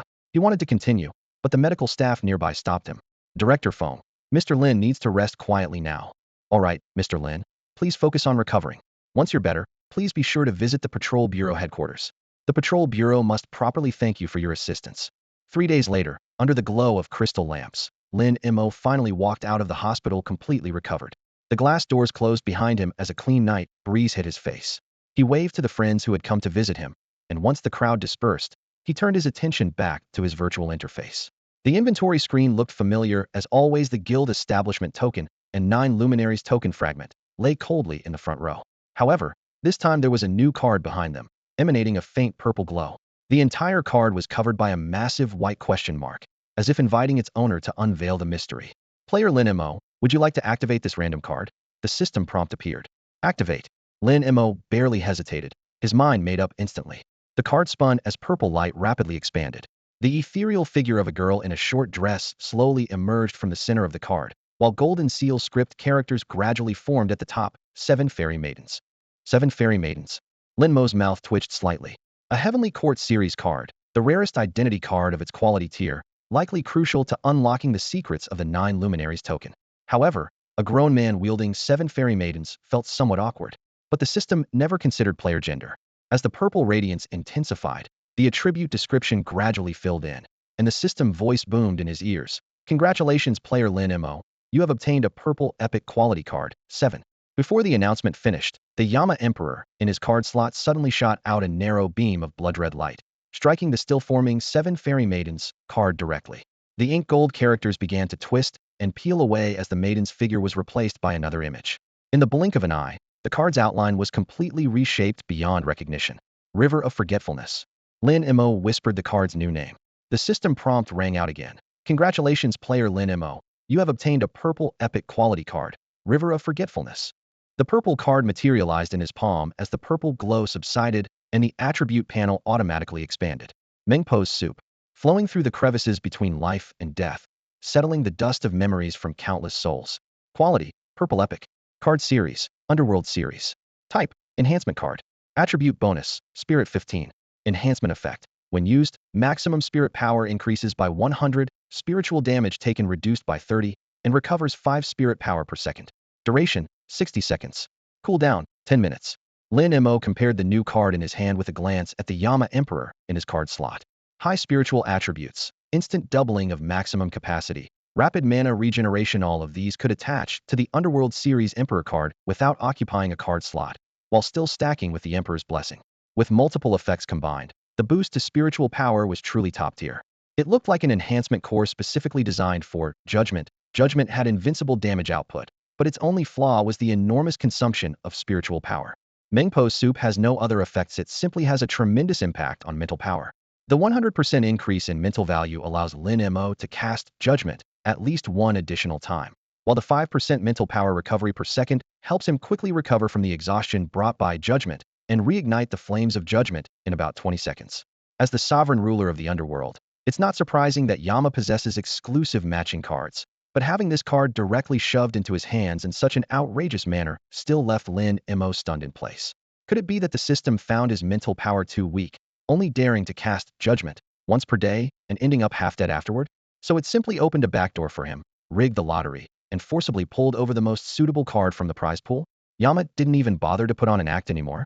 It had never been this brazen before. He gently touched Mengpo's soup to the Yama card, and after a flash of light, a completely new line of description immediately appeared on the card face. At the same time, a previously dim card slot clicked open. The fourth card slot had been passively activated. The fourth card slot. Is this also a system reward? Lin Mo stared at the newly opened slot, racking his brains for half a day, but couldn't remember when he had triggered it. Regardless of the reason, this was absolutely more thrilling news than obtaining Mengpo's soup. With the fourth card slot, he could not only seamlessly equip the Suntobi exchanged Space Master, but the quality of his legendary weapon, the Ghost-Slaying Sword, would also improve accordingly. Most importantly, Yama would unlock a new active skill. Yama, Supreme Deity of the Netherworld, ruler of all underworld spirits, keeper of the Book of Life and Death to judge merits and faults, wielder of reincarnation authority to determine rebirth. Quality, Red Mythical. Card System, Underworld System. Type, Identity Card. Attribute Bonuses. Mental 10, Health 10, Defense 10, Passive Intimidation. When equipped with this card, causes intense intimidation to surrounding Underworld System creatures. Underworld System card effects on you are reduced by 90. Your effects on Underworld System cards are increased by 90. You possess absolute intimidation over Underworld System summons and are immune to all their attacks. Passive Emperor. This card can stack unlimited numbers of Underworld System cards, with all attributes of stacked cards increased by 50. Active Soul Reaping. Ignores all defenses, forcibly immobilizes hostile creatures for 3 seconds. If the target is an Underworld System creature, 60 chance of instant kill. Active Judgment. Yama conducts moral judgment on behalf of the target, rewarding good and punishing evil. Judged as good. Immediately restores 70 of the target's lost health. Judged as evil. Directly erases 60 of target's health. Cannot be recovered for 3 days. Note, Judgment consumes tremendous mental power. System estimates player can use it most twice daily. Active Yama's True Form. Yama manifests his true form, suspended behind the player for 5 seconds. During this period, the player is absolutely immune to all damage and negative effects, while all card effects are enhanced by 300%, with this effect increased to 500% when cards are Underworld System cards. Active Skill 3, True Form of Yama. The crimson gold characters on the panel seem to leap from the screen, reflecting in Lin Mo's pupils. Each active skill of the Yama Emperor met, even exceeded, his expectation. Soul Reaping brought absolute control, Judgment delivered absolute damage, and now True Form of Yama completed the trinity with absolute defense. 5 seconds of pure invincibility, dominating body effect immune to all control, plus massive attribute bonuses. These features alone were enough to rank it among the core abilities alongside the first two. After unlocking the fourth card slot, all basic attributes of the Yama Emperor nearly doubled. The increases in strength and constitution were merely icing on the cake. What truly excited Lin Mo was the explosive growth in mental power. Combined with Meng Po's soup's impressive 15-point mental enhancement, he could now cast judgment twice in a single battle. This represented a qualitative leap, not merely quantitative improvement. At the bottom of the screen, gray text appeared. Active 4. Unlocks after opening the 6th card slot. At his current upgrade pace, the 6th slot was within reach. Lin Mo barely glanced at it before turning his attention to another core card, the legendary weapon, Ghost Slaying Sword. The Ghost Slaying Sword's card frame pulsed with purple light, indicating its promotion to Purple Epic tier. The difference between legendary weapons and ordinary ones lay not only in base capabilities, but in growth potential, theoretically upgradable all the way to red cards. Lin Mo recalled that the Ghost Slaying Sword's first advancement node coincided with unlocking the 4th card slot, and indeed it had materialized as expected. Legendary weapon Ghost Slaying Sword. Quality: Purple Epic upgradable. Card system: Underworld. Category: Weapon. Passive 1 Ghost Slayer forged from the 3-life stone, deals an additional 90 damage to spirits and underworld creatures. Passive 2 Flying Sword can fly according to the host's will. All flying sword attacks ignore armor. Active 1000 Shadows instantly splits into numerous sword phantoms, dealing massive damage to enemies. Active 2 Traverse. The blade can enter the underworld and emerge through dimensional rifts. With a maximum range of 10 million li, shares vision with the host during traversal and accepts full control.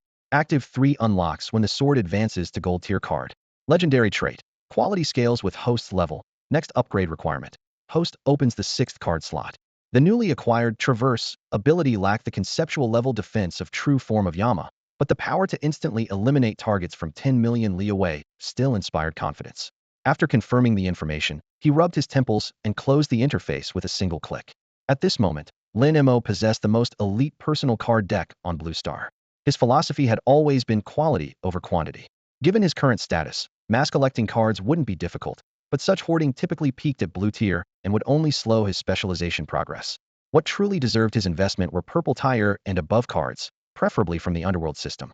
His goal was crystal clear fill all 9 card slots with red divine cards, then stack every underworld enhancement onto the Yama Emperor, transforming himself into a complete underworld realm.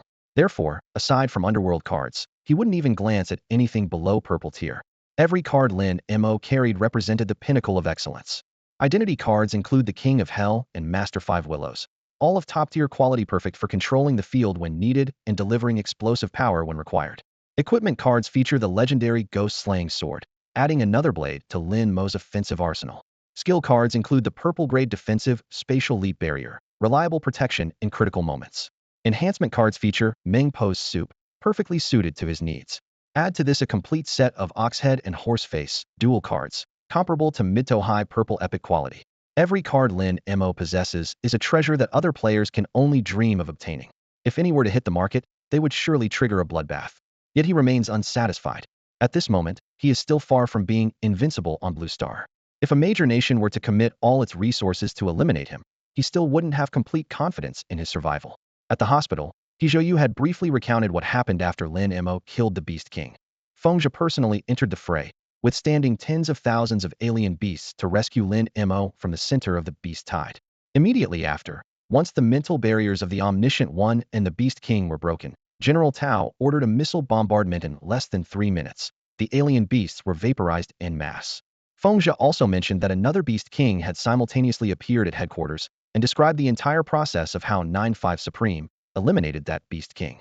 After hearing the report, Lin Mo found himself speculating about why 2 Beast Kings had appeared simultaneously within Yanxia's borders, while also gaining a more direct understanding of Blue Star's major powers' true capabilities.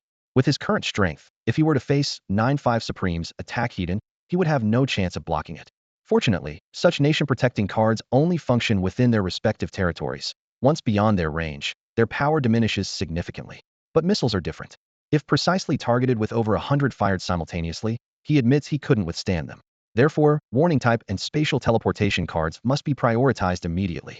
With this thought, he shook his head, temporarily setting aside these extreme scenarios. Looking around, he didn't head home, but instead walked toward the patrol bureau building, more precisely, toward the exchange shop beside the building. Some time had passed since the Beast Tide's complete annihilation. For most people, the shift from despair to victory felt like a dream. First near death, then the Omniscient One's mysterious disappearance, the Beast King's defeat, and the battle's instant reversal. Though details remained shrouded in mystery, They knew one thing: the beast tide was over, and it was time to celebrate. Countless people rushed into the exchange shop, clutching the points they'd earned from killing alien beasts. When Lin Mo arrived, the shop was already packed, with long lines forming at the counters. He glanced at his personal panel.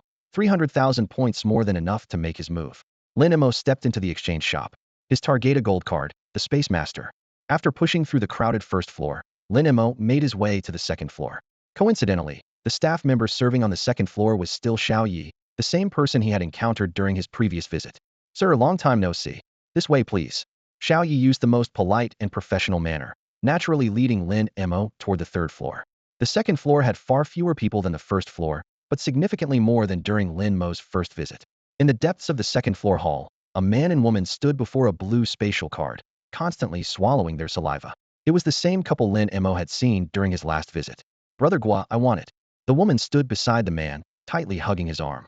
Her ample bosom swayed continuously, rubbing against the man's arm. Brother Gua's eyes kept wandering down from the woman's cleavage, his gaze burning with desire. Blood surged through his veins, his face flushed red. If they weren't in public, Brother Gua probably wouldn't have stopped at just looking. Seeing Brother Gua's reaction, the woman became even more dramatic, swaying her body continuously while cooing in a sweet voice. "Brother Gua, I want it." The man called Brother Gua waved his hand grandly. "We'll buy it. We'll buy it." "Thank you, Brother Gua." The woman smiled so broadly she jumped up, planting a kiss on Brother Gua's cheek. This gesture nearly made Brother Gua's already flushed face explode. "Buy it. I want to buy this card," Brother Gua said to the attendant beside him. "Sir, certainly. This card costs 13,000 points. Are you sure you want it?" 13,000. The flush on Brother Gua's face instantly faded. "That expensive? It's almost as costly as a purple card." The nearby attendant explained in the gentlest tone. "Sir, the card you've chosen is one of the top-tier spatial cards in our exchange store." Brother Gua's face turned pale, his eyes darting around. "Brother Gua, I want it." The woman looked at Brother Gua with longing eyes, her body writhing like a snake. Brother Gua's breathing grew heavier, and his hands began to wander. Not only did the woman not resist, she yielded to Brother Gua's touch. Every point was earned through bloody battles. 13,000 points meant killing 13,000 green card level beasts or 1,300 blue card level beasts. Man, I only have 11,000 points." Brother Gua finally gritted his teeth, preparing to take the card. "You contribute another 2,000 points, and we'll take this card." "What?" Man instantly jumped back, pulling her chest away from Brother Gua's arm. "You can't afford it? I only have 11,000 points." Brother Gua seemed somewhat embarrassed, lowering his head, his face so red it could drip water. "Why didn't you say so earlier? You made me waste my time." Man abruptly pushed Brother Gua away. "I thought you were capable. I rejected Brother Li's pursuit for you." Man grew angrier as she spoke, striding forward on her long legs wrapped in black stockings. She stepped in front of Brother Gua and viciously ground her sharp high heel into his foot, then walked away without looking back. Man, where are you going?" Brother Gua ignored the pain in his foot and the strange looks from people around him, hurrying to catch up and trying to stop Man. But just as he reached behind the woman, she turned around and slapped him across the face. "Get lost. I'm going to find Brother Li. We're done." Brother Gua stood there dazed, saying nothing more. Before the card masters arrived, he had been just a security guard at a villa complex. After the card master's arrival, perhaps blessed by fortune, he managed to obtain a blue card. With the blue card in hand, he transformed like a carp leaping through the dragon gate. Opportunities came one after another, and even Man, whom he had never dared to dream of pursuing, fell into his arms. Everything went smoothly, his ego rapidly inflated, and he grew increasingly disdainful of ordinary people. But just recently, Man had slapped him hard across the face. That slap didn't just strike his cheek, it struck his heart, shattering what he believed to be his lofty dignity. At that moment, Man, who had just dumped him and taken only 2 steps away, was still muttering, "I really misjudged him," when she suddenly caught sight of a figure at the stairway ahead. Her eyes instantly lit up cold at BM. At the foot of the third floor stairs, Lin Mo was about to continue upward. Just days after the beast tide struck, he had already climbed to the third floor with 10,000 points, and now he must be even stronger. Man's mind raced. He's stronger than both that Gua guy and Li guy, and he's young and handsome too. With her mind made up, she immediately sprang into action, shouting at the top of her lungs, "Hey handsome, we meet again." Lin Mo stopped in his tracks, looking puzzledly at the woman running toward him. The reason Man could captivate Brother Gua was indeed her outstanding appearance. Waist-length hair framing an oval face, with a full chest, a yellow camisole revealing her slender waist, black ultra-short pants below, and long legs wrapped in black stockings. Her small, pale feet peeked tantalizingly from high heels. Such a woman would stand out instantly in any crowd. Yet Lin Mo had absolutely no recollection of this woman who was actively greeting him. Handsome, do you remember me? Without waiting for a response, Man grabbed Lin Mo's arm and pressed it against her chest. We met at the exchange store last time I was with my brother, right over there. Lin Mo frowned, shook his wrist, and with explosive force, flung Man several meters away. I don't know you. Hee, we didn't know each other before, but it's not too late to get acquainted now. Man landed but showed no anger. She thrust out her chest and lifted her head, deliberately accentuating her curves, then lightly scratched her stocking-clad leg with her fingernail, revealing a section of pale, tender thigh. Handsome, my name is Xiao Man. You can call me Man. She lunged forward again, gripping his hand tightly. Get lost. Lin Mo's gaze turned icy cold, disgust rising in his heart as he increased his strength. Man was thrown down hard, nearly breaking her high heels in the fall. She finally couldn't hold back, pointing at Lin Mo with her pretty face flushed red. You. The curse was right on her lips when she met Lin Mo's gaze. In that brief instant, she felt as if she had plunged into the 9 depths of hell, with vengeful spirits wailing in her ears and cold sweat streaming down her spine. She couldn't even utter a complete sentence. Man, what are you doing here? What happened to you? Just as Xiao Man remained trapped in terror, a questioning voice suddenly came from the stairs leading to the 3rd floor. Following the voice, a man in his 30s descended from the 3rd floor. The stairs trembled slightly under his heavy footsteps. Though only about 5 feet 3 inches tall, he was so fat he looked like a walking mountain of flesh. His round, puffy face was creased with shadows from bulging fat, and a complete blue dragon tattoo coiled around his right arm, its scales gleaming coldly under the lights, instantly striking fear into anyone who saw him. His voice was as rough as sandpaper, jolting Man out of her daze. She shot to her feet, her chest bouncing with the sudden movement, pointed at Lin Mo with tears streaming down her reddened eyes, and sobbed. Brotherly, he bullied me. Who dares bully my Man? Where's that kid? The man's sinister gaze first swept across Man's chest before suddenly snapping up, his thunderous roar making everyone on the 2nd floor gasp in unison. It's him, Li Shun. The onlookers stumbled back several steps, their sympathetic gazes all falling on Lin Mo. Li Shun, nicknamed Li the Tiger, was once a major underworld boss in Taiyuan City who ruled with an iron fist. He had vanished without a trace several years ago, only to resurface around the time of the Card Apprentice beta test, but now transform me to beta player and an auxiliary member of the Patrol Bureau. No one in Taiyuan City's card master circles didn't know about his explosive and ruthless temper. Crossley the Tiger, and you're finished. Poor young guy, what rotten luck. Let's back away so we don't get splattered with blood. Murmurs rippled through the crowd. Man felt smug hearing this, lifting her chin slightly. She had been with Brother Li even before the Card Apprentice descended, and after its arrival, he had brought her along to win over that kid. Her relationship with Brother Li never ended, she reported to him almost every week. If only Brother Li saw her as more than just a plaything for his amusement, she would have loved to stay by his side permanently. Brother Li, you must stand up for me. She threw herself into Li Shun's arms, tears streaming down her face. Don't worry. Li Shun pushed her away and sneered. My woman? Who dares touch her? Let me see who's got the guts. He jerked his chin up, locking his gaze on Lin Mo. Kid, which gang are you with? Don't even recognize me. Lin Mo sighed softly. He had only come to exchange for a space master, yet trouble seemed to have eyes and kept crashing into him. Kid gone deaf? Master Li is talking to you. Seeing Lin Mo's silence, Li Shun assumed the young man was intimidated, growing even more arrogant as he stepped right up to Lin Mo. Blue light rose from his calves as he launched his mountain-breaking kick. He's done for. That's the mountain-breaking kick, a blue card skill. Li Shun has connections in the Patrol Bureau backing him up. Even if he cripples this kid, no one will care. That young guy seemed to be standing with Director He during the Beast Tide earlier. Amid the chatter, the mountain-breaking kick struck Lin Mo heavily. But the blue light exploded, and Li Shun was sent flying over 30 feet, landing and rolling into a bloody mess, his right leg mangled and nearly destroyed on the spot. Lin Mo hadn't even lifted a finger.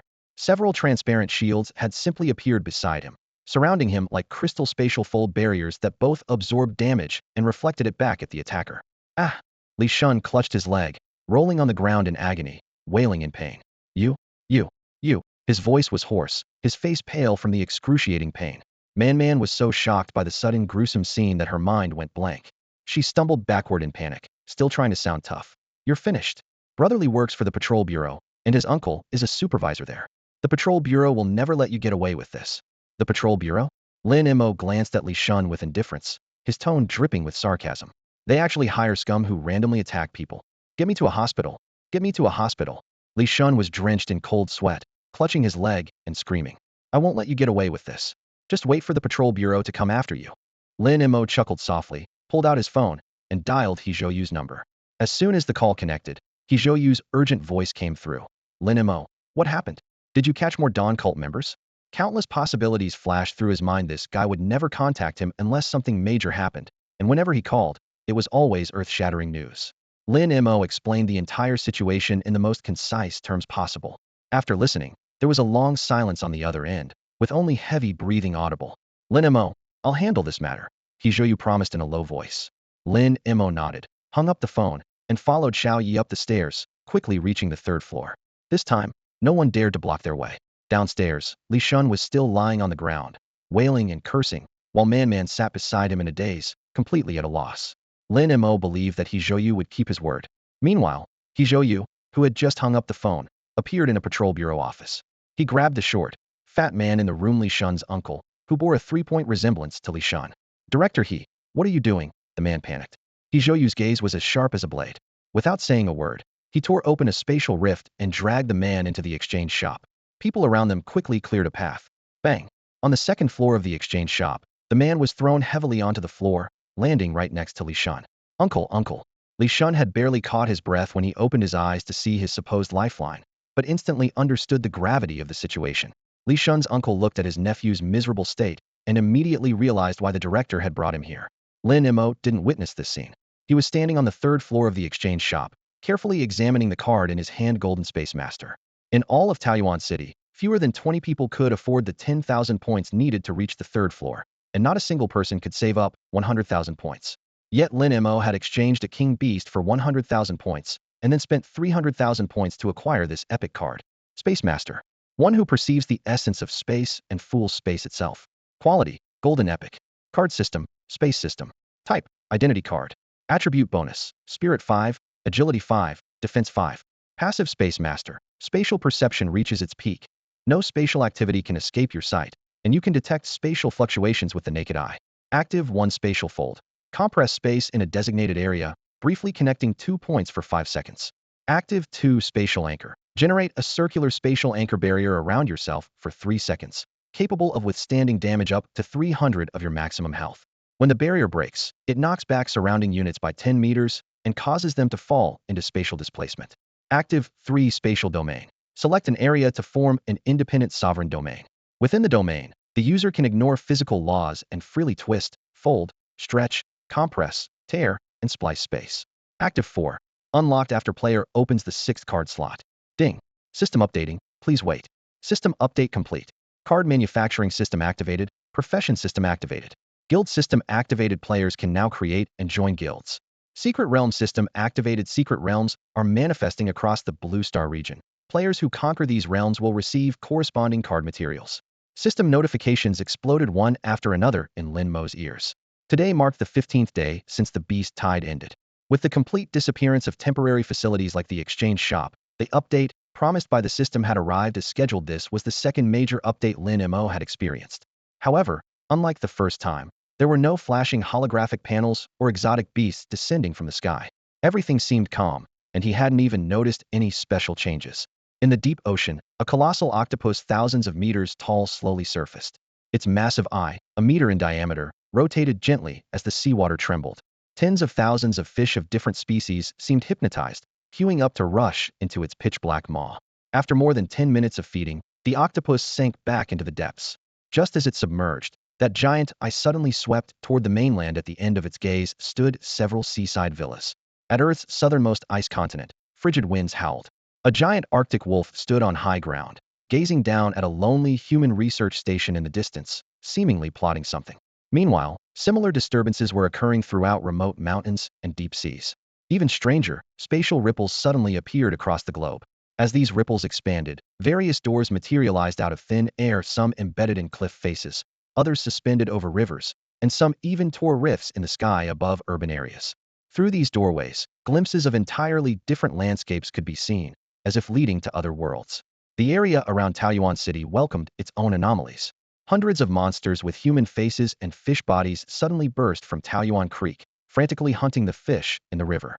Above the stream, a pink portal flickered in and out of existence, with peach petals drifting from within, scattering onto the water's surface before being swept away by the current. At this moment, Lin Mo knew nothing of these events. He stood before the floor-to-ceiling window, his gaze fixed on the blue-green cards slowly descending from the sky. Ding! Card Apprentice game update complete. The second wave of card rain is about to arrive. Everyone thought the notifications had ended, but the mechanical female voice spoke again, a second wave of card rain. Quick, quick, quick. Honey, get down there and grab some cards. Don't rush, let me finish what I'm doing first. Honey, I really can't take it anymore. I'm already 28, just give me a break. Hurried conversations erupted everywhere as newcomers to the game were thrown into chaos by this sudden card rain. The Patrol Bureau and beta players also stared at the light in the sky, utterly confused. Wasn't there only one card rain during the beta test? How is there a second wave? Quick, get to the scene. I can see several blue cards flashing in the air. Director, what should we do? Taoyuan City instantly descended into chaos. Countless people flooded the streets in a frenzy, desperately grabbing at the cards scattered everywhere. The main thoroughfares were packed solid within minutes, filled with the sounds of tearing and screaming. Some wielded iron rods, others brandished gleaming fruit knives, willing to fight to the death over a single fallen card. Dark red bloodstains had already begun to pool on the pavement. Ever since the Card Walker game descended upon the world, even with the Patrol Bureau fully armed and suppressing the chaos day and night, they couldn't quell people's desperate hunger for high-quality cards. After all, even a green card could fetch at least 500,000 yuan when sold to Zhang Quan's major recycling company. A blue card's value multiplied that figure by 100, and they were often impossible to find. A single blue card could set an ordinary family up for life. This card is mine. Back off, or my blade won't show mercy. Ha ha, I found a blue card. You found it? That's clearly mine. Hand it over. The cacophony of arguments and disputes terrified many passers-by, yet they couldn't help but surge forward themselves. Lin Mo walked through Taoyuan City's main street, completely out of place amid the chaos. While pandemonium raged around him, his expression remained indifferent as he casually browsed the cards scattered at his feet. This second card rain contained far fewer cards than the first, but the quality had clearly improved. The initial drop had been mostly white cards with rare greens and virtually no blues. Now green cards littered the ground with blues mixed in, while white cards had nearly vanished. One thing remained the same still, no purple cards in sight. For others, this wave of drops was pure madness. For Lin Mo, it was better than nothing. His goal was crystal clear. Find underworld-type blue cards, preferably a complete set like Oxhead and Horseface. However, after searching through mountains of green cards and ordinary blues for quite some time, he came up empty-handed. Underworld cards were simply too rare. Lin Mo sighed. Though he wasn't particularly disappointed, only been trying his luck anyway. After scanning left and right a few more times and confirming there were no cards that caught his interest, he shook his head and turned to leave. At that moment, the King Yama within him suddenly emitted a crimson beam of light visible only to Lin Mo, just as it had when targeting random cards days earlier. The beam shot straight up into the sky. A blue card drifting slowly downward was precisely caught by the light, then seemed to respond by breaking away from the surrounding cards and flying directly toward him. Lin Mo leaped up and caught the card with a graceful grab. Anything that King Yama actively sought had never disappointed him. Underworld Brocade. Description: forged in netherworld flames using the waters of the Yellow Springs as dye. Quality: blue rare. Card type: Underworld. Category: material card. Attribute bonus: none. Effect: can be used as material for advanced card crafters to forge clothing equipment cards. A material card? Lin Mo had seen countless cards before, but this was his first encounter with this category. A material card? Even with all the cards Lin Mo had encountered, this was his first time seeing a material card. Was this a new card category that appeared after the system update? Something related to that so-called card crafting system? Hey buddy, I think you just picked up my card. Lin Mo had just tucked the Huangquan brocade into his waistband when this flippant voice, laced with laughter, reached his ears. He looked up to find 4 or 5 men spread out in a crescent formation, quietly blocking his path. Several pairs of eyes were glued to the card at his waist, their greed unconcealed. Kid, don't be stubborn. A blonde-haired youth emerged from the group, a cigarette dangling from his lips, impatience curling at the corners of his mouth. Give me back my card, and we can talk nicely. Wait until my boss gets here, and it'll be too late. My boss isn't as gentle as we are. As he finished speaking, he raised a baseball bat and bounced it in his palm, while his other hand toyed with a blood-stained blue card, seemingly reminding Lin Mo of his trophy. Lin Mo narrowed his eyes. On his way here, he had seen this group systematically robbing cards with clear division of labor. He hadn't bothered to interfere, but now these people had the audacity to target him. Did you hear me? Hand over the card. The blonde suddenly thrust his bat forward, taking half a step closer. With a slight movement of his sleeve, a golden willow branch silently slid out from Lin Mo's elbow, extending like a serpent's tongue. Just as the tension was about to explode. Bang! The blonde was suddenly kicked hard in the lower back, sending him tumbling to his knees right at Lin Mo's feet. Who dares ambush me? Do you want to die? The blonde looked up and roared in pain and fury. Me. A deep voice responded as a burly figure emerged from behind him. Boss, boss, why are you hitting me? The blonde immediately cowered upon seeing the newcomer, his face full of grievance. I think you've gone blind, daring to provoke anyone. You'll get me killed sooner or later. The burly man, clearly the boss he had mentioned, looked fierce as he delivered several more kicks. The blonde curled up in a ball, unable to get up for a long time. The other lackeys kept their heads down, and only the dull sound of the bat hitting the ground filled the air. After confirming the blonde had been subdued, the burly man turned around, his expression doing a complete 180-degree turn as he bowed with a fawning smile. Bro, do you still remember me? We're from the same neighborhood. Lin Mo stared at the familiar face, his memory stirring slightly. You're Zhao Cheng. Yes, bro, you have such a good memory. Zhao Cheng nodded and bowed obsequiously, his attitude so humble it was hard to believe he was the same man who had just been kicking someone mercilessly. My subordinate was blind and dared to provoke you. I'll definitely teach him a proper lesson. If you're still upset, I'll finish him off right now to apologize to you. As he spoke, he made a throat-slitting gesture. Get lost, quickly. Lin Mo waved his hand, too lazy to waste time. Thank you, bro. Thank you, bro. Zhao Cheng felt as if he'd received a royal pardon, grabbing the blonde by the hair and dragging him away. Just as he turned, two similarly blood-stained blue cards peeked out from his pocket before he quickly shoved them back in.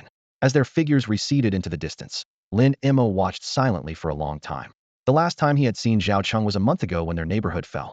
Back then, Zhao Cheng had led the charge in desperately fighting off the alien beasts.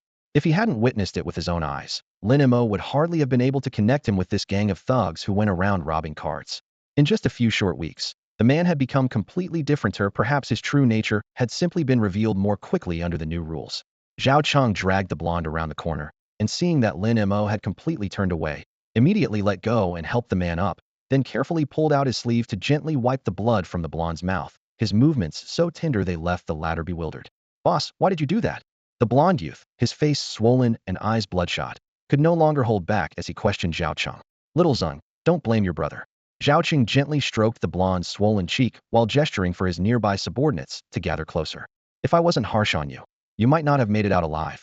The blonde swallowed hard, his voice trembling. You've got the wrong guy. That man is strong, way stronger than me. I reckon he's got a purple card. Upon hearing purple card, the blonde's face stiffened. After a long pause, he forced himself to add, purple card. Big brother Su has a purple card too. Even so, he could hear the lack of conviction in his own voice. Zhao Cheng patted his head and turned away from the group with a cold smile. Would Big Brother Su offend another purple card player for your sake? The blonde fell silent, his expression defeated, and dropped to his knees with a thud. Brother Zhao, I, Zeng Kaiku, owe you my life. The other subordinates turned pale as death, knowing they had just walked through the gates of hell without their boss stepping in. Today would have meant death, or worse. From an angle the others couldn't see, Zhao Cheng's lips curved upward slightly. Actually, he had noticed Lin Mo the moment he appeared, but he knew such a big shot wouldn't spare him a glance. So he made an excuse to leave, letting these fools provoke Lin Mo. Now that he had returned, not only would the big shot remember him, but he could also win over his subordinates' loyalty, killing two birds with one stone. If anyone brought this matter to Big Brother Su, he could claim he resolved it promptly. Someone at Big Brother Su's level would surely know Lin Mo. However, behind him, Zeng Kaiku's gaze gradually turned cold as he stared intently at Zhao Cheng's back. Zhao Cheng instinctively turned around, but that icy look vanished instantly, as if it had never existed. Lin Mo was completely unaware of these machinations. He had already turned and returned to his living room. The rain of cards gradually ceased. On the streets of Taoyuan City, large numbers of patrol bureau personnel began maintaining order. The earlier sounds of cursing and fighting slowly died down, leaving only distant, intermittent crack-crack sounds. The entire city returned to quiet, but for some people, this night would offer no peaceful sleep. The next morning, after a night of calm, last night's chaos seemed completely buried. Pedestrians on the street were all dressed in suits and greeting each other with smiles. Hey, Brother Zhang, long time no see. Where'd that scar on your face come from? Don't ask. With all that chaos last night, who knows who was swinging blades around? Oh, sisterly, good morning. You look so refreshed. What's the occasion? Got divorced. Found a blue card last night. I won't have to worry about food and drink anymore. It was as if those who had struck down companions and loved ones for cards last night had never been them at all. Lin Mo stood before the floor-to-ceiling window, gazing at the street scene. Right on time. He glanced at his watch, then turned around. Sure enough, the doorbell rang precisely on schedule. Outside the door, uniformed personnel stood at attention. Mr. Lin, Director General Feng sent me to pick you up. As Director General Feng mentioned before, he requests your presence at headquarters. The Patrol Bureau must properly thank you for your contributions during the recent Beast Tide. The architectural style of the Patrol Bureau headquarters closely resembled that of Taoyuan City's branch. Upon entering the first-floor lobby, the first thing that caught one's eye was still rows of black-framed portraits. The difference was that after the final painting that originally ended with He Zhou's brother, several new faces had now been added, those Patrol Bureau directors from various regions who had sacrificed themselves in the recent Beast Tide. The young people in the photos were mostly around Lin Mo's age, some even looking more youthful, and a solemn atmosphere filled the air. When Lin Mo arrived, Fengzhe was already waiting in the lobby. Behind Fengzhe stood a small group of people, among whom only Sun Jun, sitting in a wheelchair, looked somewhat familiar to Lin Mo. Mr. Lin. Fengzhe remained enthusiastic, firmly grasping Lin Mo's hand. As the supreme leader who governed all of Yanxia, he seemed more like an old friend they hadn't seen in years. Director Feng, just call me Lin Mo. Lin Mo felt awkward having a man in his 30s respectfully address him as Sir. All right, Lin Mo. Then don't call me director, either call me Brother Feng. Fengzhe laughed heartily, instantly lightening the atmosphere. After the pleasantries, Fengzhe got straight to the point. I've asked you here for two reasons. First, to express the Patrol Bureau's gratitude. Whatever you fancy or need, just ask. Sakani want you to witness an event significant enough to be recorded in Patrol Bureau history. A major event. Lin Mo raised an eyebrow. Exactly, a milestone. You'll see it at noon. Fengzhe deliberately kept it mysterious. Then I'll certainly look forward to it. Lin Mo's curiosity was thoroughly piqued, while he secretly calculated. Since headquarters claimed to be Yanxia's largest and strongest card master organization, controlling the most beta player resources, there must be plenty of good stuff hidden inside. Not taking advantage of this opportunity would be a huge loss. With this thought, Lin Mo simply asked, since we have time, why don't you show me around first? My thoughts exactly. Fengzhe glanced at his watch, then gestured for them to proceed, leading everyone into the elevator. Like Taoyuan City's Patrol Bureau, headquarters had its offices on the upper floors, but the real core was hidden underground. The difference was that this elevator descended for a full minute before stopping, its engine's low hum particularly oppressive in the enclosed space. The elevator doors opened to reveal a silver-gray metallic corridor stretching ahead, ending at a heavy alloy gate. Beep. Player Fengzhe detected, identity confirmed, please enter. After the laser scan, the automated announcement echoed through the quiet corridor. As the gate slowly rose, a massive training facility came into view, covering at least 10 standard playing fields, with a mirror-smooth floor and complete facilities including shooting ranges, obstacle courses, and energy recovery columns. What caught Lin Mo's attention even more were the mechanical devices he'd never seen before, currently being bombarded by Patrol Bureau card masters wielding blue cards, and even purple cards. Above them hung an artificial sun, regulating the temperature and brightness throughout the entire training facility. This was a comprehensive training center belonging to headquarters, specifically designed for recruits to conduct physical conditioning and card adaptation training. Fengzhe explained briefly to Lin Mo as they walked. Director. Deputy Director. The moment Fengzhe appeared, the vast training room fell silent instantly. All trainees stood at attention and saluted. On the elevated running tracks, by the strength training equipment, and even within the simulated battlefields, every movement came to an abrupt halt. Fengzhe simply nodded and continued leading Lin Mo deeper into the facility. The moment their figures disappeared around the corner, the noise burst forth like water through an open floodgate. Who was that person? To have the Director General himself as an escort? Never seen him before. Doesn't look like any director from our system. Must be someone important, and you see the department heads from operations, strategy, and logistics all following behind. Speculation ran wild, with theories ranging from high-ranking officials to foreign dignitaries, but no one could provide a definitive answer. Whoosh.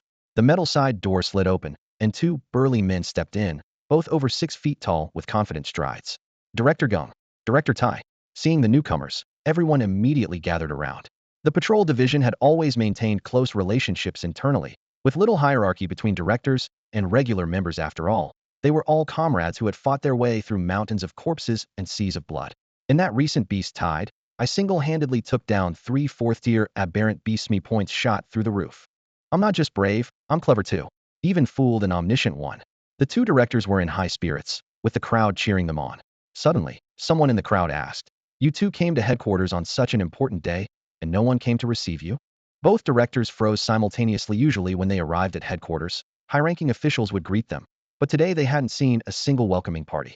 Everyone exchanged glances, collectively thinking of Lin Mo, who had just been escorted away by all those high-level officials. The same thought flashed through everyone's mind. Just who exactly is this big shot? Meanwhile, in the experimental area at the far end of the training facility, Lin Mo had followed Fengzhe and the others into a private chamber. The entire wall opposite them was covered with high-definition screens displaying streams of dense data that left Lin Mo completely bewildered. Below the screens, 5 members wearing metal helmets were reclining in specially designed alloy chairs, with sensors attached to their chests, arms, and temples. Their vital signs were displayed in real time on smaller screens nearby. Reality simulator. Fengzhou explained like a tour guide. It can completely simulate human physiology while generating various aberrant beast environments for combat training. It's one of our most effective methods for training card masters. It can fully simulate human conditions. Lin Mo tapped the compact helmet, his voice clearly curious. Absolutely, Fengzhou smiled. I use this thing for training regularly myself. It rapidly accumulates combat experience and improves card proficiency. Theoretically, it can even simulate king beasts. As he finished speaking, he stepped forward and directly pressed the shutdown button on the control panel. Whoosh! The simulator's light and shadows vanished, and the 5 members jolted awake. Before they could even remove their helmets properly, they began cursing. Who? Who the hell shut down my simulator for no reason? I was just getting to the crucial part. Just wait until I... The cursing stopped abruptly. Not far in front of them stood Fengzhou with a slightly darkened expression, with a row of headquarters executives behind him. Director, I was just joking around. Lin Mo, you can give it a try. Fengzhou turned around and glared fiercely at them, signaling the technicians to leave first. The men felt like they'd been granted amnesty and bolted from the room.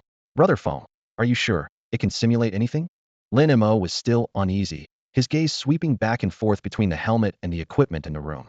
Don't worry. Fengzhou looked completely confident. Ever since the Patrol Bureau got this reality simulator, there hasn't been a single problem. Sun Jun and I use it regularly, zero malfunctions. That's right, it works wonderfully, Sun Jun immediately chimed in. Please feel free to try it. If you find it suitable, I'll make sure that Kid Hizhou installs one specifically for your home. Really? If this thing breaks, you can't blame me. Lin Mo remained cautious, confirming once more. Haha, even if you tore down the entire Patrol Bureau headquarters, we wouldn't blame you. Fengzhou laughed heartily, thinking Lin Mo was being overly careful. Nearby technicians wore knowing smiles, and some who were meeting Lin Mo for the first time even secretly mocked him for being inexperienced. Only then did Lin Mo relax. He lay back in the chair and lifted his hands to put the helmet on his head. Fengzhou personally connected a series of sensors for him, then pressed the start button. In the deeper levels of Patrol Bureau headquarters, a purple card flashed several times in its slot. Golden light invisible to human eyes slid along the cables and finally flowed into Lin Mo's helmet. The moment the helmet closed, Lin Mo felt drowsiness wash over him, and his vision quickly blurred. At the same time, the King of Hell card in his slot vibrated slightly. Under Lin Mo's deliberate suppression, that restless energy settled back into calm, and Lin Mo fell completely asleep. In the room, Fengzhou watched Lin Mo fall asleep smoothly and was about to say something when a sharp alarm suddenly blared. Beep. Simulation error. Simulation error. Bang. With a tremendous crash, the large screen on the wall was the first to explode, and the helmet's red lights flashed frantically. The purple card in the deeper levels instantly went dark. What the hell? Why did the simulator stop? Who cut the power? Is headquarters under attack? Where screw did the Bureau find out I was using the simulator to simulate beautiful women? Throughout the headquarters, everyone who had been in simulation was forcibly ejected from the system. Complaints echoed from room to room. Worse still, less than a second after the alarm sounded, the lights began going out one by one, starting from Lin Mo's room. Even the little sun that could illuminate the entire training facility instantly dimmed. This was the first time the Patrol Bureau headquarters underground base had ever been plunged into complete darkness. Has headquarters been breached? What's happening? Are we done for? Actually, I'm feeling a bit dizzy. The newly arrived chief inspectors Gung Tai and another, along with other recently arrived chiefs, all looked up in confusion at the dead light fixtures on the ceiling. This included Hizhou, though he had no idea what was actually happening either. This thunderous sensation out of nowhere gave him an inexplicably familiar feeling. Lin Mo stood up from the specialized chair, removed the heavy helmet, and looked around. The simulation had terminated prematurely, leaving the room in complete darkness. Just moments ago, he had been experiencing his card abilities. The simulation of the top-tier gold card, Master of Space Mr. Five Willows, was almost indistinguishable from reality, everything running smoothly. But when the scene switched to King of Hell, the display suddenly froze. Before Lin Mo could make a single move, he was forcibly ejected. The instant he opened his eyes, he saw Fengzhou and the others standing before him like statues, as if petrified. Oh no, I think I've caused trouble. The thought flashed through his mind as he laughed awkwardly. We agreed you can't blame me for this. Fengzhou suddenly shuddered, his gaze as complex as if he were looking at some mythical beast. He himself possessed more than one gold card, as did Sun Jun, yet neither had ever encountered problems when entering the simulator. Why was it that when Lin Mo's turn came, not only did the reality simulator explode, But the entire underground base of the Patrol Bureau lost power as well. His instinct led him to think of the legendary red cards, but he immediately dismissed the idea red cards weren't something you could just have at will. During the entire beta testing period, only two had appeared, one in the hands of a divine figure from the Dawn Church, and another belonging to the mysterious Yin Jun of questionable authenticity. Fengzhi had only heard rumors and never seen one with his own eyes. As for the national protection cards distributed by the system after the public release, while they were red cards, they had nothing to do with individuals and were bound only to nations. The idea that Lin Mo possessed a red card was something he wouldn't believe even if beaten to death, could only speculate that the man held some terrifyingly powerful gold card. Director Phone?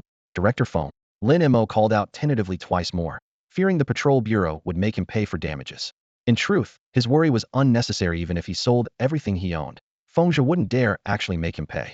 Fengzhi quickly summoned repair technicians and directed technical personnel to inspect the underground base.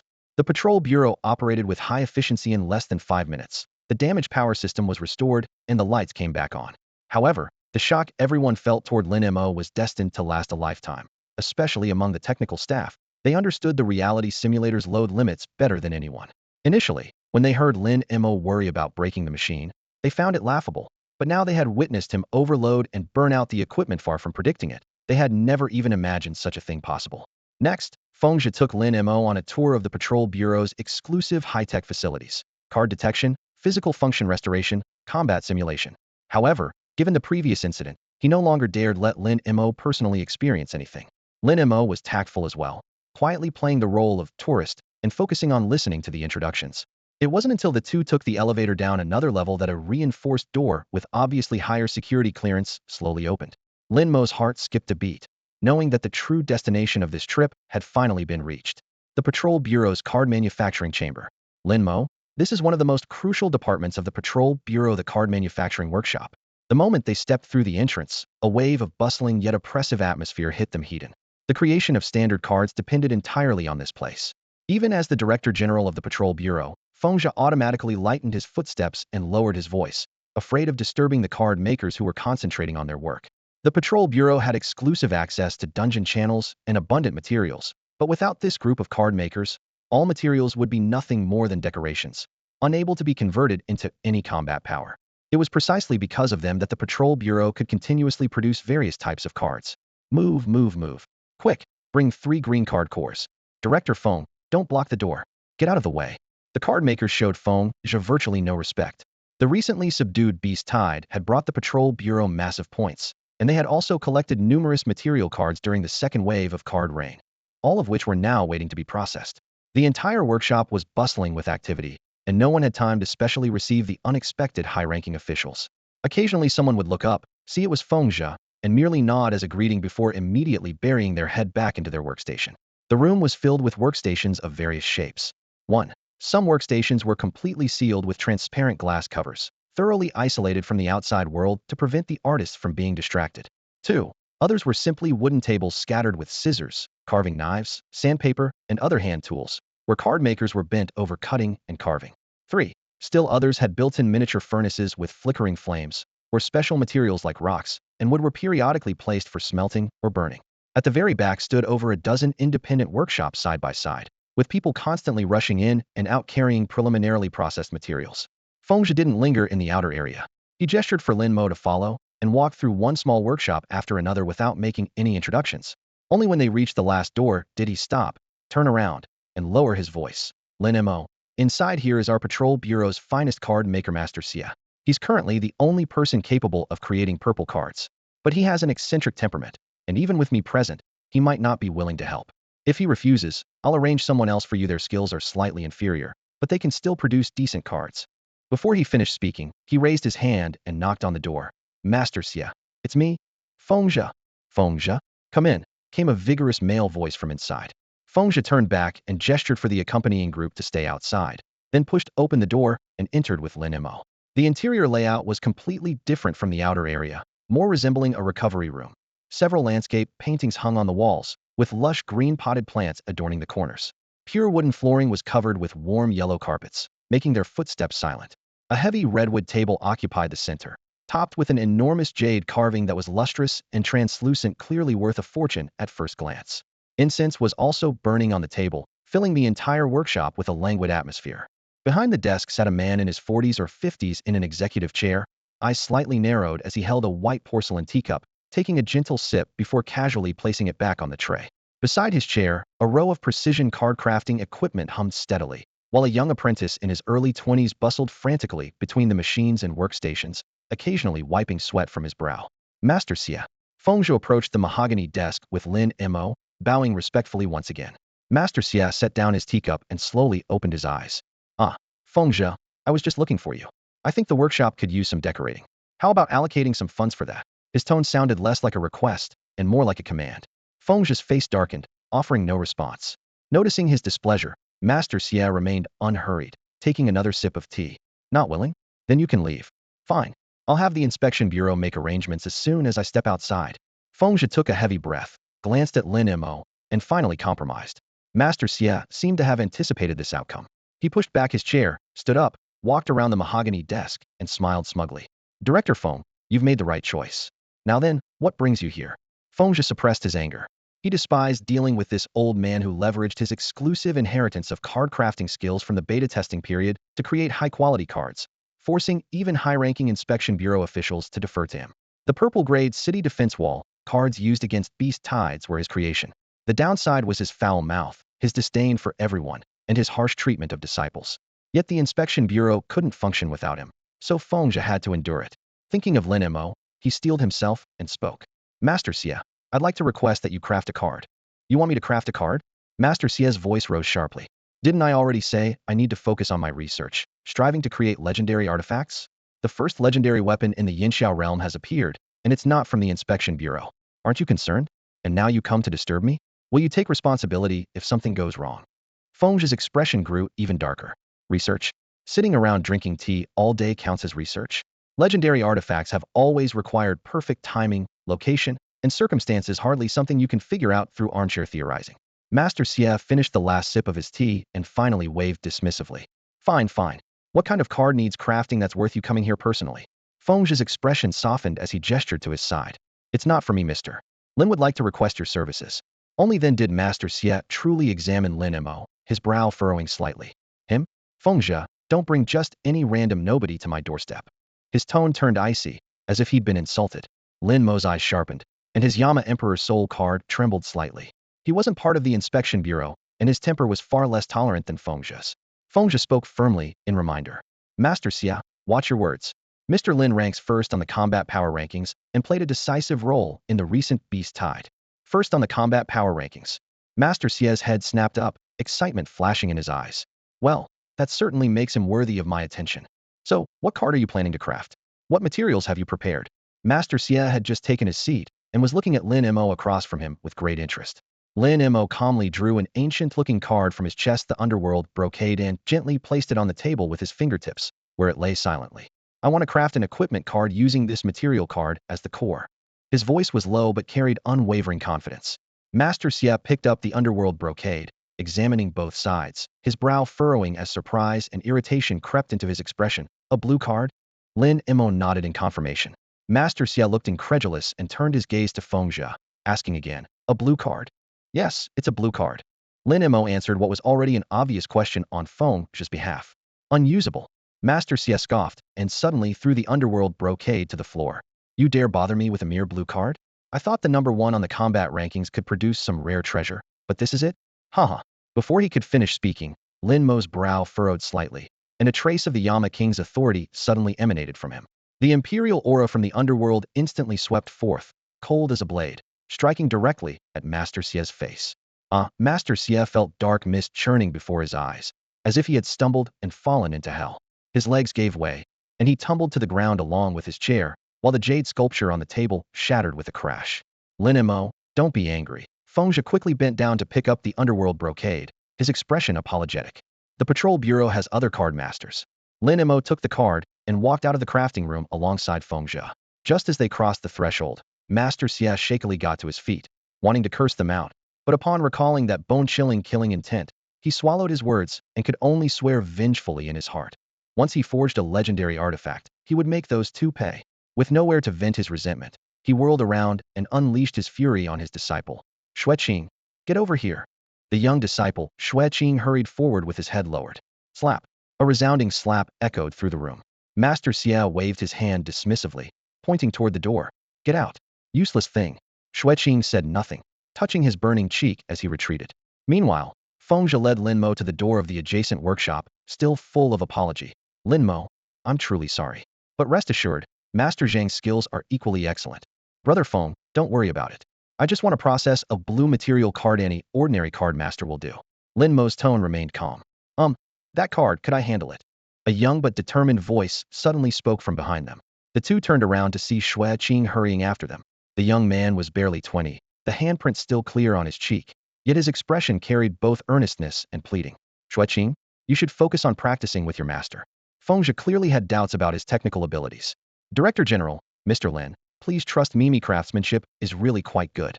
I've assisted my master with many of the steps in crafting purple cards. Xueqing's gaze was urgent, his voice filled with the desire to cherish this opportunity. Fengzhe looked at Lin Mo with an inquiring glance. Lin Mo pondered for a moment, then nodded. Sure, give it a try. A blue card, even one from the Underworld series, was child's play for Lin Mo. Xueqing expressed his gratitude repeatedly. Thank you, Director. Thank you, Mr. Lin. He then reminded them. But this single material card alone isn't enough to forge a complete card. That's no problem at all. Fengzhe waved his hand magnanimously. Just tell us what you need. The Patrol Bureau will provide everything. Feeling somewhat reassured, Xueqing turned to Lin Mo. Mr. Lin, do you have any other requirements? As long as it's from the Underworld series, that's fine. Lin Mo thought for a moment and replied calmly. Understood.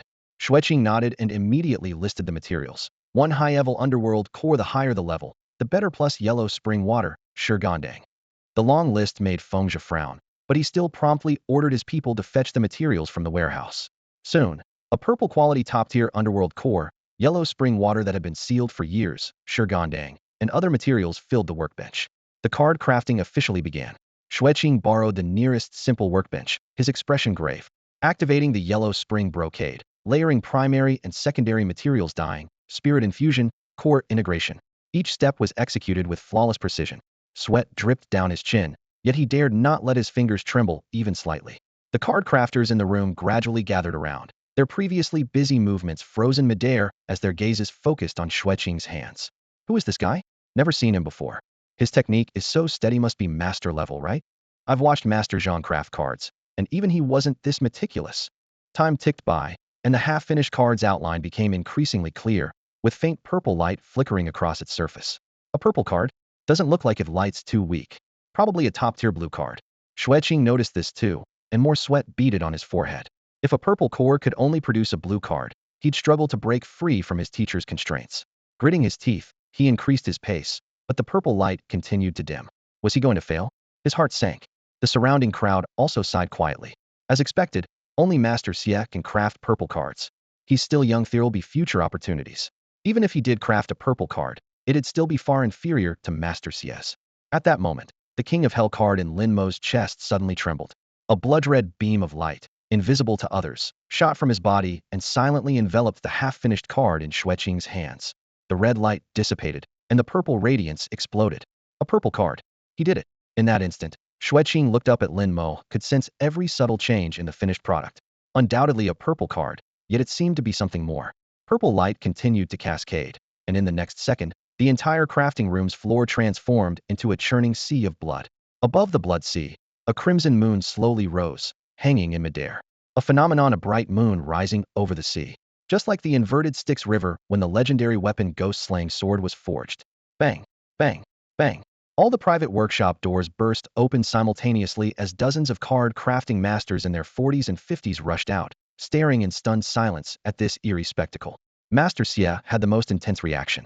As the Patrol Bureau's top card crafter, he understood better than anyone. A new legendary weapon had been born. Impossible.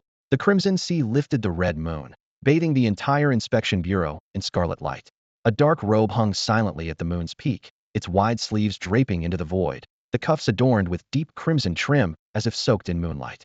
Dark gold 12-chapter patterns covered the garment, with landscapes of mountains and rivers undulating across its back, while a faint golden dragon moved along the embroidered lines, its whiskers gently swaying, as if awaiting the moment of naming. Mr. Lin, please name this legendary artifact quickly. Xueqing's eyes gleamed as he looked up at the robe, his voice trembling uncontrollably. Name it. Lin Mo raised his head, his thoughts drifting to the illustration of the King of Hell card. The two images nearly overlapped. After a moment of contemplation, he said, "Let's call it King of Hell's imperial robe." As his words fell, golden light gathered at the robe's cuffs, and four gilded characters slowly emerged. King of Hell's imperial robe. In the next second, the red moon dispersed, the crimson sea receded, and the floating robe rapidly contracted into a card that fell smoothly into Lin Mo's palm. Ding! Server-wide announcement. Congratulations to Blue Star Region, Huaxia Division player, for obtaining the second legendary artifact in this region. Legendary artifact rankings updated. What's happening? How did another legendary artifact appear? And it's from Yanxiao again. The global channel exploded on the nearly forgotten legendary artifact rankings. Below the lonely ghost-slaying sword, a new line appeared. 2. King of Hell's robe hidden player.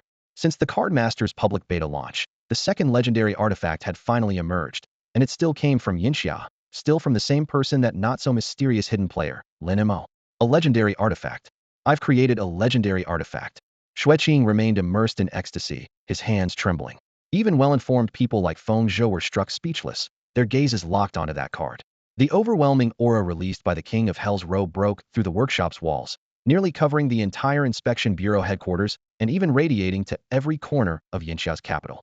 To the outside world, this pressure felt vague yet immense. To those inside the room, it was as clear as a crushing gale, making their hearts pound. At this moment, the headquarters building's training ground had been cleared, with nearly 1,000 on-duty personnel standing in formation awaiting orders. The originally chattering discussions ceased abruptly the instant the King of Hell's robe emerged, everyone turning in unison toward the card workshop. As the system notification ended, the training ground erupted again. Holy crap! Our inspection bureau produced a legendary artifact. There's actually such a master in the workshop? Did that researcher surnamed Xia really develop a legendary artifact? If the director hadn't ordered us to stay here, I would have rushed over already. The discussions grew more heated than before, but one figure in the crowd remained calm throughout. Director He, it's a legendary artifact. So close to us that you want to take a look? Yeah, Xiaoyu, how are you so composed? Even Director Geng and Director Tai aren't as calm as you. He Zhouyu crossed his arms, his gaze sweeping coolly over the crowd as he raised an eyebrow disdainfully. Look at you all, acting like you've never seen anything. This attitude immediately drew attacks from all sides. What do you mean, Xiaoyu? Don't tell me you've seen a legendary artifact before. Of course I have. He Zhouyu casually flipped his hair and said, "You've all forgotten that the world's first legendary artifact also came from Yanxia. Care to guess which part of Yanxia it's from?" The people around exchanged glances, their eyes darting through the crowd before someone finally lowered their voice and ventured, "Don't tell me it's from your jurisdiction?" He Zhouyu just smiled, his eyes and brows carrying a hint of smugness. He said nothing, but his expression had already revealed everything. Holy shit. How did you luck into that? Come on. You're definitely buying us drinks. The boisterous cheering instantly drowned out all other sounds in the hall. In contrast, as the true owner of the Yama's imperial robe, Lin Mo's mood was surprisingly calm. The last time he drew the legendary artifact ghost-slaying sword, he had been excited about the blade's sharpness for several days. Now, obtaining another legendary artifact, he felt only mild ripples in his heart. To him, it was just a purple equipment card with higher stats that could be upgraded. He held the purple card up to the light from the hall's ceiling, examining it carefully. On the front of the card, the four characters, Yama's imperial robe, in gold patterns on a black background exuded cold majesty, while the back displayed detailed attribute descriptions.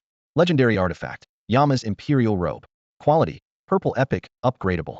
Card system, underworld system. Type, identity card. Passive 1 Lord of the Underworld. This robe is the imperial garment of the Yama King, symbolizing supreme authority. Underworld system creatures deal 90 less damage when facing the card holder. Passive 2 Emperor's Royal Robe. Wearing this robe makes one a sovereign whom mortals cannot look upon directly. Blocks all detection, divination, observation, curse, and similar methods not exceeding this card's level. Active 1 Enslaved Spirits. With the imperial robe worn, one can command ghosts and spirits, opening the gates of the underworld to summon ghost officers and generals.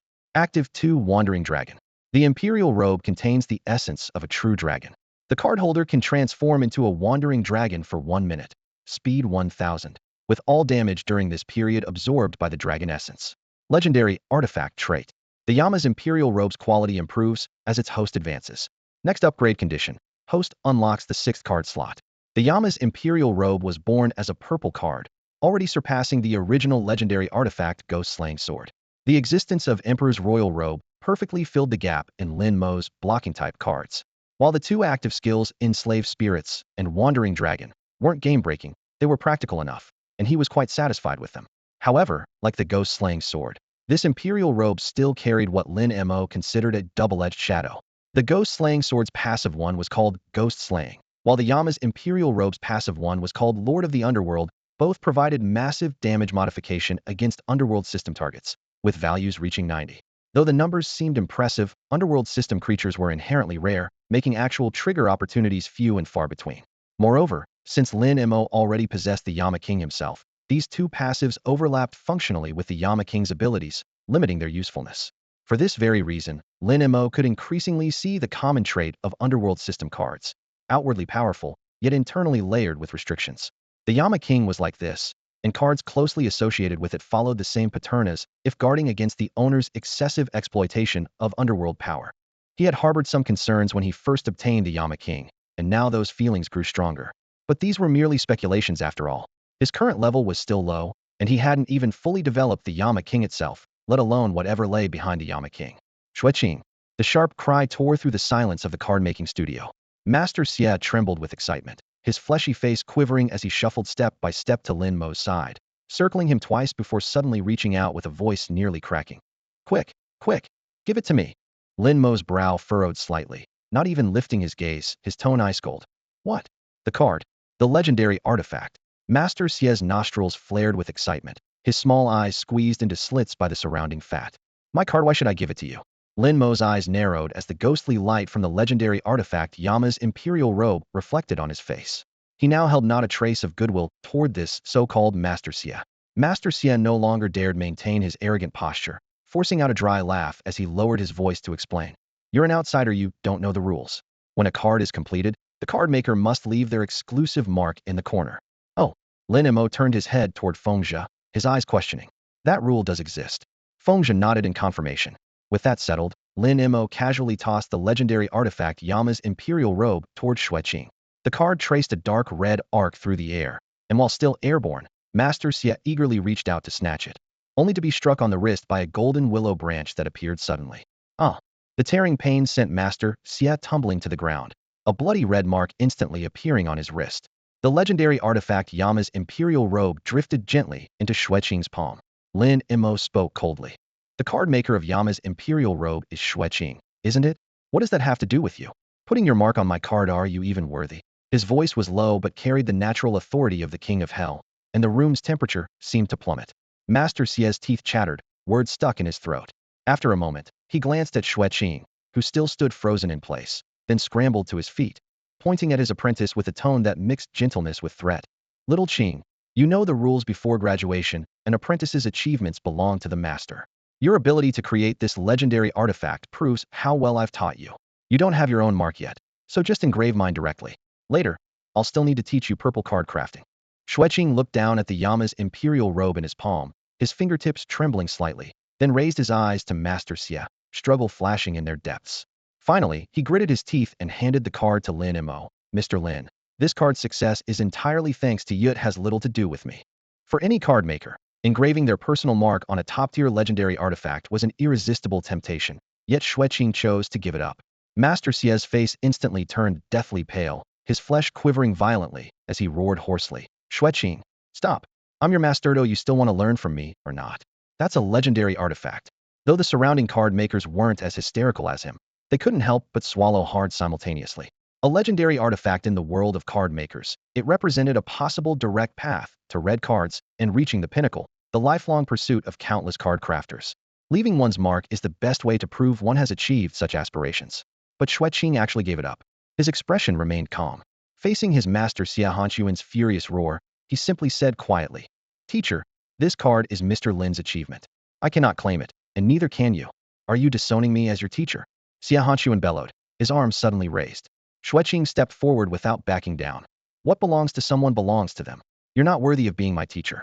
Since I became your disciple, what have you taught me? You made me do menial tasks, take out your anger, pushed all the patrol bureau missions onto me, and in the end, wanted to claim credit under your own name. A teacher like that I am better off without. I see you've completely lost your mind. Xie Hanquan's hand struck down with whistling palm wind, but when it was less than a centimeter from Xueqing's face, a cold gleam suddenly flashed. Legendary weapon, ghost-slaying sword. The sword's shadow trembled, Explosive force burst forth, forcibly deflecting Xia Hanchuan's arm. The blade spun in midair, traced an arc along his neck, then steadily hovered behind Lin Mo. Drip! Several drops of blood fell to the ground. Xia Hanchuan touched his neck, his palm covered in crimson. His pupils suddenly dilated, his eyes rolled back, and he collapsed unconscious with a thud. Yet no one in the entire card-making workshop paid attention to the fallen Xia Hanchuan. All eyes were locked on that floating sword, especially the three gilded characters' ghost-slaying sword on the blade. A legendary weapon? The second legendary weapon. Everyone's minds were shaken. Blue Star had only ever had 2 legendary weapons total. During the long beta period, only one had ever been created, and its wielder had long since perished.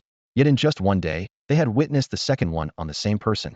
Only now did they truly realize, though the legendary weapon rankings listed 2 items, there was only one player, Lin Mo, standing before them. Lin Mo withdrew his indifferent gaze and looked toward Feng Zhe. Brother Feng, I'd like to ask, does what you said earlier still stand? Absolutely. Just say the word, and the Patrol Bureau will fulfill anything within our power. Feng Zhe declared firmly. Lin Mo nodded slightly, then looked toward Xueqing. Xueqing, would you be willing to follow me? What? Xueqing suddenly looked up, then nodded frantically. Mr. Lin, I'm willing. The surrounding card masters looked on with envy, while a few secretly grumbled. This guy hit the jackpot, being chosen by such a big shot. Feng Zhe smiled helplessly. After witnessing that scene, he had already begun viewing Xueqing differently. The young man had courage, real talent, none of Xia Hanchuan's bad temper, and most remarkably, he had principles. Even facing the temptation of a legendary weapons mark, he held firm. Feng Zhe had originally planned to focus on cultivating Xueqing in the future, but since Lin Mo had spoken up, he was happy to help make it happen. If Xueqing followed Lin Mo, it would also strengthen the Patrol Bureau's relationship with him. Kid, opportunity has come knocking, seize it well. Following Lin Mo, your future is limitless. He walked up to Xueqing and patted his shoulder, then announced to everyone. From today forward, Xia Hanchuan's status as a Patrol Bureau Master is revoked, and his private workshop privileges are cancelled. Meanwhile, Xueqing is promoted to Honorary Master of the Patrol Bureau, and Xia Hanchuan's workshop is permanently reserved for Master Xue's use. After speaking, Feng Zhe raised his wrist to check the time, then led Lin Mo toward the exit. Lin Mo, that important Patrol Bureau matter I mentioned to you, is about to begin. Ding! Before Feng Zhe could finish speaking, a loud system notification suddenly echoed in everyone's ears. Congratulations to the Blue Star Region, Fusang Division. Player Sakura Shiori has used a blue rare quality guild establishment token to create the first guild in this region, Takamagara. The guild ranking system is now active. Players may check rankings at will. After the notification ended, the training ground fell into momentary silence, followed by hushed discussions. Oh no, we've been beaten to it. Feng Zhe raised his hand to his forehead and sighed, though he didn't seem discouraged. Well, it's just a blue establishment token after all. Lin Mo, standing beside him, had also heard the system notification. Guild. Establishment token? I think I have one of those. He unconsciously touched his chin as his mind flashed back to the rewards he'd received in that secret Realma Golden Guild establishment token. At the time, he hadn't understood its purpose and had tossed it into storage along with the 9 Radiance token to gather dust. Feng Zhe led Lin Mo toward the exit, their footsteps creating soft echoes. Lin Mo, since Fusang beat us to it, I won't keep you in suspense anymore. The big news I wanted to share is that starting today, the Patrol Bureau is also establishing a guild. The Patrol Bureau is forming a guild? Lin Mo raised an eyebrow, his expression full of surprise. Exactly, Feng Zhe smiled. Guilds are the future core of Cardmaster. How so? Lin Mo's interest was piqued. The two had reached the end of the metal corridor, and the elevator door slid open. Feng Zhe explained as they walked, pressing the floor button. The key lies in the establishment tokens. In Cardmaster, without an establishment token, you can't gain system recognition. Whether it's the Yinxia Patrol Bureau or Fusang's Takamagara or even with national backing, the system considers them illegal teams. Lin Mo chuckled softly. He understood that while illegal teams sounded intimidating, the system wouldn't actually investigate the Patrol Bureau after the official launch. Still, having legitimate status was always better. The elevator slowly ascended, numbers flickering. Feng Zhe continued. Establishment tokens don't just provide organizational legitimacy, they also offer attribute bonuses to members. 1. Green quality is most common, with effects equivalent to ordinary purple cards, providing no additional benefits to members. 2. Blue quality is extremely rare, more precious than purple identity cards. That's what Sakura Shiori used. It provides a 5 boost to all attributes for guild members. 3. Purple quality is even rarer. Only 3 appeared during the entire beta period, valued comparable to golden identity cards, providing a 10 boost to all attributes. At this point, he deliberately raised his voice to emphasize the rarity of purple establishment tokens. Lin Mo caught the key point and asked directly. Brother Feng, what about gold? What's the effect of a golden establishment token? Gold. Feng coughed, looking somewhat embarrassed. Well, I don't actually know. You don't know? Lin Mo pressed. Feng nodded frankly. Right? Because currently, only 3 tiers of establishment tokens exist in the world: green, blue, and purple. There's nothing beyond that. However, I estimate that the rarity of a golden guild charter should be comparable to that of a red card, and even if it's slightly less rare, the difference wouldn't be significant. Lin Mo calculated silently. Green, blue, and purple guild charters each provide an additional 5% attribute boost in ascending order, so the golden quality would most likely follow the same pattern, offering a full 15% boost to all attributes. At this realization, he finally understood why golden guild charters were so rare. When he achieved a red rating for the first clear of a difficult secret realm, he only received a golden identity card, but the real jackpot was actually that seemingly unremarkable golden guild charter sitting in his system storage. What did you say? Feng noticed Lin Mo muttering under his breath and turned to ask. Nothing. Lin Mo smiled dismissively, though his thoughts remained entirely focused on that golden guild charter. The elevator slowly came to a stop, the steel doors parted, and Feng stepped aside with a welcoming gesture, leading Lin Mo out of the elevator. Along the way, he emphasized once again, Lin Mo, today is the day the Inspection Bureau establishes its guild. To make sure Lin Mo understood clearly, Feng added, we're using a purple guild card, which gives all players in our organization a 10% boost to all attributes.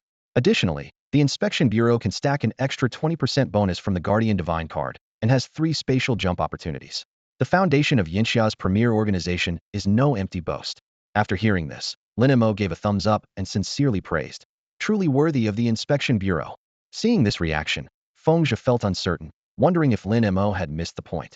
As they drew closer to the training grounds, he simply stopped walking and spoke directly. Lin Mo, I'd like to invite you to join the Inspection Bureau on our behalf. If you agree, your status within the Inspection Bureau would be equal to mine, with access to all our resources. Sorry, Brother Feng. Lin Mo gave his answer almost without hesitation. I've always considered the Inspection Bureau my closest friend, but I don't want to join. Feng sighed deeply but still wouldn't give up. Even if you join, we absolutely won't interfere with your life. You'd still have complete freedom.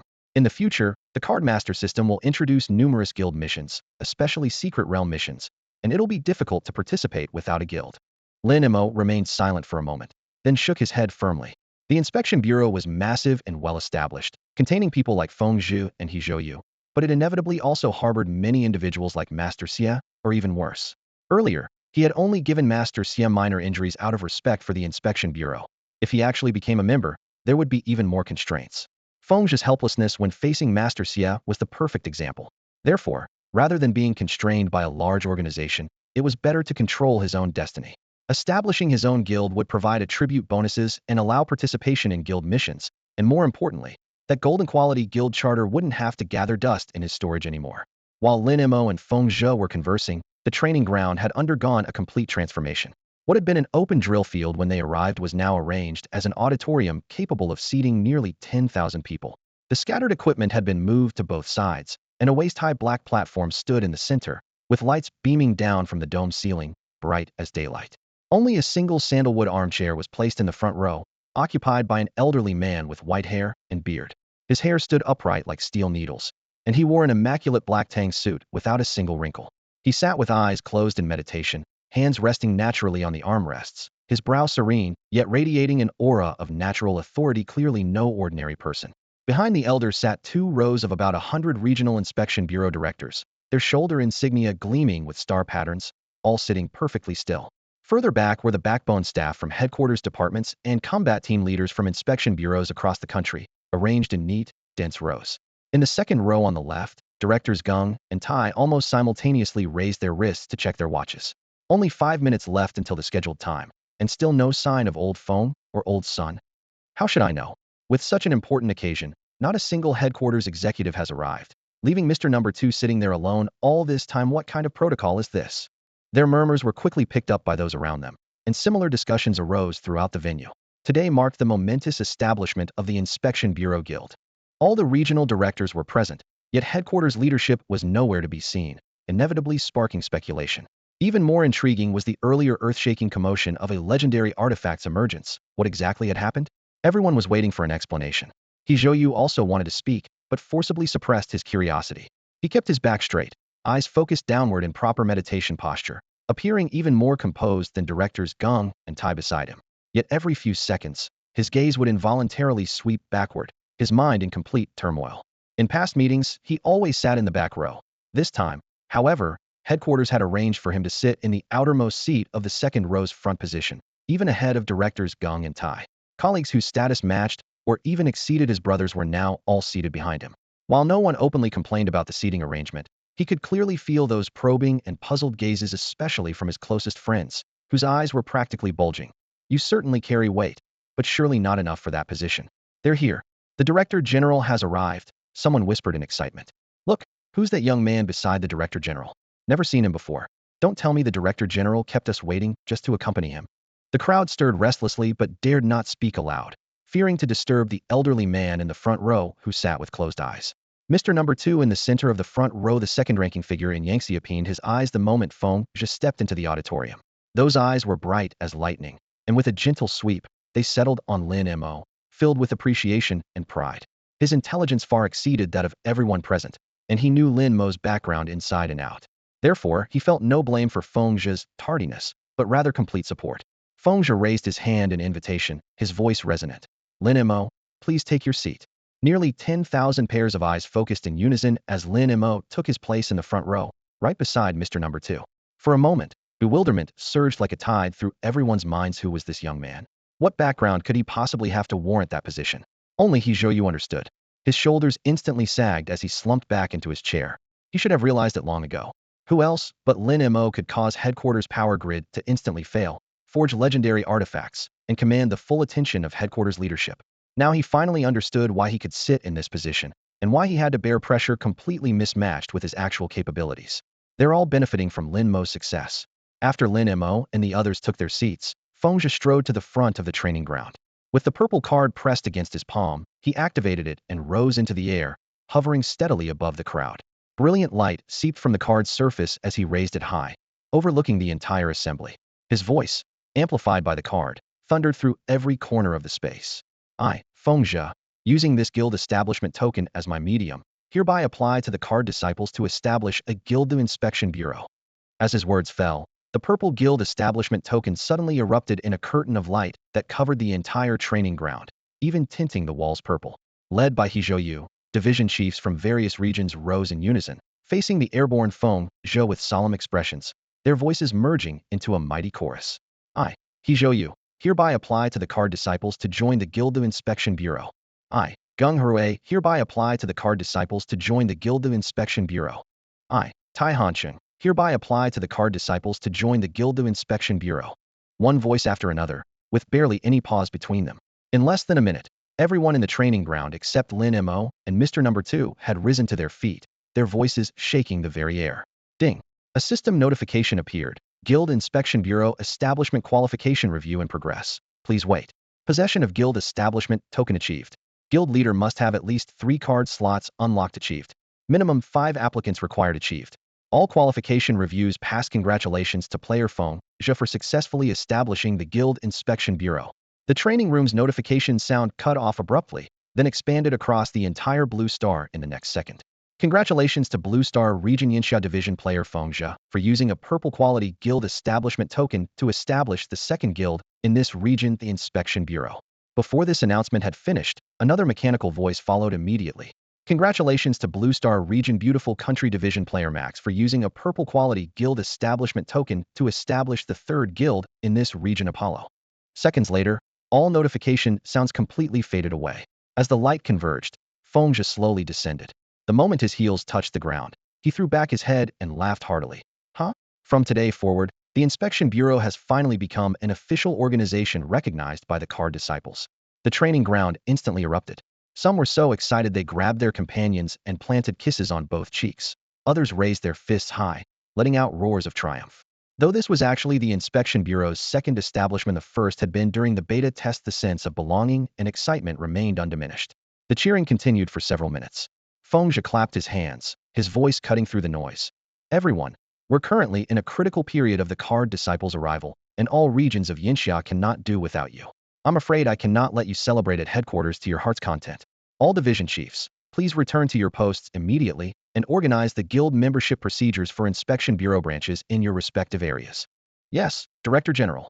Those who had gathered at headquarters were all pillars of the inspection bureau in their respective regions. Knowing their duties, they quickly departed in groups.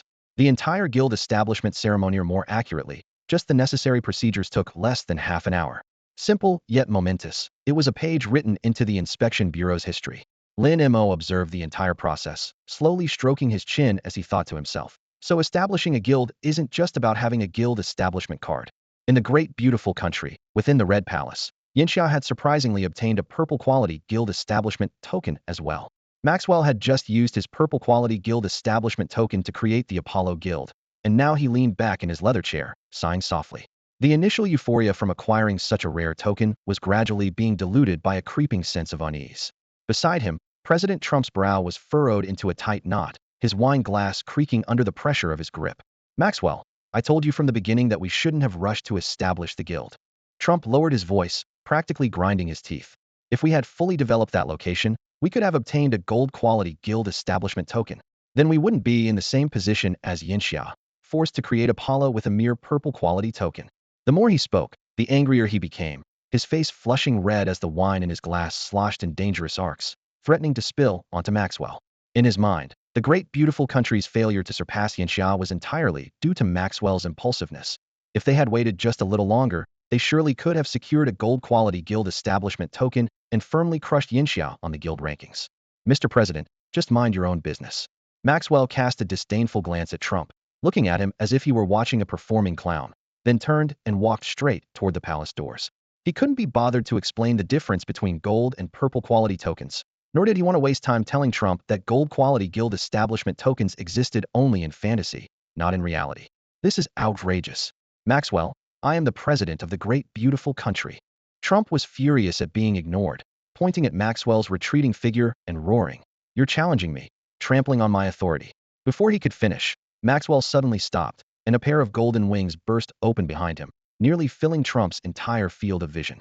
With a gentle flap of the wings, a violent hurricane swept through the Red Palace corridor, catching Trump off guard and sending him tumbling across the marble floor, blood trickling from the corner of his mouth. Mr. President, please face reality. Times have changed. Maxwell folded his wings and stepped out of the Red Palace gates, his voice echoing like a lingering resonance in the empty corridor. Meanwhile, in Fusang, Sakura Shirori, who had recently established Takamagura, looked up at the sky, closed her eyes, and sighed deeply. Yanxia and the great beautiful country have both used purple quality guild establishment tokens. Now that the world has changed dramatically, must Fusang fall behind as well? She murmured to herself. If only I could have a gold quality guild establishment token, then Fusang could surely surpass both Yanxia and the great beautiful country. At this thought, she laughed self-mockingly. Forget about the gold quality guild establishment tokens that existed only in imagination. Even purple quality tokens were beyond her reach.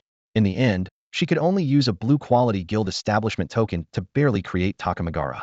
In Yanxia, Taoyuan City, Lin Mo clutched a gold quality guild establishment token that others wouldn't even dare to dream of. Yet he found himself in a dilemma. The system had clearly indicated when the patrol bureau was established. Creating a guild required 5 people, and currently, he only had himself. He pondered whether he could recruit Zhang Quan, Wei Jun, and Zhang Rim, but Zhang Quan was the heir to a major corporation and was now running a card manufacturing business that covered all of Taoyuan City.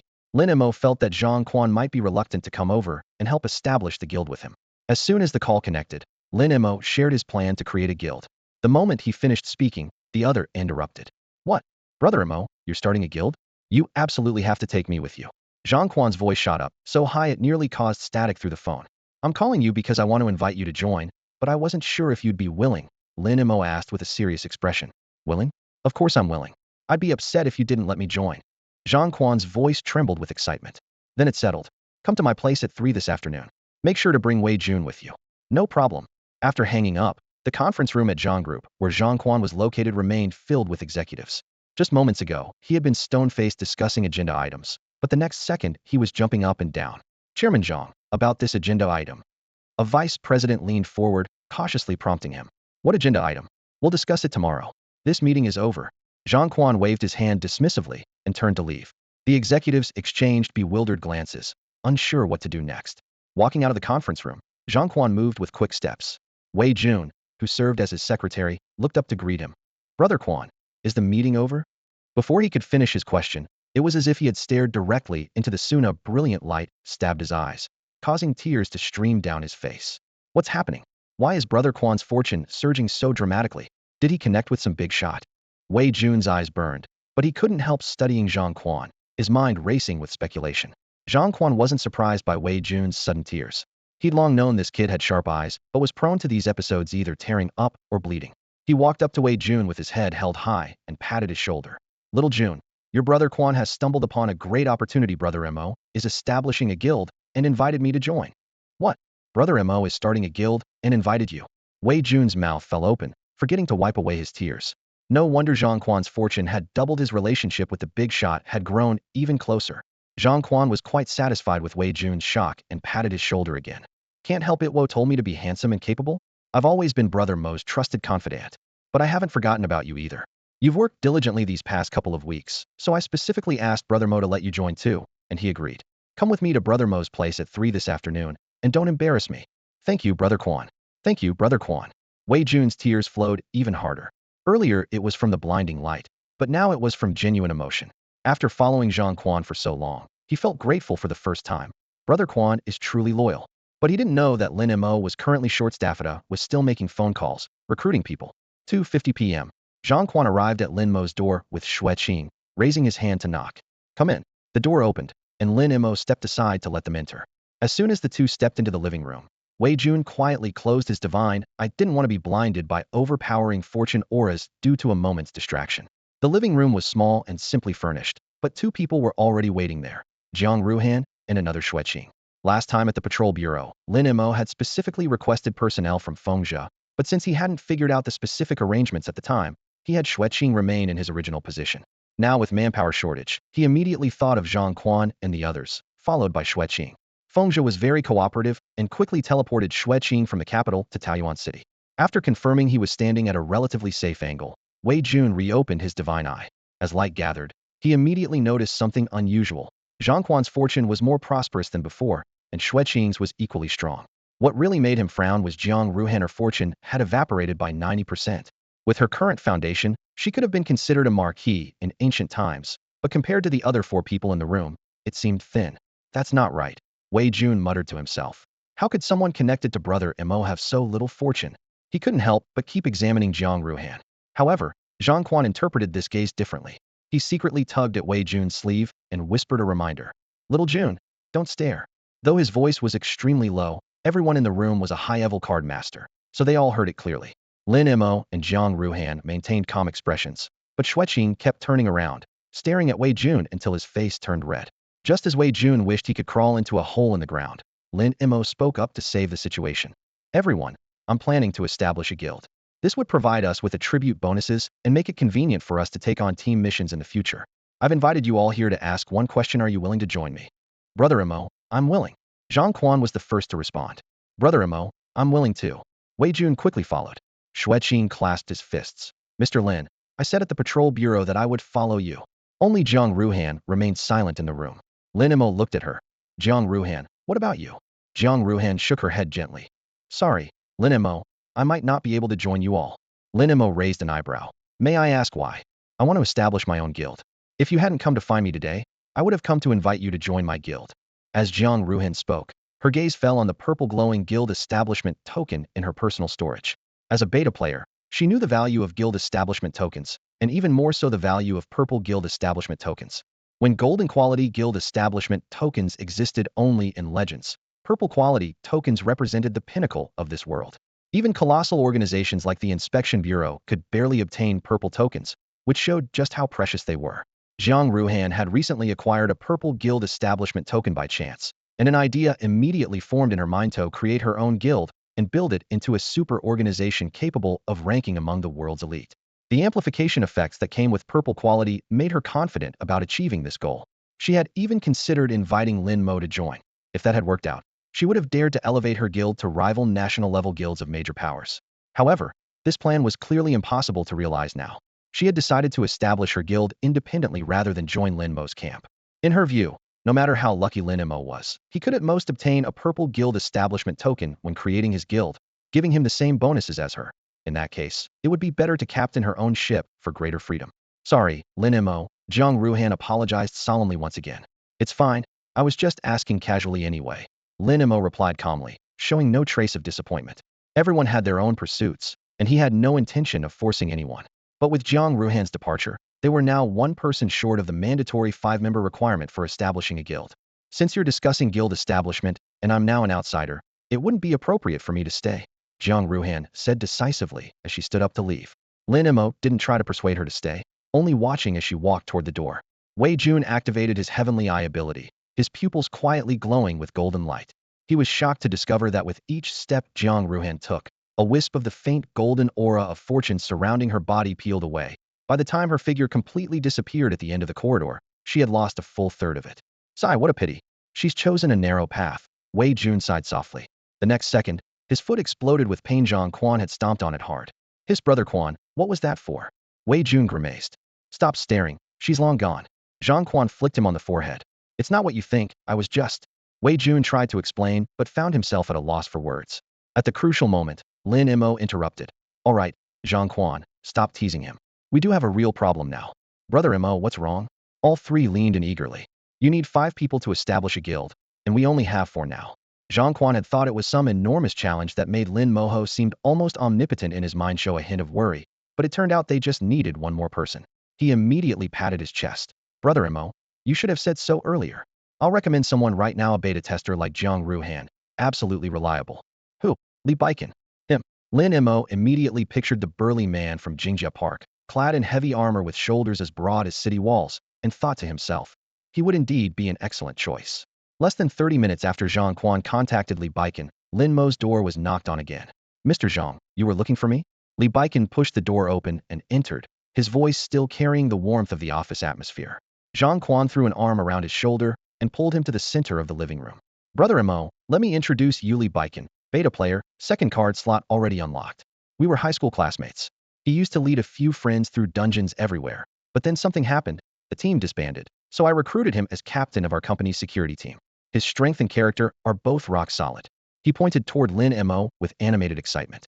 Ah Chun, this is my brother Mo, #1 on the combat power rankings. Remember that Beast King that emerged at the end of the Beast Tide? Brother Mo was the one who took it down.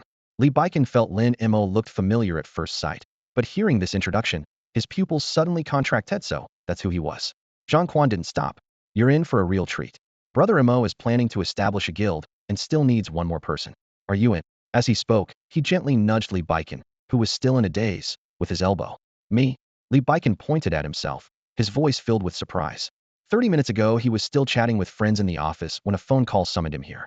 He never expected things would develop to this point. But after brief consideration, he made up his mind. Brother Mo, as long as you don't mind having me, I'm willing to join. Li Baikan stood straight with a solemn expression. Excellent. Li Baikan, welcome aboard. Lin Mo nodded. He didn't know much about Li Baikan, but that battle at Jingjia Park left a deep impression. When the mist cleared, Li Baikan charged forward first, immediately blocking the twin willow puppet instead of scrambling for the card slot key in the hut. That choice convinced Lin Mo that he was reliable. Combined with Zhang Quan's endorsement, he felt even more confident. While everyone was exchanging pleasantries, Wei Jun quietly raised his hand to shield his eyes as his divine eye activated. Sure enough, fortune was gathering like a flood behind Li Baikan, instantly expanding his originally firefly-like luck into a blazing, brilliant white. Wei Jun's Adam's apple bobbed, his eyes widened, and his tongue slid across his dry lips. In just 30 minutes, he had first witnessed a dramatic plunge in fortune, then personally observed luck skyrocketing, all because of a simple join the guild. Ahem, little Jun, Baikan is a guy? Zhang Quan noticed his distraction and clicked his tongue in disgust. First staring at Jiang Ruhan, now staring at Li Baikan. This kid was definitely acting weird today. He'd better keep his distance in the future. Lin Mo ignored Zhang Quan's internal complaints and surveyed everyone, nodding to himself. Though Jiang Ruhan's departure was regrettable, gaining Li Baikan meant they still had enough people, and the guild could be established on the spot. Since we're all here, there's no time like the presence hall. We established the guild today, he said. So soon? Brother Mo, what should we name our guild? Zhang Quan rubbed his hands together, his face full of anticipation. Lin Mo's previously smiling expression suddenly froze. Had been so focused on recruiting people that he hadn't thought about a name at all. Well, I haven't thought of one yet. Do any of you have suggestions? Me? I have an idea. When Zhang Quan heard that the organization's name hadn't been decided yet, he immediately got excited. Brother Mo, let's call it Lin Mo's home. He nearly jumped off the sofa. You're the president. and we're finalizing it at your place. This name perfectly reflects your status. No, pick another one. Lin Mo didn't even look up as he rejected it outright. How about Silent Guild? Or MOU, Mo Xing? If all else fails, just call it Lin Mo. Zhang Quan fired off suggestions like a machine gun. Lin Mo got a headache from this flattering naming approach and raised his hand to stop him. Zhang Quan, hold on. Bai Chun, Wei Jun, Xueqing, what are your thoughts? Li Bai Chun scratched his head and said honestly, Brother Mo, I'm not too bright, can't think of anything right now. Wei Jun looked at the fortune light cluster behind Lin Mo and had a flash of inspiration. How about the sun? Wherever we go, our light shines there too. Lin Mo shook his head. Not suitable. The sun doesn't match the temperament of us five. The room fell silent again. Xueqing, who had remained quiet the whole time, finally raised her hand and said softly, Mr. Lin, I have an idea. How about calling it Underworld? Underworld. Lin Mo repeated the name. Xueqing nodded, her voice quiet but serious. In Yinxia mythology, the underworld is where the dead find rest and where new life begins. Plus, you have 2 underworld-type legendary cards and the ability to enhance underworld-type card quality. Lin Mo felt slightly moved, or more precisely, the King Yama legendary card was quietly resonating. What about you 3? He looked at the other 3. Zhang Quan was first to respond. I have no objections. My Peachwood Demon Puppet is also underworld-type perfect match. Whatever Brother Mo decides. Wei Jun and Li Baichun nodded simultaneously. Then it settled. Our guild will be called Underworld. Lin Mo made the final decision. Zhang Quan excitedly rubbed his hands together. Brother Mo, establishing a guild requires a guild founding token. Those things are hard to get, and different qualities have vastly different effects. Guild founding token. Zhang Quan blinked in confusion. Li Baichun, who knew a bit about this, smiled as he explained to Zhang Quan that guild founding tokens came in different qualities. The higher the rarity, the more additional bonuses they provided to the guild. Zhang Quan suddenly understood and stroked his chin confidently. Don't worry, Brother Mo. I'll have my company find one immediately. I can't promise purple quality, but at least we'll get a blue one. No need for such trouble. Lin Mo opened his storage interface and casually pulled out a token, placing it on the table. Golden light exploded, illuminating the entire room brilliantly. A gold quality guild founding card. All of them stood up simultaneously, exclaiming in shock. Ding! Congratulations to Blue Star Region, Yinxia Division player Jiang Ruhan for using a blue epic quality guild establishment token to create the 7th guild in this region Wudong Ruins. On the outskirts of Taoyuan City, atop a small mountain, the evening breeze swept through the treetops and across Lin Mo's face. Lin Mo looked up at the bright moon hanging high above, quietly listening to the system announcement. I didn't expect the celebrity Jiang to move faster than us. She was clearly well prepared. Zhang Quan clicked his tongue in amazement. A purple quality guild establishment token is indeed rare, Li Baikan said with genuine admiration. At this moment, Blue Star had 7 guilds in total. Besides Yinxia's Inspection Bureau and America's Apollo, all other guilds had used only blue quality establishment tokens when founded. However, Jiang Ruhan had produced a purple establishment token, allowing Wudong Ruins to leap over 4 guilds upon its birth and shoot straight to 3rd place on the guild rankings, trailing only behind the official guilds of Yinxia and America. The system notification not only excited Zhang Quan and Li Baikan, but also instantly ignited forums across all nations. Japanese contestant Sakura Shirori looked up at the sky in a daze, recalling her battle against Jiang Ruhan in the tournament, filled with surprise. American player Max clenched his fists and muttered through gritted teeth, Yinxiao again? Meanwhile, at the center of the storm, Jiang Ruhan smiled brightly at her dozen or so teammates. From today on, we're all members of Wudong Ruins. Let's work together to secure our 3rd place on the guild rankings. Though her words sounded lighthearted, her heart was locked onto one name. Lin Mo. Jiang Ruhan clenched her fists. Lin Mo, you're strong, but my Wudong Ruins with its purple establishment token will definitely surpass you. On the mountaintop, Zhang Quan shouted at Lin Mo, Brother Mo, establish the guild. Don't wait any longer. Lin Mo's half-closed eyes suddenly snapped open, a flash of red light streaking across his pupils. Now? All right. The next moment, he hurled a golden glowing establishment token high into the air. Yama's Imperial Robe, Wandering Dragon. A black Imperial robe materialized around Lin Mo, and from within it, a black dragon roared forth, instantly merging with his form. Roar! A 30-foot-long black dragon coiled atop the mountain peak, its scales glinting like cold steel in the moonlight.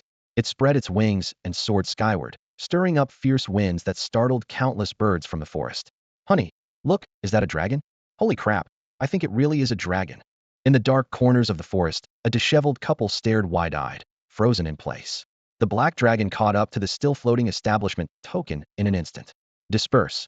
A deep voice boomed from the dragon's mouth as its form quickly dissolved, revealing Lin Mo once more as he grasped the establishment token.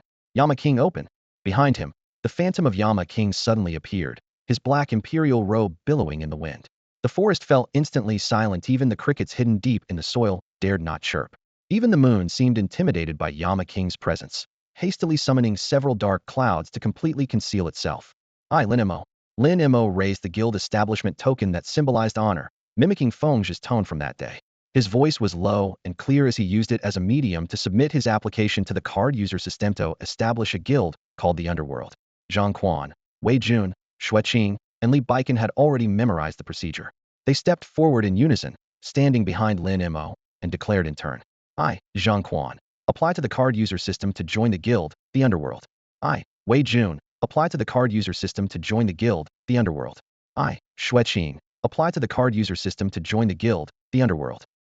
Li Baikan. Apply to the card user system to join the guild, the Underworld. As soon as Li Baikan finished speaking, the familiar system notification sound suddenly thundered forth, clearer and louder than ever before. Guild Inspection Bureau Qualification Review in progress. Please wait. Possession of Guild Establishment Token, achieved. Guild Leader must have unlocked at least the third card slot, achieved. Guild application requires at least 5 members, achieved. All qualifications approved. Congratulations to player Lin Mo for successfully establishing the Guild the Underworld. With this announcement, the towering phantom of the King of Hell behind Lin Mo slowly dissipated. The legendary weapon, Ghost-Slaying Sword, materialized and lifted Lin Mo from beneath, carrying him back to the mountaintop. The entire hill fell into instant silence. Zhang Quan and the others looked up at Lin Mo's figure with burning gazes. However, what was truly ignited was the entire world. The notification that had previously echoed only in Lin Mo's group's minds now spread to every corner of Blue Star. Ding! Congratulations to Blue Star Region, Yinxia Division player Lin Mo for using a golden legendary quality guild establishment token to create the 8th guild in this region, the Underworld. Unlike the establishment of the previous 7 guilds, this time, in addition to the notification sound, golden text appeared projected across the skies above Blue Star, visible to all living beings, solemnly declaring, the world's first guild established using a golden guild token was born today. Lin Mo no longer concealed his name, instead actively removing anonymity from all rankings. Power rankings first place, Lin Mo formerly hidden player. Legendary weapon rankings Ghost-Slaying Sword and King of Hell's royal robe holder, Lin Mo. From this moment forward, the name Lin Mo was destined to become the most illustrious name on Blue Star since the card user descent, an insurmountable peak in the entire card master world. Countless people around the globe who had already fallen asleep suddenly threw off their covers and sat up. Members of major organizations who were still discussing countermeasures for the Wudong ruins simultaneously pricked up their ears, repeatedly confirming whether they had heard the system broadcast correctly. A golden guild establishment card? Who is Lin Mo? First on the power rankings, holder of dual legendary weapons. The Underworld ranked first immediately upon establishment. The Inspection Bureau and Apollo have been pushed down. Discussion erupted like a violent storm across forums, channels, and social networks. At this moment, Jiang Ruhan, who had just experienced the joy of successfully establishing her guild, felt her legs give way and stumbled to the ground. A golden guild establishment card. Impossible, absolutely impossible. An irrepressible trace of regret surged in her heart. If I had chosen to join Lin Mo's guild instead of going independent back then, would it have been better? But it was all too late. I knew it, you little rascal. In the training room at the Yinxia Patrol Division headquarters, Fengzhe landed a heavy punch that forced Sun Jun back half a step, followed by the system notification echoing through the air. He grinned widely, his fist still carrying residual force. Sun Jun grabbed a white towel nearby and wiped the sweat from his forehead and face, laughing heartily. Lin Mo always brings us unimaginable surprises. Haha, you can say that again. Fengzhe chimed in with self-mockery. When we founded our guild, I thought I could make a splash with that purple quality guild token. Now I realize I was the real fool. Sun Jun laughed even louder. Who would have thought that kid could produce a gold quality guild token? Something no one saw during the entire beta period, and he actually got his hands on it. The moment Lin Mo established the Underworld, it trampled us underfoot on the guild rankings. Fengzhe spread his hands, speaking rapidly. We need to hurry up and conquer that secret realm at the border. We can't keep being suppressed by the Underworld. Don't worry. Sun Jun rolled his shoulders, joints cracking softly. At most 10 days or so, we'll definitely take down the nightmare mode of the Zhenan Pass secret realm. Good. Then it'll be America's turn to panic. Fengzhe threw a final punch to end their sparring session, and the two men looked at each other and laughed. America, the Red House. Bang. The heavy solid wood table shook violently. Maxwell, I told you to wait. I told you to wait. Trump, sitting in the main seat, turned red-faced, practically sprawling across the table's surface, waving a golden token in his hand. You told me that gold-quality guild tokens don't exist in this world? Then what is this? Maxwell across from him wiped the spittle that had splashed on his face, his expression rigid, his Adam's apple bobbing but not daring to say a word. Previously, he too had believed that gold guild tokens were merely legend. But reality had slapped him hard in the face. The Yinxiao man Lin Mo had actually produced one, and in front of the entire world. Recalling that moment on the arena, he had just appeared, his cards not yet activated, when his consciousness was instantly erased. When he opened his eyes again, he was in the hospital. He finally understood how he had been instantly killed. Bang, bang, bang. Trump continued pounding the table, his roars echoing through the conference hall. Maxwell, I'm asking you, what should we do? Maxwell kept his head down, his voice extremely low. Rest assured, sir. I will open the southern heaven gate completely at the fastest speed possible. When that time comes, neither Lin Mo nor the underworld will be our match anymore. I hope so. Trump swept his sleeve and sat back in his chair, but the fury still churned in his chest. The roars in the red house gradually faded, leaving only oppressive breathing. On the other side of Blue Star, on an uninhabited small island in the endless ocean, a seemingly ordinary rock began rippling with spatial waves, spreading outward like water. Moments later, an elderly man in white robes led over 10 black-clad figures stepping out from the rock. The elder raised his head, his gaze piercing across thousands of miles toward Yinxia, strange red light surging in the depths of his pupils. The master has sent his will. 2 words, Lin Mo. The black-clad figures said nothing but bowed in unison to receive the command. The storm stirred up by the establishment of the underworld, and Lin Mo's rise to fame continued to ferment across Blue Star. Countless organizations held multiple emergency meetings because of this name, and countless people were forced to write report after report. Now, Lin Mo had become the most widely circulated name globally. Whether they were from Yinxia or not, almost everyone could awkwardly yet clearly pronounce those 2 Chinese characters. Lin Mo, Brother Mo, Mr. Lin. In the suburbs of Peach Blossom Spring, on a verdant small hill, a gentle breeze passed by as Lin Mo's figure slowly descended from the sky, his robes fluttering in the wind. The moment his toes touched the ground, Zhang Quan and the others had already hurried over to surround him. Every face was filled with unimaginable joy. Bro Mo, a 20% boost. Zhang Quan couldn't help but shout out loud, his voice echoing in the cold mountain wind. Fengzhi's earlier speculation had still underestimated the power of the Golden Guild establishment. Blue tokens only provided a 5 attribute boost, purple ones 10, but the golden token didn't follow the usual incremental pattern and instead doubled straight to a full 20. With the official establishment of the underworld, a brand new guild section appeared on Lin Mo's interface. As his consciousness delved into it, he immediately saw the additional information. Player, Lin Mo. Guild, Underworld. Guild quality, Golden. Player status, Guild Master. Guild-bound secret realm, none. Guild subsidiaries, none. Guild benefits, all attributes 20. The current underworld was merely a prototype with empty departments and only 5 members. It looked like a makeshift operation no matter how you viewed it. However, that 20 boost to all attributes had already taken solid effect on each member. Lin Mo was certain that the Golden Guild establishment token's potential extended far beyond this. It simply awaited discovery. The underworld is officially established from today forward. The mountain wind swept up the hem of his robes. Though the aura of the Yama Emperor had been restrained, the lingering pressure from long-term exposure still made everyone unconsciously straighten their backs, quietly awaiting their assignments. Xueqing. Lin Sir. Xueqing stepped forward. I want to establish the underworld's card manufacturing workshop. You'll be the director, responsible for card creation and training card makers. Are you willing? I'm willing. Lin Sir. No, Guild Master. Xueqing's voice trembled with excitement. Lin Mo nodded. He had complete confidence in both Xueqing's skills and character. Wei Jun. Lin Mo turned to another person. Wei Jun's heart tightened. This was both responsibility and fortune. The underworld currently has only 5 people, which is far from enough. You'll oversee personnel matters and be responsible for recruiting talent. Can you handle it? Lin Mo deliberately pointed to his eyes. Wei Jun bowed, his voice resolute. Rest assured, Bro Mo, when it comes to judging people, I'm absolutely skilled. Bro Mo, what about me? What about me? Zhang Quan watched, as even his subordinate Wei Jun had received an assignment and anxiously rubbed his hands together. You? Lin Mo's gaze swept over him. You'll be responsible for managing the underworld's internal daily affairs going forward. Zhang Quan's card abilities were mediocre. His best card was only a blue-quality Peachwood Demon Puppet, but despite his young age, he could handle most of the Zhang Group's business affairs, making his management abilities impeccable.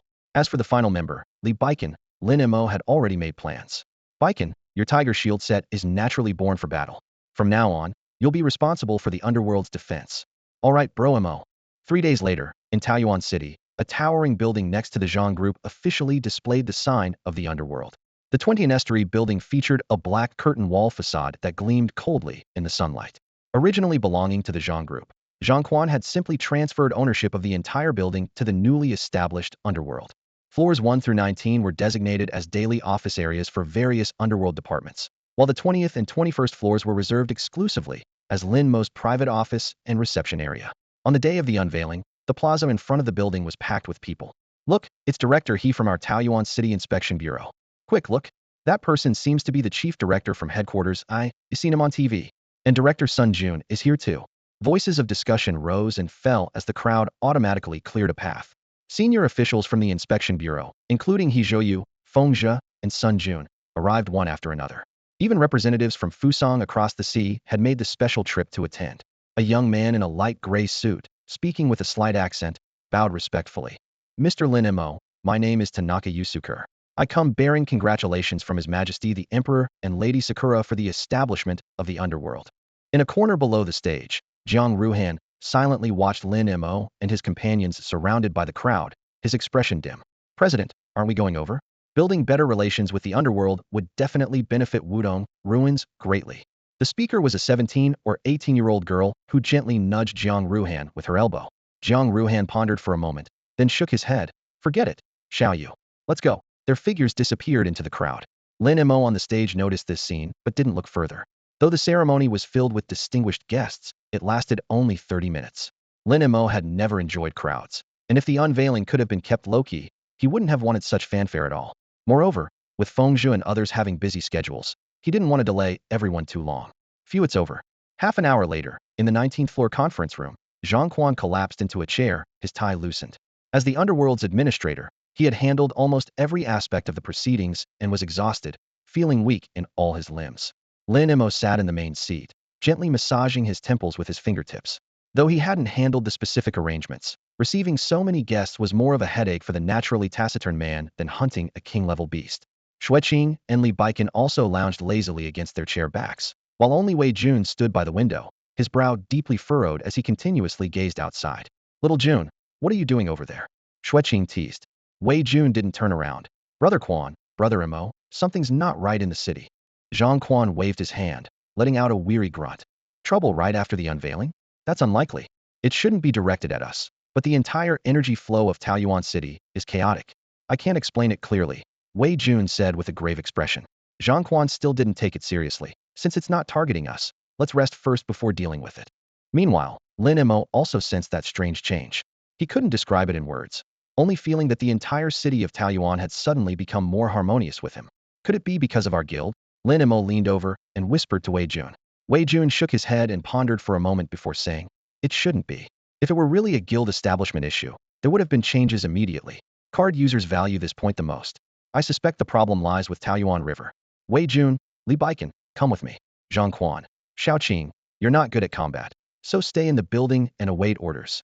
Lin Mo trusted Wei Jun's judgment. After speaking, he made his decision and personally headed to Taoyuan River. "Open!" With a low shout, the Space Master's spatial fold card activated. Invisible forces compressed the air, and the space in front of the underworld building overlapped with Taoyuan River several kilometers away. They could even hear the gurgling sound of the river water. "Go!" Lin Mo was the first to step into the fold. Although Wei Jun and Li Baikan didn't understand what was happening, they followed without hesitation. In the blink of an eye, the three disappeared from the building and reappeared standing on Taoyuan River Bridge. In the hall, Xueqing watched the direction where the three had vanished and couldn't help but exclaim, "What an advanced spatial card." As a card maker, he could tell it wasn't ordinary teleportation, but from just one activation, he still couldn't see through its mysteries. Zhang Quan remained slumped in his chair, waving his hand carelessly. "This is nothing. Brother Mo has plenty of amazing things on him. Little Qing, you still need more practice." Night wind swept across the bridge surface, and water vapor gently brushed their faces. Wei Jun looked up in stunned silence. "Brother Mo, what is this?" A stone gate, 3 zhang high, floated quietly in the air, its ancient patterns flowing with faint golden light, and the gap between the doors was as deep as an abyss. Even with his heavenly eye fully activated, Wei Jun couldn't discern anything. Lin Mo felt an inexplicable sense of familiarity, but was equally puzzled. Li Baikan's eyes lit up. "This is a fixed secret realm portal. Unlike the two second-generation beta players, Although his cards weren't as good as theirs, he had complete access to beta testing data and recognized the Stone Gate's identity at first glance. Secret Realm Portal? Lin Mo looked at him. Li Baiken nodded and explained, Secret Realm portals connect to fixed secret realms. You can enter by meeting specific conditions. Secret realms are ranked by difficulty, and clearing simple or hard mode gives different rewards. If you challenge and pass nightmare mode after hard mode, you can obtain ownership of the secret realm. Wei Jun immediately understood. Wouldn't that be like a gold mine that continuously produces cards? Exactly. Li Baiken's eyes burned with excitement. So whenever a secret realm portal appears, it inevitably brings bloodshed and chaos. The only question now is which secret realm does it lead to? Lin Mo raised an eyebrow slightly. I know this one. It's the Peach Blossom Spring secret realm. Beep. Shortly after Lin Mo's arrival, a loud car horn echoed from beyond Taoyuan River. A black sports car shot toward the riverbank like an arrow released from its bow, executing a beautiful drift that left the tires screeching against the ground. The car doors flew open, and 3 men and 1 woman stepped out in succession. The leading man patted Zhao Cheng on the shoulder and laughed heartily. It really is a secret realm. Little Zhao, your intel was spot on. You'll be handsomely rewarded when we get back. These were the very people Lin Mo had encountered during the card ring. Zhao Cheng, Zheng Kaiku, and their so-called Brother Su beta player Su Qiang plus a nimble woman dressed in red.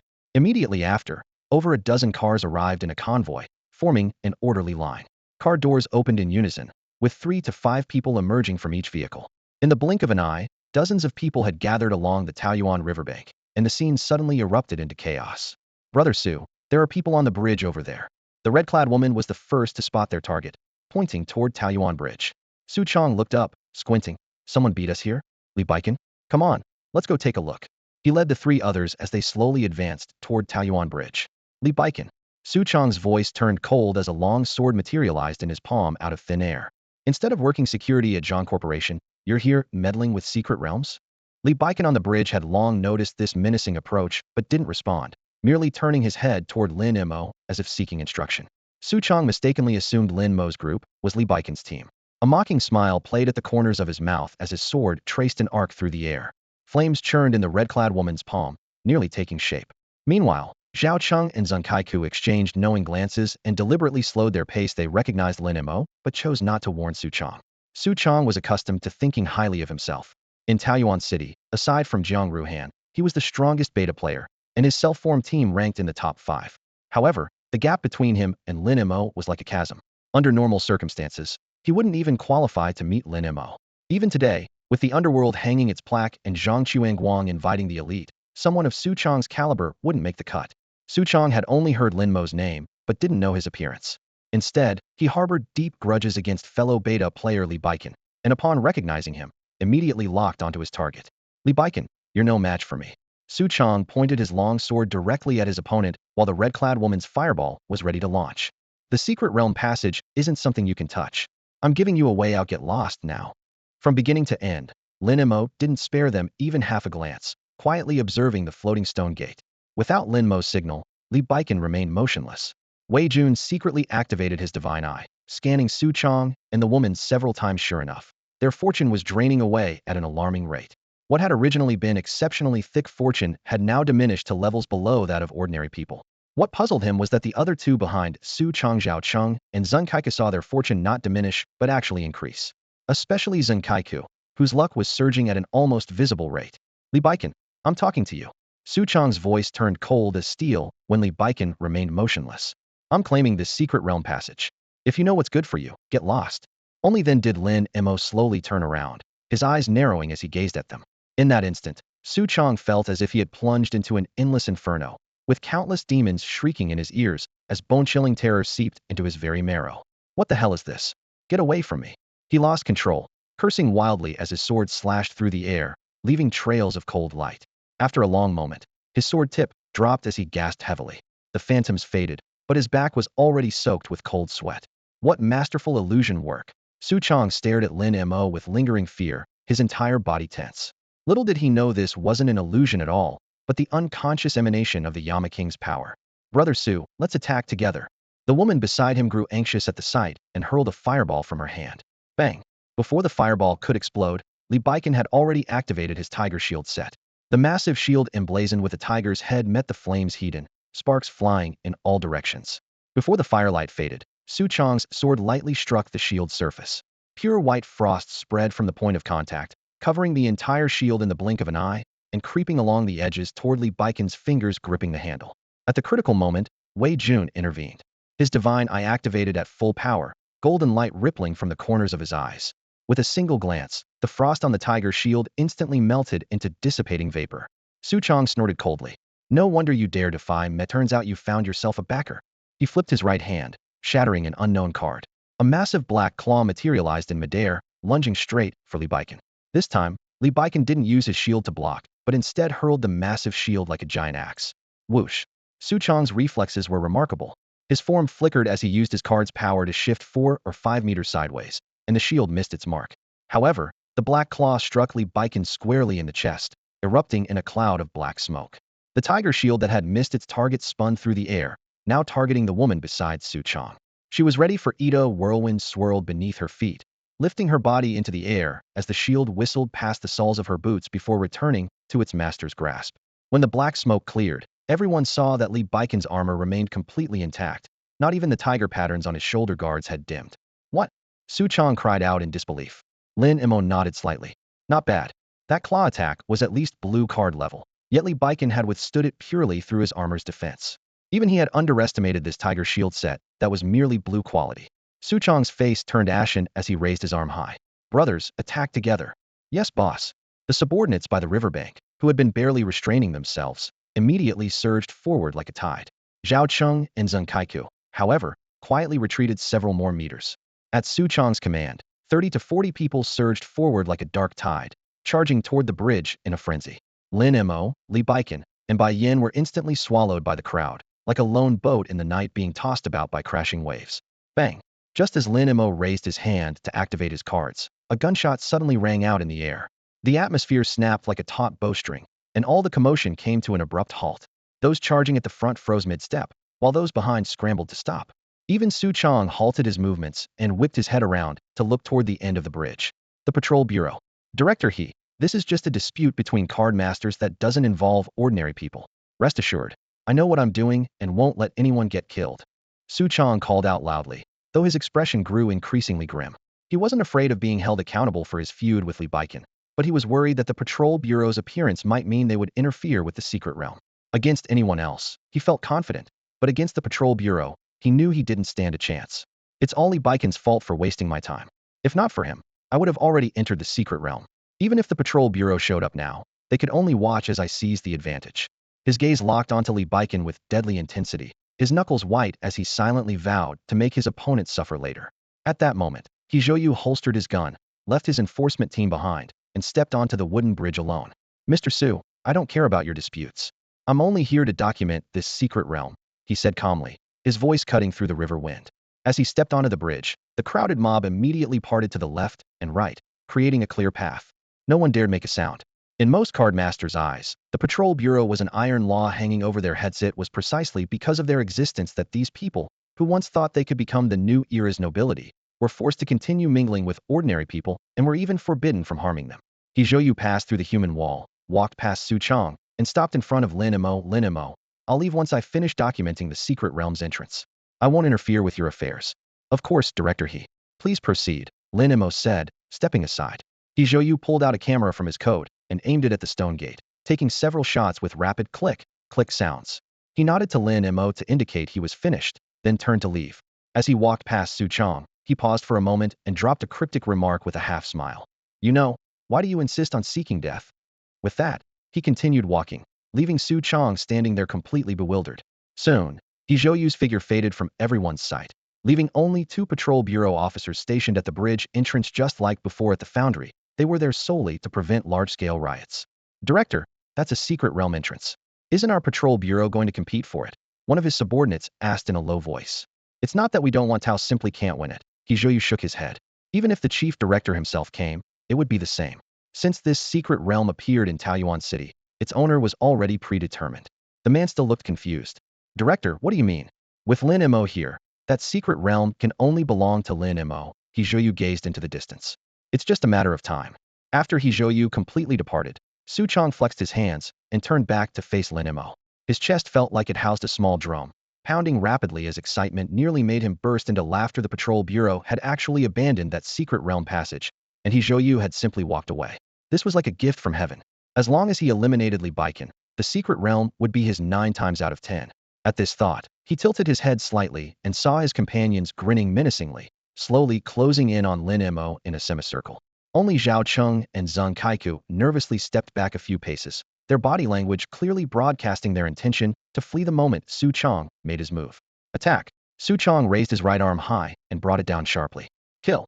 Over 30 companions charged forward with a thunderous roar, while Su Chong alone remained motionless. Zhou's parting warning had chilled him to the bone, yet the secret realm passage made his heart itch with desire. So he decided to let his subordinates test the waters first. If only Li Baikan stepped forward, he would deliver the finishing blow. If the situation spiraled out of control, these people could buy him time to escape.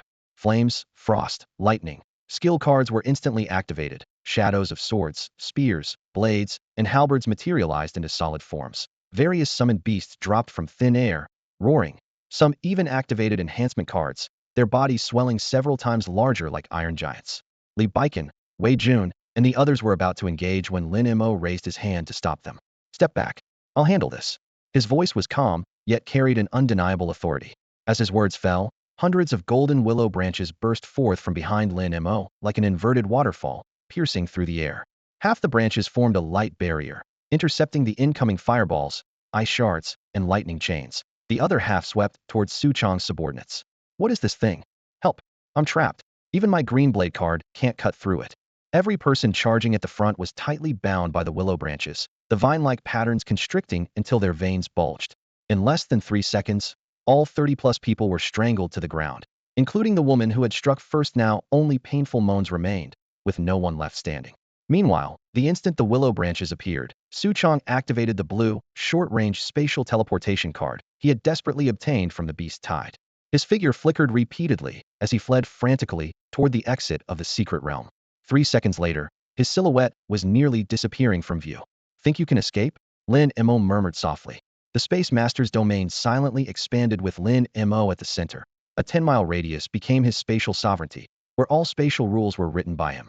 Su Chong certainly hadn't escaped this range yet. Lin Mo raised his hand, his fingertip curling slightly. The spatial structure within the domain instantly shifted and twisted. Su Chong remained completely unaware, still activating his short-range teleportation card. Faster. Move faster. He panted while glancing back, and seeing that Lin Mo wasn't pursuing him, his heart finally settled somewhat. I made it out. I'm alive.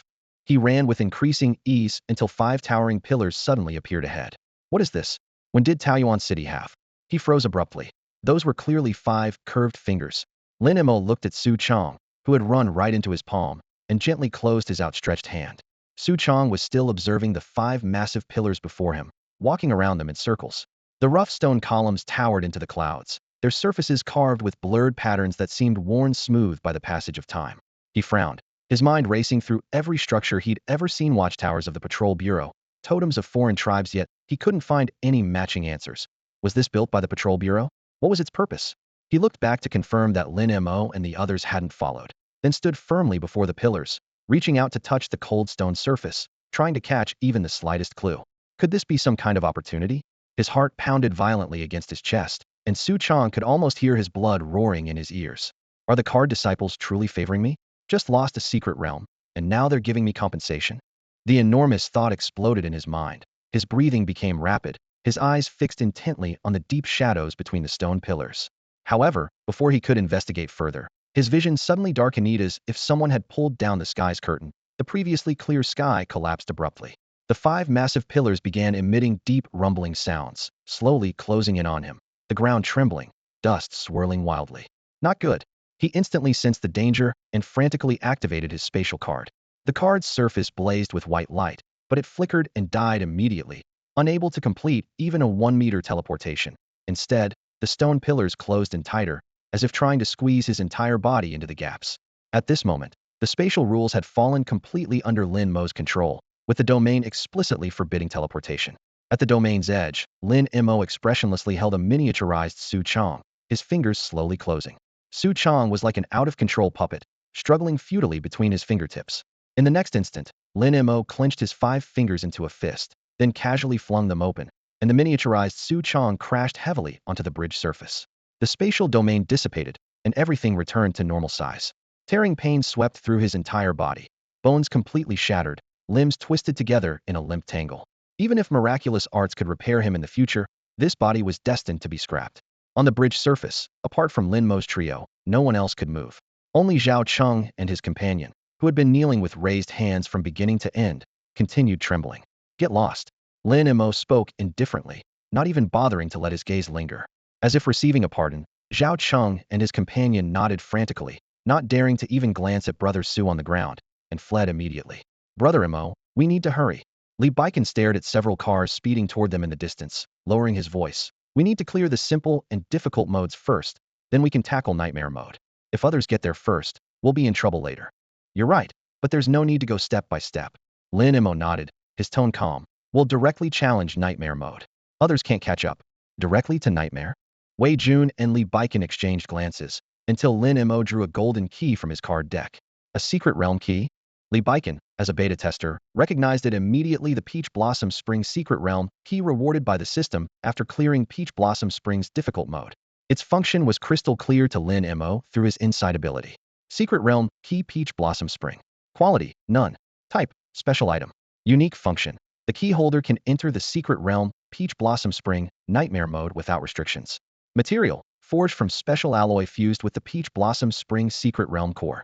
Wei Jun and Li Baikan's minds instantly flashed to that system announcement that had shocked the entire world during the early days of the open beta. Someone had cleared a nightmare secret realm shortly after the game launched. So that person was actually Lin Mo too? That secret realm, could it be the one right before their eyes now Peach Blossom Spring? Lin Mo said no more, his figure leaping upward and landing steadily before the stone gate, suspended in midair. The moment the secret realm key touched the gate's surface, the entire stone gate trembled violently, colorful beams of light shooting outward like sharp arrows. After several breaths, the trembling subsided, the light converged, and a brand new stone gate appeared in its place. The gate stood about 2 meters tall, its stone frame edges carved with clear peach blossom patterns, the key inserted at the center of the blossoms, pulsing with a faint spiritual glow. You two go in first. Lin Mo waved to Wei Jun and Li Baikan. They immediately nodded and stepped through. After they disappeared beyond the gate, Lin Mo turned to follow. At the same moment, the secret realm key transformed into a streak of light, returning to his palm like an arrow to its sheath. By the banks of Peach Source River, 3 or 4 more vehicles came speeding in. As the doors opened, 2 women emerged first, one of them being Jiang Ruhan. Lin Mo, Peach Blossom Spring. Jiang Ruhan stared at the stone gate that had returned to its original state, then glanced at the unconscious bodies scattered on the ground, murmuring to herself. Her companion didn't catch her muttering, too busy shaking her arm, voice trembling with excitement. President, someone's already gone in. We need to hurry. If Wudong Ruins claims this secret realm, we'll definitely surpass that so-called underworld. Claim this secret realm? Surpass the underworld. Jiang Ruhan's expression remained unreadable as she gave brief orders. Organize our people immediately. We're going in now. Lin Mo hasn't fully gained control of Peach Blossom Spring, yet we'll seize whatever resources we can. Wudong Ruins reacted swiftly, assembling their team in less than 3 minutes before rushing across the bridge and pouring through the stone gate. Afterward, newcomers continued to arrive. Some were teams of ability users drawn by reputation. Others were forces specifically targeting explorers' profits. Most conspicuous was a fully equipped squad that charged straight for the stone gate upon arrival. On the other side of the riverbank, 2 oddly dressed figures in black stood out like sore thumbs covered head to toe in black gear. Even their face masks were black. While night might have concealed them, under the bright daylight, they looked more like bandits advertising their identity. We'll guard outside. When someone comes out exhausted, we rob them and run. Bro, but there's the inspection bureau over there. So what? Just 2 regular operatives. I've got spatial cards, I can slip away faster than anyone. The 2 made no effort to hide. The brother, even raising his voice occasionally, causing the inspection bureau personnel less than a meter behind them to grimace, debating whether to report to their superiors immediately. Lin Mo was oblivious to all this commotion. He now stood once again in Peach Blossom Spring, where peach blossoms carpeted the ground and streams babbled softly, gentle breezes carrying petals past his face.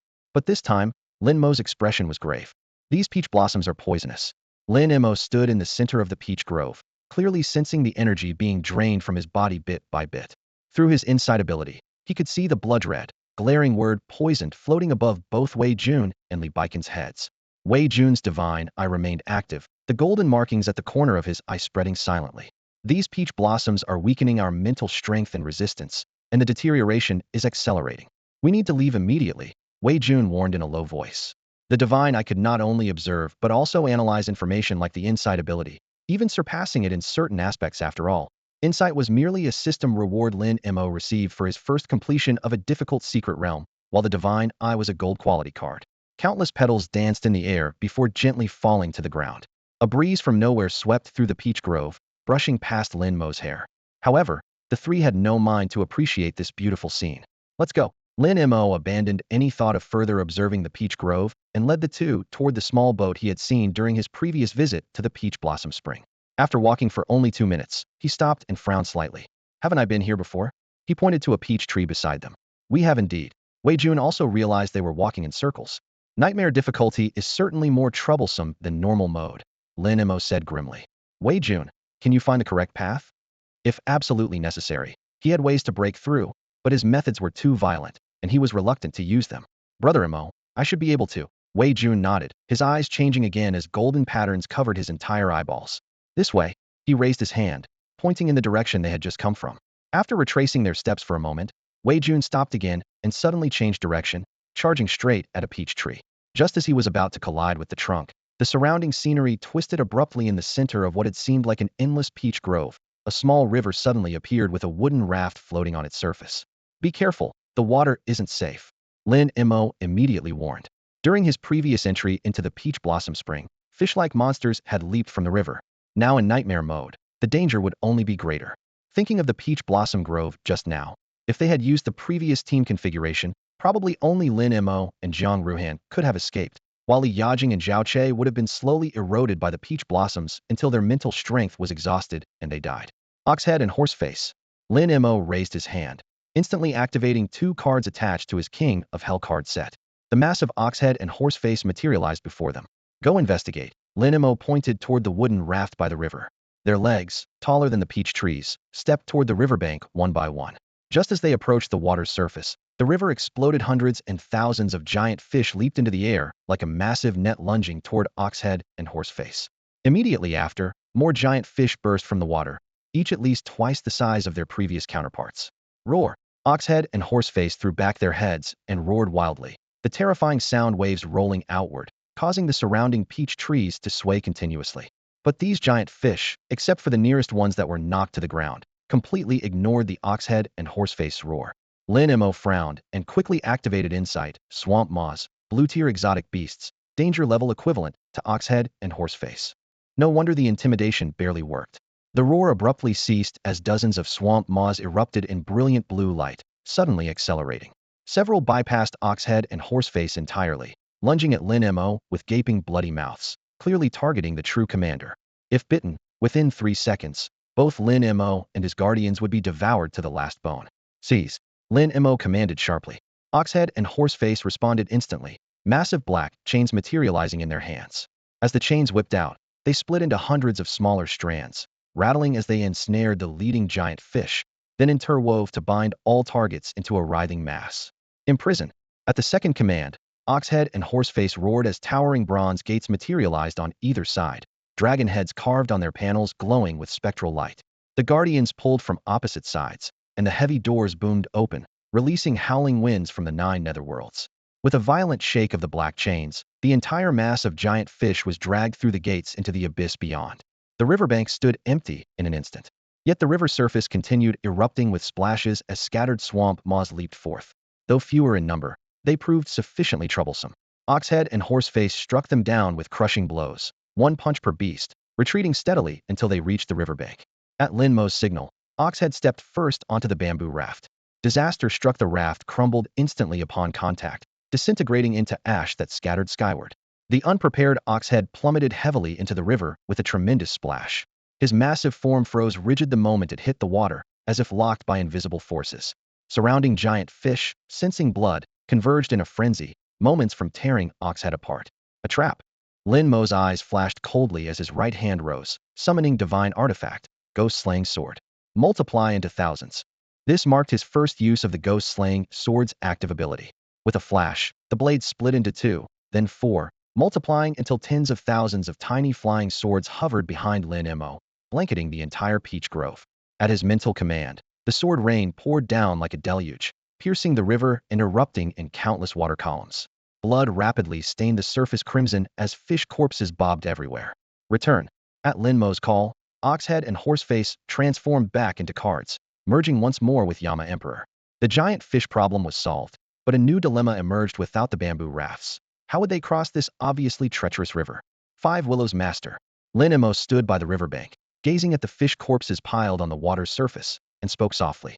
As his words fell, countless golden willow branches surged forth from within his body, first weaving into a resilient network beneath his feet, then spreading like a tide across the entire river surface, resembling a man-made golden bridge that extended and grew section by section into the distance. Using Five Willows Master on such a scale should have consumed a terrifying amount of mental energy, especially with the peach blossom poison continuously eroding his consciousness. In the past, he would never have dared to be so bold, but now, with Mengpo's soup continuously replenishing his mental strength, this expenditure was hardly significant. Come up. Lin Mo was the first to step onto the willow bridge. Though the branches appeared loose, when his foot truly pressed down, he could feel their iron-like resilience. Li Baiken and Wei Jun followed without hesitation. With each step Lin Mo took, the willow branches extended a few more inches, continuously laying new bridge sections across the river. After traveling several hundred meters, massive fish shadows appeared again in the murky riverbed. Giant fish occasionally burst from the water, opening their mouths to lunge at the three men. Before Lin Mo could raise his hand, Li Baiken had already activated his tiger shield set, positioning the heavy tiger head shield in front of him and striking with a bang, sending the charging giant fish tumbling back into the water. Several others attempted to gnaw at the willow bridge from below, but their iron-crushing fangs couldn't even leave tooth marks on the golden willow branches. The three advanced slowly as the river current grew more turbulent and the water level rose. The peach trees on both banks became increasingly dense, with vague and eerie shadows visible among the branches and leaves. Return, O soul! Return, O soul! Suddenly, deep and ethereal chanting drifted from all directions within the peach grove, wave upon wave. Li Baiken, who stood at the front defending against the giant fish, suddenly became sluggish in his movements, his form swaying precariously. Baiken. Wei Jun stepped forward and gently patted Li Baiken's shoulder. Li Baiken jolted awake and steadied himself, but his face was covered in cold sweat, his eyes filled with terror. Just now, I felt like I had died. Your soul was being hooked. Lin Mo glanced at him and stated matter-of-factly. Return, O soul! Return, O soul! The sinister voices continued to rise and fall. Lin Mo possessed the Yama Emperor, making his soul as strong as an iron fortress, rendering the voices powerless against him. Wei Jun, with his golden quality celestial eye, could barely resist, but Li Baiken could only rely on the pure physical defense of his tiger shield set to endure. Though slightly better than ordinary people, he was still tormented beyond measure. These voices were scattered throughout the peach groves on both banks, their sources extremely dispersed. To eliminate them one by one would require entering the peach garden. But once they stepped into the peach garden, the peach blossom's effect of diminishing mental strength would become even more fierce, dramatically increasing the difficulty of their mission. This would make things exponentially more challenging.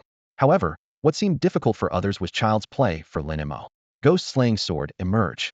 He raised his hand, and a cold gleam shot up from the ground. With another wave, the flying sword vanished instantly, leaving only the sound of cutting through air. The next moment, deep in the peach grove thousands of meters away, space itself split open as the blade pierced straight through a paper figure kneeling and weeping before a grave. The paper body exploded on impact, scattering fragments everywhere. The flying sword continued its rampage, and with each flash, another paper figure was destroyed. In less than a minute, the entire peach grove was cleared. Return. Having slain the last paper figure, the ghost-slaying sword immediately flew back, hovering behind Lin Mo with paper scraps still clinging to its edge. Mere child's tricks. Lin Mo snorted coldly as the golden willow beneath his feet suddenly accelerated, carrying him along with Wei Jun and Li Baiken at breakneck speed. Any giant fish that dared surface was instantly reduced to bloody mist by the whipping branches. Minutes later, the trio reached the narrow cave once more. Dark winds mixed with hidden wails poured from the entrance, thick with ghostly energy. Lin Mo kept his eyes straight ahead, urging Master Five Willows forward as the golden willow continued deeper. The black waters suddenly churned with splashes that looked disturbingly like human arms. Moj, the hanging lamp. Wei Jun produced a dark red lantern whose dim glow brought a touch of warmth and life to the cave's interior. Lin Mo glanced at it. A blue rare equipment card with passive ability, Bright Light, that formed shields at night, and active ability, Kindle Flame, that released fire to burn dark creatures perfect for both offense and defense. The faint light soon enveloped the willow branches. Duck down. Halfway through the cave, Lin Mo suddenly barked a warning and crouched low. What? Li Baiken looked down while standing on the willow, his reaction lagging behind until he felt something ice-cold brush against his hair. The hanging lamp's flames suddenly flared, illuminating overhead pairs of small feet in white cloth shoes dangled in the air, one of which had just touched him. The strapping six-footer immediately went weak in the knees and collapsed onto the willow. The willow continued gliding forward, soon reaching the cave's middle section. In the lamp's flickering light, those small feet occasionally drifted into view from the darkness above. Suddenly, the flame blazed again. A dark figure with hanging hair had appeared behind Wei Jun, silently staring at him. What the hell is that thing? Wei Jun screamed as the hanging lamp shot flames directly at the shadow. Li Baiken raised his shield and struck hard. It's been there for a while. Since you two weren't saying anything, I didn't bother. Lin Mo turned back with a casual explanation. Just as he turned his head, a skeletal hand suddenly appeared directly in front of the golden willow. The figure behind Wei Jun was quickly dealt with by the two of them working together. Just as a brief moment of peace settled in, Wei Jun suddenly widened his eyes and pointed behind Lin Mo, shouting in alarm, "Brother Mo, behind you." Lin Mo spun around reflexively, only to see a skeletal torso clinging desperately to the hanging golden willow branches, its hollow eye sockets seeming to gleam with cold light. "It's you, Lin Mo? Save me. Pull me up. I'm in so much pain." The skeleton had no muscles or vocal cords, yet it managed to force out a hoarse plea for help. Rather than being frightened, Lin Mo seemed intrigued as he reached out to grab the bony wrist and hauled the entire skeleton up onto the willow branch. "Lin Mo, thank you." The skeleton collapsed heavily upon landing, as if it still retained lungs, gasping for breath but only producing dry, rasping sounds. Lin Mo stared at the skeletal hands and suddenly recalled a name. "Are you Zhao Che? What? Have you forgotten me already after such a short time?" Zhao Che shook off the bone fragments covering his body, his joints clicking and clattering, making Wei Jun worry he might shake himself apart. "Where's my girlfriend? Where's Brother Wang? And that celebrity? Who are those two people behind you?" Zhao Che looked around before pointing at Lin Mo and demanding answers. Lin Mo answered truthfully. "Your girlfriend Li Yajing is dead, and Wang who is dead too. Stop joking around. I just fell in the water. I'm not stupid." Zhao Che waved dismissively, then suddenly lowered his voice mysteriously. "We need to be careful. There's something unclean in this river. I didn't slip and fall. Something dragged me down. Don't you have a green card too? When we enter the secret realm, you protect me, and I'll give you 10 million. I don't want it." Lin Mo shook his head. "You don't want 1 million? You don't look wealthy, and this is money you'd never earn in a lifetime." Zhao Che was stunned for a moment, then gritted his teeth and raised the offer. "Fine. 10 million. That's my final offer. This money could buy your life." Lin Mo still waved him off. "Even if I wanted money, I couldn't possibly let you leave here alive." Wei Jun and Li Baiken, seeing Lin Mo actually conversing with a pile of bones, couldn't help but step forward curiously to get a better look. "Well, what do you mean?" Zhao Che sensed something was wrong, and though he had no facial muscles, Lin Mo could still feel his displeasure. "Look." Lin Mo pulled out his phone, switched to the front camera, and handed it over. Crash. The phone fell onto the golden willow branch, its case cracking from the impact. I'm dead." Zhao Che suddenly grabbed Lin Mo's arm, his bony fingers nearly digging through the sleeve. "Tell me it's not real. Please. I'll give you 10 million, no, 100 million. Just say this isn't true." Lin Mo gently shook off the cold hand, his voice icy. "It's real. You're already dead." "No." Before he could finish the word, Zhao Che's entire skeleton suddenly crumbled to dust, scattered by the breeze, and vanished without a trace. "Brother Mo, did you know him?" Wei Jun watched wide-eyed as Lin Mo spoke a few words to a skeleton, and then the bones completely dissipated, his eyes widening several times over. His name, Wei Jun, had been on the list of those who entered the secret realm last time, but who would have thought that person hadn't died completely? Now, as the skeleton turned to dust after Lin Mo's whispered words, he instantly understood. This seemingly peaceful peach blossom paradise was far from simplite could actually allow the dead to move again in skeletal form. Lin Mo raised his hand, flicking his fingertips to sweep away the remaining white ash on the golden willow branch, his voice light, yet heavy with gravity. "Be careful. The real thing is coming." At the warning, Wei Jun and Li Baiken immediately composed themselves. Wei Jun gripped the hanging lantern, its orange flame burning steadily, the warm light enveloping the three of them completely like a shield. He activated his heavenly eye technique, his gaze piercing through the thin mist, vigilant of their surroundings. In his vision, black mist surged like a tide, silently flowing toward the three of them, yet unable to penetrate even halfway past the lantern's halo. Wei Jun's lips curved up as he assured Lin Mo, "Brother Mo, don't worry, these things can't break through my hanging lantern." As he spoke, he demonstratively raised the lantern higher. Bang! The next instant, the hanging lantern shattered, the flame exploding with a roar before extinguishing instantly, leaving Wei Jun's smile frozen in place. Hee hee! An eerie laugh came from above. Beneath their feet, the river where the golden willow branch floated drained at a visible speed, exposing the sticky mud at the bottom to the air, while the previously floating golden willow branch now hung, suspended in midair. From the sticky mud, pairs of grayish-white arms emerged, and then the owners of those small feet that had been hanging above slowly descended. All around them, female corpses with small feet, disheveled hair, and white clothing densely gathered. Wei Jun's throat bobbed as he called out softly, "Brother Mo." Li Baikon's scalp tingled equally as he positioned his giant tiger shield before the three of them, striving to block everything. Lin Mo didn't panic. He had already guessed during his last venture into the secret realm that these figures hanging upside down in the cave would inevitably become obstacles as the difficulty increased. Ghost-slaying sword rise. Lin Mo hooked his finger, and the ghost-slaying sword instantly split into 10,000 blades, hovering behind him. Fall. 10,000 swords fell like rain, slicing through the air, viciously nailing into the riverbed, pressing those emerging arms back into the mud. He had only intended to block them, but unexpectedly, they instantly went quiet, though Lin Mo could clearly sense these things hadn't truly died. His eyes darkened as he commanded in a low voice, "Insight." Information flooded into his mind like water. Earthbound spirits. Origin: ordinary villagers of Peach Spring Village, killed by bandits and buried in the riverbed, catalyzed by the power of the 6 paths of reincarnation from the underworld. Quality: blue rare. Type: underworld system. Passive earthbound, bound to one place, also nourished by that place. While in the bound domain, all attributes 50.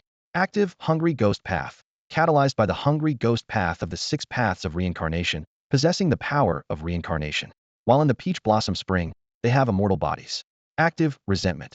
Having witnessed their own and their wives and daughters slaughtered by bandits, their resentment reaches the heavens, capable of eroding minds and causing massive spiritual damage to enemies. 6 paths of reincarnation? The information brought by the insight made Lin Mo's eyes narrow instantly. Ever since entering the secret realm, Lin Mo had known that the entire Peach Blossom Spring leaned heavily toward the underworld system. In his view, possessing the power of the King of Hell made him more than familiar with such realms that underworld bosses within were nothing more than stray cats wandering through a backyard garden. But when his insight ability revealed 4 gleaming golden characters reading 6 paths of reincarnation in his vision, his vigilance toward this secret realm instantly heightened. Besides the 6 paths of reincarnation, the insight panel also displayed words like bandits and murdered villagers, sparking his interest in the Peach Blossom Spring. Perhaps this place wasn't as beautiful as legend claimed. He gently twisted his neck, joints crackling softly, while the ghost-slaying sword hovered in the air, its blade flickering with cold light. As a native of Taoyuan City, he had grown up hearing an age-old story. Thousands of years ago, this wasn't a plain but a secluded valley surrounded by mountains, with the Taoyuan River as its only exit. Ancestors had migrated here to escape war, living an idyllic existence for hundreds of years until one day, a fisherman followed the river upstream, marking the first contact between the outside world and the small village. That experience was immortalized by an ancient literary master in a timeless masterpiece, which was why Jingjia Park stood in the center of Taoyuan City. Though later scholars had dismissed it as legend, Lin Mo always felt the Peach Blossom Spring in the secret realm somehow connected to that ancient tale. The same isolation from the world, the same similar passages. As his thoughts raced, rows of strange, diminutive figures suddenly appeared around him. Their heads were covered with white cloth, faces invisible, yet they moved in perfect unison, slowly closing in. Lin Mo activated his insight ability again, golden light streaming across his eyes. Hanged Wraith. Identity: ordinary villager of Peach Blossom Village hanged from the cave ceiling, transformed by the power of the underworld's 6 paths of reincarnation. Quality: blue rare. Type: underworld system. Passive hanged death, long suspended from the mountaintop, connected to the mountain terrain, gains terrain amplification. Active 1 immortal evil ghost path, shares origin with earthbound spirits. Active 2 mind-eroding resentment, shares origin with earthbound spirits. Aside from their different method of death, the hanged wraiths were virtually identical to earthbound spirits. For anyone else, facing these terrifyingly numerous and unkillable creatures would be a hellish nightmare. But in Lin Mo's eyes, they weren't even worth calling troublesome. Ghost-slaying sword rise. He pointed with his finger, and the blade transformed into a streak of black light that shot into the group of hanged wraiths, producing a series of piercing sounds as it cut through one wraith after another, like slicing melons and chopping vegetables. Ha ha ha. Eerie laughter echoed through the cave as invisible black energy surged forth, spreading toward the 3 of them like an overwhelming tide. Was the mind-eroding resentment. Lin Mo's expression remained unchanged as he called out in a low voice. King of Hell's imperial robes, activate. In the next instant, a black imperial robe materialized around him, its edges fluttering dramatically. The passive Emperor's dragon robe activated naturally, shielding against all detection, curses, and other negative effects from cards of equal or lower rank. Imperial aura surged like a tide around Lin Mo, crashing into the black malevolent energy shrouding the cave. The collision was silent yet thunderous, with both forces canceling each other out layer by layer, causing the miasmic resentment to crumble instantly. He unfurled his magnificent imperial robes, sleeves creating ripples in space itself. His figure seemed to fold through dimensions, teleporting in an instant to appear right in the center of the dense cluster of hanging death wraiths. Oxhead Horseface. Present. Two ghostly beams shot forth from the King of Hell card, and the imposing figures of Oxhead and Horseface materialized from the void, standing before Lin Mo. Capture. Black iron chains whipped through the air with clanking shackles, wrapping tightly around those hanging death wraiths that had just been pierced by the famous weapon ghost-slaying sword and had not yet regenerated. Escort them. Clang. A massive ghost gate opened from both sides of the void, bone-chilling winds rushing forth. The dragon head atop the gate appeared invigorated this time, clearly having recovered considerably after its last feast. Upon manifesting, it immediately extended its long tongue to lick its lips, crimson saliva dripping onto the rocks with a corrosive hiss. The cold, terrifying pressure of the ghost gate subdued each hanging death wraith. With just a gentle tug of the chains, they were dragged into the netherworld depths. Capture and escort. Lin Mo's commanding voice echoed continuously. Chains danced through the air as every hanging death wraith in sight was dragged into the ghost gate. The few with deeper resentment who dared to resist were instantly eliminated by the combined pressure of the King of Hell and precise strikes from the ghost-slaying sword. Oxhead, Horseface, finished them completely. Lin Mo pointed into the air with his right hand. Upon receiving the order, Oxhead and Horseface suddenly accelerated their movements. These two blue-quality underworld enforcers launched a crushing extermination of the hanging death wraiths. Witnessing this scene, Lin Mo gained deeper appreciation for his father's thoughtful intentions. His father had specifically chosen this nearby underworld-type secret realm with matching attributes for his beloved son Lin Bai. Unfortunately, Lin Bai never had the chance to experience it, while he himself considered the rebellious son reaped all the benefits, such as the unpredictability of fate. Return. As the last hanging death wraith was absorbed into the ghost gate, Lin Mo raised his hand in signal. In the next instant, Oxhead and Horseface transformed back into dark-patterned cards, reattaching themselves to the King of Hell card. Be careful once we leave this cave, we'll reach the true Peach Blossom Spring. Lin Mo surveyed the now-cleared cavern and reminded the stunned Wei Jun siblings. We might encounter attacks from corrupted villagers, but don't worry, they won't pose much of a threat. Based on his previous experience, he deduced that after nightfall, the village would still be populated by those rotting villagers or other evil spirits. Although this was nightmare mode, the overall progression would likely remain the same, with the villagers and spirits simply being somewhat stronger still posing limited threat. What truly required attention was the final boss, the master of Peach Blossom Spring, and that thing revealed by his inside ability, the 6 paths of reincarnation. The Peach Blossom Spring is certainly bustling today. We just saw off one guest, and now 3 new visitors have arrived. As soon as the 3 left the cave, they stepped onto a country path glistening with dew. Water gurgled in the irrigation channels on both sides of the path, reflecting the last golden rays of the setting sun. After walking some distance along the path, they spotted an elderly man with white hair standing on a field ridge at the village entrance.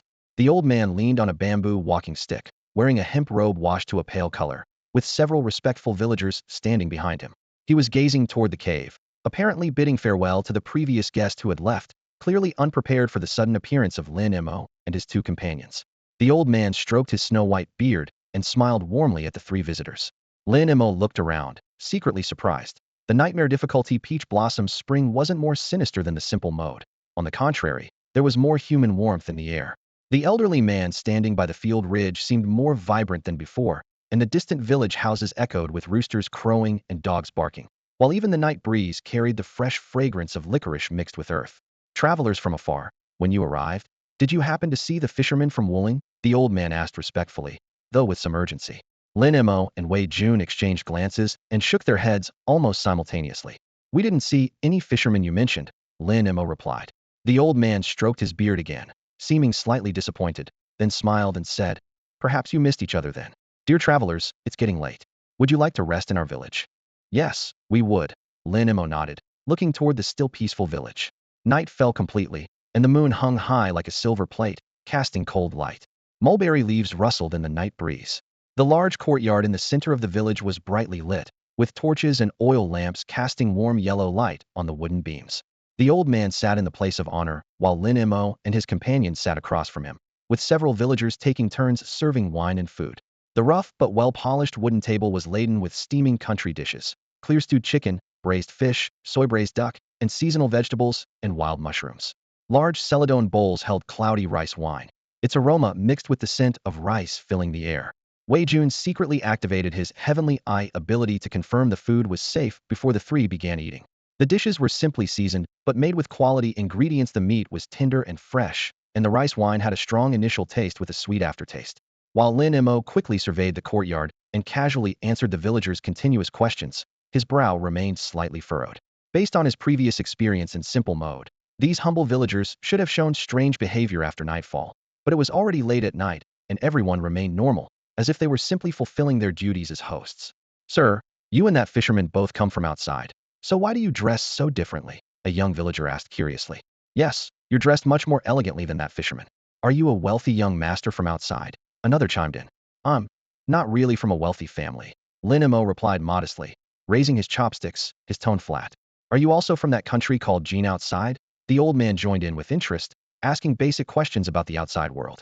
"Jin? I suppose so," Lin Mo answered evasively, but his gaze turned toward the ancestral hall beside the courtyard. When he had entered the village during the day, he had specifically checked and found that the hall didn't contain the master of Peach Blossom Spring he had seen before. The villagers now seemed even calmer than before. If the situation continued as usual, he could activate his King of Hell's kill at any time. But this eerie tranquility gave him a sense of powerlessness, like throwing a punch into empty air. Wei Jun lowered his voice to a volume only his teammates could hear.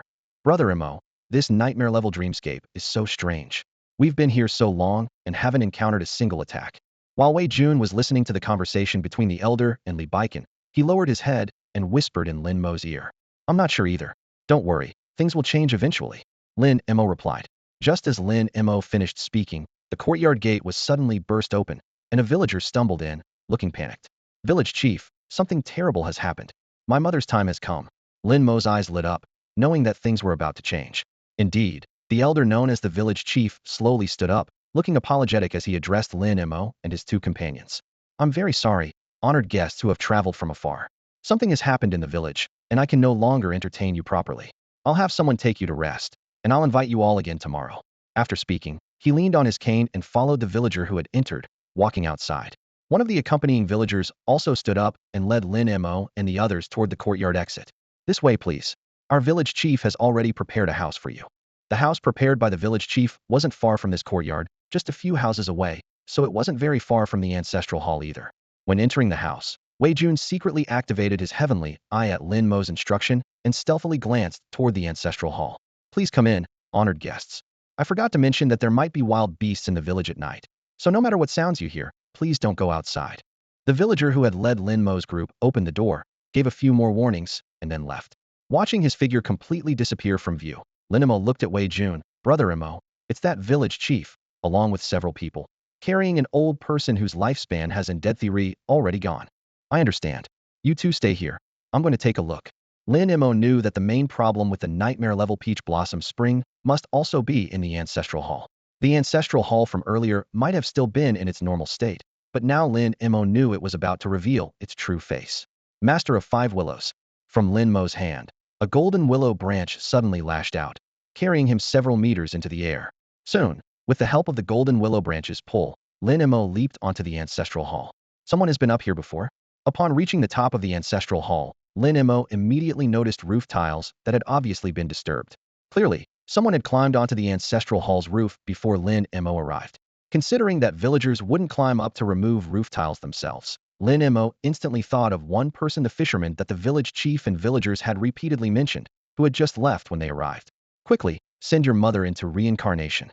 At that moment, voices faintly coming from below the ancestral hall pulled Lin Mo's thoughts back. Lin Mo crouched on the ancestral hall and carefully removed a roof tile, peering through the gap into the interior of the ancestral hall. He saw that in the center of the ancestral hall, just as he had seen before, the ancestral tablets of the entire village were displayed. But the difference was that behind these tablets, a pool of water had suddenly appeared.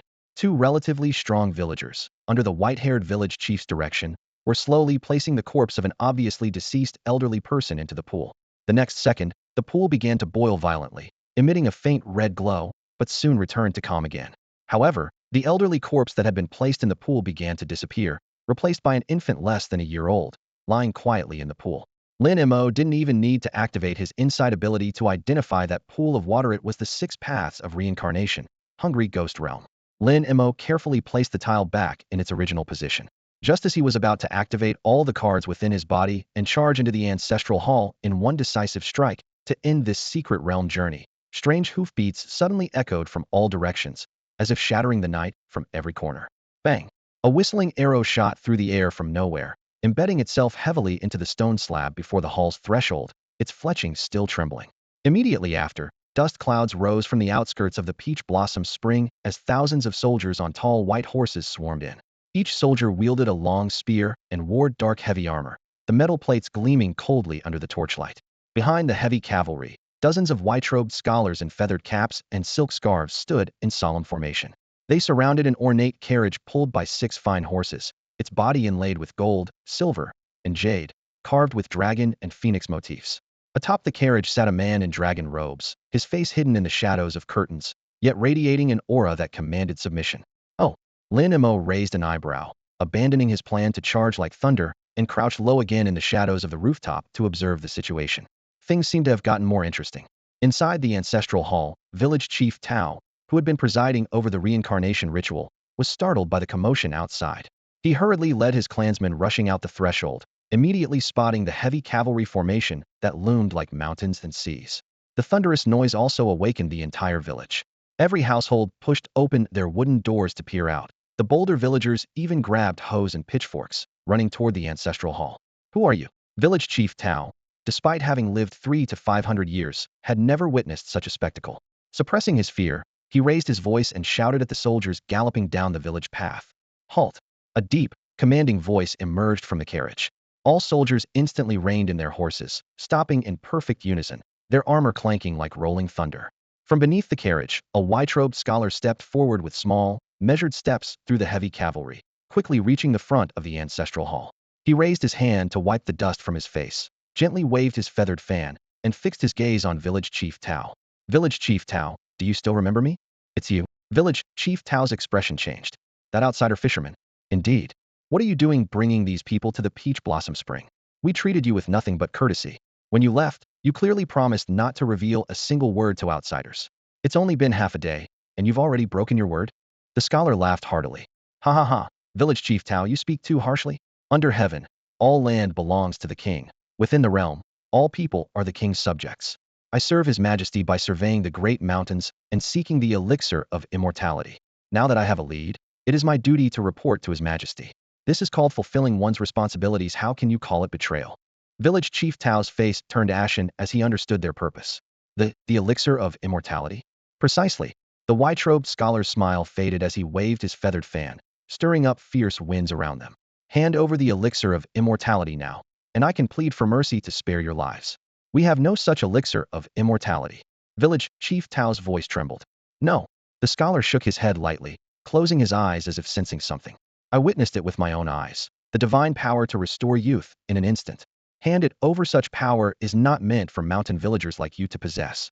With those words, he ceased arguing with Village Chief Tao, roughly shoving the old man to the ground and striding directly toward the ancestral hall. The white-robed scholar, unwilling to waste more time with Village Chief Tao, simply pushed the village chief down and charged into the ancestral hall. The villagers who had gathered around tried to block their way, but were knocked to the ground by a gust of wind casually summoned by the alchemist. Where is the elixir of immortality? The white-robed alchemist flicked his sleeves and strode into the Peach Blossom Village shrine. Inside, the silence was eerie, but he stayed only 3 seconds before bursting back out, his figure flashing like a specter to appear before Village Chief Tao. His fingers closed around the man's throat.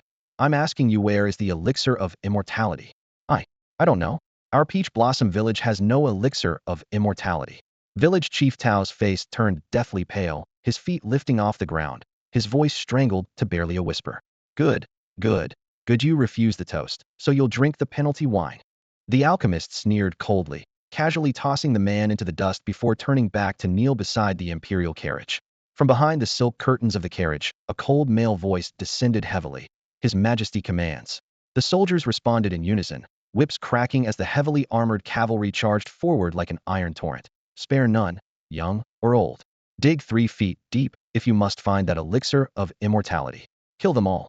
Hoofbeats thundered as the small peach blossom village erupted into chaos. Mother! Mother! Door after door was kicked open by spear points. Defenseless villagers dragged into courtyards, sabers raised high as blood splattered across earthen walls.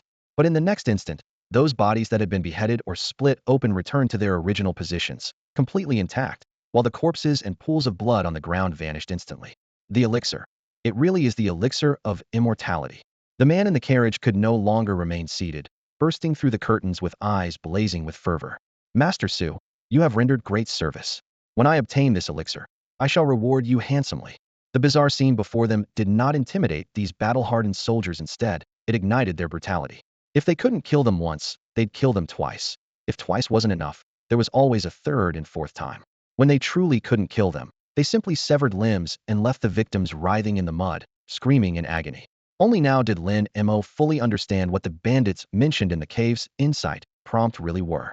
The white-robed alchemist waved his fan again, floating before village chief Tao.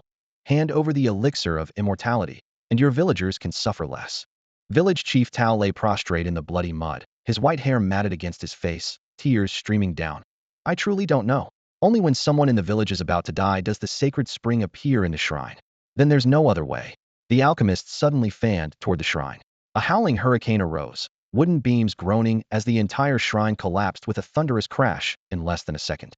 Lin Mo, who had been crouched on the roof ridge, was forced to reveal himself. Who are you? The alchemist narrowed his eyes. Like you, an outsider, Lin Mo replied calmly.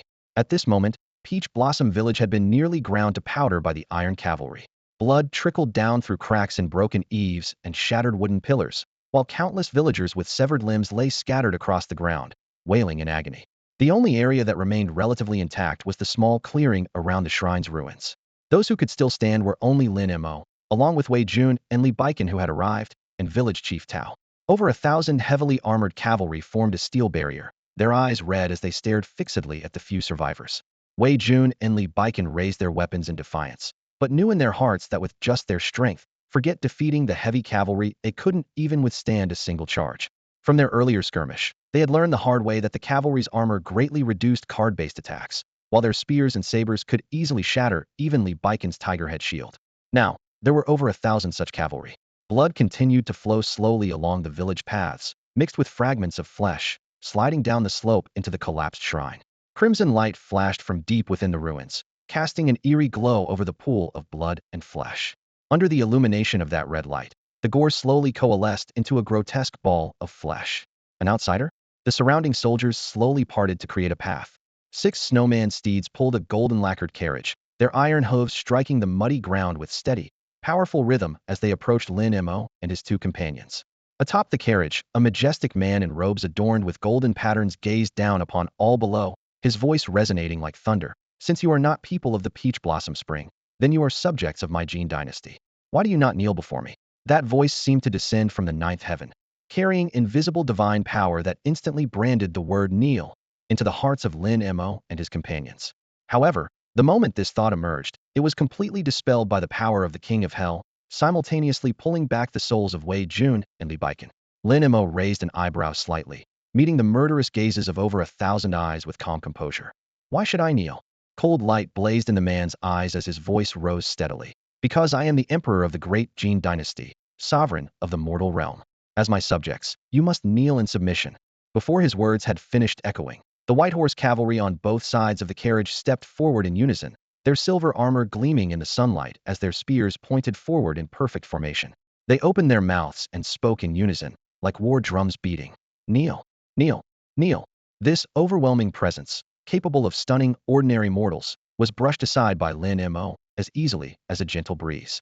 He looked up and said calmly, "You are the sovereign of the mortal realm?" "Yes." Lin Mo chuckled softly, his voice unhurried. "What a coincidence, I am also a sovereign." The man on the carriage leaned forward. "You are also a sovereign?" "I am also a sovereign, but not of the mortal realm. Rather, the ruler of the underworld."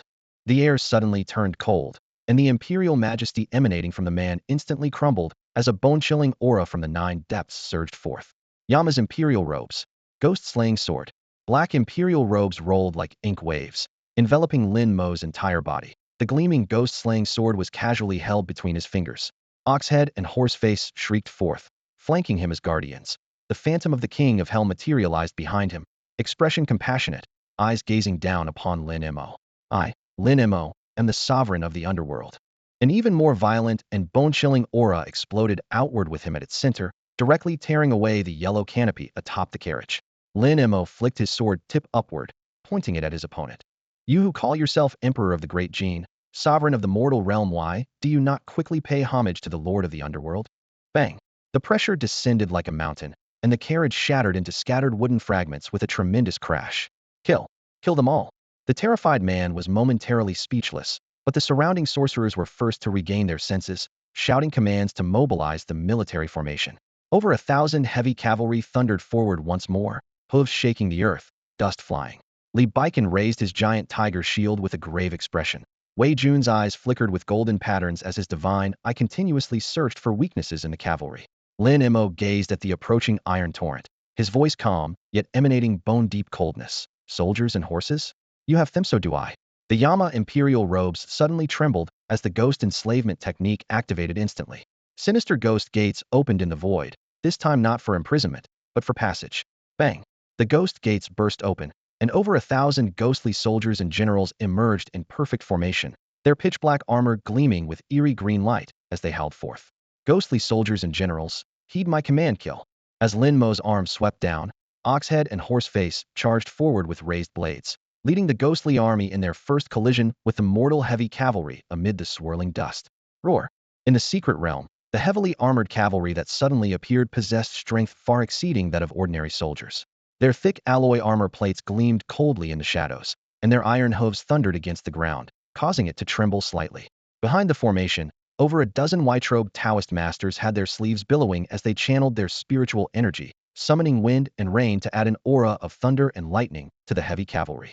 However, the ghostly soldiers and generals summoned by Yanluo carried the blessing of the king of hell himself, making them decisively superior to these heavy cavalry. The moment the two forces clashed, the ghostly army carved a gap through the impenetrable cavalry formation.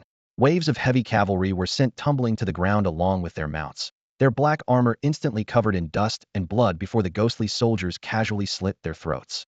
Even the stronger generals among the cavalry could only manage a single roar of fury before having their ribcages shattered by a punch from the Oxhead and Horse-faced demons, or their heads cleanly severed by ghost-slaying swords. Though some ghostly soldiers and generals did fall to sabers and spears, the gates of hell remained wide open, with new waves of ghostly warriors continuously emerging from the dark rifts to instantly fill any gaps. After just one round of slaughter, the heavy cavalry's numbers were reduced by half, while the ghostly army not only suffered no losses, but actually increased by several hundred. Oxhead and horse-faced demons, ghostly soldiers and generals, heed my command, kill everything in sight. Lin Mo's voice echoed through the ghostly mist, followed by a roar that shook the roof tiles throughout the entire village. The rhythm of slaughter intensified as the heavy cavalry continued their charges, collisions, and retreats, leaving behind a field of corpses and broken spears. Despite their dire situation, the remaining cavalry showed no fear whatsoever, becoming even more savage instead. Blood clouded their vision as their eyes bulged with rage, their mouths stretched wide, revealing fangs. Their nostrils expelled rolling waves of heat. Their bodies swelled to twice their size within their armor, with dark brown fur visible through the gaps. They were no longer human, but beasts that knew only slaughter. Roars, clashing weapons, and falling bodies merged into a cacophony of chaos. Yet the outcome of this battle had been predetermined from the start. As long as Lin Mo lived and the gates of hell remained open, ghostly soldiers and generals would continue pouring forth from the underworld. If anyone else were controlling Yanluo, commanding 1,000 ghostly soldiers would be considered exceptional, but Lin Mo, as the king of hell himself, possessed the highest command authority by birthright. Enhanced by the vast spiritual power provided by Mengpa's soup, given sufficient will and time, he could summon 100,000 ghostly soldiers. If the current Lin Mo were thrown back into the beast tide, he was confident that he alone could protect an entire city with his ghost slaves. As time passed, the number of ghostly soldiers continued to rise while the heavy cavalry grew increasingly sparse. With this shift in momentum, victory became ever more apparent. It wouldn't be long before these heavily armored cavalry would be completely annihilated. At this moment, The great Gene monarch in his dragon robes could no longer remain seated, pressing his right hand lightly against the table. An enormous golden hand that blotted out the sky instantly emerged from the heavens, pressing down to suppress the ghostly soldiers and generals. The white-robed Taoist masters also abandoned their scholarly composure, desperately summoning hurricanes mixed with thunder and lightning, all directed at the gates of hell. I am the sovereign of the mortal realm, how dare you defy me? Die. The magnificent giant hand came crashing down with tremendous force. Boom. The colossal hand descended from the heavens and finally struck the ground. The swirling palm winds roared like a raging storm, lifting thick layers of yellow earth and instantly obscuring everyone's vision, leaving only the deafening crash echoing through the air. As the dust slowly settled, people could finally see clearly.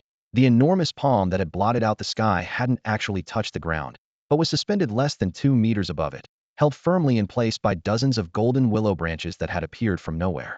Die, die, die. The majestic ruler of Jin's eyes blazed crimson as he pressed his arms downward frantically, veins bulging beneath his armor.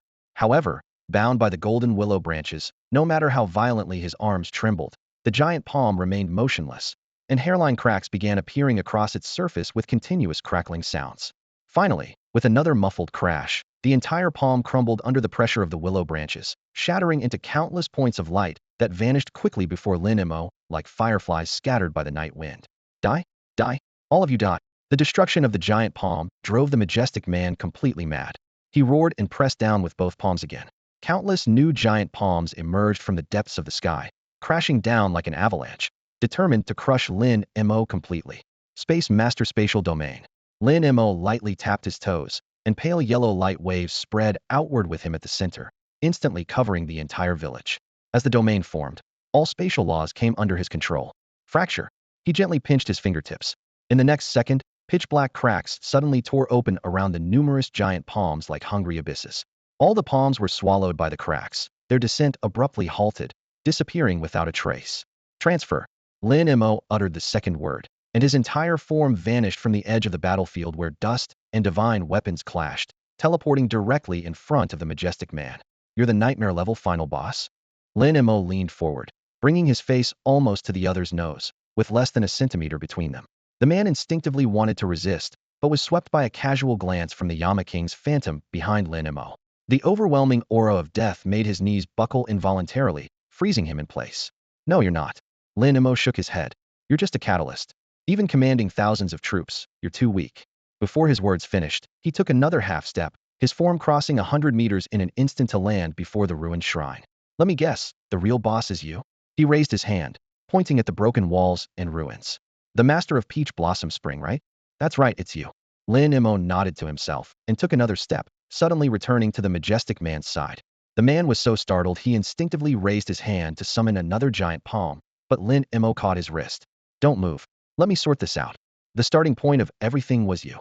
Lin Mo released his grip and flashed away, appearing before the white-robed alchemist who had first negotiated with him.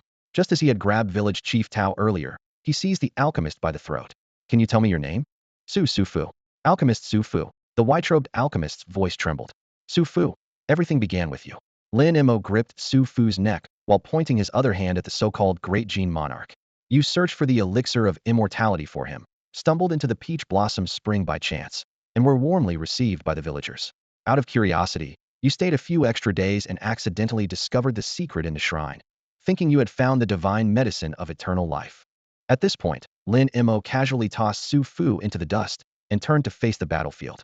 At this moment, the battle between the ghost soldiers and heavy cavalry continued, the clash of weapons unceasing, but no one paid attention to that bloody conflict anymore. Everyone, including the phantom of Yama King behind Lin Mo, focused their gaze on Lin Mo.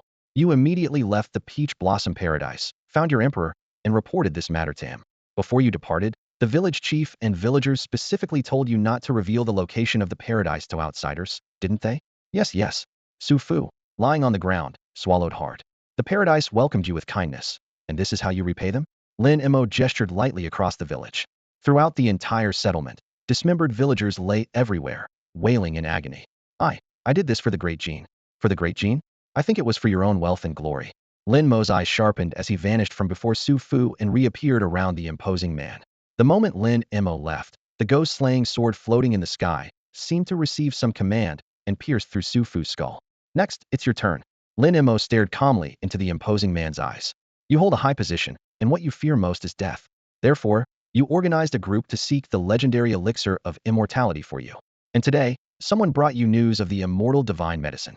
The ghost-slaying sword, having just killed Su Fu, hovered behind Lin Mo. Drops of fresh blood still clung to the sword's sharp edge. You didn't hesitate and immediately rushed here with your soldiers. If I'm not mistaken, had I not been here, your plan was to find the elixir of immortality and then completely eliminate this village. All the men would be thrown into the river, and the women would be hanged in the caves above? How do you know? Ghost-slaying sword kill. Lin Mo wasted no more words. The ghost-slaying sword responded instantly, striking directly at the imposing man. You really think you can kill me? Under the threat of death, the imposing man unleashed his true power. His pale golden dragon robe emitted waves of dragon roars. I am the sovereign of the mortal realm, the son of heaven of the great Jin. Before him, a massive territorial landscape painting slowly materialized. Behind him, the sun and moon hung suspended. Great Jin sovereign level, golden legendary type. Human race passive, one mortal ruler. Voice naturally contains intimidating power that can make people submit. Passive 2 son of heaven of great Jin. Accompanied by 1,000 blue card level great Jin heavy cavalry. These cavalry, blessed by the son of heaven, possess the power of the human emperor and are immune to all negative effects. When cavalry numbers drop below half, they enter a second state with all attributes enhanced by 50%. Active 1 seal of the son of heaven. The great Jin sovereign channels heavenly might through his palm, bringing down a divine palm that deals devastating damage to all life within the palm's range except great Jin heavy cavalry. Active 2 dragon roar. The great Jin sovereign's dragon robe contains a 5-clawed golden dragon that can be briefly summoned in battle. Active 3 sun and moon in the sky. Wherever the sun and moon shine becomes great Jin territory under great Jin control. The great Jin sovereign can summon the sun and moon, and all places illuminated by them become great Jin subjects, enslaved by the great Jin sovereign. Active 4 reincarnation. Affected by the 6 paths of reincarnation hungry ghost realm, the great Jin sovereign can enter reincarnation upon death and complete rebirth, restoring all states. This skill can only be activated 3 times. Die, the sun and moon, mountains and rivers, the 5-clawed golden dragon bursting from the dragon robe, and the giant palm from the sky, all pressed down toward Lin Mo simultaneously. Flashy tricks. Facing this terrifying assault, Lin Mo remained completely unfazed. He pointed at the imposing man once more and spoke softly. Judgment. I sentence you as evil. The next second, all the supernatural phenomena dissipated. The great Jin sovereign's legs gave way, and he collapsed to the ground, unconscious. Not dead, so naturally unable to trigger reincarnation. Without looking back, Lin Mo took another step spanning over 100 meters and walked to the ruins of the ancestral hall. Now it's your turn. In the Peach Blossom Paradise, the battle between ghostly soldiers and heavy cavalry finally came to an end with the demise of the great Jin King. Dust from the ruins continued to drift downward, and the once deafening sounds of combat had fallen into deathly silence, leaving only Lin Mo's deep, clear voice echoing through the village. The great Jin King would never obtain the immortality elixir he so desperately sought, for the so-called 6 paths of reincarnation were nothing more than the villagers he had slaughtered and suppressed in the caves through dark magic. Lin Mo stood atop the ruins of the ancestral hall, his gaze fixed on the rubble beneath his feet. Through the cracks between shattered wooden beams and stone blocks, streams of golden light mixed with dark red blood radiance poured forth, pulsing like a heartbeat. Crack! A bone-splitting sound echoed from the depths. Bang! In the next second, the broken beams were hurled away by tremendous force, sending dust clouds skyward. A grotesque mass of flesh writhed and crawled out from beneath the ruins, its form twisted and reeking with a nauseating stench. The true master of the Peach Blossom Paradise had finally revealed itself. Master of the Peach Blossom Paradise. Origin. A twisted amalgamation of villagers' flesh and blood with the 6 paths of reincarnation, the pure land of the paradise has become its corrupted breeding ground. Quality. Golden legendary card. Type. Underworld system. Passive 1 Paradise Master. Within the Peach Blossom Paradise, all card effects directed against it are reduced by 90, while its effects against any creature are enhanced by 90. Passive 2 Immortality. Deeply bound to the Peach Blossom Paradise, it cannot die as long as the paradise exists. Active 1 Spirit Summoning. Can infinitely summon all native creatures within the Peach Blossom Paradise and enhance their base attributes by 80. Active 2 Corruption. Releases crimson aura that continuously burns enemies and has a high probability of causing unconsciousness. Active 3 Vines. Lashes with vines to deal massive damage, with a 20 chance of instant kill. Active 4 Resentment. Due to the fusion with the villagers' terrifying grudges, it returns 30 of damage received as mental shock. Its overall abilities are similar to the Master of the Peach Blossom Paradise False, encountered in difficult mode, but the quality upgrade brings a leap in all attributes, with the additional resentment ability. Brother Mo, watch out. Li Baiken quickly raised his shield, but the vines had already torn through the air. Lin Mo's eyes remained calm as his Space Master talent erupted. Spatial fold. The air seemed to twist into a vortex, and his figure vanished instantly, causing the vines to strike empty air. You two don't try to tank it. Those vines have a 20 chance of instant kill, Lin Mo warned. Li Baiken, who had been about to charge forward with his shield, immediately pulled back. With at least 80 vines raining down like a storm, getting hit would leave no room for luck. The probability was practically a guaranteed kill. This deadly move was fatal to Li Baiken and equally dangerous for Lin Mo. However, as long as it belonged to the underworld system, Lin Mo had complete confidence in dealing with it. He used spatial fold again to flash to the flank, extending his right arm. Soul hook. Black iron chains shot forth from his sleeve, the hook appearing unremarkable, yet when it touched the Master of the Peach Blossom Paradise, it seemed to trigger a chemical reaction. Chunks of flesh began falling off the entire mass of the Peach Blossom Paradise Master. The piercing explosion echoed endlessly. Lin Mo's soul-reaping strike landed, instantly triggering the 60% instant kill judgment against underworld creatures. The massive tumor of the Peach Blossom Paradise Master trembled violently before disintegrating. Simultaneously, from deep within the tumor, a wisp of pitch-black mist was shaken loose and shot straight toward Lin Mo. This was the Peach Blossom Paradise Master's active skill resentment, which could return half of the damage received as a mental shock. The devastating damage from the instant kill left the Peach Blossom Paradise Master on the brink of destruction. Even though this returning mental shock was only half the original damage, it was still enough to instantly kill any ordinary person. However, Lin Mo was far from ordinary. The black, resentful energy penetrated his spatial fold barrier without obstruction and drilled into his skull. In an instant, excruciating pain struck like a hammer against his cranium, but it was suppressed within a second. The King of Hell's intimidation reduced Lin Mo's damage from underworld attacks by 90%. The Yama Imperial Robe further reduced it by another 90%, and Meng Po's soup both strengthened his mental power and additionally reduced mental damage by 30%. After these layers of reduction, the resentment could only inflict less than 1% of its original tearing damage, and even this minor wound was instantly healed by Meng Po's soup's terrifying recovery power. The Peach Blossom Paradise Master's grotesque flesh ball completely shattered after releasing the resentment, but the scattered flesh and blood seemed to be grasped by invisible hands and reformed in the blink of an eye. Immortal. Lin Mo gazed at the rapidly regenerating tumor and chuckled softly. Buzz. With the Peach Blossom Paradise Master at its center, a mental wave rippled outward. Red mist that blotted out the sky appeared from nowhere, engulfing Lin Mo and his companions. Hallucinations assaulted them. Thoughts became heavy, but were quickly dispelled by the cool sensation from the Yama Imperial Robe. Within the red mist, dense formations of armored heavy cavalry emerged, followed by giant fish, paper figures, and villagers taking shape. The Peach Blossom Paradise Master's summoned spirit army. At the same time, countless vines wove together into a giant net that descended from above. If the paradise is indestructible, then the Peach Blossom Paradise Master cannot die? Then I shall shatter this paradise. Lin Mo's figure slowly rose into the air, blood-red veins spreading from the corners of his eyes. Yama True Form activate. The phantom of the King of Hell materialized from ethereal to solid, palms spread wide, protecting Lin Mo from behind. This form granted 5 seconds of invincibility and provided a damage boost of 300 to 500%. Yama Imperial Robe, Ghost Slaves. The magnificent Imperial Robe unfurled completely as countless underworld soldiers crawled up from the netherworld. Ghost Slaying Sword, multiply infinitely. Sword light shot forth from behind him, 1 becoming 2, 2 becoming 3, instantly arranging into an impenetrable sword formation. Master Wu Lu. Lin Mo flicked his finger. Pastoral, bow down. Poetry and wine. Golden chrysanthemums bloomed defiantly within the blood-red mist, sketching out an illusion of pastoral poetry and wine. Immediately after, he activated again.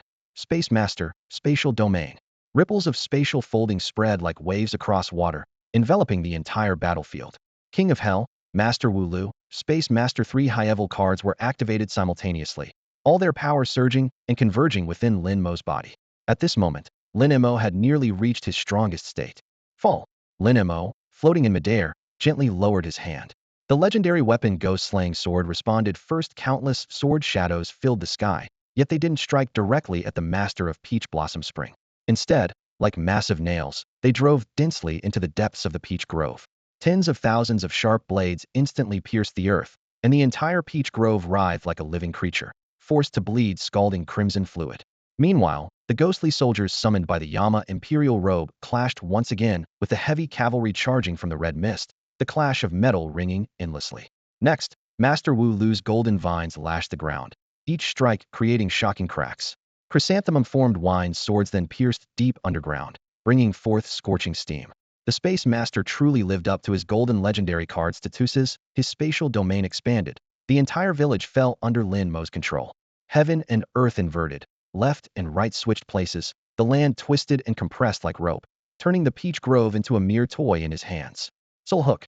Chains rattled as they locked onto the master of Peach Blossom Spring. Though the killing blow didn't trigger, it forcibly immobilized him for 3 seconds. Bullhead and Horseface seized the opportunity to pounce, their combined might enhanced by the Yama Emperor's blessing. Heavy axes fell, shaking the master's form and sending chunks of rotting flesh flying. Once the 3 seconds passed, vengeful energy backlashed, and the golden vines turned to whip Bullhead and Horseface furiously. Break! The ghost-slaying sword's main body suddenly vanished, reappearing as it pierced through the master's center. The blade's ghostly light exploded, triggering the ghost-slaying passivian additional 90% damage against underworld entities instantly detonating. The master shattered into chunks of flesh once more. Within a single breath, he began reassembling again through his immortality. Judgment. Lin Mo, now on the ground, stomped the earth fiercely as blood-red light patterns crawled across the wilderness. Judgment from the underworld descended, targeting not the regenerating master, but the entire Peach Blossom Spring itself. I judge you to be evil. The majestic echo reverberated through the enclosed judgment space. The already fragmented Peach Grove collapsed extensively, vast areas riddled with spatial cracks. At this moment, the master underwent his 3rd resurrection, yet his aura seemed exceptionally weak. Lin Mo clearly sensed that his life was bound to the Peach Grove's fate. The more damaged the secret realm, the weaker its master became. Without hesitation, Lin Mo kicked off powerfully, leaping several meters high. The Yama imperial robe fluttered lightly as he transformed into a black dragon, roaring downward in a dive. Bang! The black dragon crashed heavily into the earth. This strike became the final straw that broke the camel's back. The entire Peach Blossom Spring could no longer withstand the assault and began crumbling inch by inch. During this time, the master of Peach Blossom Spring also attempted to intervene, but Lin Mo's soul-reaping technique struck him with a casual blow, freezing him in place at a distance, leaving him only able to watch helplessly as Lin Mo carried out his plan. It's over. He withdrew his ghostly energy, transformed back into human form, and let out a long breath of stale air. The great Gene King had been troublesome, and the master of Peach Blossom Spring even more so. If it had been a top-tier expert like Fengjia, Lin Mo believed there would have been no chance of killing the master of Peach Blossom Spring. That immortality, passive ability was too disgusting, and the damage caused by the vines was far beyond what ordinary people could withstand. If this secret realm hadn't belonged to the underworld system, if it had been an ordinary secret realm, he could never have succeeded so smoothly. At the very least, he would have had to shed some blood to make it believable.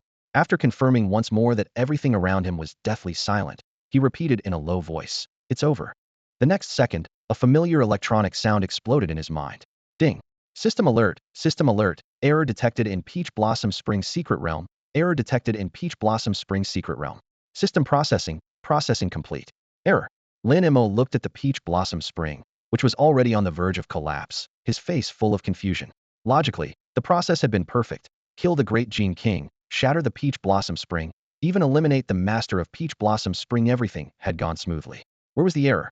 The system continued broadcasting. Due to the collapse of Peach Blossom Spring, player Lin Mo, main quest survives 7 days in Peach Blossom Spring, cannot be completed. System reevaluating. Ding! System determination. Player Lin Mo has exceeded completion requirements for this secret realm mission. Initiating teleportation. So the main quest wasn't to kill the master of Peach Blossom Spring, but just to survive 3 days? Lin Mo scratched his head. Thinking about it, that was indeed the case. The system had never explicitly stated the main quest content. Apparently players needed to trigger it themselves. He had been too reckless, pushing through everything, not even exploring properly before shattering the secret realm, so the main quest never even had a chance to appear. Understanding the cause and effect, he suddenly realized. He had wondered earlier why there would be a secret realm that was almost impossible for others to clear. Now he saw it was all due to the chain reaction caused by his direct elimination of everything. He shook his head, picked up the unconsciously Baiken and Wei Jun, one in each hand, and waited quietly for the system teleportation. The secret realm is already shattered, no point thinking about it now. I'll be more careful next time. But the thought was fleeting. If he really had to do it again, he would still choose to speedrun and blow up the secret realm directly. It was much more satisfying than foolishly waiting around for 3 days. Ding! Player teleportation in progress. System reward calculation in progress. His vision went black, and when it brightened again, he was standing on the bridge over Peach Blossom River. Look, look, someone's come out. It's only been half a day. How is it so fast? What else could it be? They must have been eliminated by the secret realm. Maybe they actually conquered the secret realm? You're overthinking it, right? This is just simple mode. Forget about 3 people. Peach Blossom Ruins had over a dozen people go in, and they still haven't come out. And that's the 4th-ranked major guild. The onlookers chattered away, their discussions rising and falling. Lin Mo's appearance instantly ignited the enthusiasm of the crowd on the bridge, as they all speculated whether Lin Mo had conquered the simple mode secret realm or been eliminated by it. Ding! Congratulations to player Lin Mo from the Yinxia division of the Blue Star region for clearing the nightmare difficulty secret realm Peach Blossom Spring. Congratulations to player Lin Mo for becoming the first player in this region to clear a nightmare difficulty secret realm.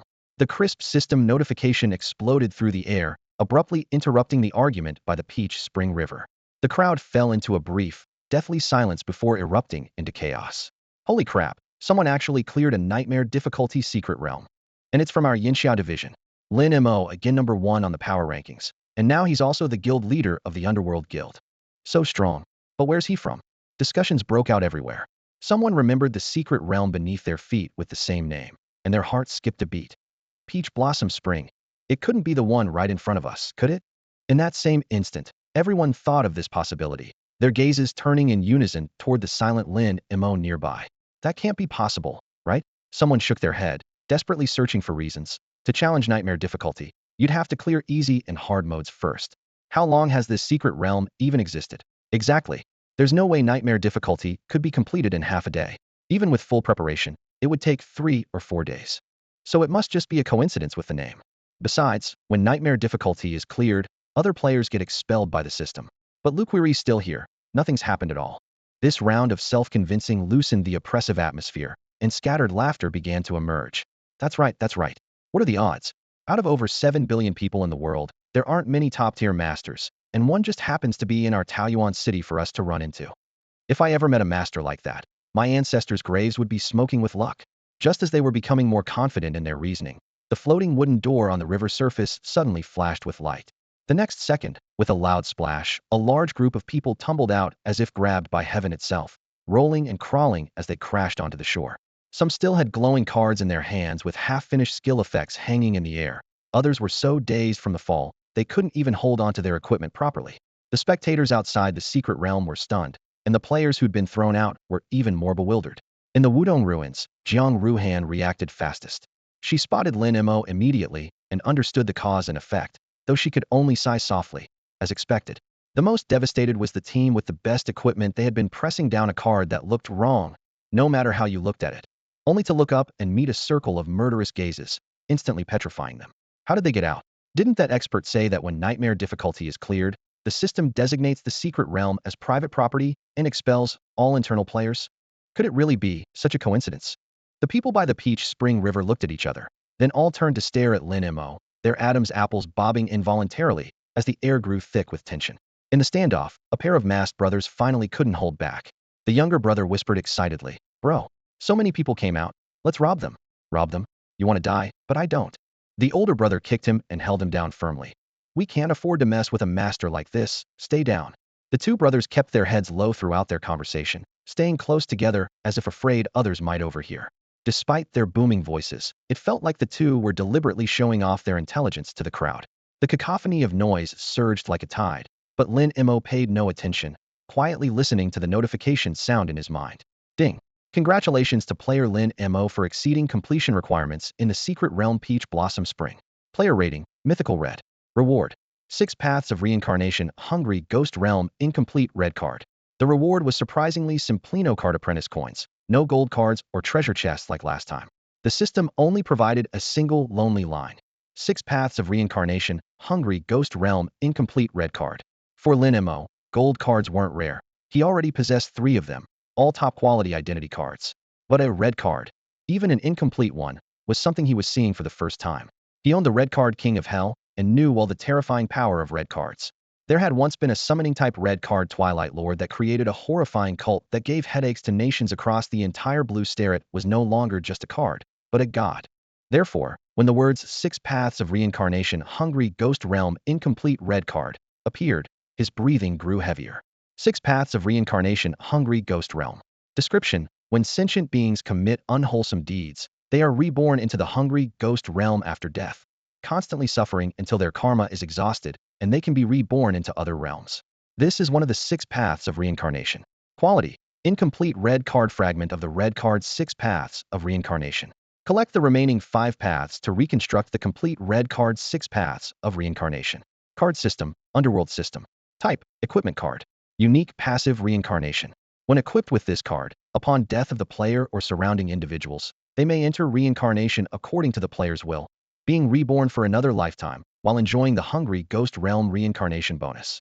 Hungry Ghost Realm Reincarnation bonus increases players' affinity with all ghost and soul-type creatures, with a 50 chance to avoid attacks from such beings. Note: since the player only possesses the Hungry Ghost Realm, reincarnation is unstable. Other players have a maximum of 1 reincarnation, while the player himself is not subject to this limitation.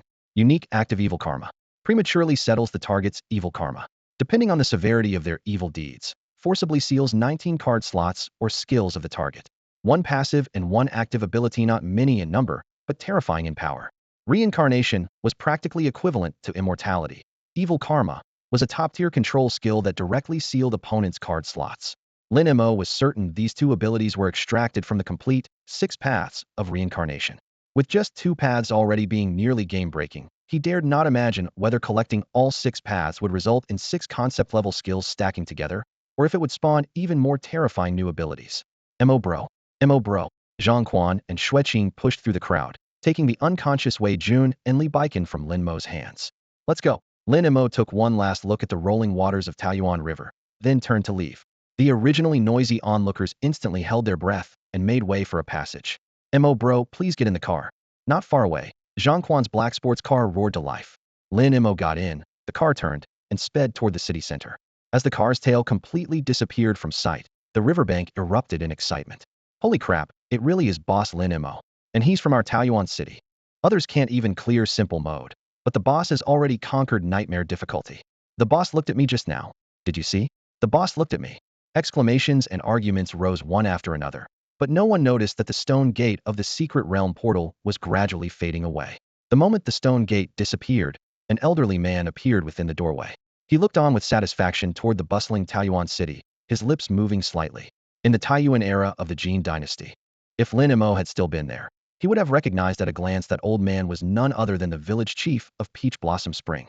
Inside the office of the underworld headquarters, Lin Mo sat in the main seat, looking down at everyone below.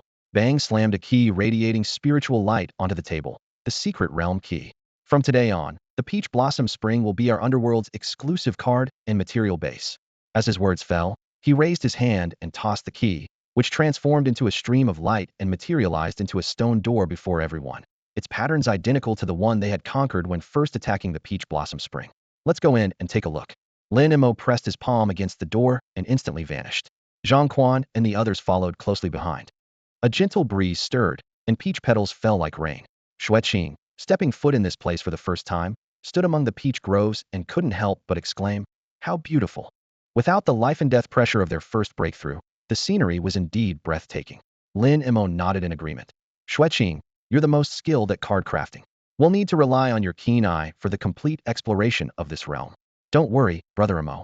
Xueqing's eyes blazed with excitement. This is the underworld's first secret realm, and I'll definitely develop it into an inexhaustible gold mine. After speaking, his gaze swept around and quickly locked onto the most common peach trees. These peach trees. Lin Mo activated his insight ability, and data appeared. Peach Blossom Spring Peach Tree. Ordinary peach trees that have been long soaked in the power of the secret realm, green card level. Xueqing immediately explained. The 3 main materials for card crafting are blank cards, card cores, and spiritual ink.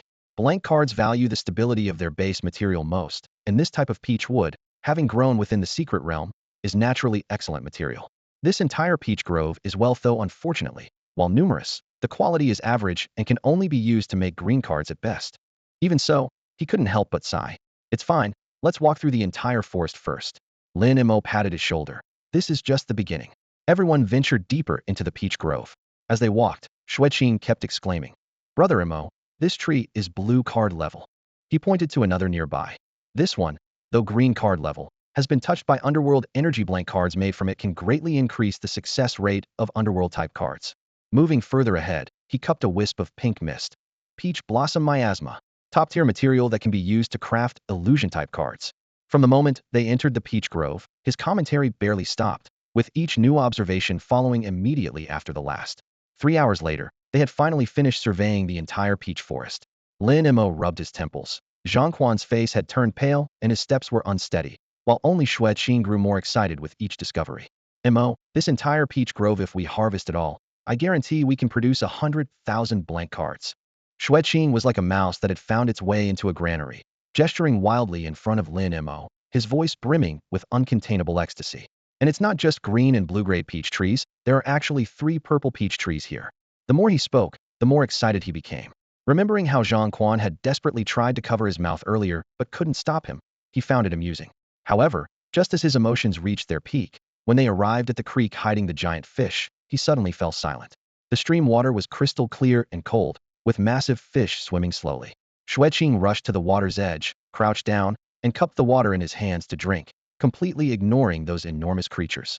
Unlike last time, this school of giant fish lazily circled in the water, showing no signs of aggression. Mo, this water. Though the quality isn't top tier, there's an entire river here. His voice trembled. Lin Mo patted his shoulder. Don't rush, there's more ahead. The two boarded a bamboo raft and drifted downstream. As the raft slipped into the cave entrance, the opening remained narrow and dim, but Lin Mo clearly sensed a familiar presence. Xue Qing also caught an unusual scent, his nostrils flaring. The bamboo raft floated into the cave, and he reached up to touch the ceiling exactly where the hanging death spirit had once lurked. His brow suddenly furrowed, and he bent down to dip his finger in the water beneath the raft, bringing it to his nose to sniff repeatedly. Mo, the stones above are excellent underworld-type materials. I think there are treasures at the bottom too. Xue Qing looked to Lin Mo for help. While he was an expert at card crafting, diving was beyond his abilities. Ghost-slaying sword emerge. Understanding immediately, Lin Mo drew his sword and struck fiercely. The water flow was forcibly severed by the sword energy, revealing the thick sediment at the riverbed, and the water didn't resume flowing for a long time. Drawing the sword to part the waters, the blade sang with a clear, resonant tone. Xue Qing immediately jumped off the bamboo raft, his 2 fingers moving rapidly through the mud as his eyes began to glow with green light, some kind of ocular technique quietly activating. I'm certain. The stones on the ceiling and the sediment at the bottom both contain extremely rich underworld-type energy. Before he finished speaking, Zhongquan pulled him back onto the raft. Xue Qing wiped the water from his face and lowered his voice. As long as we have card cores, we can mass-produce powerful underworld-type cards. Having already been stunned by the peach grove and river water, this discovery was even more valuable, but Xue Qing had learned restraint. His eyes blazed with extraordinary brightness as he stared intently ahead. The bamboo raft emerged from the cave to reveal the same peaceful pastoral scene, except this time, no villagers waited to greet them at the end. Come on, let's enter the village. There should be more good things there. Lin Mo pointed toward the village silhouette in the distance. They had barely taken 2 steps when Xue Qing froze in front of a modest wheat field. Golden wheat swayed in the breeze, and after staring at it for a moment, he turned back to Lin Mo, his voice extremely soft yet unable to hide his shock. Mo, I think we found something incredible. What is it? Lin Mo stopped in his tracks, turned around, and looked at Xue Qing with a puzzled expression. He activated his insight ability, and the interface remained as simple as ever. It could only identify the quality and brief descriptions of items within the secret realm. The wheat seedlings before him had already raised his threshold after being refreshed by various treasures that Xue Qing had encountered earlier, yet they still made his eyes widen. However, his insight only provided an unremarkable annotation. Peach Blossom Spring Wheat, green quality, contains the power of Peach Blossom Spring, will produce wheat when mature. Simple and straightforward, hardly different from ordinary wheat. But Xue Qing's shocked expression reminded Lin Mo that there must be more to this. Brother Mo, this is wheat from inside a secret realm. Xue Qing stared at the wheat ears without even blinking. Lin Mo casually plucked a still green wheat kernel, rubbed off the husk, put it in his mouth, and chewed lightly. The faint wheat fragrance carried a hint of bitterness, and both the taste and his body's reaction told him this was just ordinary wheat. It's wheat, so what? He looked up. Brother Mo, don't you feel anything at all? Xue Qing's eyes gleamed like oil lamps lit in the night, like a mysterious energy surging within your body. Lin Mo picked a few more wheat kernels and swallowed them, but still felt nothing. That's impossible. It shouldn't be like this. Xue Qing was unnerved by his calmness. He also grabbed a few kernels and tossed them into his mouth, swallowing them almost without chewing. The wheat kernels slid down his throat and settled in his stomach, and a cool, warm sensation spread from his dantian like a clear spring, instantly flowing through his limbs and bones. Whoosh exhaled a long breath of cool air and looked at Lin Mo with a complex expression. What's wrong? What's so special about this wheat? Zhang Quan couldn't help but ask impatiently when he saw Xueqing spacing out. Xueqing didn't respond, only pointed at the wheat field. You guys try it too, then you'll understand. It's just wheat, isn't it? Making such a big mystery out of it, I'll bring you a whole truckload later. Zhang Quan joked, but his hand was already plucking a handful of wheat ears, casually chewing and swallowing them. The next second, he froze like a statue, and only after a long while did he exhale deeply. Brother Quan, how was it? Wei Jun and Li Baikan, intrigued by this scene, each picked a handful of wheat kernels at Xueqing's gesture and put them in their mouths, then similarly stood stunned in place. Now it was Lin Mo's turn to be puzzled. It really was just ordinary wheat. What could be so special about it? He grabbed a few more kernels and swallowed them in one gulp, but still felt nothing unusual. Xueqing, what exactly is this stuff? Unable to taste anything different, he simply asked directly. Xueqing licked his dry lips and suppressed his excitement. Brother Mo, this stuff is indeed wheat. But growing inside a secret realm means the wheat ears have been infused with the realm's power. I know that, it says so in the inside description. Lin Mo nodded. That's not the key point. Xueqing's voice unconsciously rose. The key is this kind of wheat can be eaten and completely digested by the human body. In other words, humans can also harness this type of energy, thereby increasing a player's affinity with cards and enhancing the effects of corresponding cards. Lin Mo's eyes slowly opened as he looked at Xueqing. Then why didn't I feel anything when I ate it? Xueqing shrugged. I'm not sure either. I've only seen this stuff at the Patrol Bureau. It's actually a type of corn with extremely low yield. Only a few masters in the Patrol Bureau's card-making workshop got small samples for research. He shook his head thoughtfully before adding. But I suspect it might be because this entire secret realm leans toward the underworld system, and this wheat primarily enhances underworld affinity. Then why didn't mine increase? Lin Mo still frowned. Xueqing cleared his throat, his tone somewhat uncertain.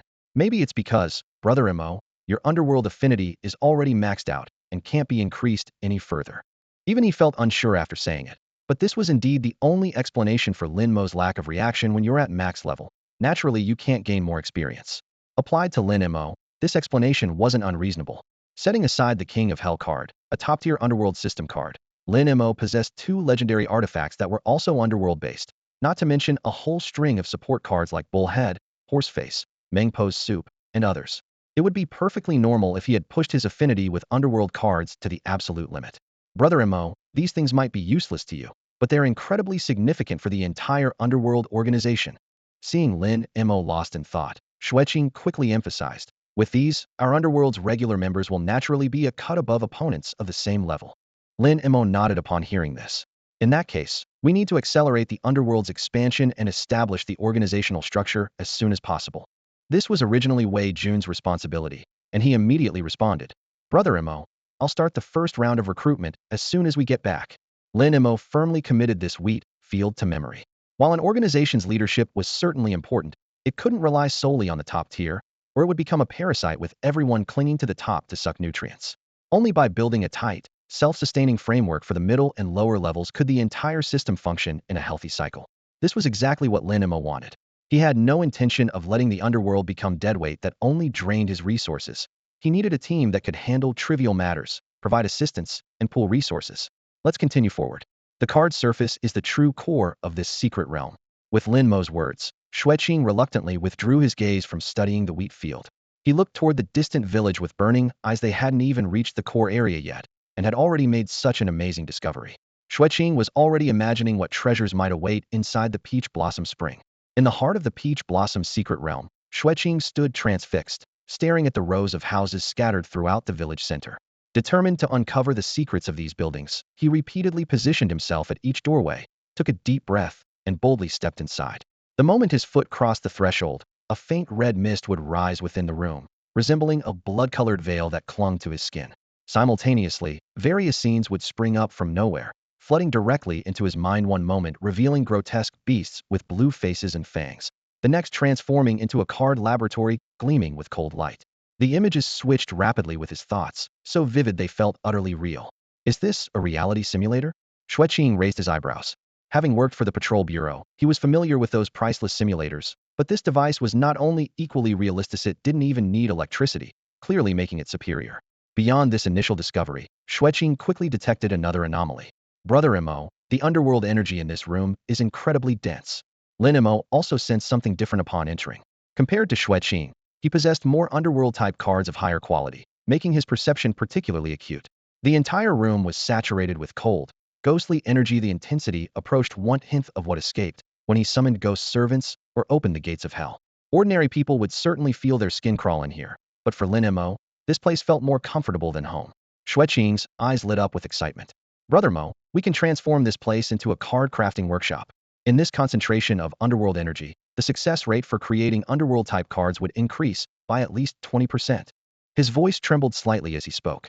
Plus, with abundant underworld materials throughout the entire realm and so many rooms available, we could definitely mass-produce high-quality cards. Lin Mo nodded enthusiastically. Absolutely. From now on, this entire realm is yours to manage. Turn it into our underworld faction's stronghold. At this moment, he once again felt grateful for recruiting Xueqing. With just him and Zhang Quan, even if they had conquered such a vast realm, they might not have understood its mysteries, let alone develop them. Just like those strange wheat plants without Xueqing, they probably would have withered away before anyone discovered their special properties. Walking past the houses, Xueqing gestured with his hands while rapidly planning. This section becomes the card manufacturing room. That area serves as a training facility, and further ahead we could. His ideas bulldozed through like heavy machinery, renovating building after building on his mental blueprint. Before long, they reached the location of the original Peach Blossom Ancestral Hall. Pushing open the heavy wooden doors, they were first greeted by neatly arranged ancestral tablets. Lin Mo stepped forward and respectfully bowed, then led Xueqing deeper inside to explore. The front section of the hall appeared ordinary, but once they passed the tablets, their attention was immediately captured by an artificially carved small pool in the center. The rippling water displayed a deep gray-green hue, like a curtain being pulled aside. Lin Mo's mind immediately flashed back to the 6 paths of reincarnation vision he had witnessed above the hall earlier. Without hesitation, he activated his insight ability. 6 paths of reincarnation. Hungry Ghost Realm Remnant, purple quality. An energy pool left behind after the Hungry Ghost Realm dissipated, containing rich energy. Simple information appeared on his retina. Lin Mo looked up and beckoned to Xueqing.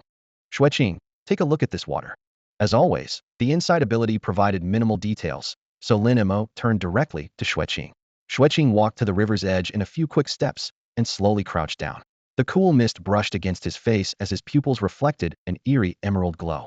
He gently dipped his fingertip into the water's surface, lifted a droplet, and examined it closely before his eyes. Then he simply extended his tongue and licked it 3 times. After the first taste, surprise lit up his face. After the second, his brows furrowed into a deep frown. After the third, his entire body froze. Only after a long moment did he straighten up, staring at Lin Mo with a voice trembling from shock. Brother Mo, this stuff, its energy is off the charts. It's powerful enough to serve as a card core. Card core. Lin Mo, unfamiliar with card crafting, raised an eyebrow. Xueqing immediately explained. The core is the heart of a card. It must be forged from high-energy mediums. This pool of water perfectly meets the requirements. Though the quantity is limited, the energy density is extremely high. After dilution, it could produce at least a batch of green cards, maybe even blue ones. At this point, he could no longer hide his gravity. The excitement faded as his expression darkened like lead. If word gets out, every national organization worldwide will fight for it. It's incredibly valuable equivalent to an inexhaustible gold mine. The Patrol Bureau typically uses minerals for cores, mostly green ones. Blue accounts for only 10%, and purple relies almost entirely on secret realm drops or blue mineral refinement, which is extremely rare. But this water, it can directly create purple cards. He gestured with his hands. All the purple cores the Patrol Bureau has combined probably don't amount to even 1% of this pool's energy. Brother Mo, you absolutely cannot let anyone know about this, not even the Patrol Bureau. Why? Lin Mo asked calmly. Because people will covet it. Xueqing blurted out, but was immediately stumped by Lin Mo's follow-up question. And then what? He paused, momentarily at a loss for words. Lin Mo smiled and patted his shoulder. Don't be so secretive, and don't let its value make you timid. Use it freely. If anyone dares to set their sights on the underworld, I'll ask them if their life is tough enough. As his words fell, the phantom of the Yama Emperor silently materialized, standing behind Lin Mo, as if towering over the entire underworld. The bone-chilling pressure made Xueqing quietly swallow his saliva and say no more. With the Ancestral Hall investigation complete, the secret realm's subsequent development and planning were entirely entrusted to Xueqing. Upon leaving, Lin Mo casually tossed the secret realm key to him. Handle it as you see fit. The group had just returned to the underworld's main gate when Lin Mo's phone vibrated. The caller ID showed Feng Zhe. Brother Feng. Lin Mo answered. Feng Zhe's characteristically resonant voice came through the phone. The nation is preparing to establish a card university. Number 1 and Number 2 want to invite you, Yinxia's top expert, to serve as the first principal. They asked me to see if you'd be willing. A card academy? And I'm supposed to be the principal? Lin Mo felt puzzled by this sudden news, completely unprepared for such an unexpected development. Sensing his confusion through the phone, Feng Zhe slowed his tone and patiently explained. Yinxia had been planning the card academy even before the card apprentice beta test, with the campus located on a secluded island in the South Sea. The first batch of enrollment had already been completed at major high schools nationwide, totaling 3,000 students, with plans for expansion next year. Enrollment has already started? Lin Mo raised an eyebrow, having heard nothing about this before. Feng Zhe continued. The first group of students was directly selected by the Inspection Bureau from high schools across the country, with the criteria being having drawn blue cards during the card rain and performing exceptionally during the first Beast Tide. The enrollment process had just concluded, with classes officially starting in 2 or 3 days, and all infrastructure and faculty were already in place. Given the current global situation, card-based concepts were destined to become mainstream. Yinxia's hasty establishment of this academy served 2 purposes: capitalizing on the trend and providing a platform for civilians who possessed powerful cards but lacked systematic training, while also building a reserve force for the Inspection Bureau. As for why the number was limited to 3,000 and why regional directors secretly selected candidates, Lin Mo quickly surmised. The new academy's uncertainties remained high, and this approach better prevented certain power circles from inserting their people.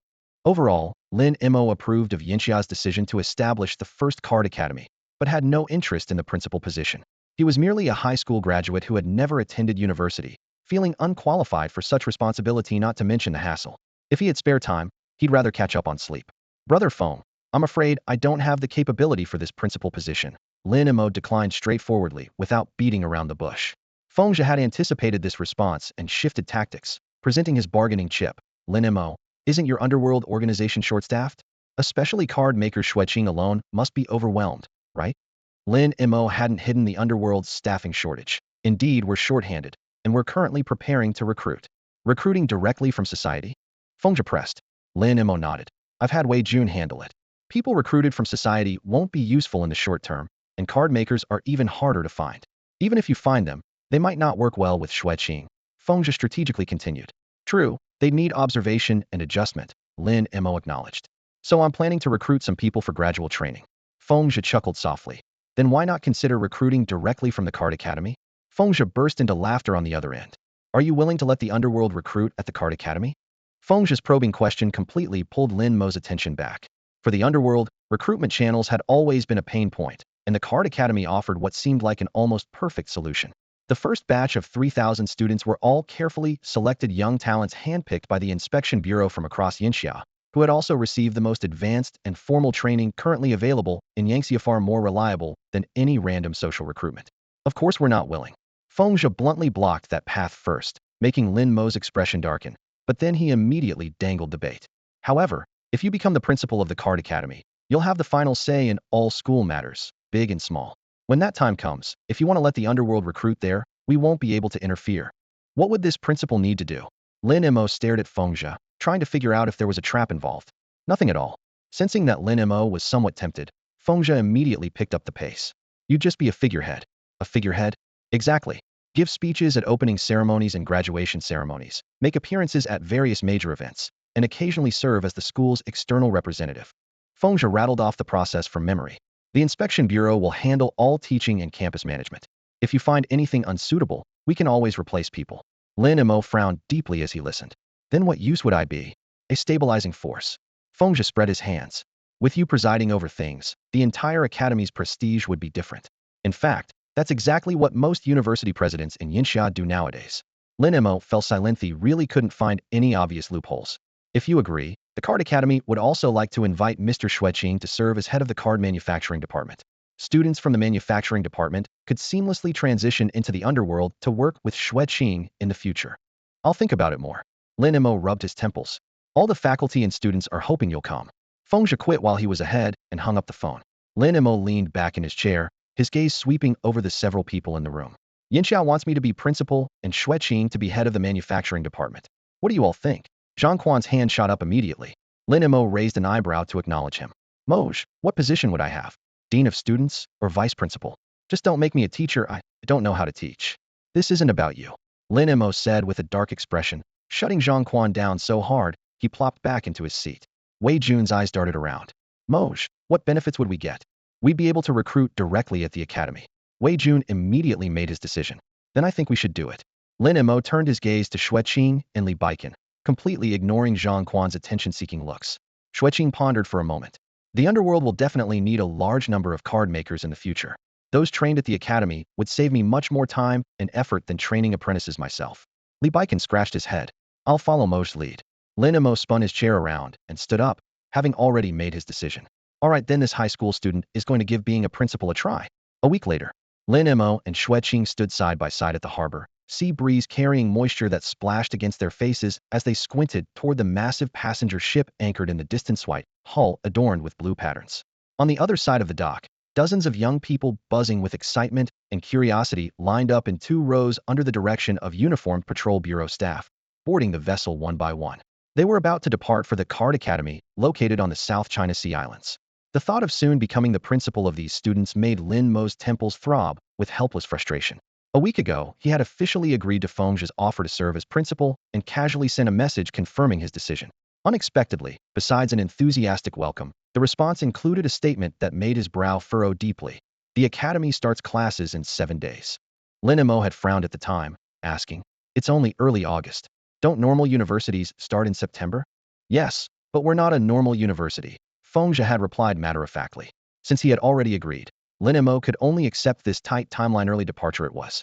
After all, with a space master stationed on the island, he could return home anytime. Mr. Lin, we need to board now. After all the students had their tickets checked, a staff member hurried over to remind them. Lin Mo nodded and stepped onto the gangway with Xueqing. The ship the patrol bureau had prepared for these new students was impressively luxurious. The deck was spacious enough for a basketball court, and the interior facilities rivaled those of a luxury cruise liner.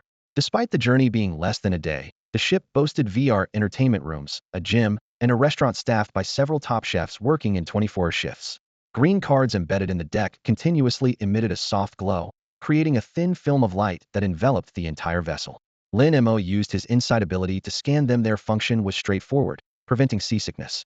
Looking further out, several armed vessels painted in stealth gray escorted them across the waters. Although a suite had been reserved for him in the cabin, Lin Mo's first priority was to head to the restaurant with Xueqing, planning to dine while enjoying the ocean view. The restaurant was located near the stern, with floor-to-ceiling windows overlooking the rolling waves. As soon as they entered, they found the spacious buffet area already crowded with students. Some held fruit juices while introducing themselves to each other, while others gathered around the dessert station in amazement. Suddenly, a sharp, piercing scream cut through the chatter. Excuse me, coming through. It's going to fall, it's going to fall. Watch out. A chubby boy clutched a towering pile of plates, wobbling precariously through the crowd. Someone accidentally bumped his arm, sending steaks, salads, and egg tarts flying through the air. Master Wulyo, Lin Mo called out sharply. More than a dozen golden willow branches slipped from his palm, moving like living creatures to catch the airborne food, securing it safely before it hit the ground, and neatly arranging it back on the boy's plates. Thanks, bro. The chubby boy gave him a thumbs up, his forehead covered in cold sweat. Lin Mo smiled without saying much, walked around him, and led Xueqing further inside. After getting their food, they chose a window seat. Outside the window, sea and sky merged into one, while laughter filled the restaurant. As Lin Mo bit into his grilled fish, he suddenly realized that being a principal might not be so bad after all. He had no ties or obligations, and this journey might turn out to be a fresh and relaxing experience. Just then, a familiar voice called out from behind him, filled with pleasant surprise. Hey bro, what a coincidence seeing you again. Lin Mo had barely settled into his seat for 2 minutes when a familiar voice suddenly came from behind him. As he turned around, a chubby boy carrying a mountain of food plopped down next to him with a thud. The boy's pudgy arm immediately hooked around Lin Mo's neck as he spoke rapidly. Thanks for the help earlier. I'm Zhang Can, from the capital. Where are you from? Lin Mo, from Taoyuan City. Lin Mo couldn't help but point at the other boy's tray, teasing, is this your second helping already? Zhang Can grabbed a piece of beef steak dripping with sauce and wolfed it down in one bite, laughing with his mouth full. You're underestimating me. This is my 6th serving.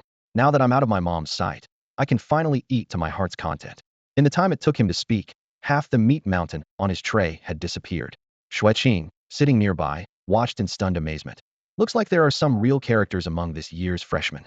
Aren't you afraid of bursting from eating so much? Zhang wiped his mouth and chuckled. An ordinary person definitely couldn't handle it, but I'm different, I have a card. What? Xueqing started to blurt out, then realized his rudeness. Card information was a matter of life and death, and prying into it was extremely impolite. Sorry, I was just curious, didn't mean anything by it.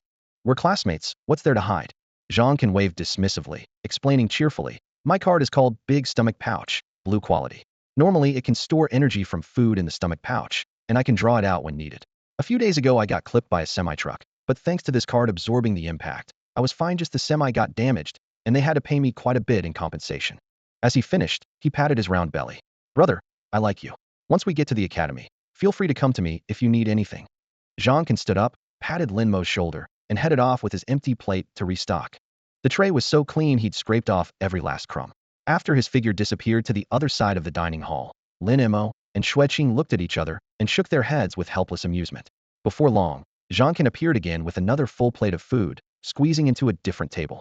A distinguished-looking young man was sitting there, who actively made room for him. Fatty, where did you run off to? Zhang swallowed a big mouthful of bread and replied with a smile. Just went over to chat with some classmates. Anything special about them? The young man raised an eyebrow. Nothing much, just like the look of them. Wanted to make friends first. We'll be spending a whole year at the Card Academy, so having more friends gives peace of mind. The young man was dismissive. What if they're not at the same academy and you never see them again? How's that possible? Unless he's a teacher, we're all students. The Card Academy isn't that big, how could we not see each other? The massive ship glided slowly across the calm sea, having completed more than half of its journey. In the distance, silvery fish occasionally leaped from the water, their splashes creating droplets that sparkled like scattered gold in the sunlight.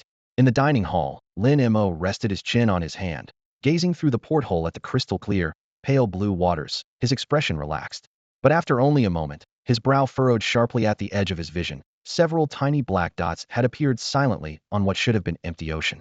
Attention all students, attention all students. Just as Lin Mo tried to get a clearer look, the entire ship suddenly erupted with piercing alarms. Our vessel is under unknown attack. All students return to your cabins immediately. What's happening? Who's attacking us? Wasn't our route supposed to be classified? Where are the escort ships? The sudden alarm threw the students into instant panic. Chairs crashed to the floor in the chaos as everyone rushed toward the cabins.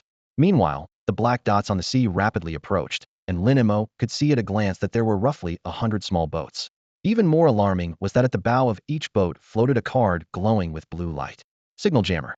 Description: specially crafted by master card makers, with a singular and unique purpose. Quality: blue rare. Type: tool card. Sole function: creates a signal blocking field that can jam all communications within its range. Using these blue tool cards, the small boats had successfully evaded satellite and escort ship surveillance to close in on the massive vessel. When the distance between them narrowed to less than 100 meters, the attackers on the boats operated their preloaded cannons, and thunderous roars instantly tore across the sea. The ship's deck trembled as the patrol bureau guards immediately returned fire, gunshots and explosions blending into chaos in the sea wind. Board the ship. Board the ship. Kill everyone on board. Leave no one alive. These attackers were clearly well prepared, completely overwhelming the patrol bureau with their firepower. Multiple grappling hooks flew out with clanging sounds, firmly catching the ship's rail as dark figures climbed up the chains, leaping onto the deck with savage grins. Kill these Yanxia pigs. Cut off Yanxia's future. Ha. Die. Looking around, the attackers seemed to include people of every race from across the blue planet, each wielding or brandishing different cards as they engaged the patrol bureau personnel in close combat. With advantages in both numbers and card quality, the patrol bureau was forced to retreat. We're here to help. Watch out, behold my great stomach pouch. Hearing the fierce battle on deck, the students in the cabins quickly reacted, bursting through doors and activating their respective cards to join the fight. The students' reinforcement temporarily stabilized the patrol bureau's position, but they ultimately lacked real combat experience. Their opponents not only possessed rare cards, but had clearly received systematic training, striking with ruthless precision and showing no mercy. They managed to hold their ground against students outnumbering them 3 or 4 to 1 and gradually gained the upper hand. More boats approached, more grappling hooks shot out, and the situation grew increasingly dire. Strangely, despite the attackers' ferocity, they seemed unable to inflict truly fatal damage whenever enemy weapons appeared ready to claim lives. Golden willow branches would fly from nowhere to block them. Bang! As this group of boarders frantically searched for the source of these golden willow branches, a massive black man wielding a giant hammer crashed down hard onto the ship. The deck instantly caved in, sending wooden debris flying everywhere as the entire vessel rocked violently from side to side. The moment the man steadied himself, the mercenaries on the small boats erupted in excited cheers, waving their weapons wildly. Boss Marcus is here. These yellow monkeys are done for. Follow the boss and slaughter them all. Haha, Boss Marcus, kill them. Lin Mo couldn't understand the crude, insulting foreign language, but he could hear the terror in his fellow students' voices. On the other side of the ship's rail, several Yinxia students shouted with pale faces. It's actually Marcus. We're finished. Hold on, the patrol bureau's reinforcements will be here soon. That's Marcus. 7th on the combat rankings, one of the top mercenaries. These words completely shattered the students' psychological defenses, and scattered screams and sobs began echoing across the deck. Lin Mo looked up at the black man whose shoulders were as broad as city walls. Just a name alone had caused the students to collapse like this, proving the man was indeed a celebrity. As for 7th on the combat rankings to Lin Mo, that number was far too low to ever warrant his attention. In the rankings, there wasn't a single name worthy of a second glance from him. He rolled his shoulders and scanned the horizon. There was no sign of patrol bureau reinforcements. They couldn't possibly arrive anytime soon. Looks like I'll need to pay the patrol bureau a visit later, he muttered to himself, then slowly stood up. Leaking the students' itinerary and allowing attackers to intercept the transport ship, this was blatant negligence. As the current principal of the Card Academy, he had to seek justice for his students. After dealing with this group, he would definitely go to the patrol bureau to demand answers from Fengzhe and that Magic City director. Meanwhile, thousands of miles away above the Azure Sea, Fengzhe and Sun Jun hovered in midair, surrounded by over a dozen figures forming a crescent-shaped blockade. Max, Kim Mingyu, are you trying to start a war between Yinxia and the beautiful country, and Go Gyuryo? Fengzhe's pristine white wings beat gently behind him as he gripped his spear, its cold light gleaming. The spear tip pointed directly at the two peak-level powerhouses before him, Max, the beautiful country's top fighter, and Kim Mingyu, Go Gyuryo's strongest warrior. Mr. Feng, we have no intention of fighting you. Max grinned, his scarred face twisting into a sinister smile. We just hope you'll stay right here and don't move. Just minutes ago, after receiving the distress signal, Fengzhe and Sun Jun had immediately activated spatial teleportation, only to be forcibly dragged out mid-transit and trapped in this encirclement. Seeing Max and Kim Mingyu blocking their path with their respective elite fighters, Fengzhe instantly understood who had ambushed the student transport ship. He leveled his spear and demanded, "Where did you get your information?" Though he asked the question, the answer was already clear in his mind. The intelligence about establishing the Card Academy was known only to the patrol bureau directors from various regions. The exact opening date and maritime route were known only to the number 1 and number 2 leaders, himself, Sun Jun, and the Magic City director overseeing this operation. Clearly, the enemy had activated a key asset, infiltrated within the patrol bureau. Max shrugged. That's not convenient to share. Even with Kim Mingyu and over a dozen elite fighters at his side, he wasn't confident he could kill Fengzhe, but they didn't need to. They just had to stall him while Marcus harvested the students on the other end. Since the arrival of the card users, Yinxia's rise had been alarmingly rapid, already posing a threat to the beautiful country. Max had to disrupt Yinxia's future. Fengzhe stared at Max's arrogant expression and suddenly asked in a low voice, "Do you really think you have us all figured out?" "Yes, I have you completely figured out." Max nodded, his eyes filled with absolute confidence in victory. "I hired Marcus. Those little brats of yours can't stop him." For this day, he had planned for a long time, even willing to sacrifice the key asset buried deep within the patrol bureau. He had to win, and he definitely would win. That's all for today. Thank you so much for watching. I hope you guys enjoyed. If you wish to have another part of this recap, please give us at least 1,000 likes. Please don't forget to comment and subscribe to our channel for more content like this. Until next time.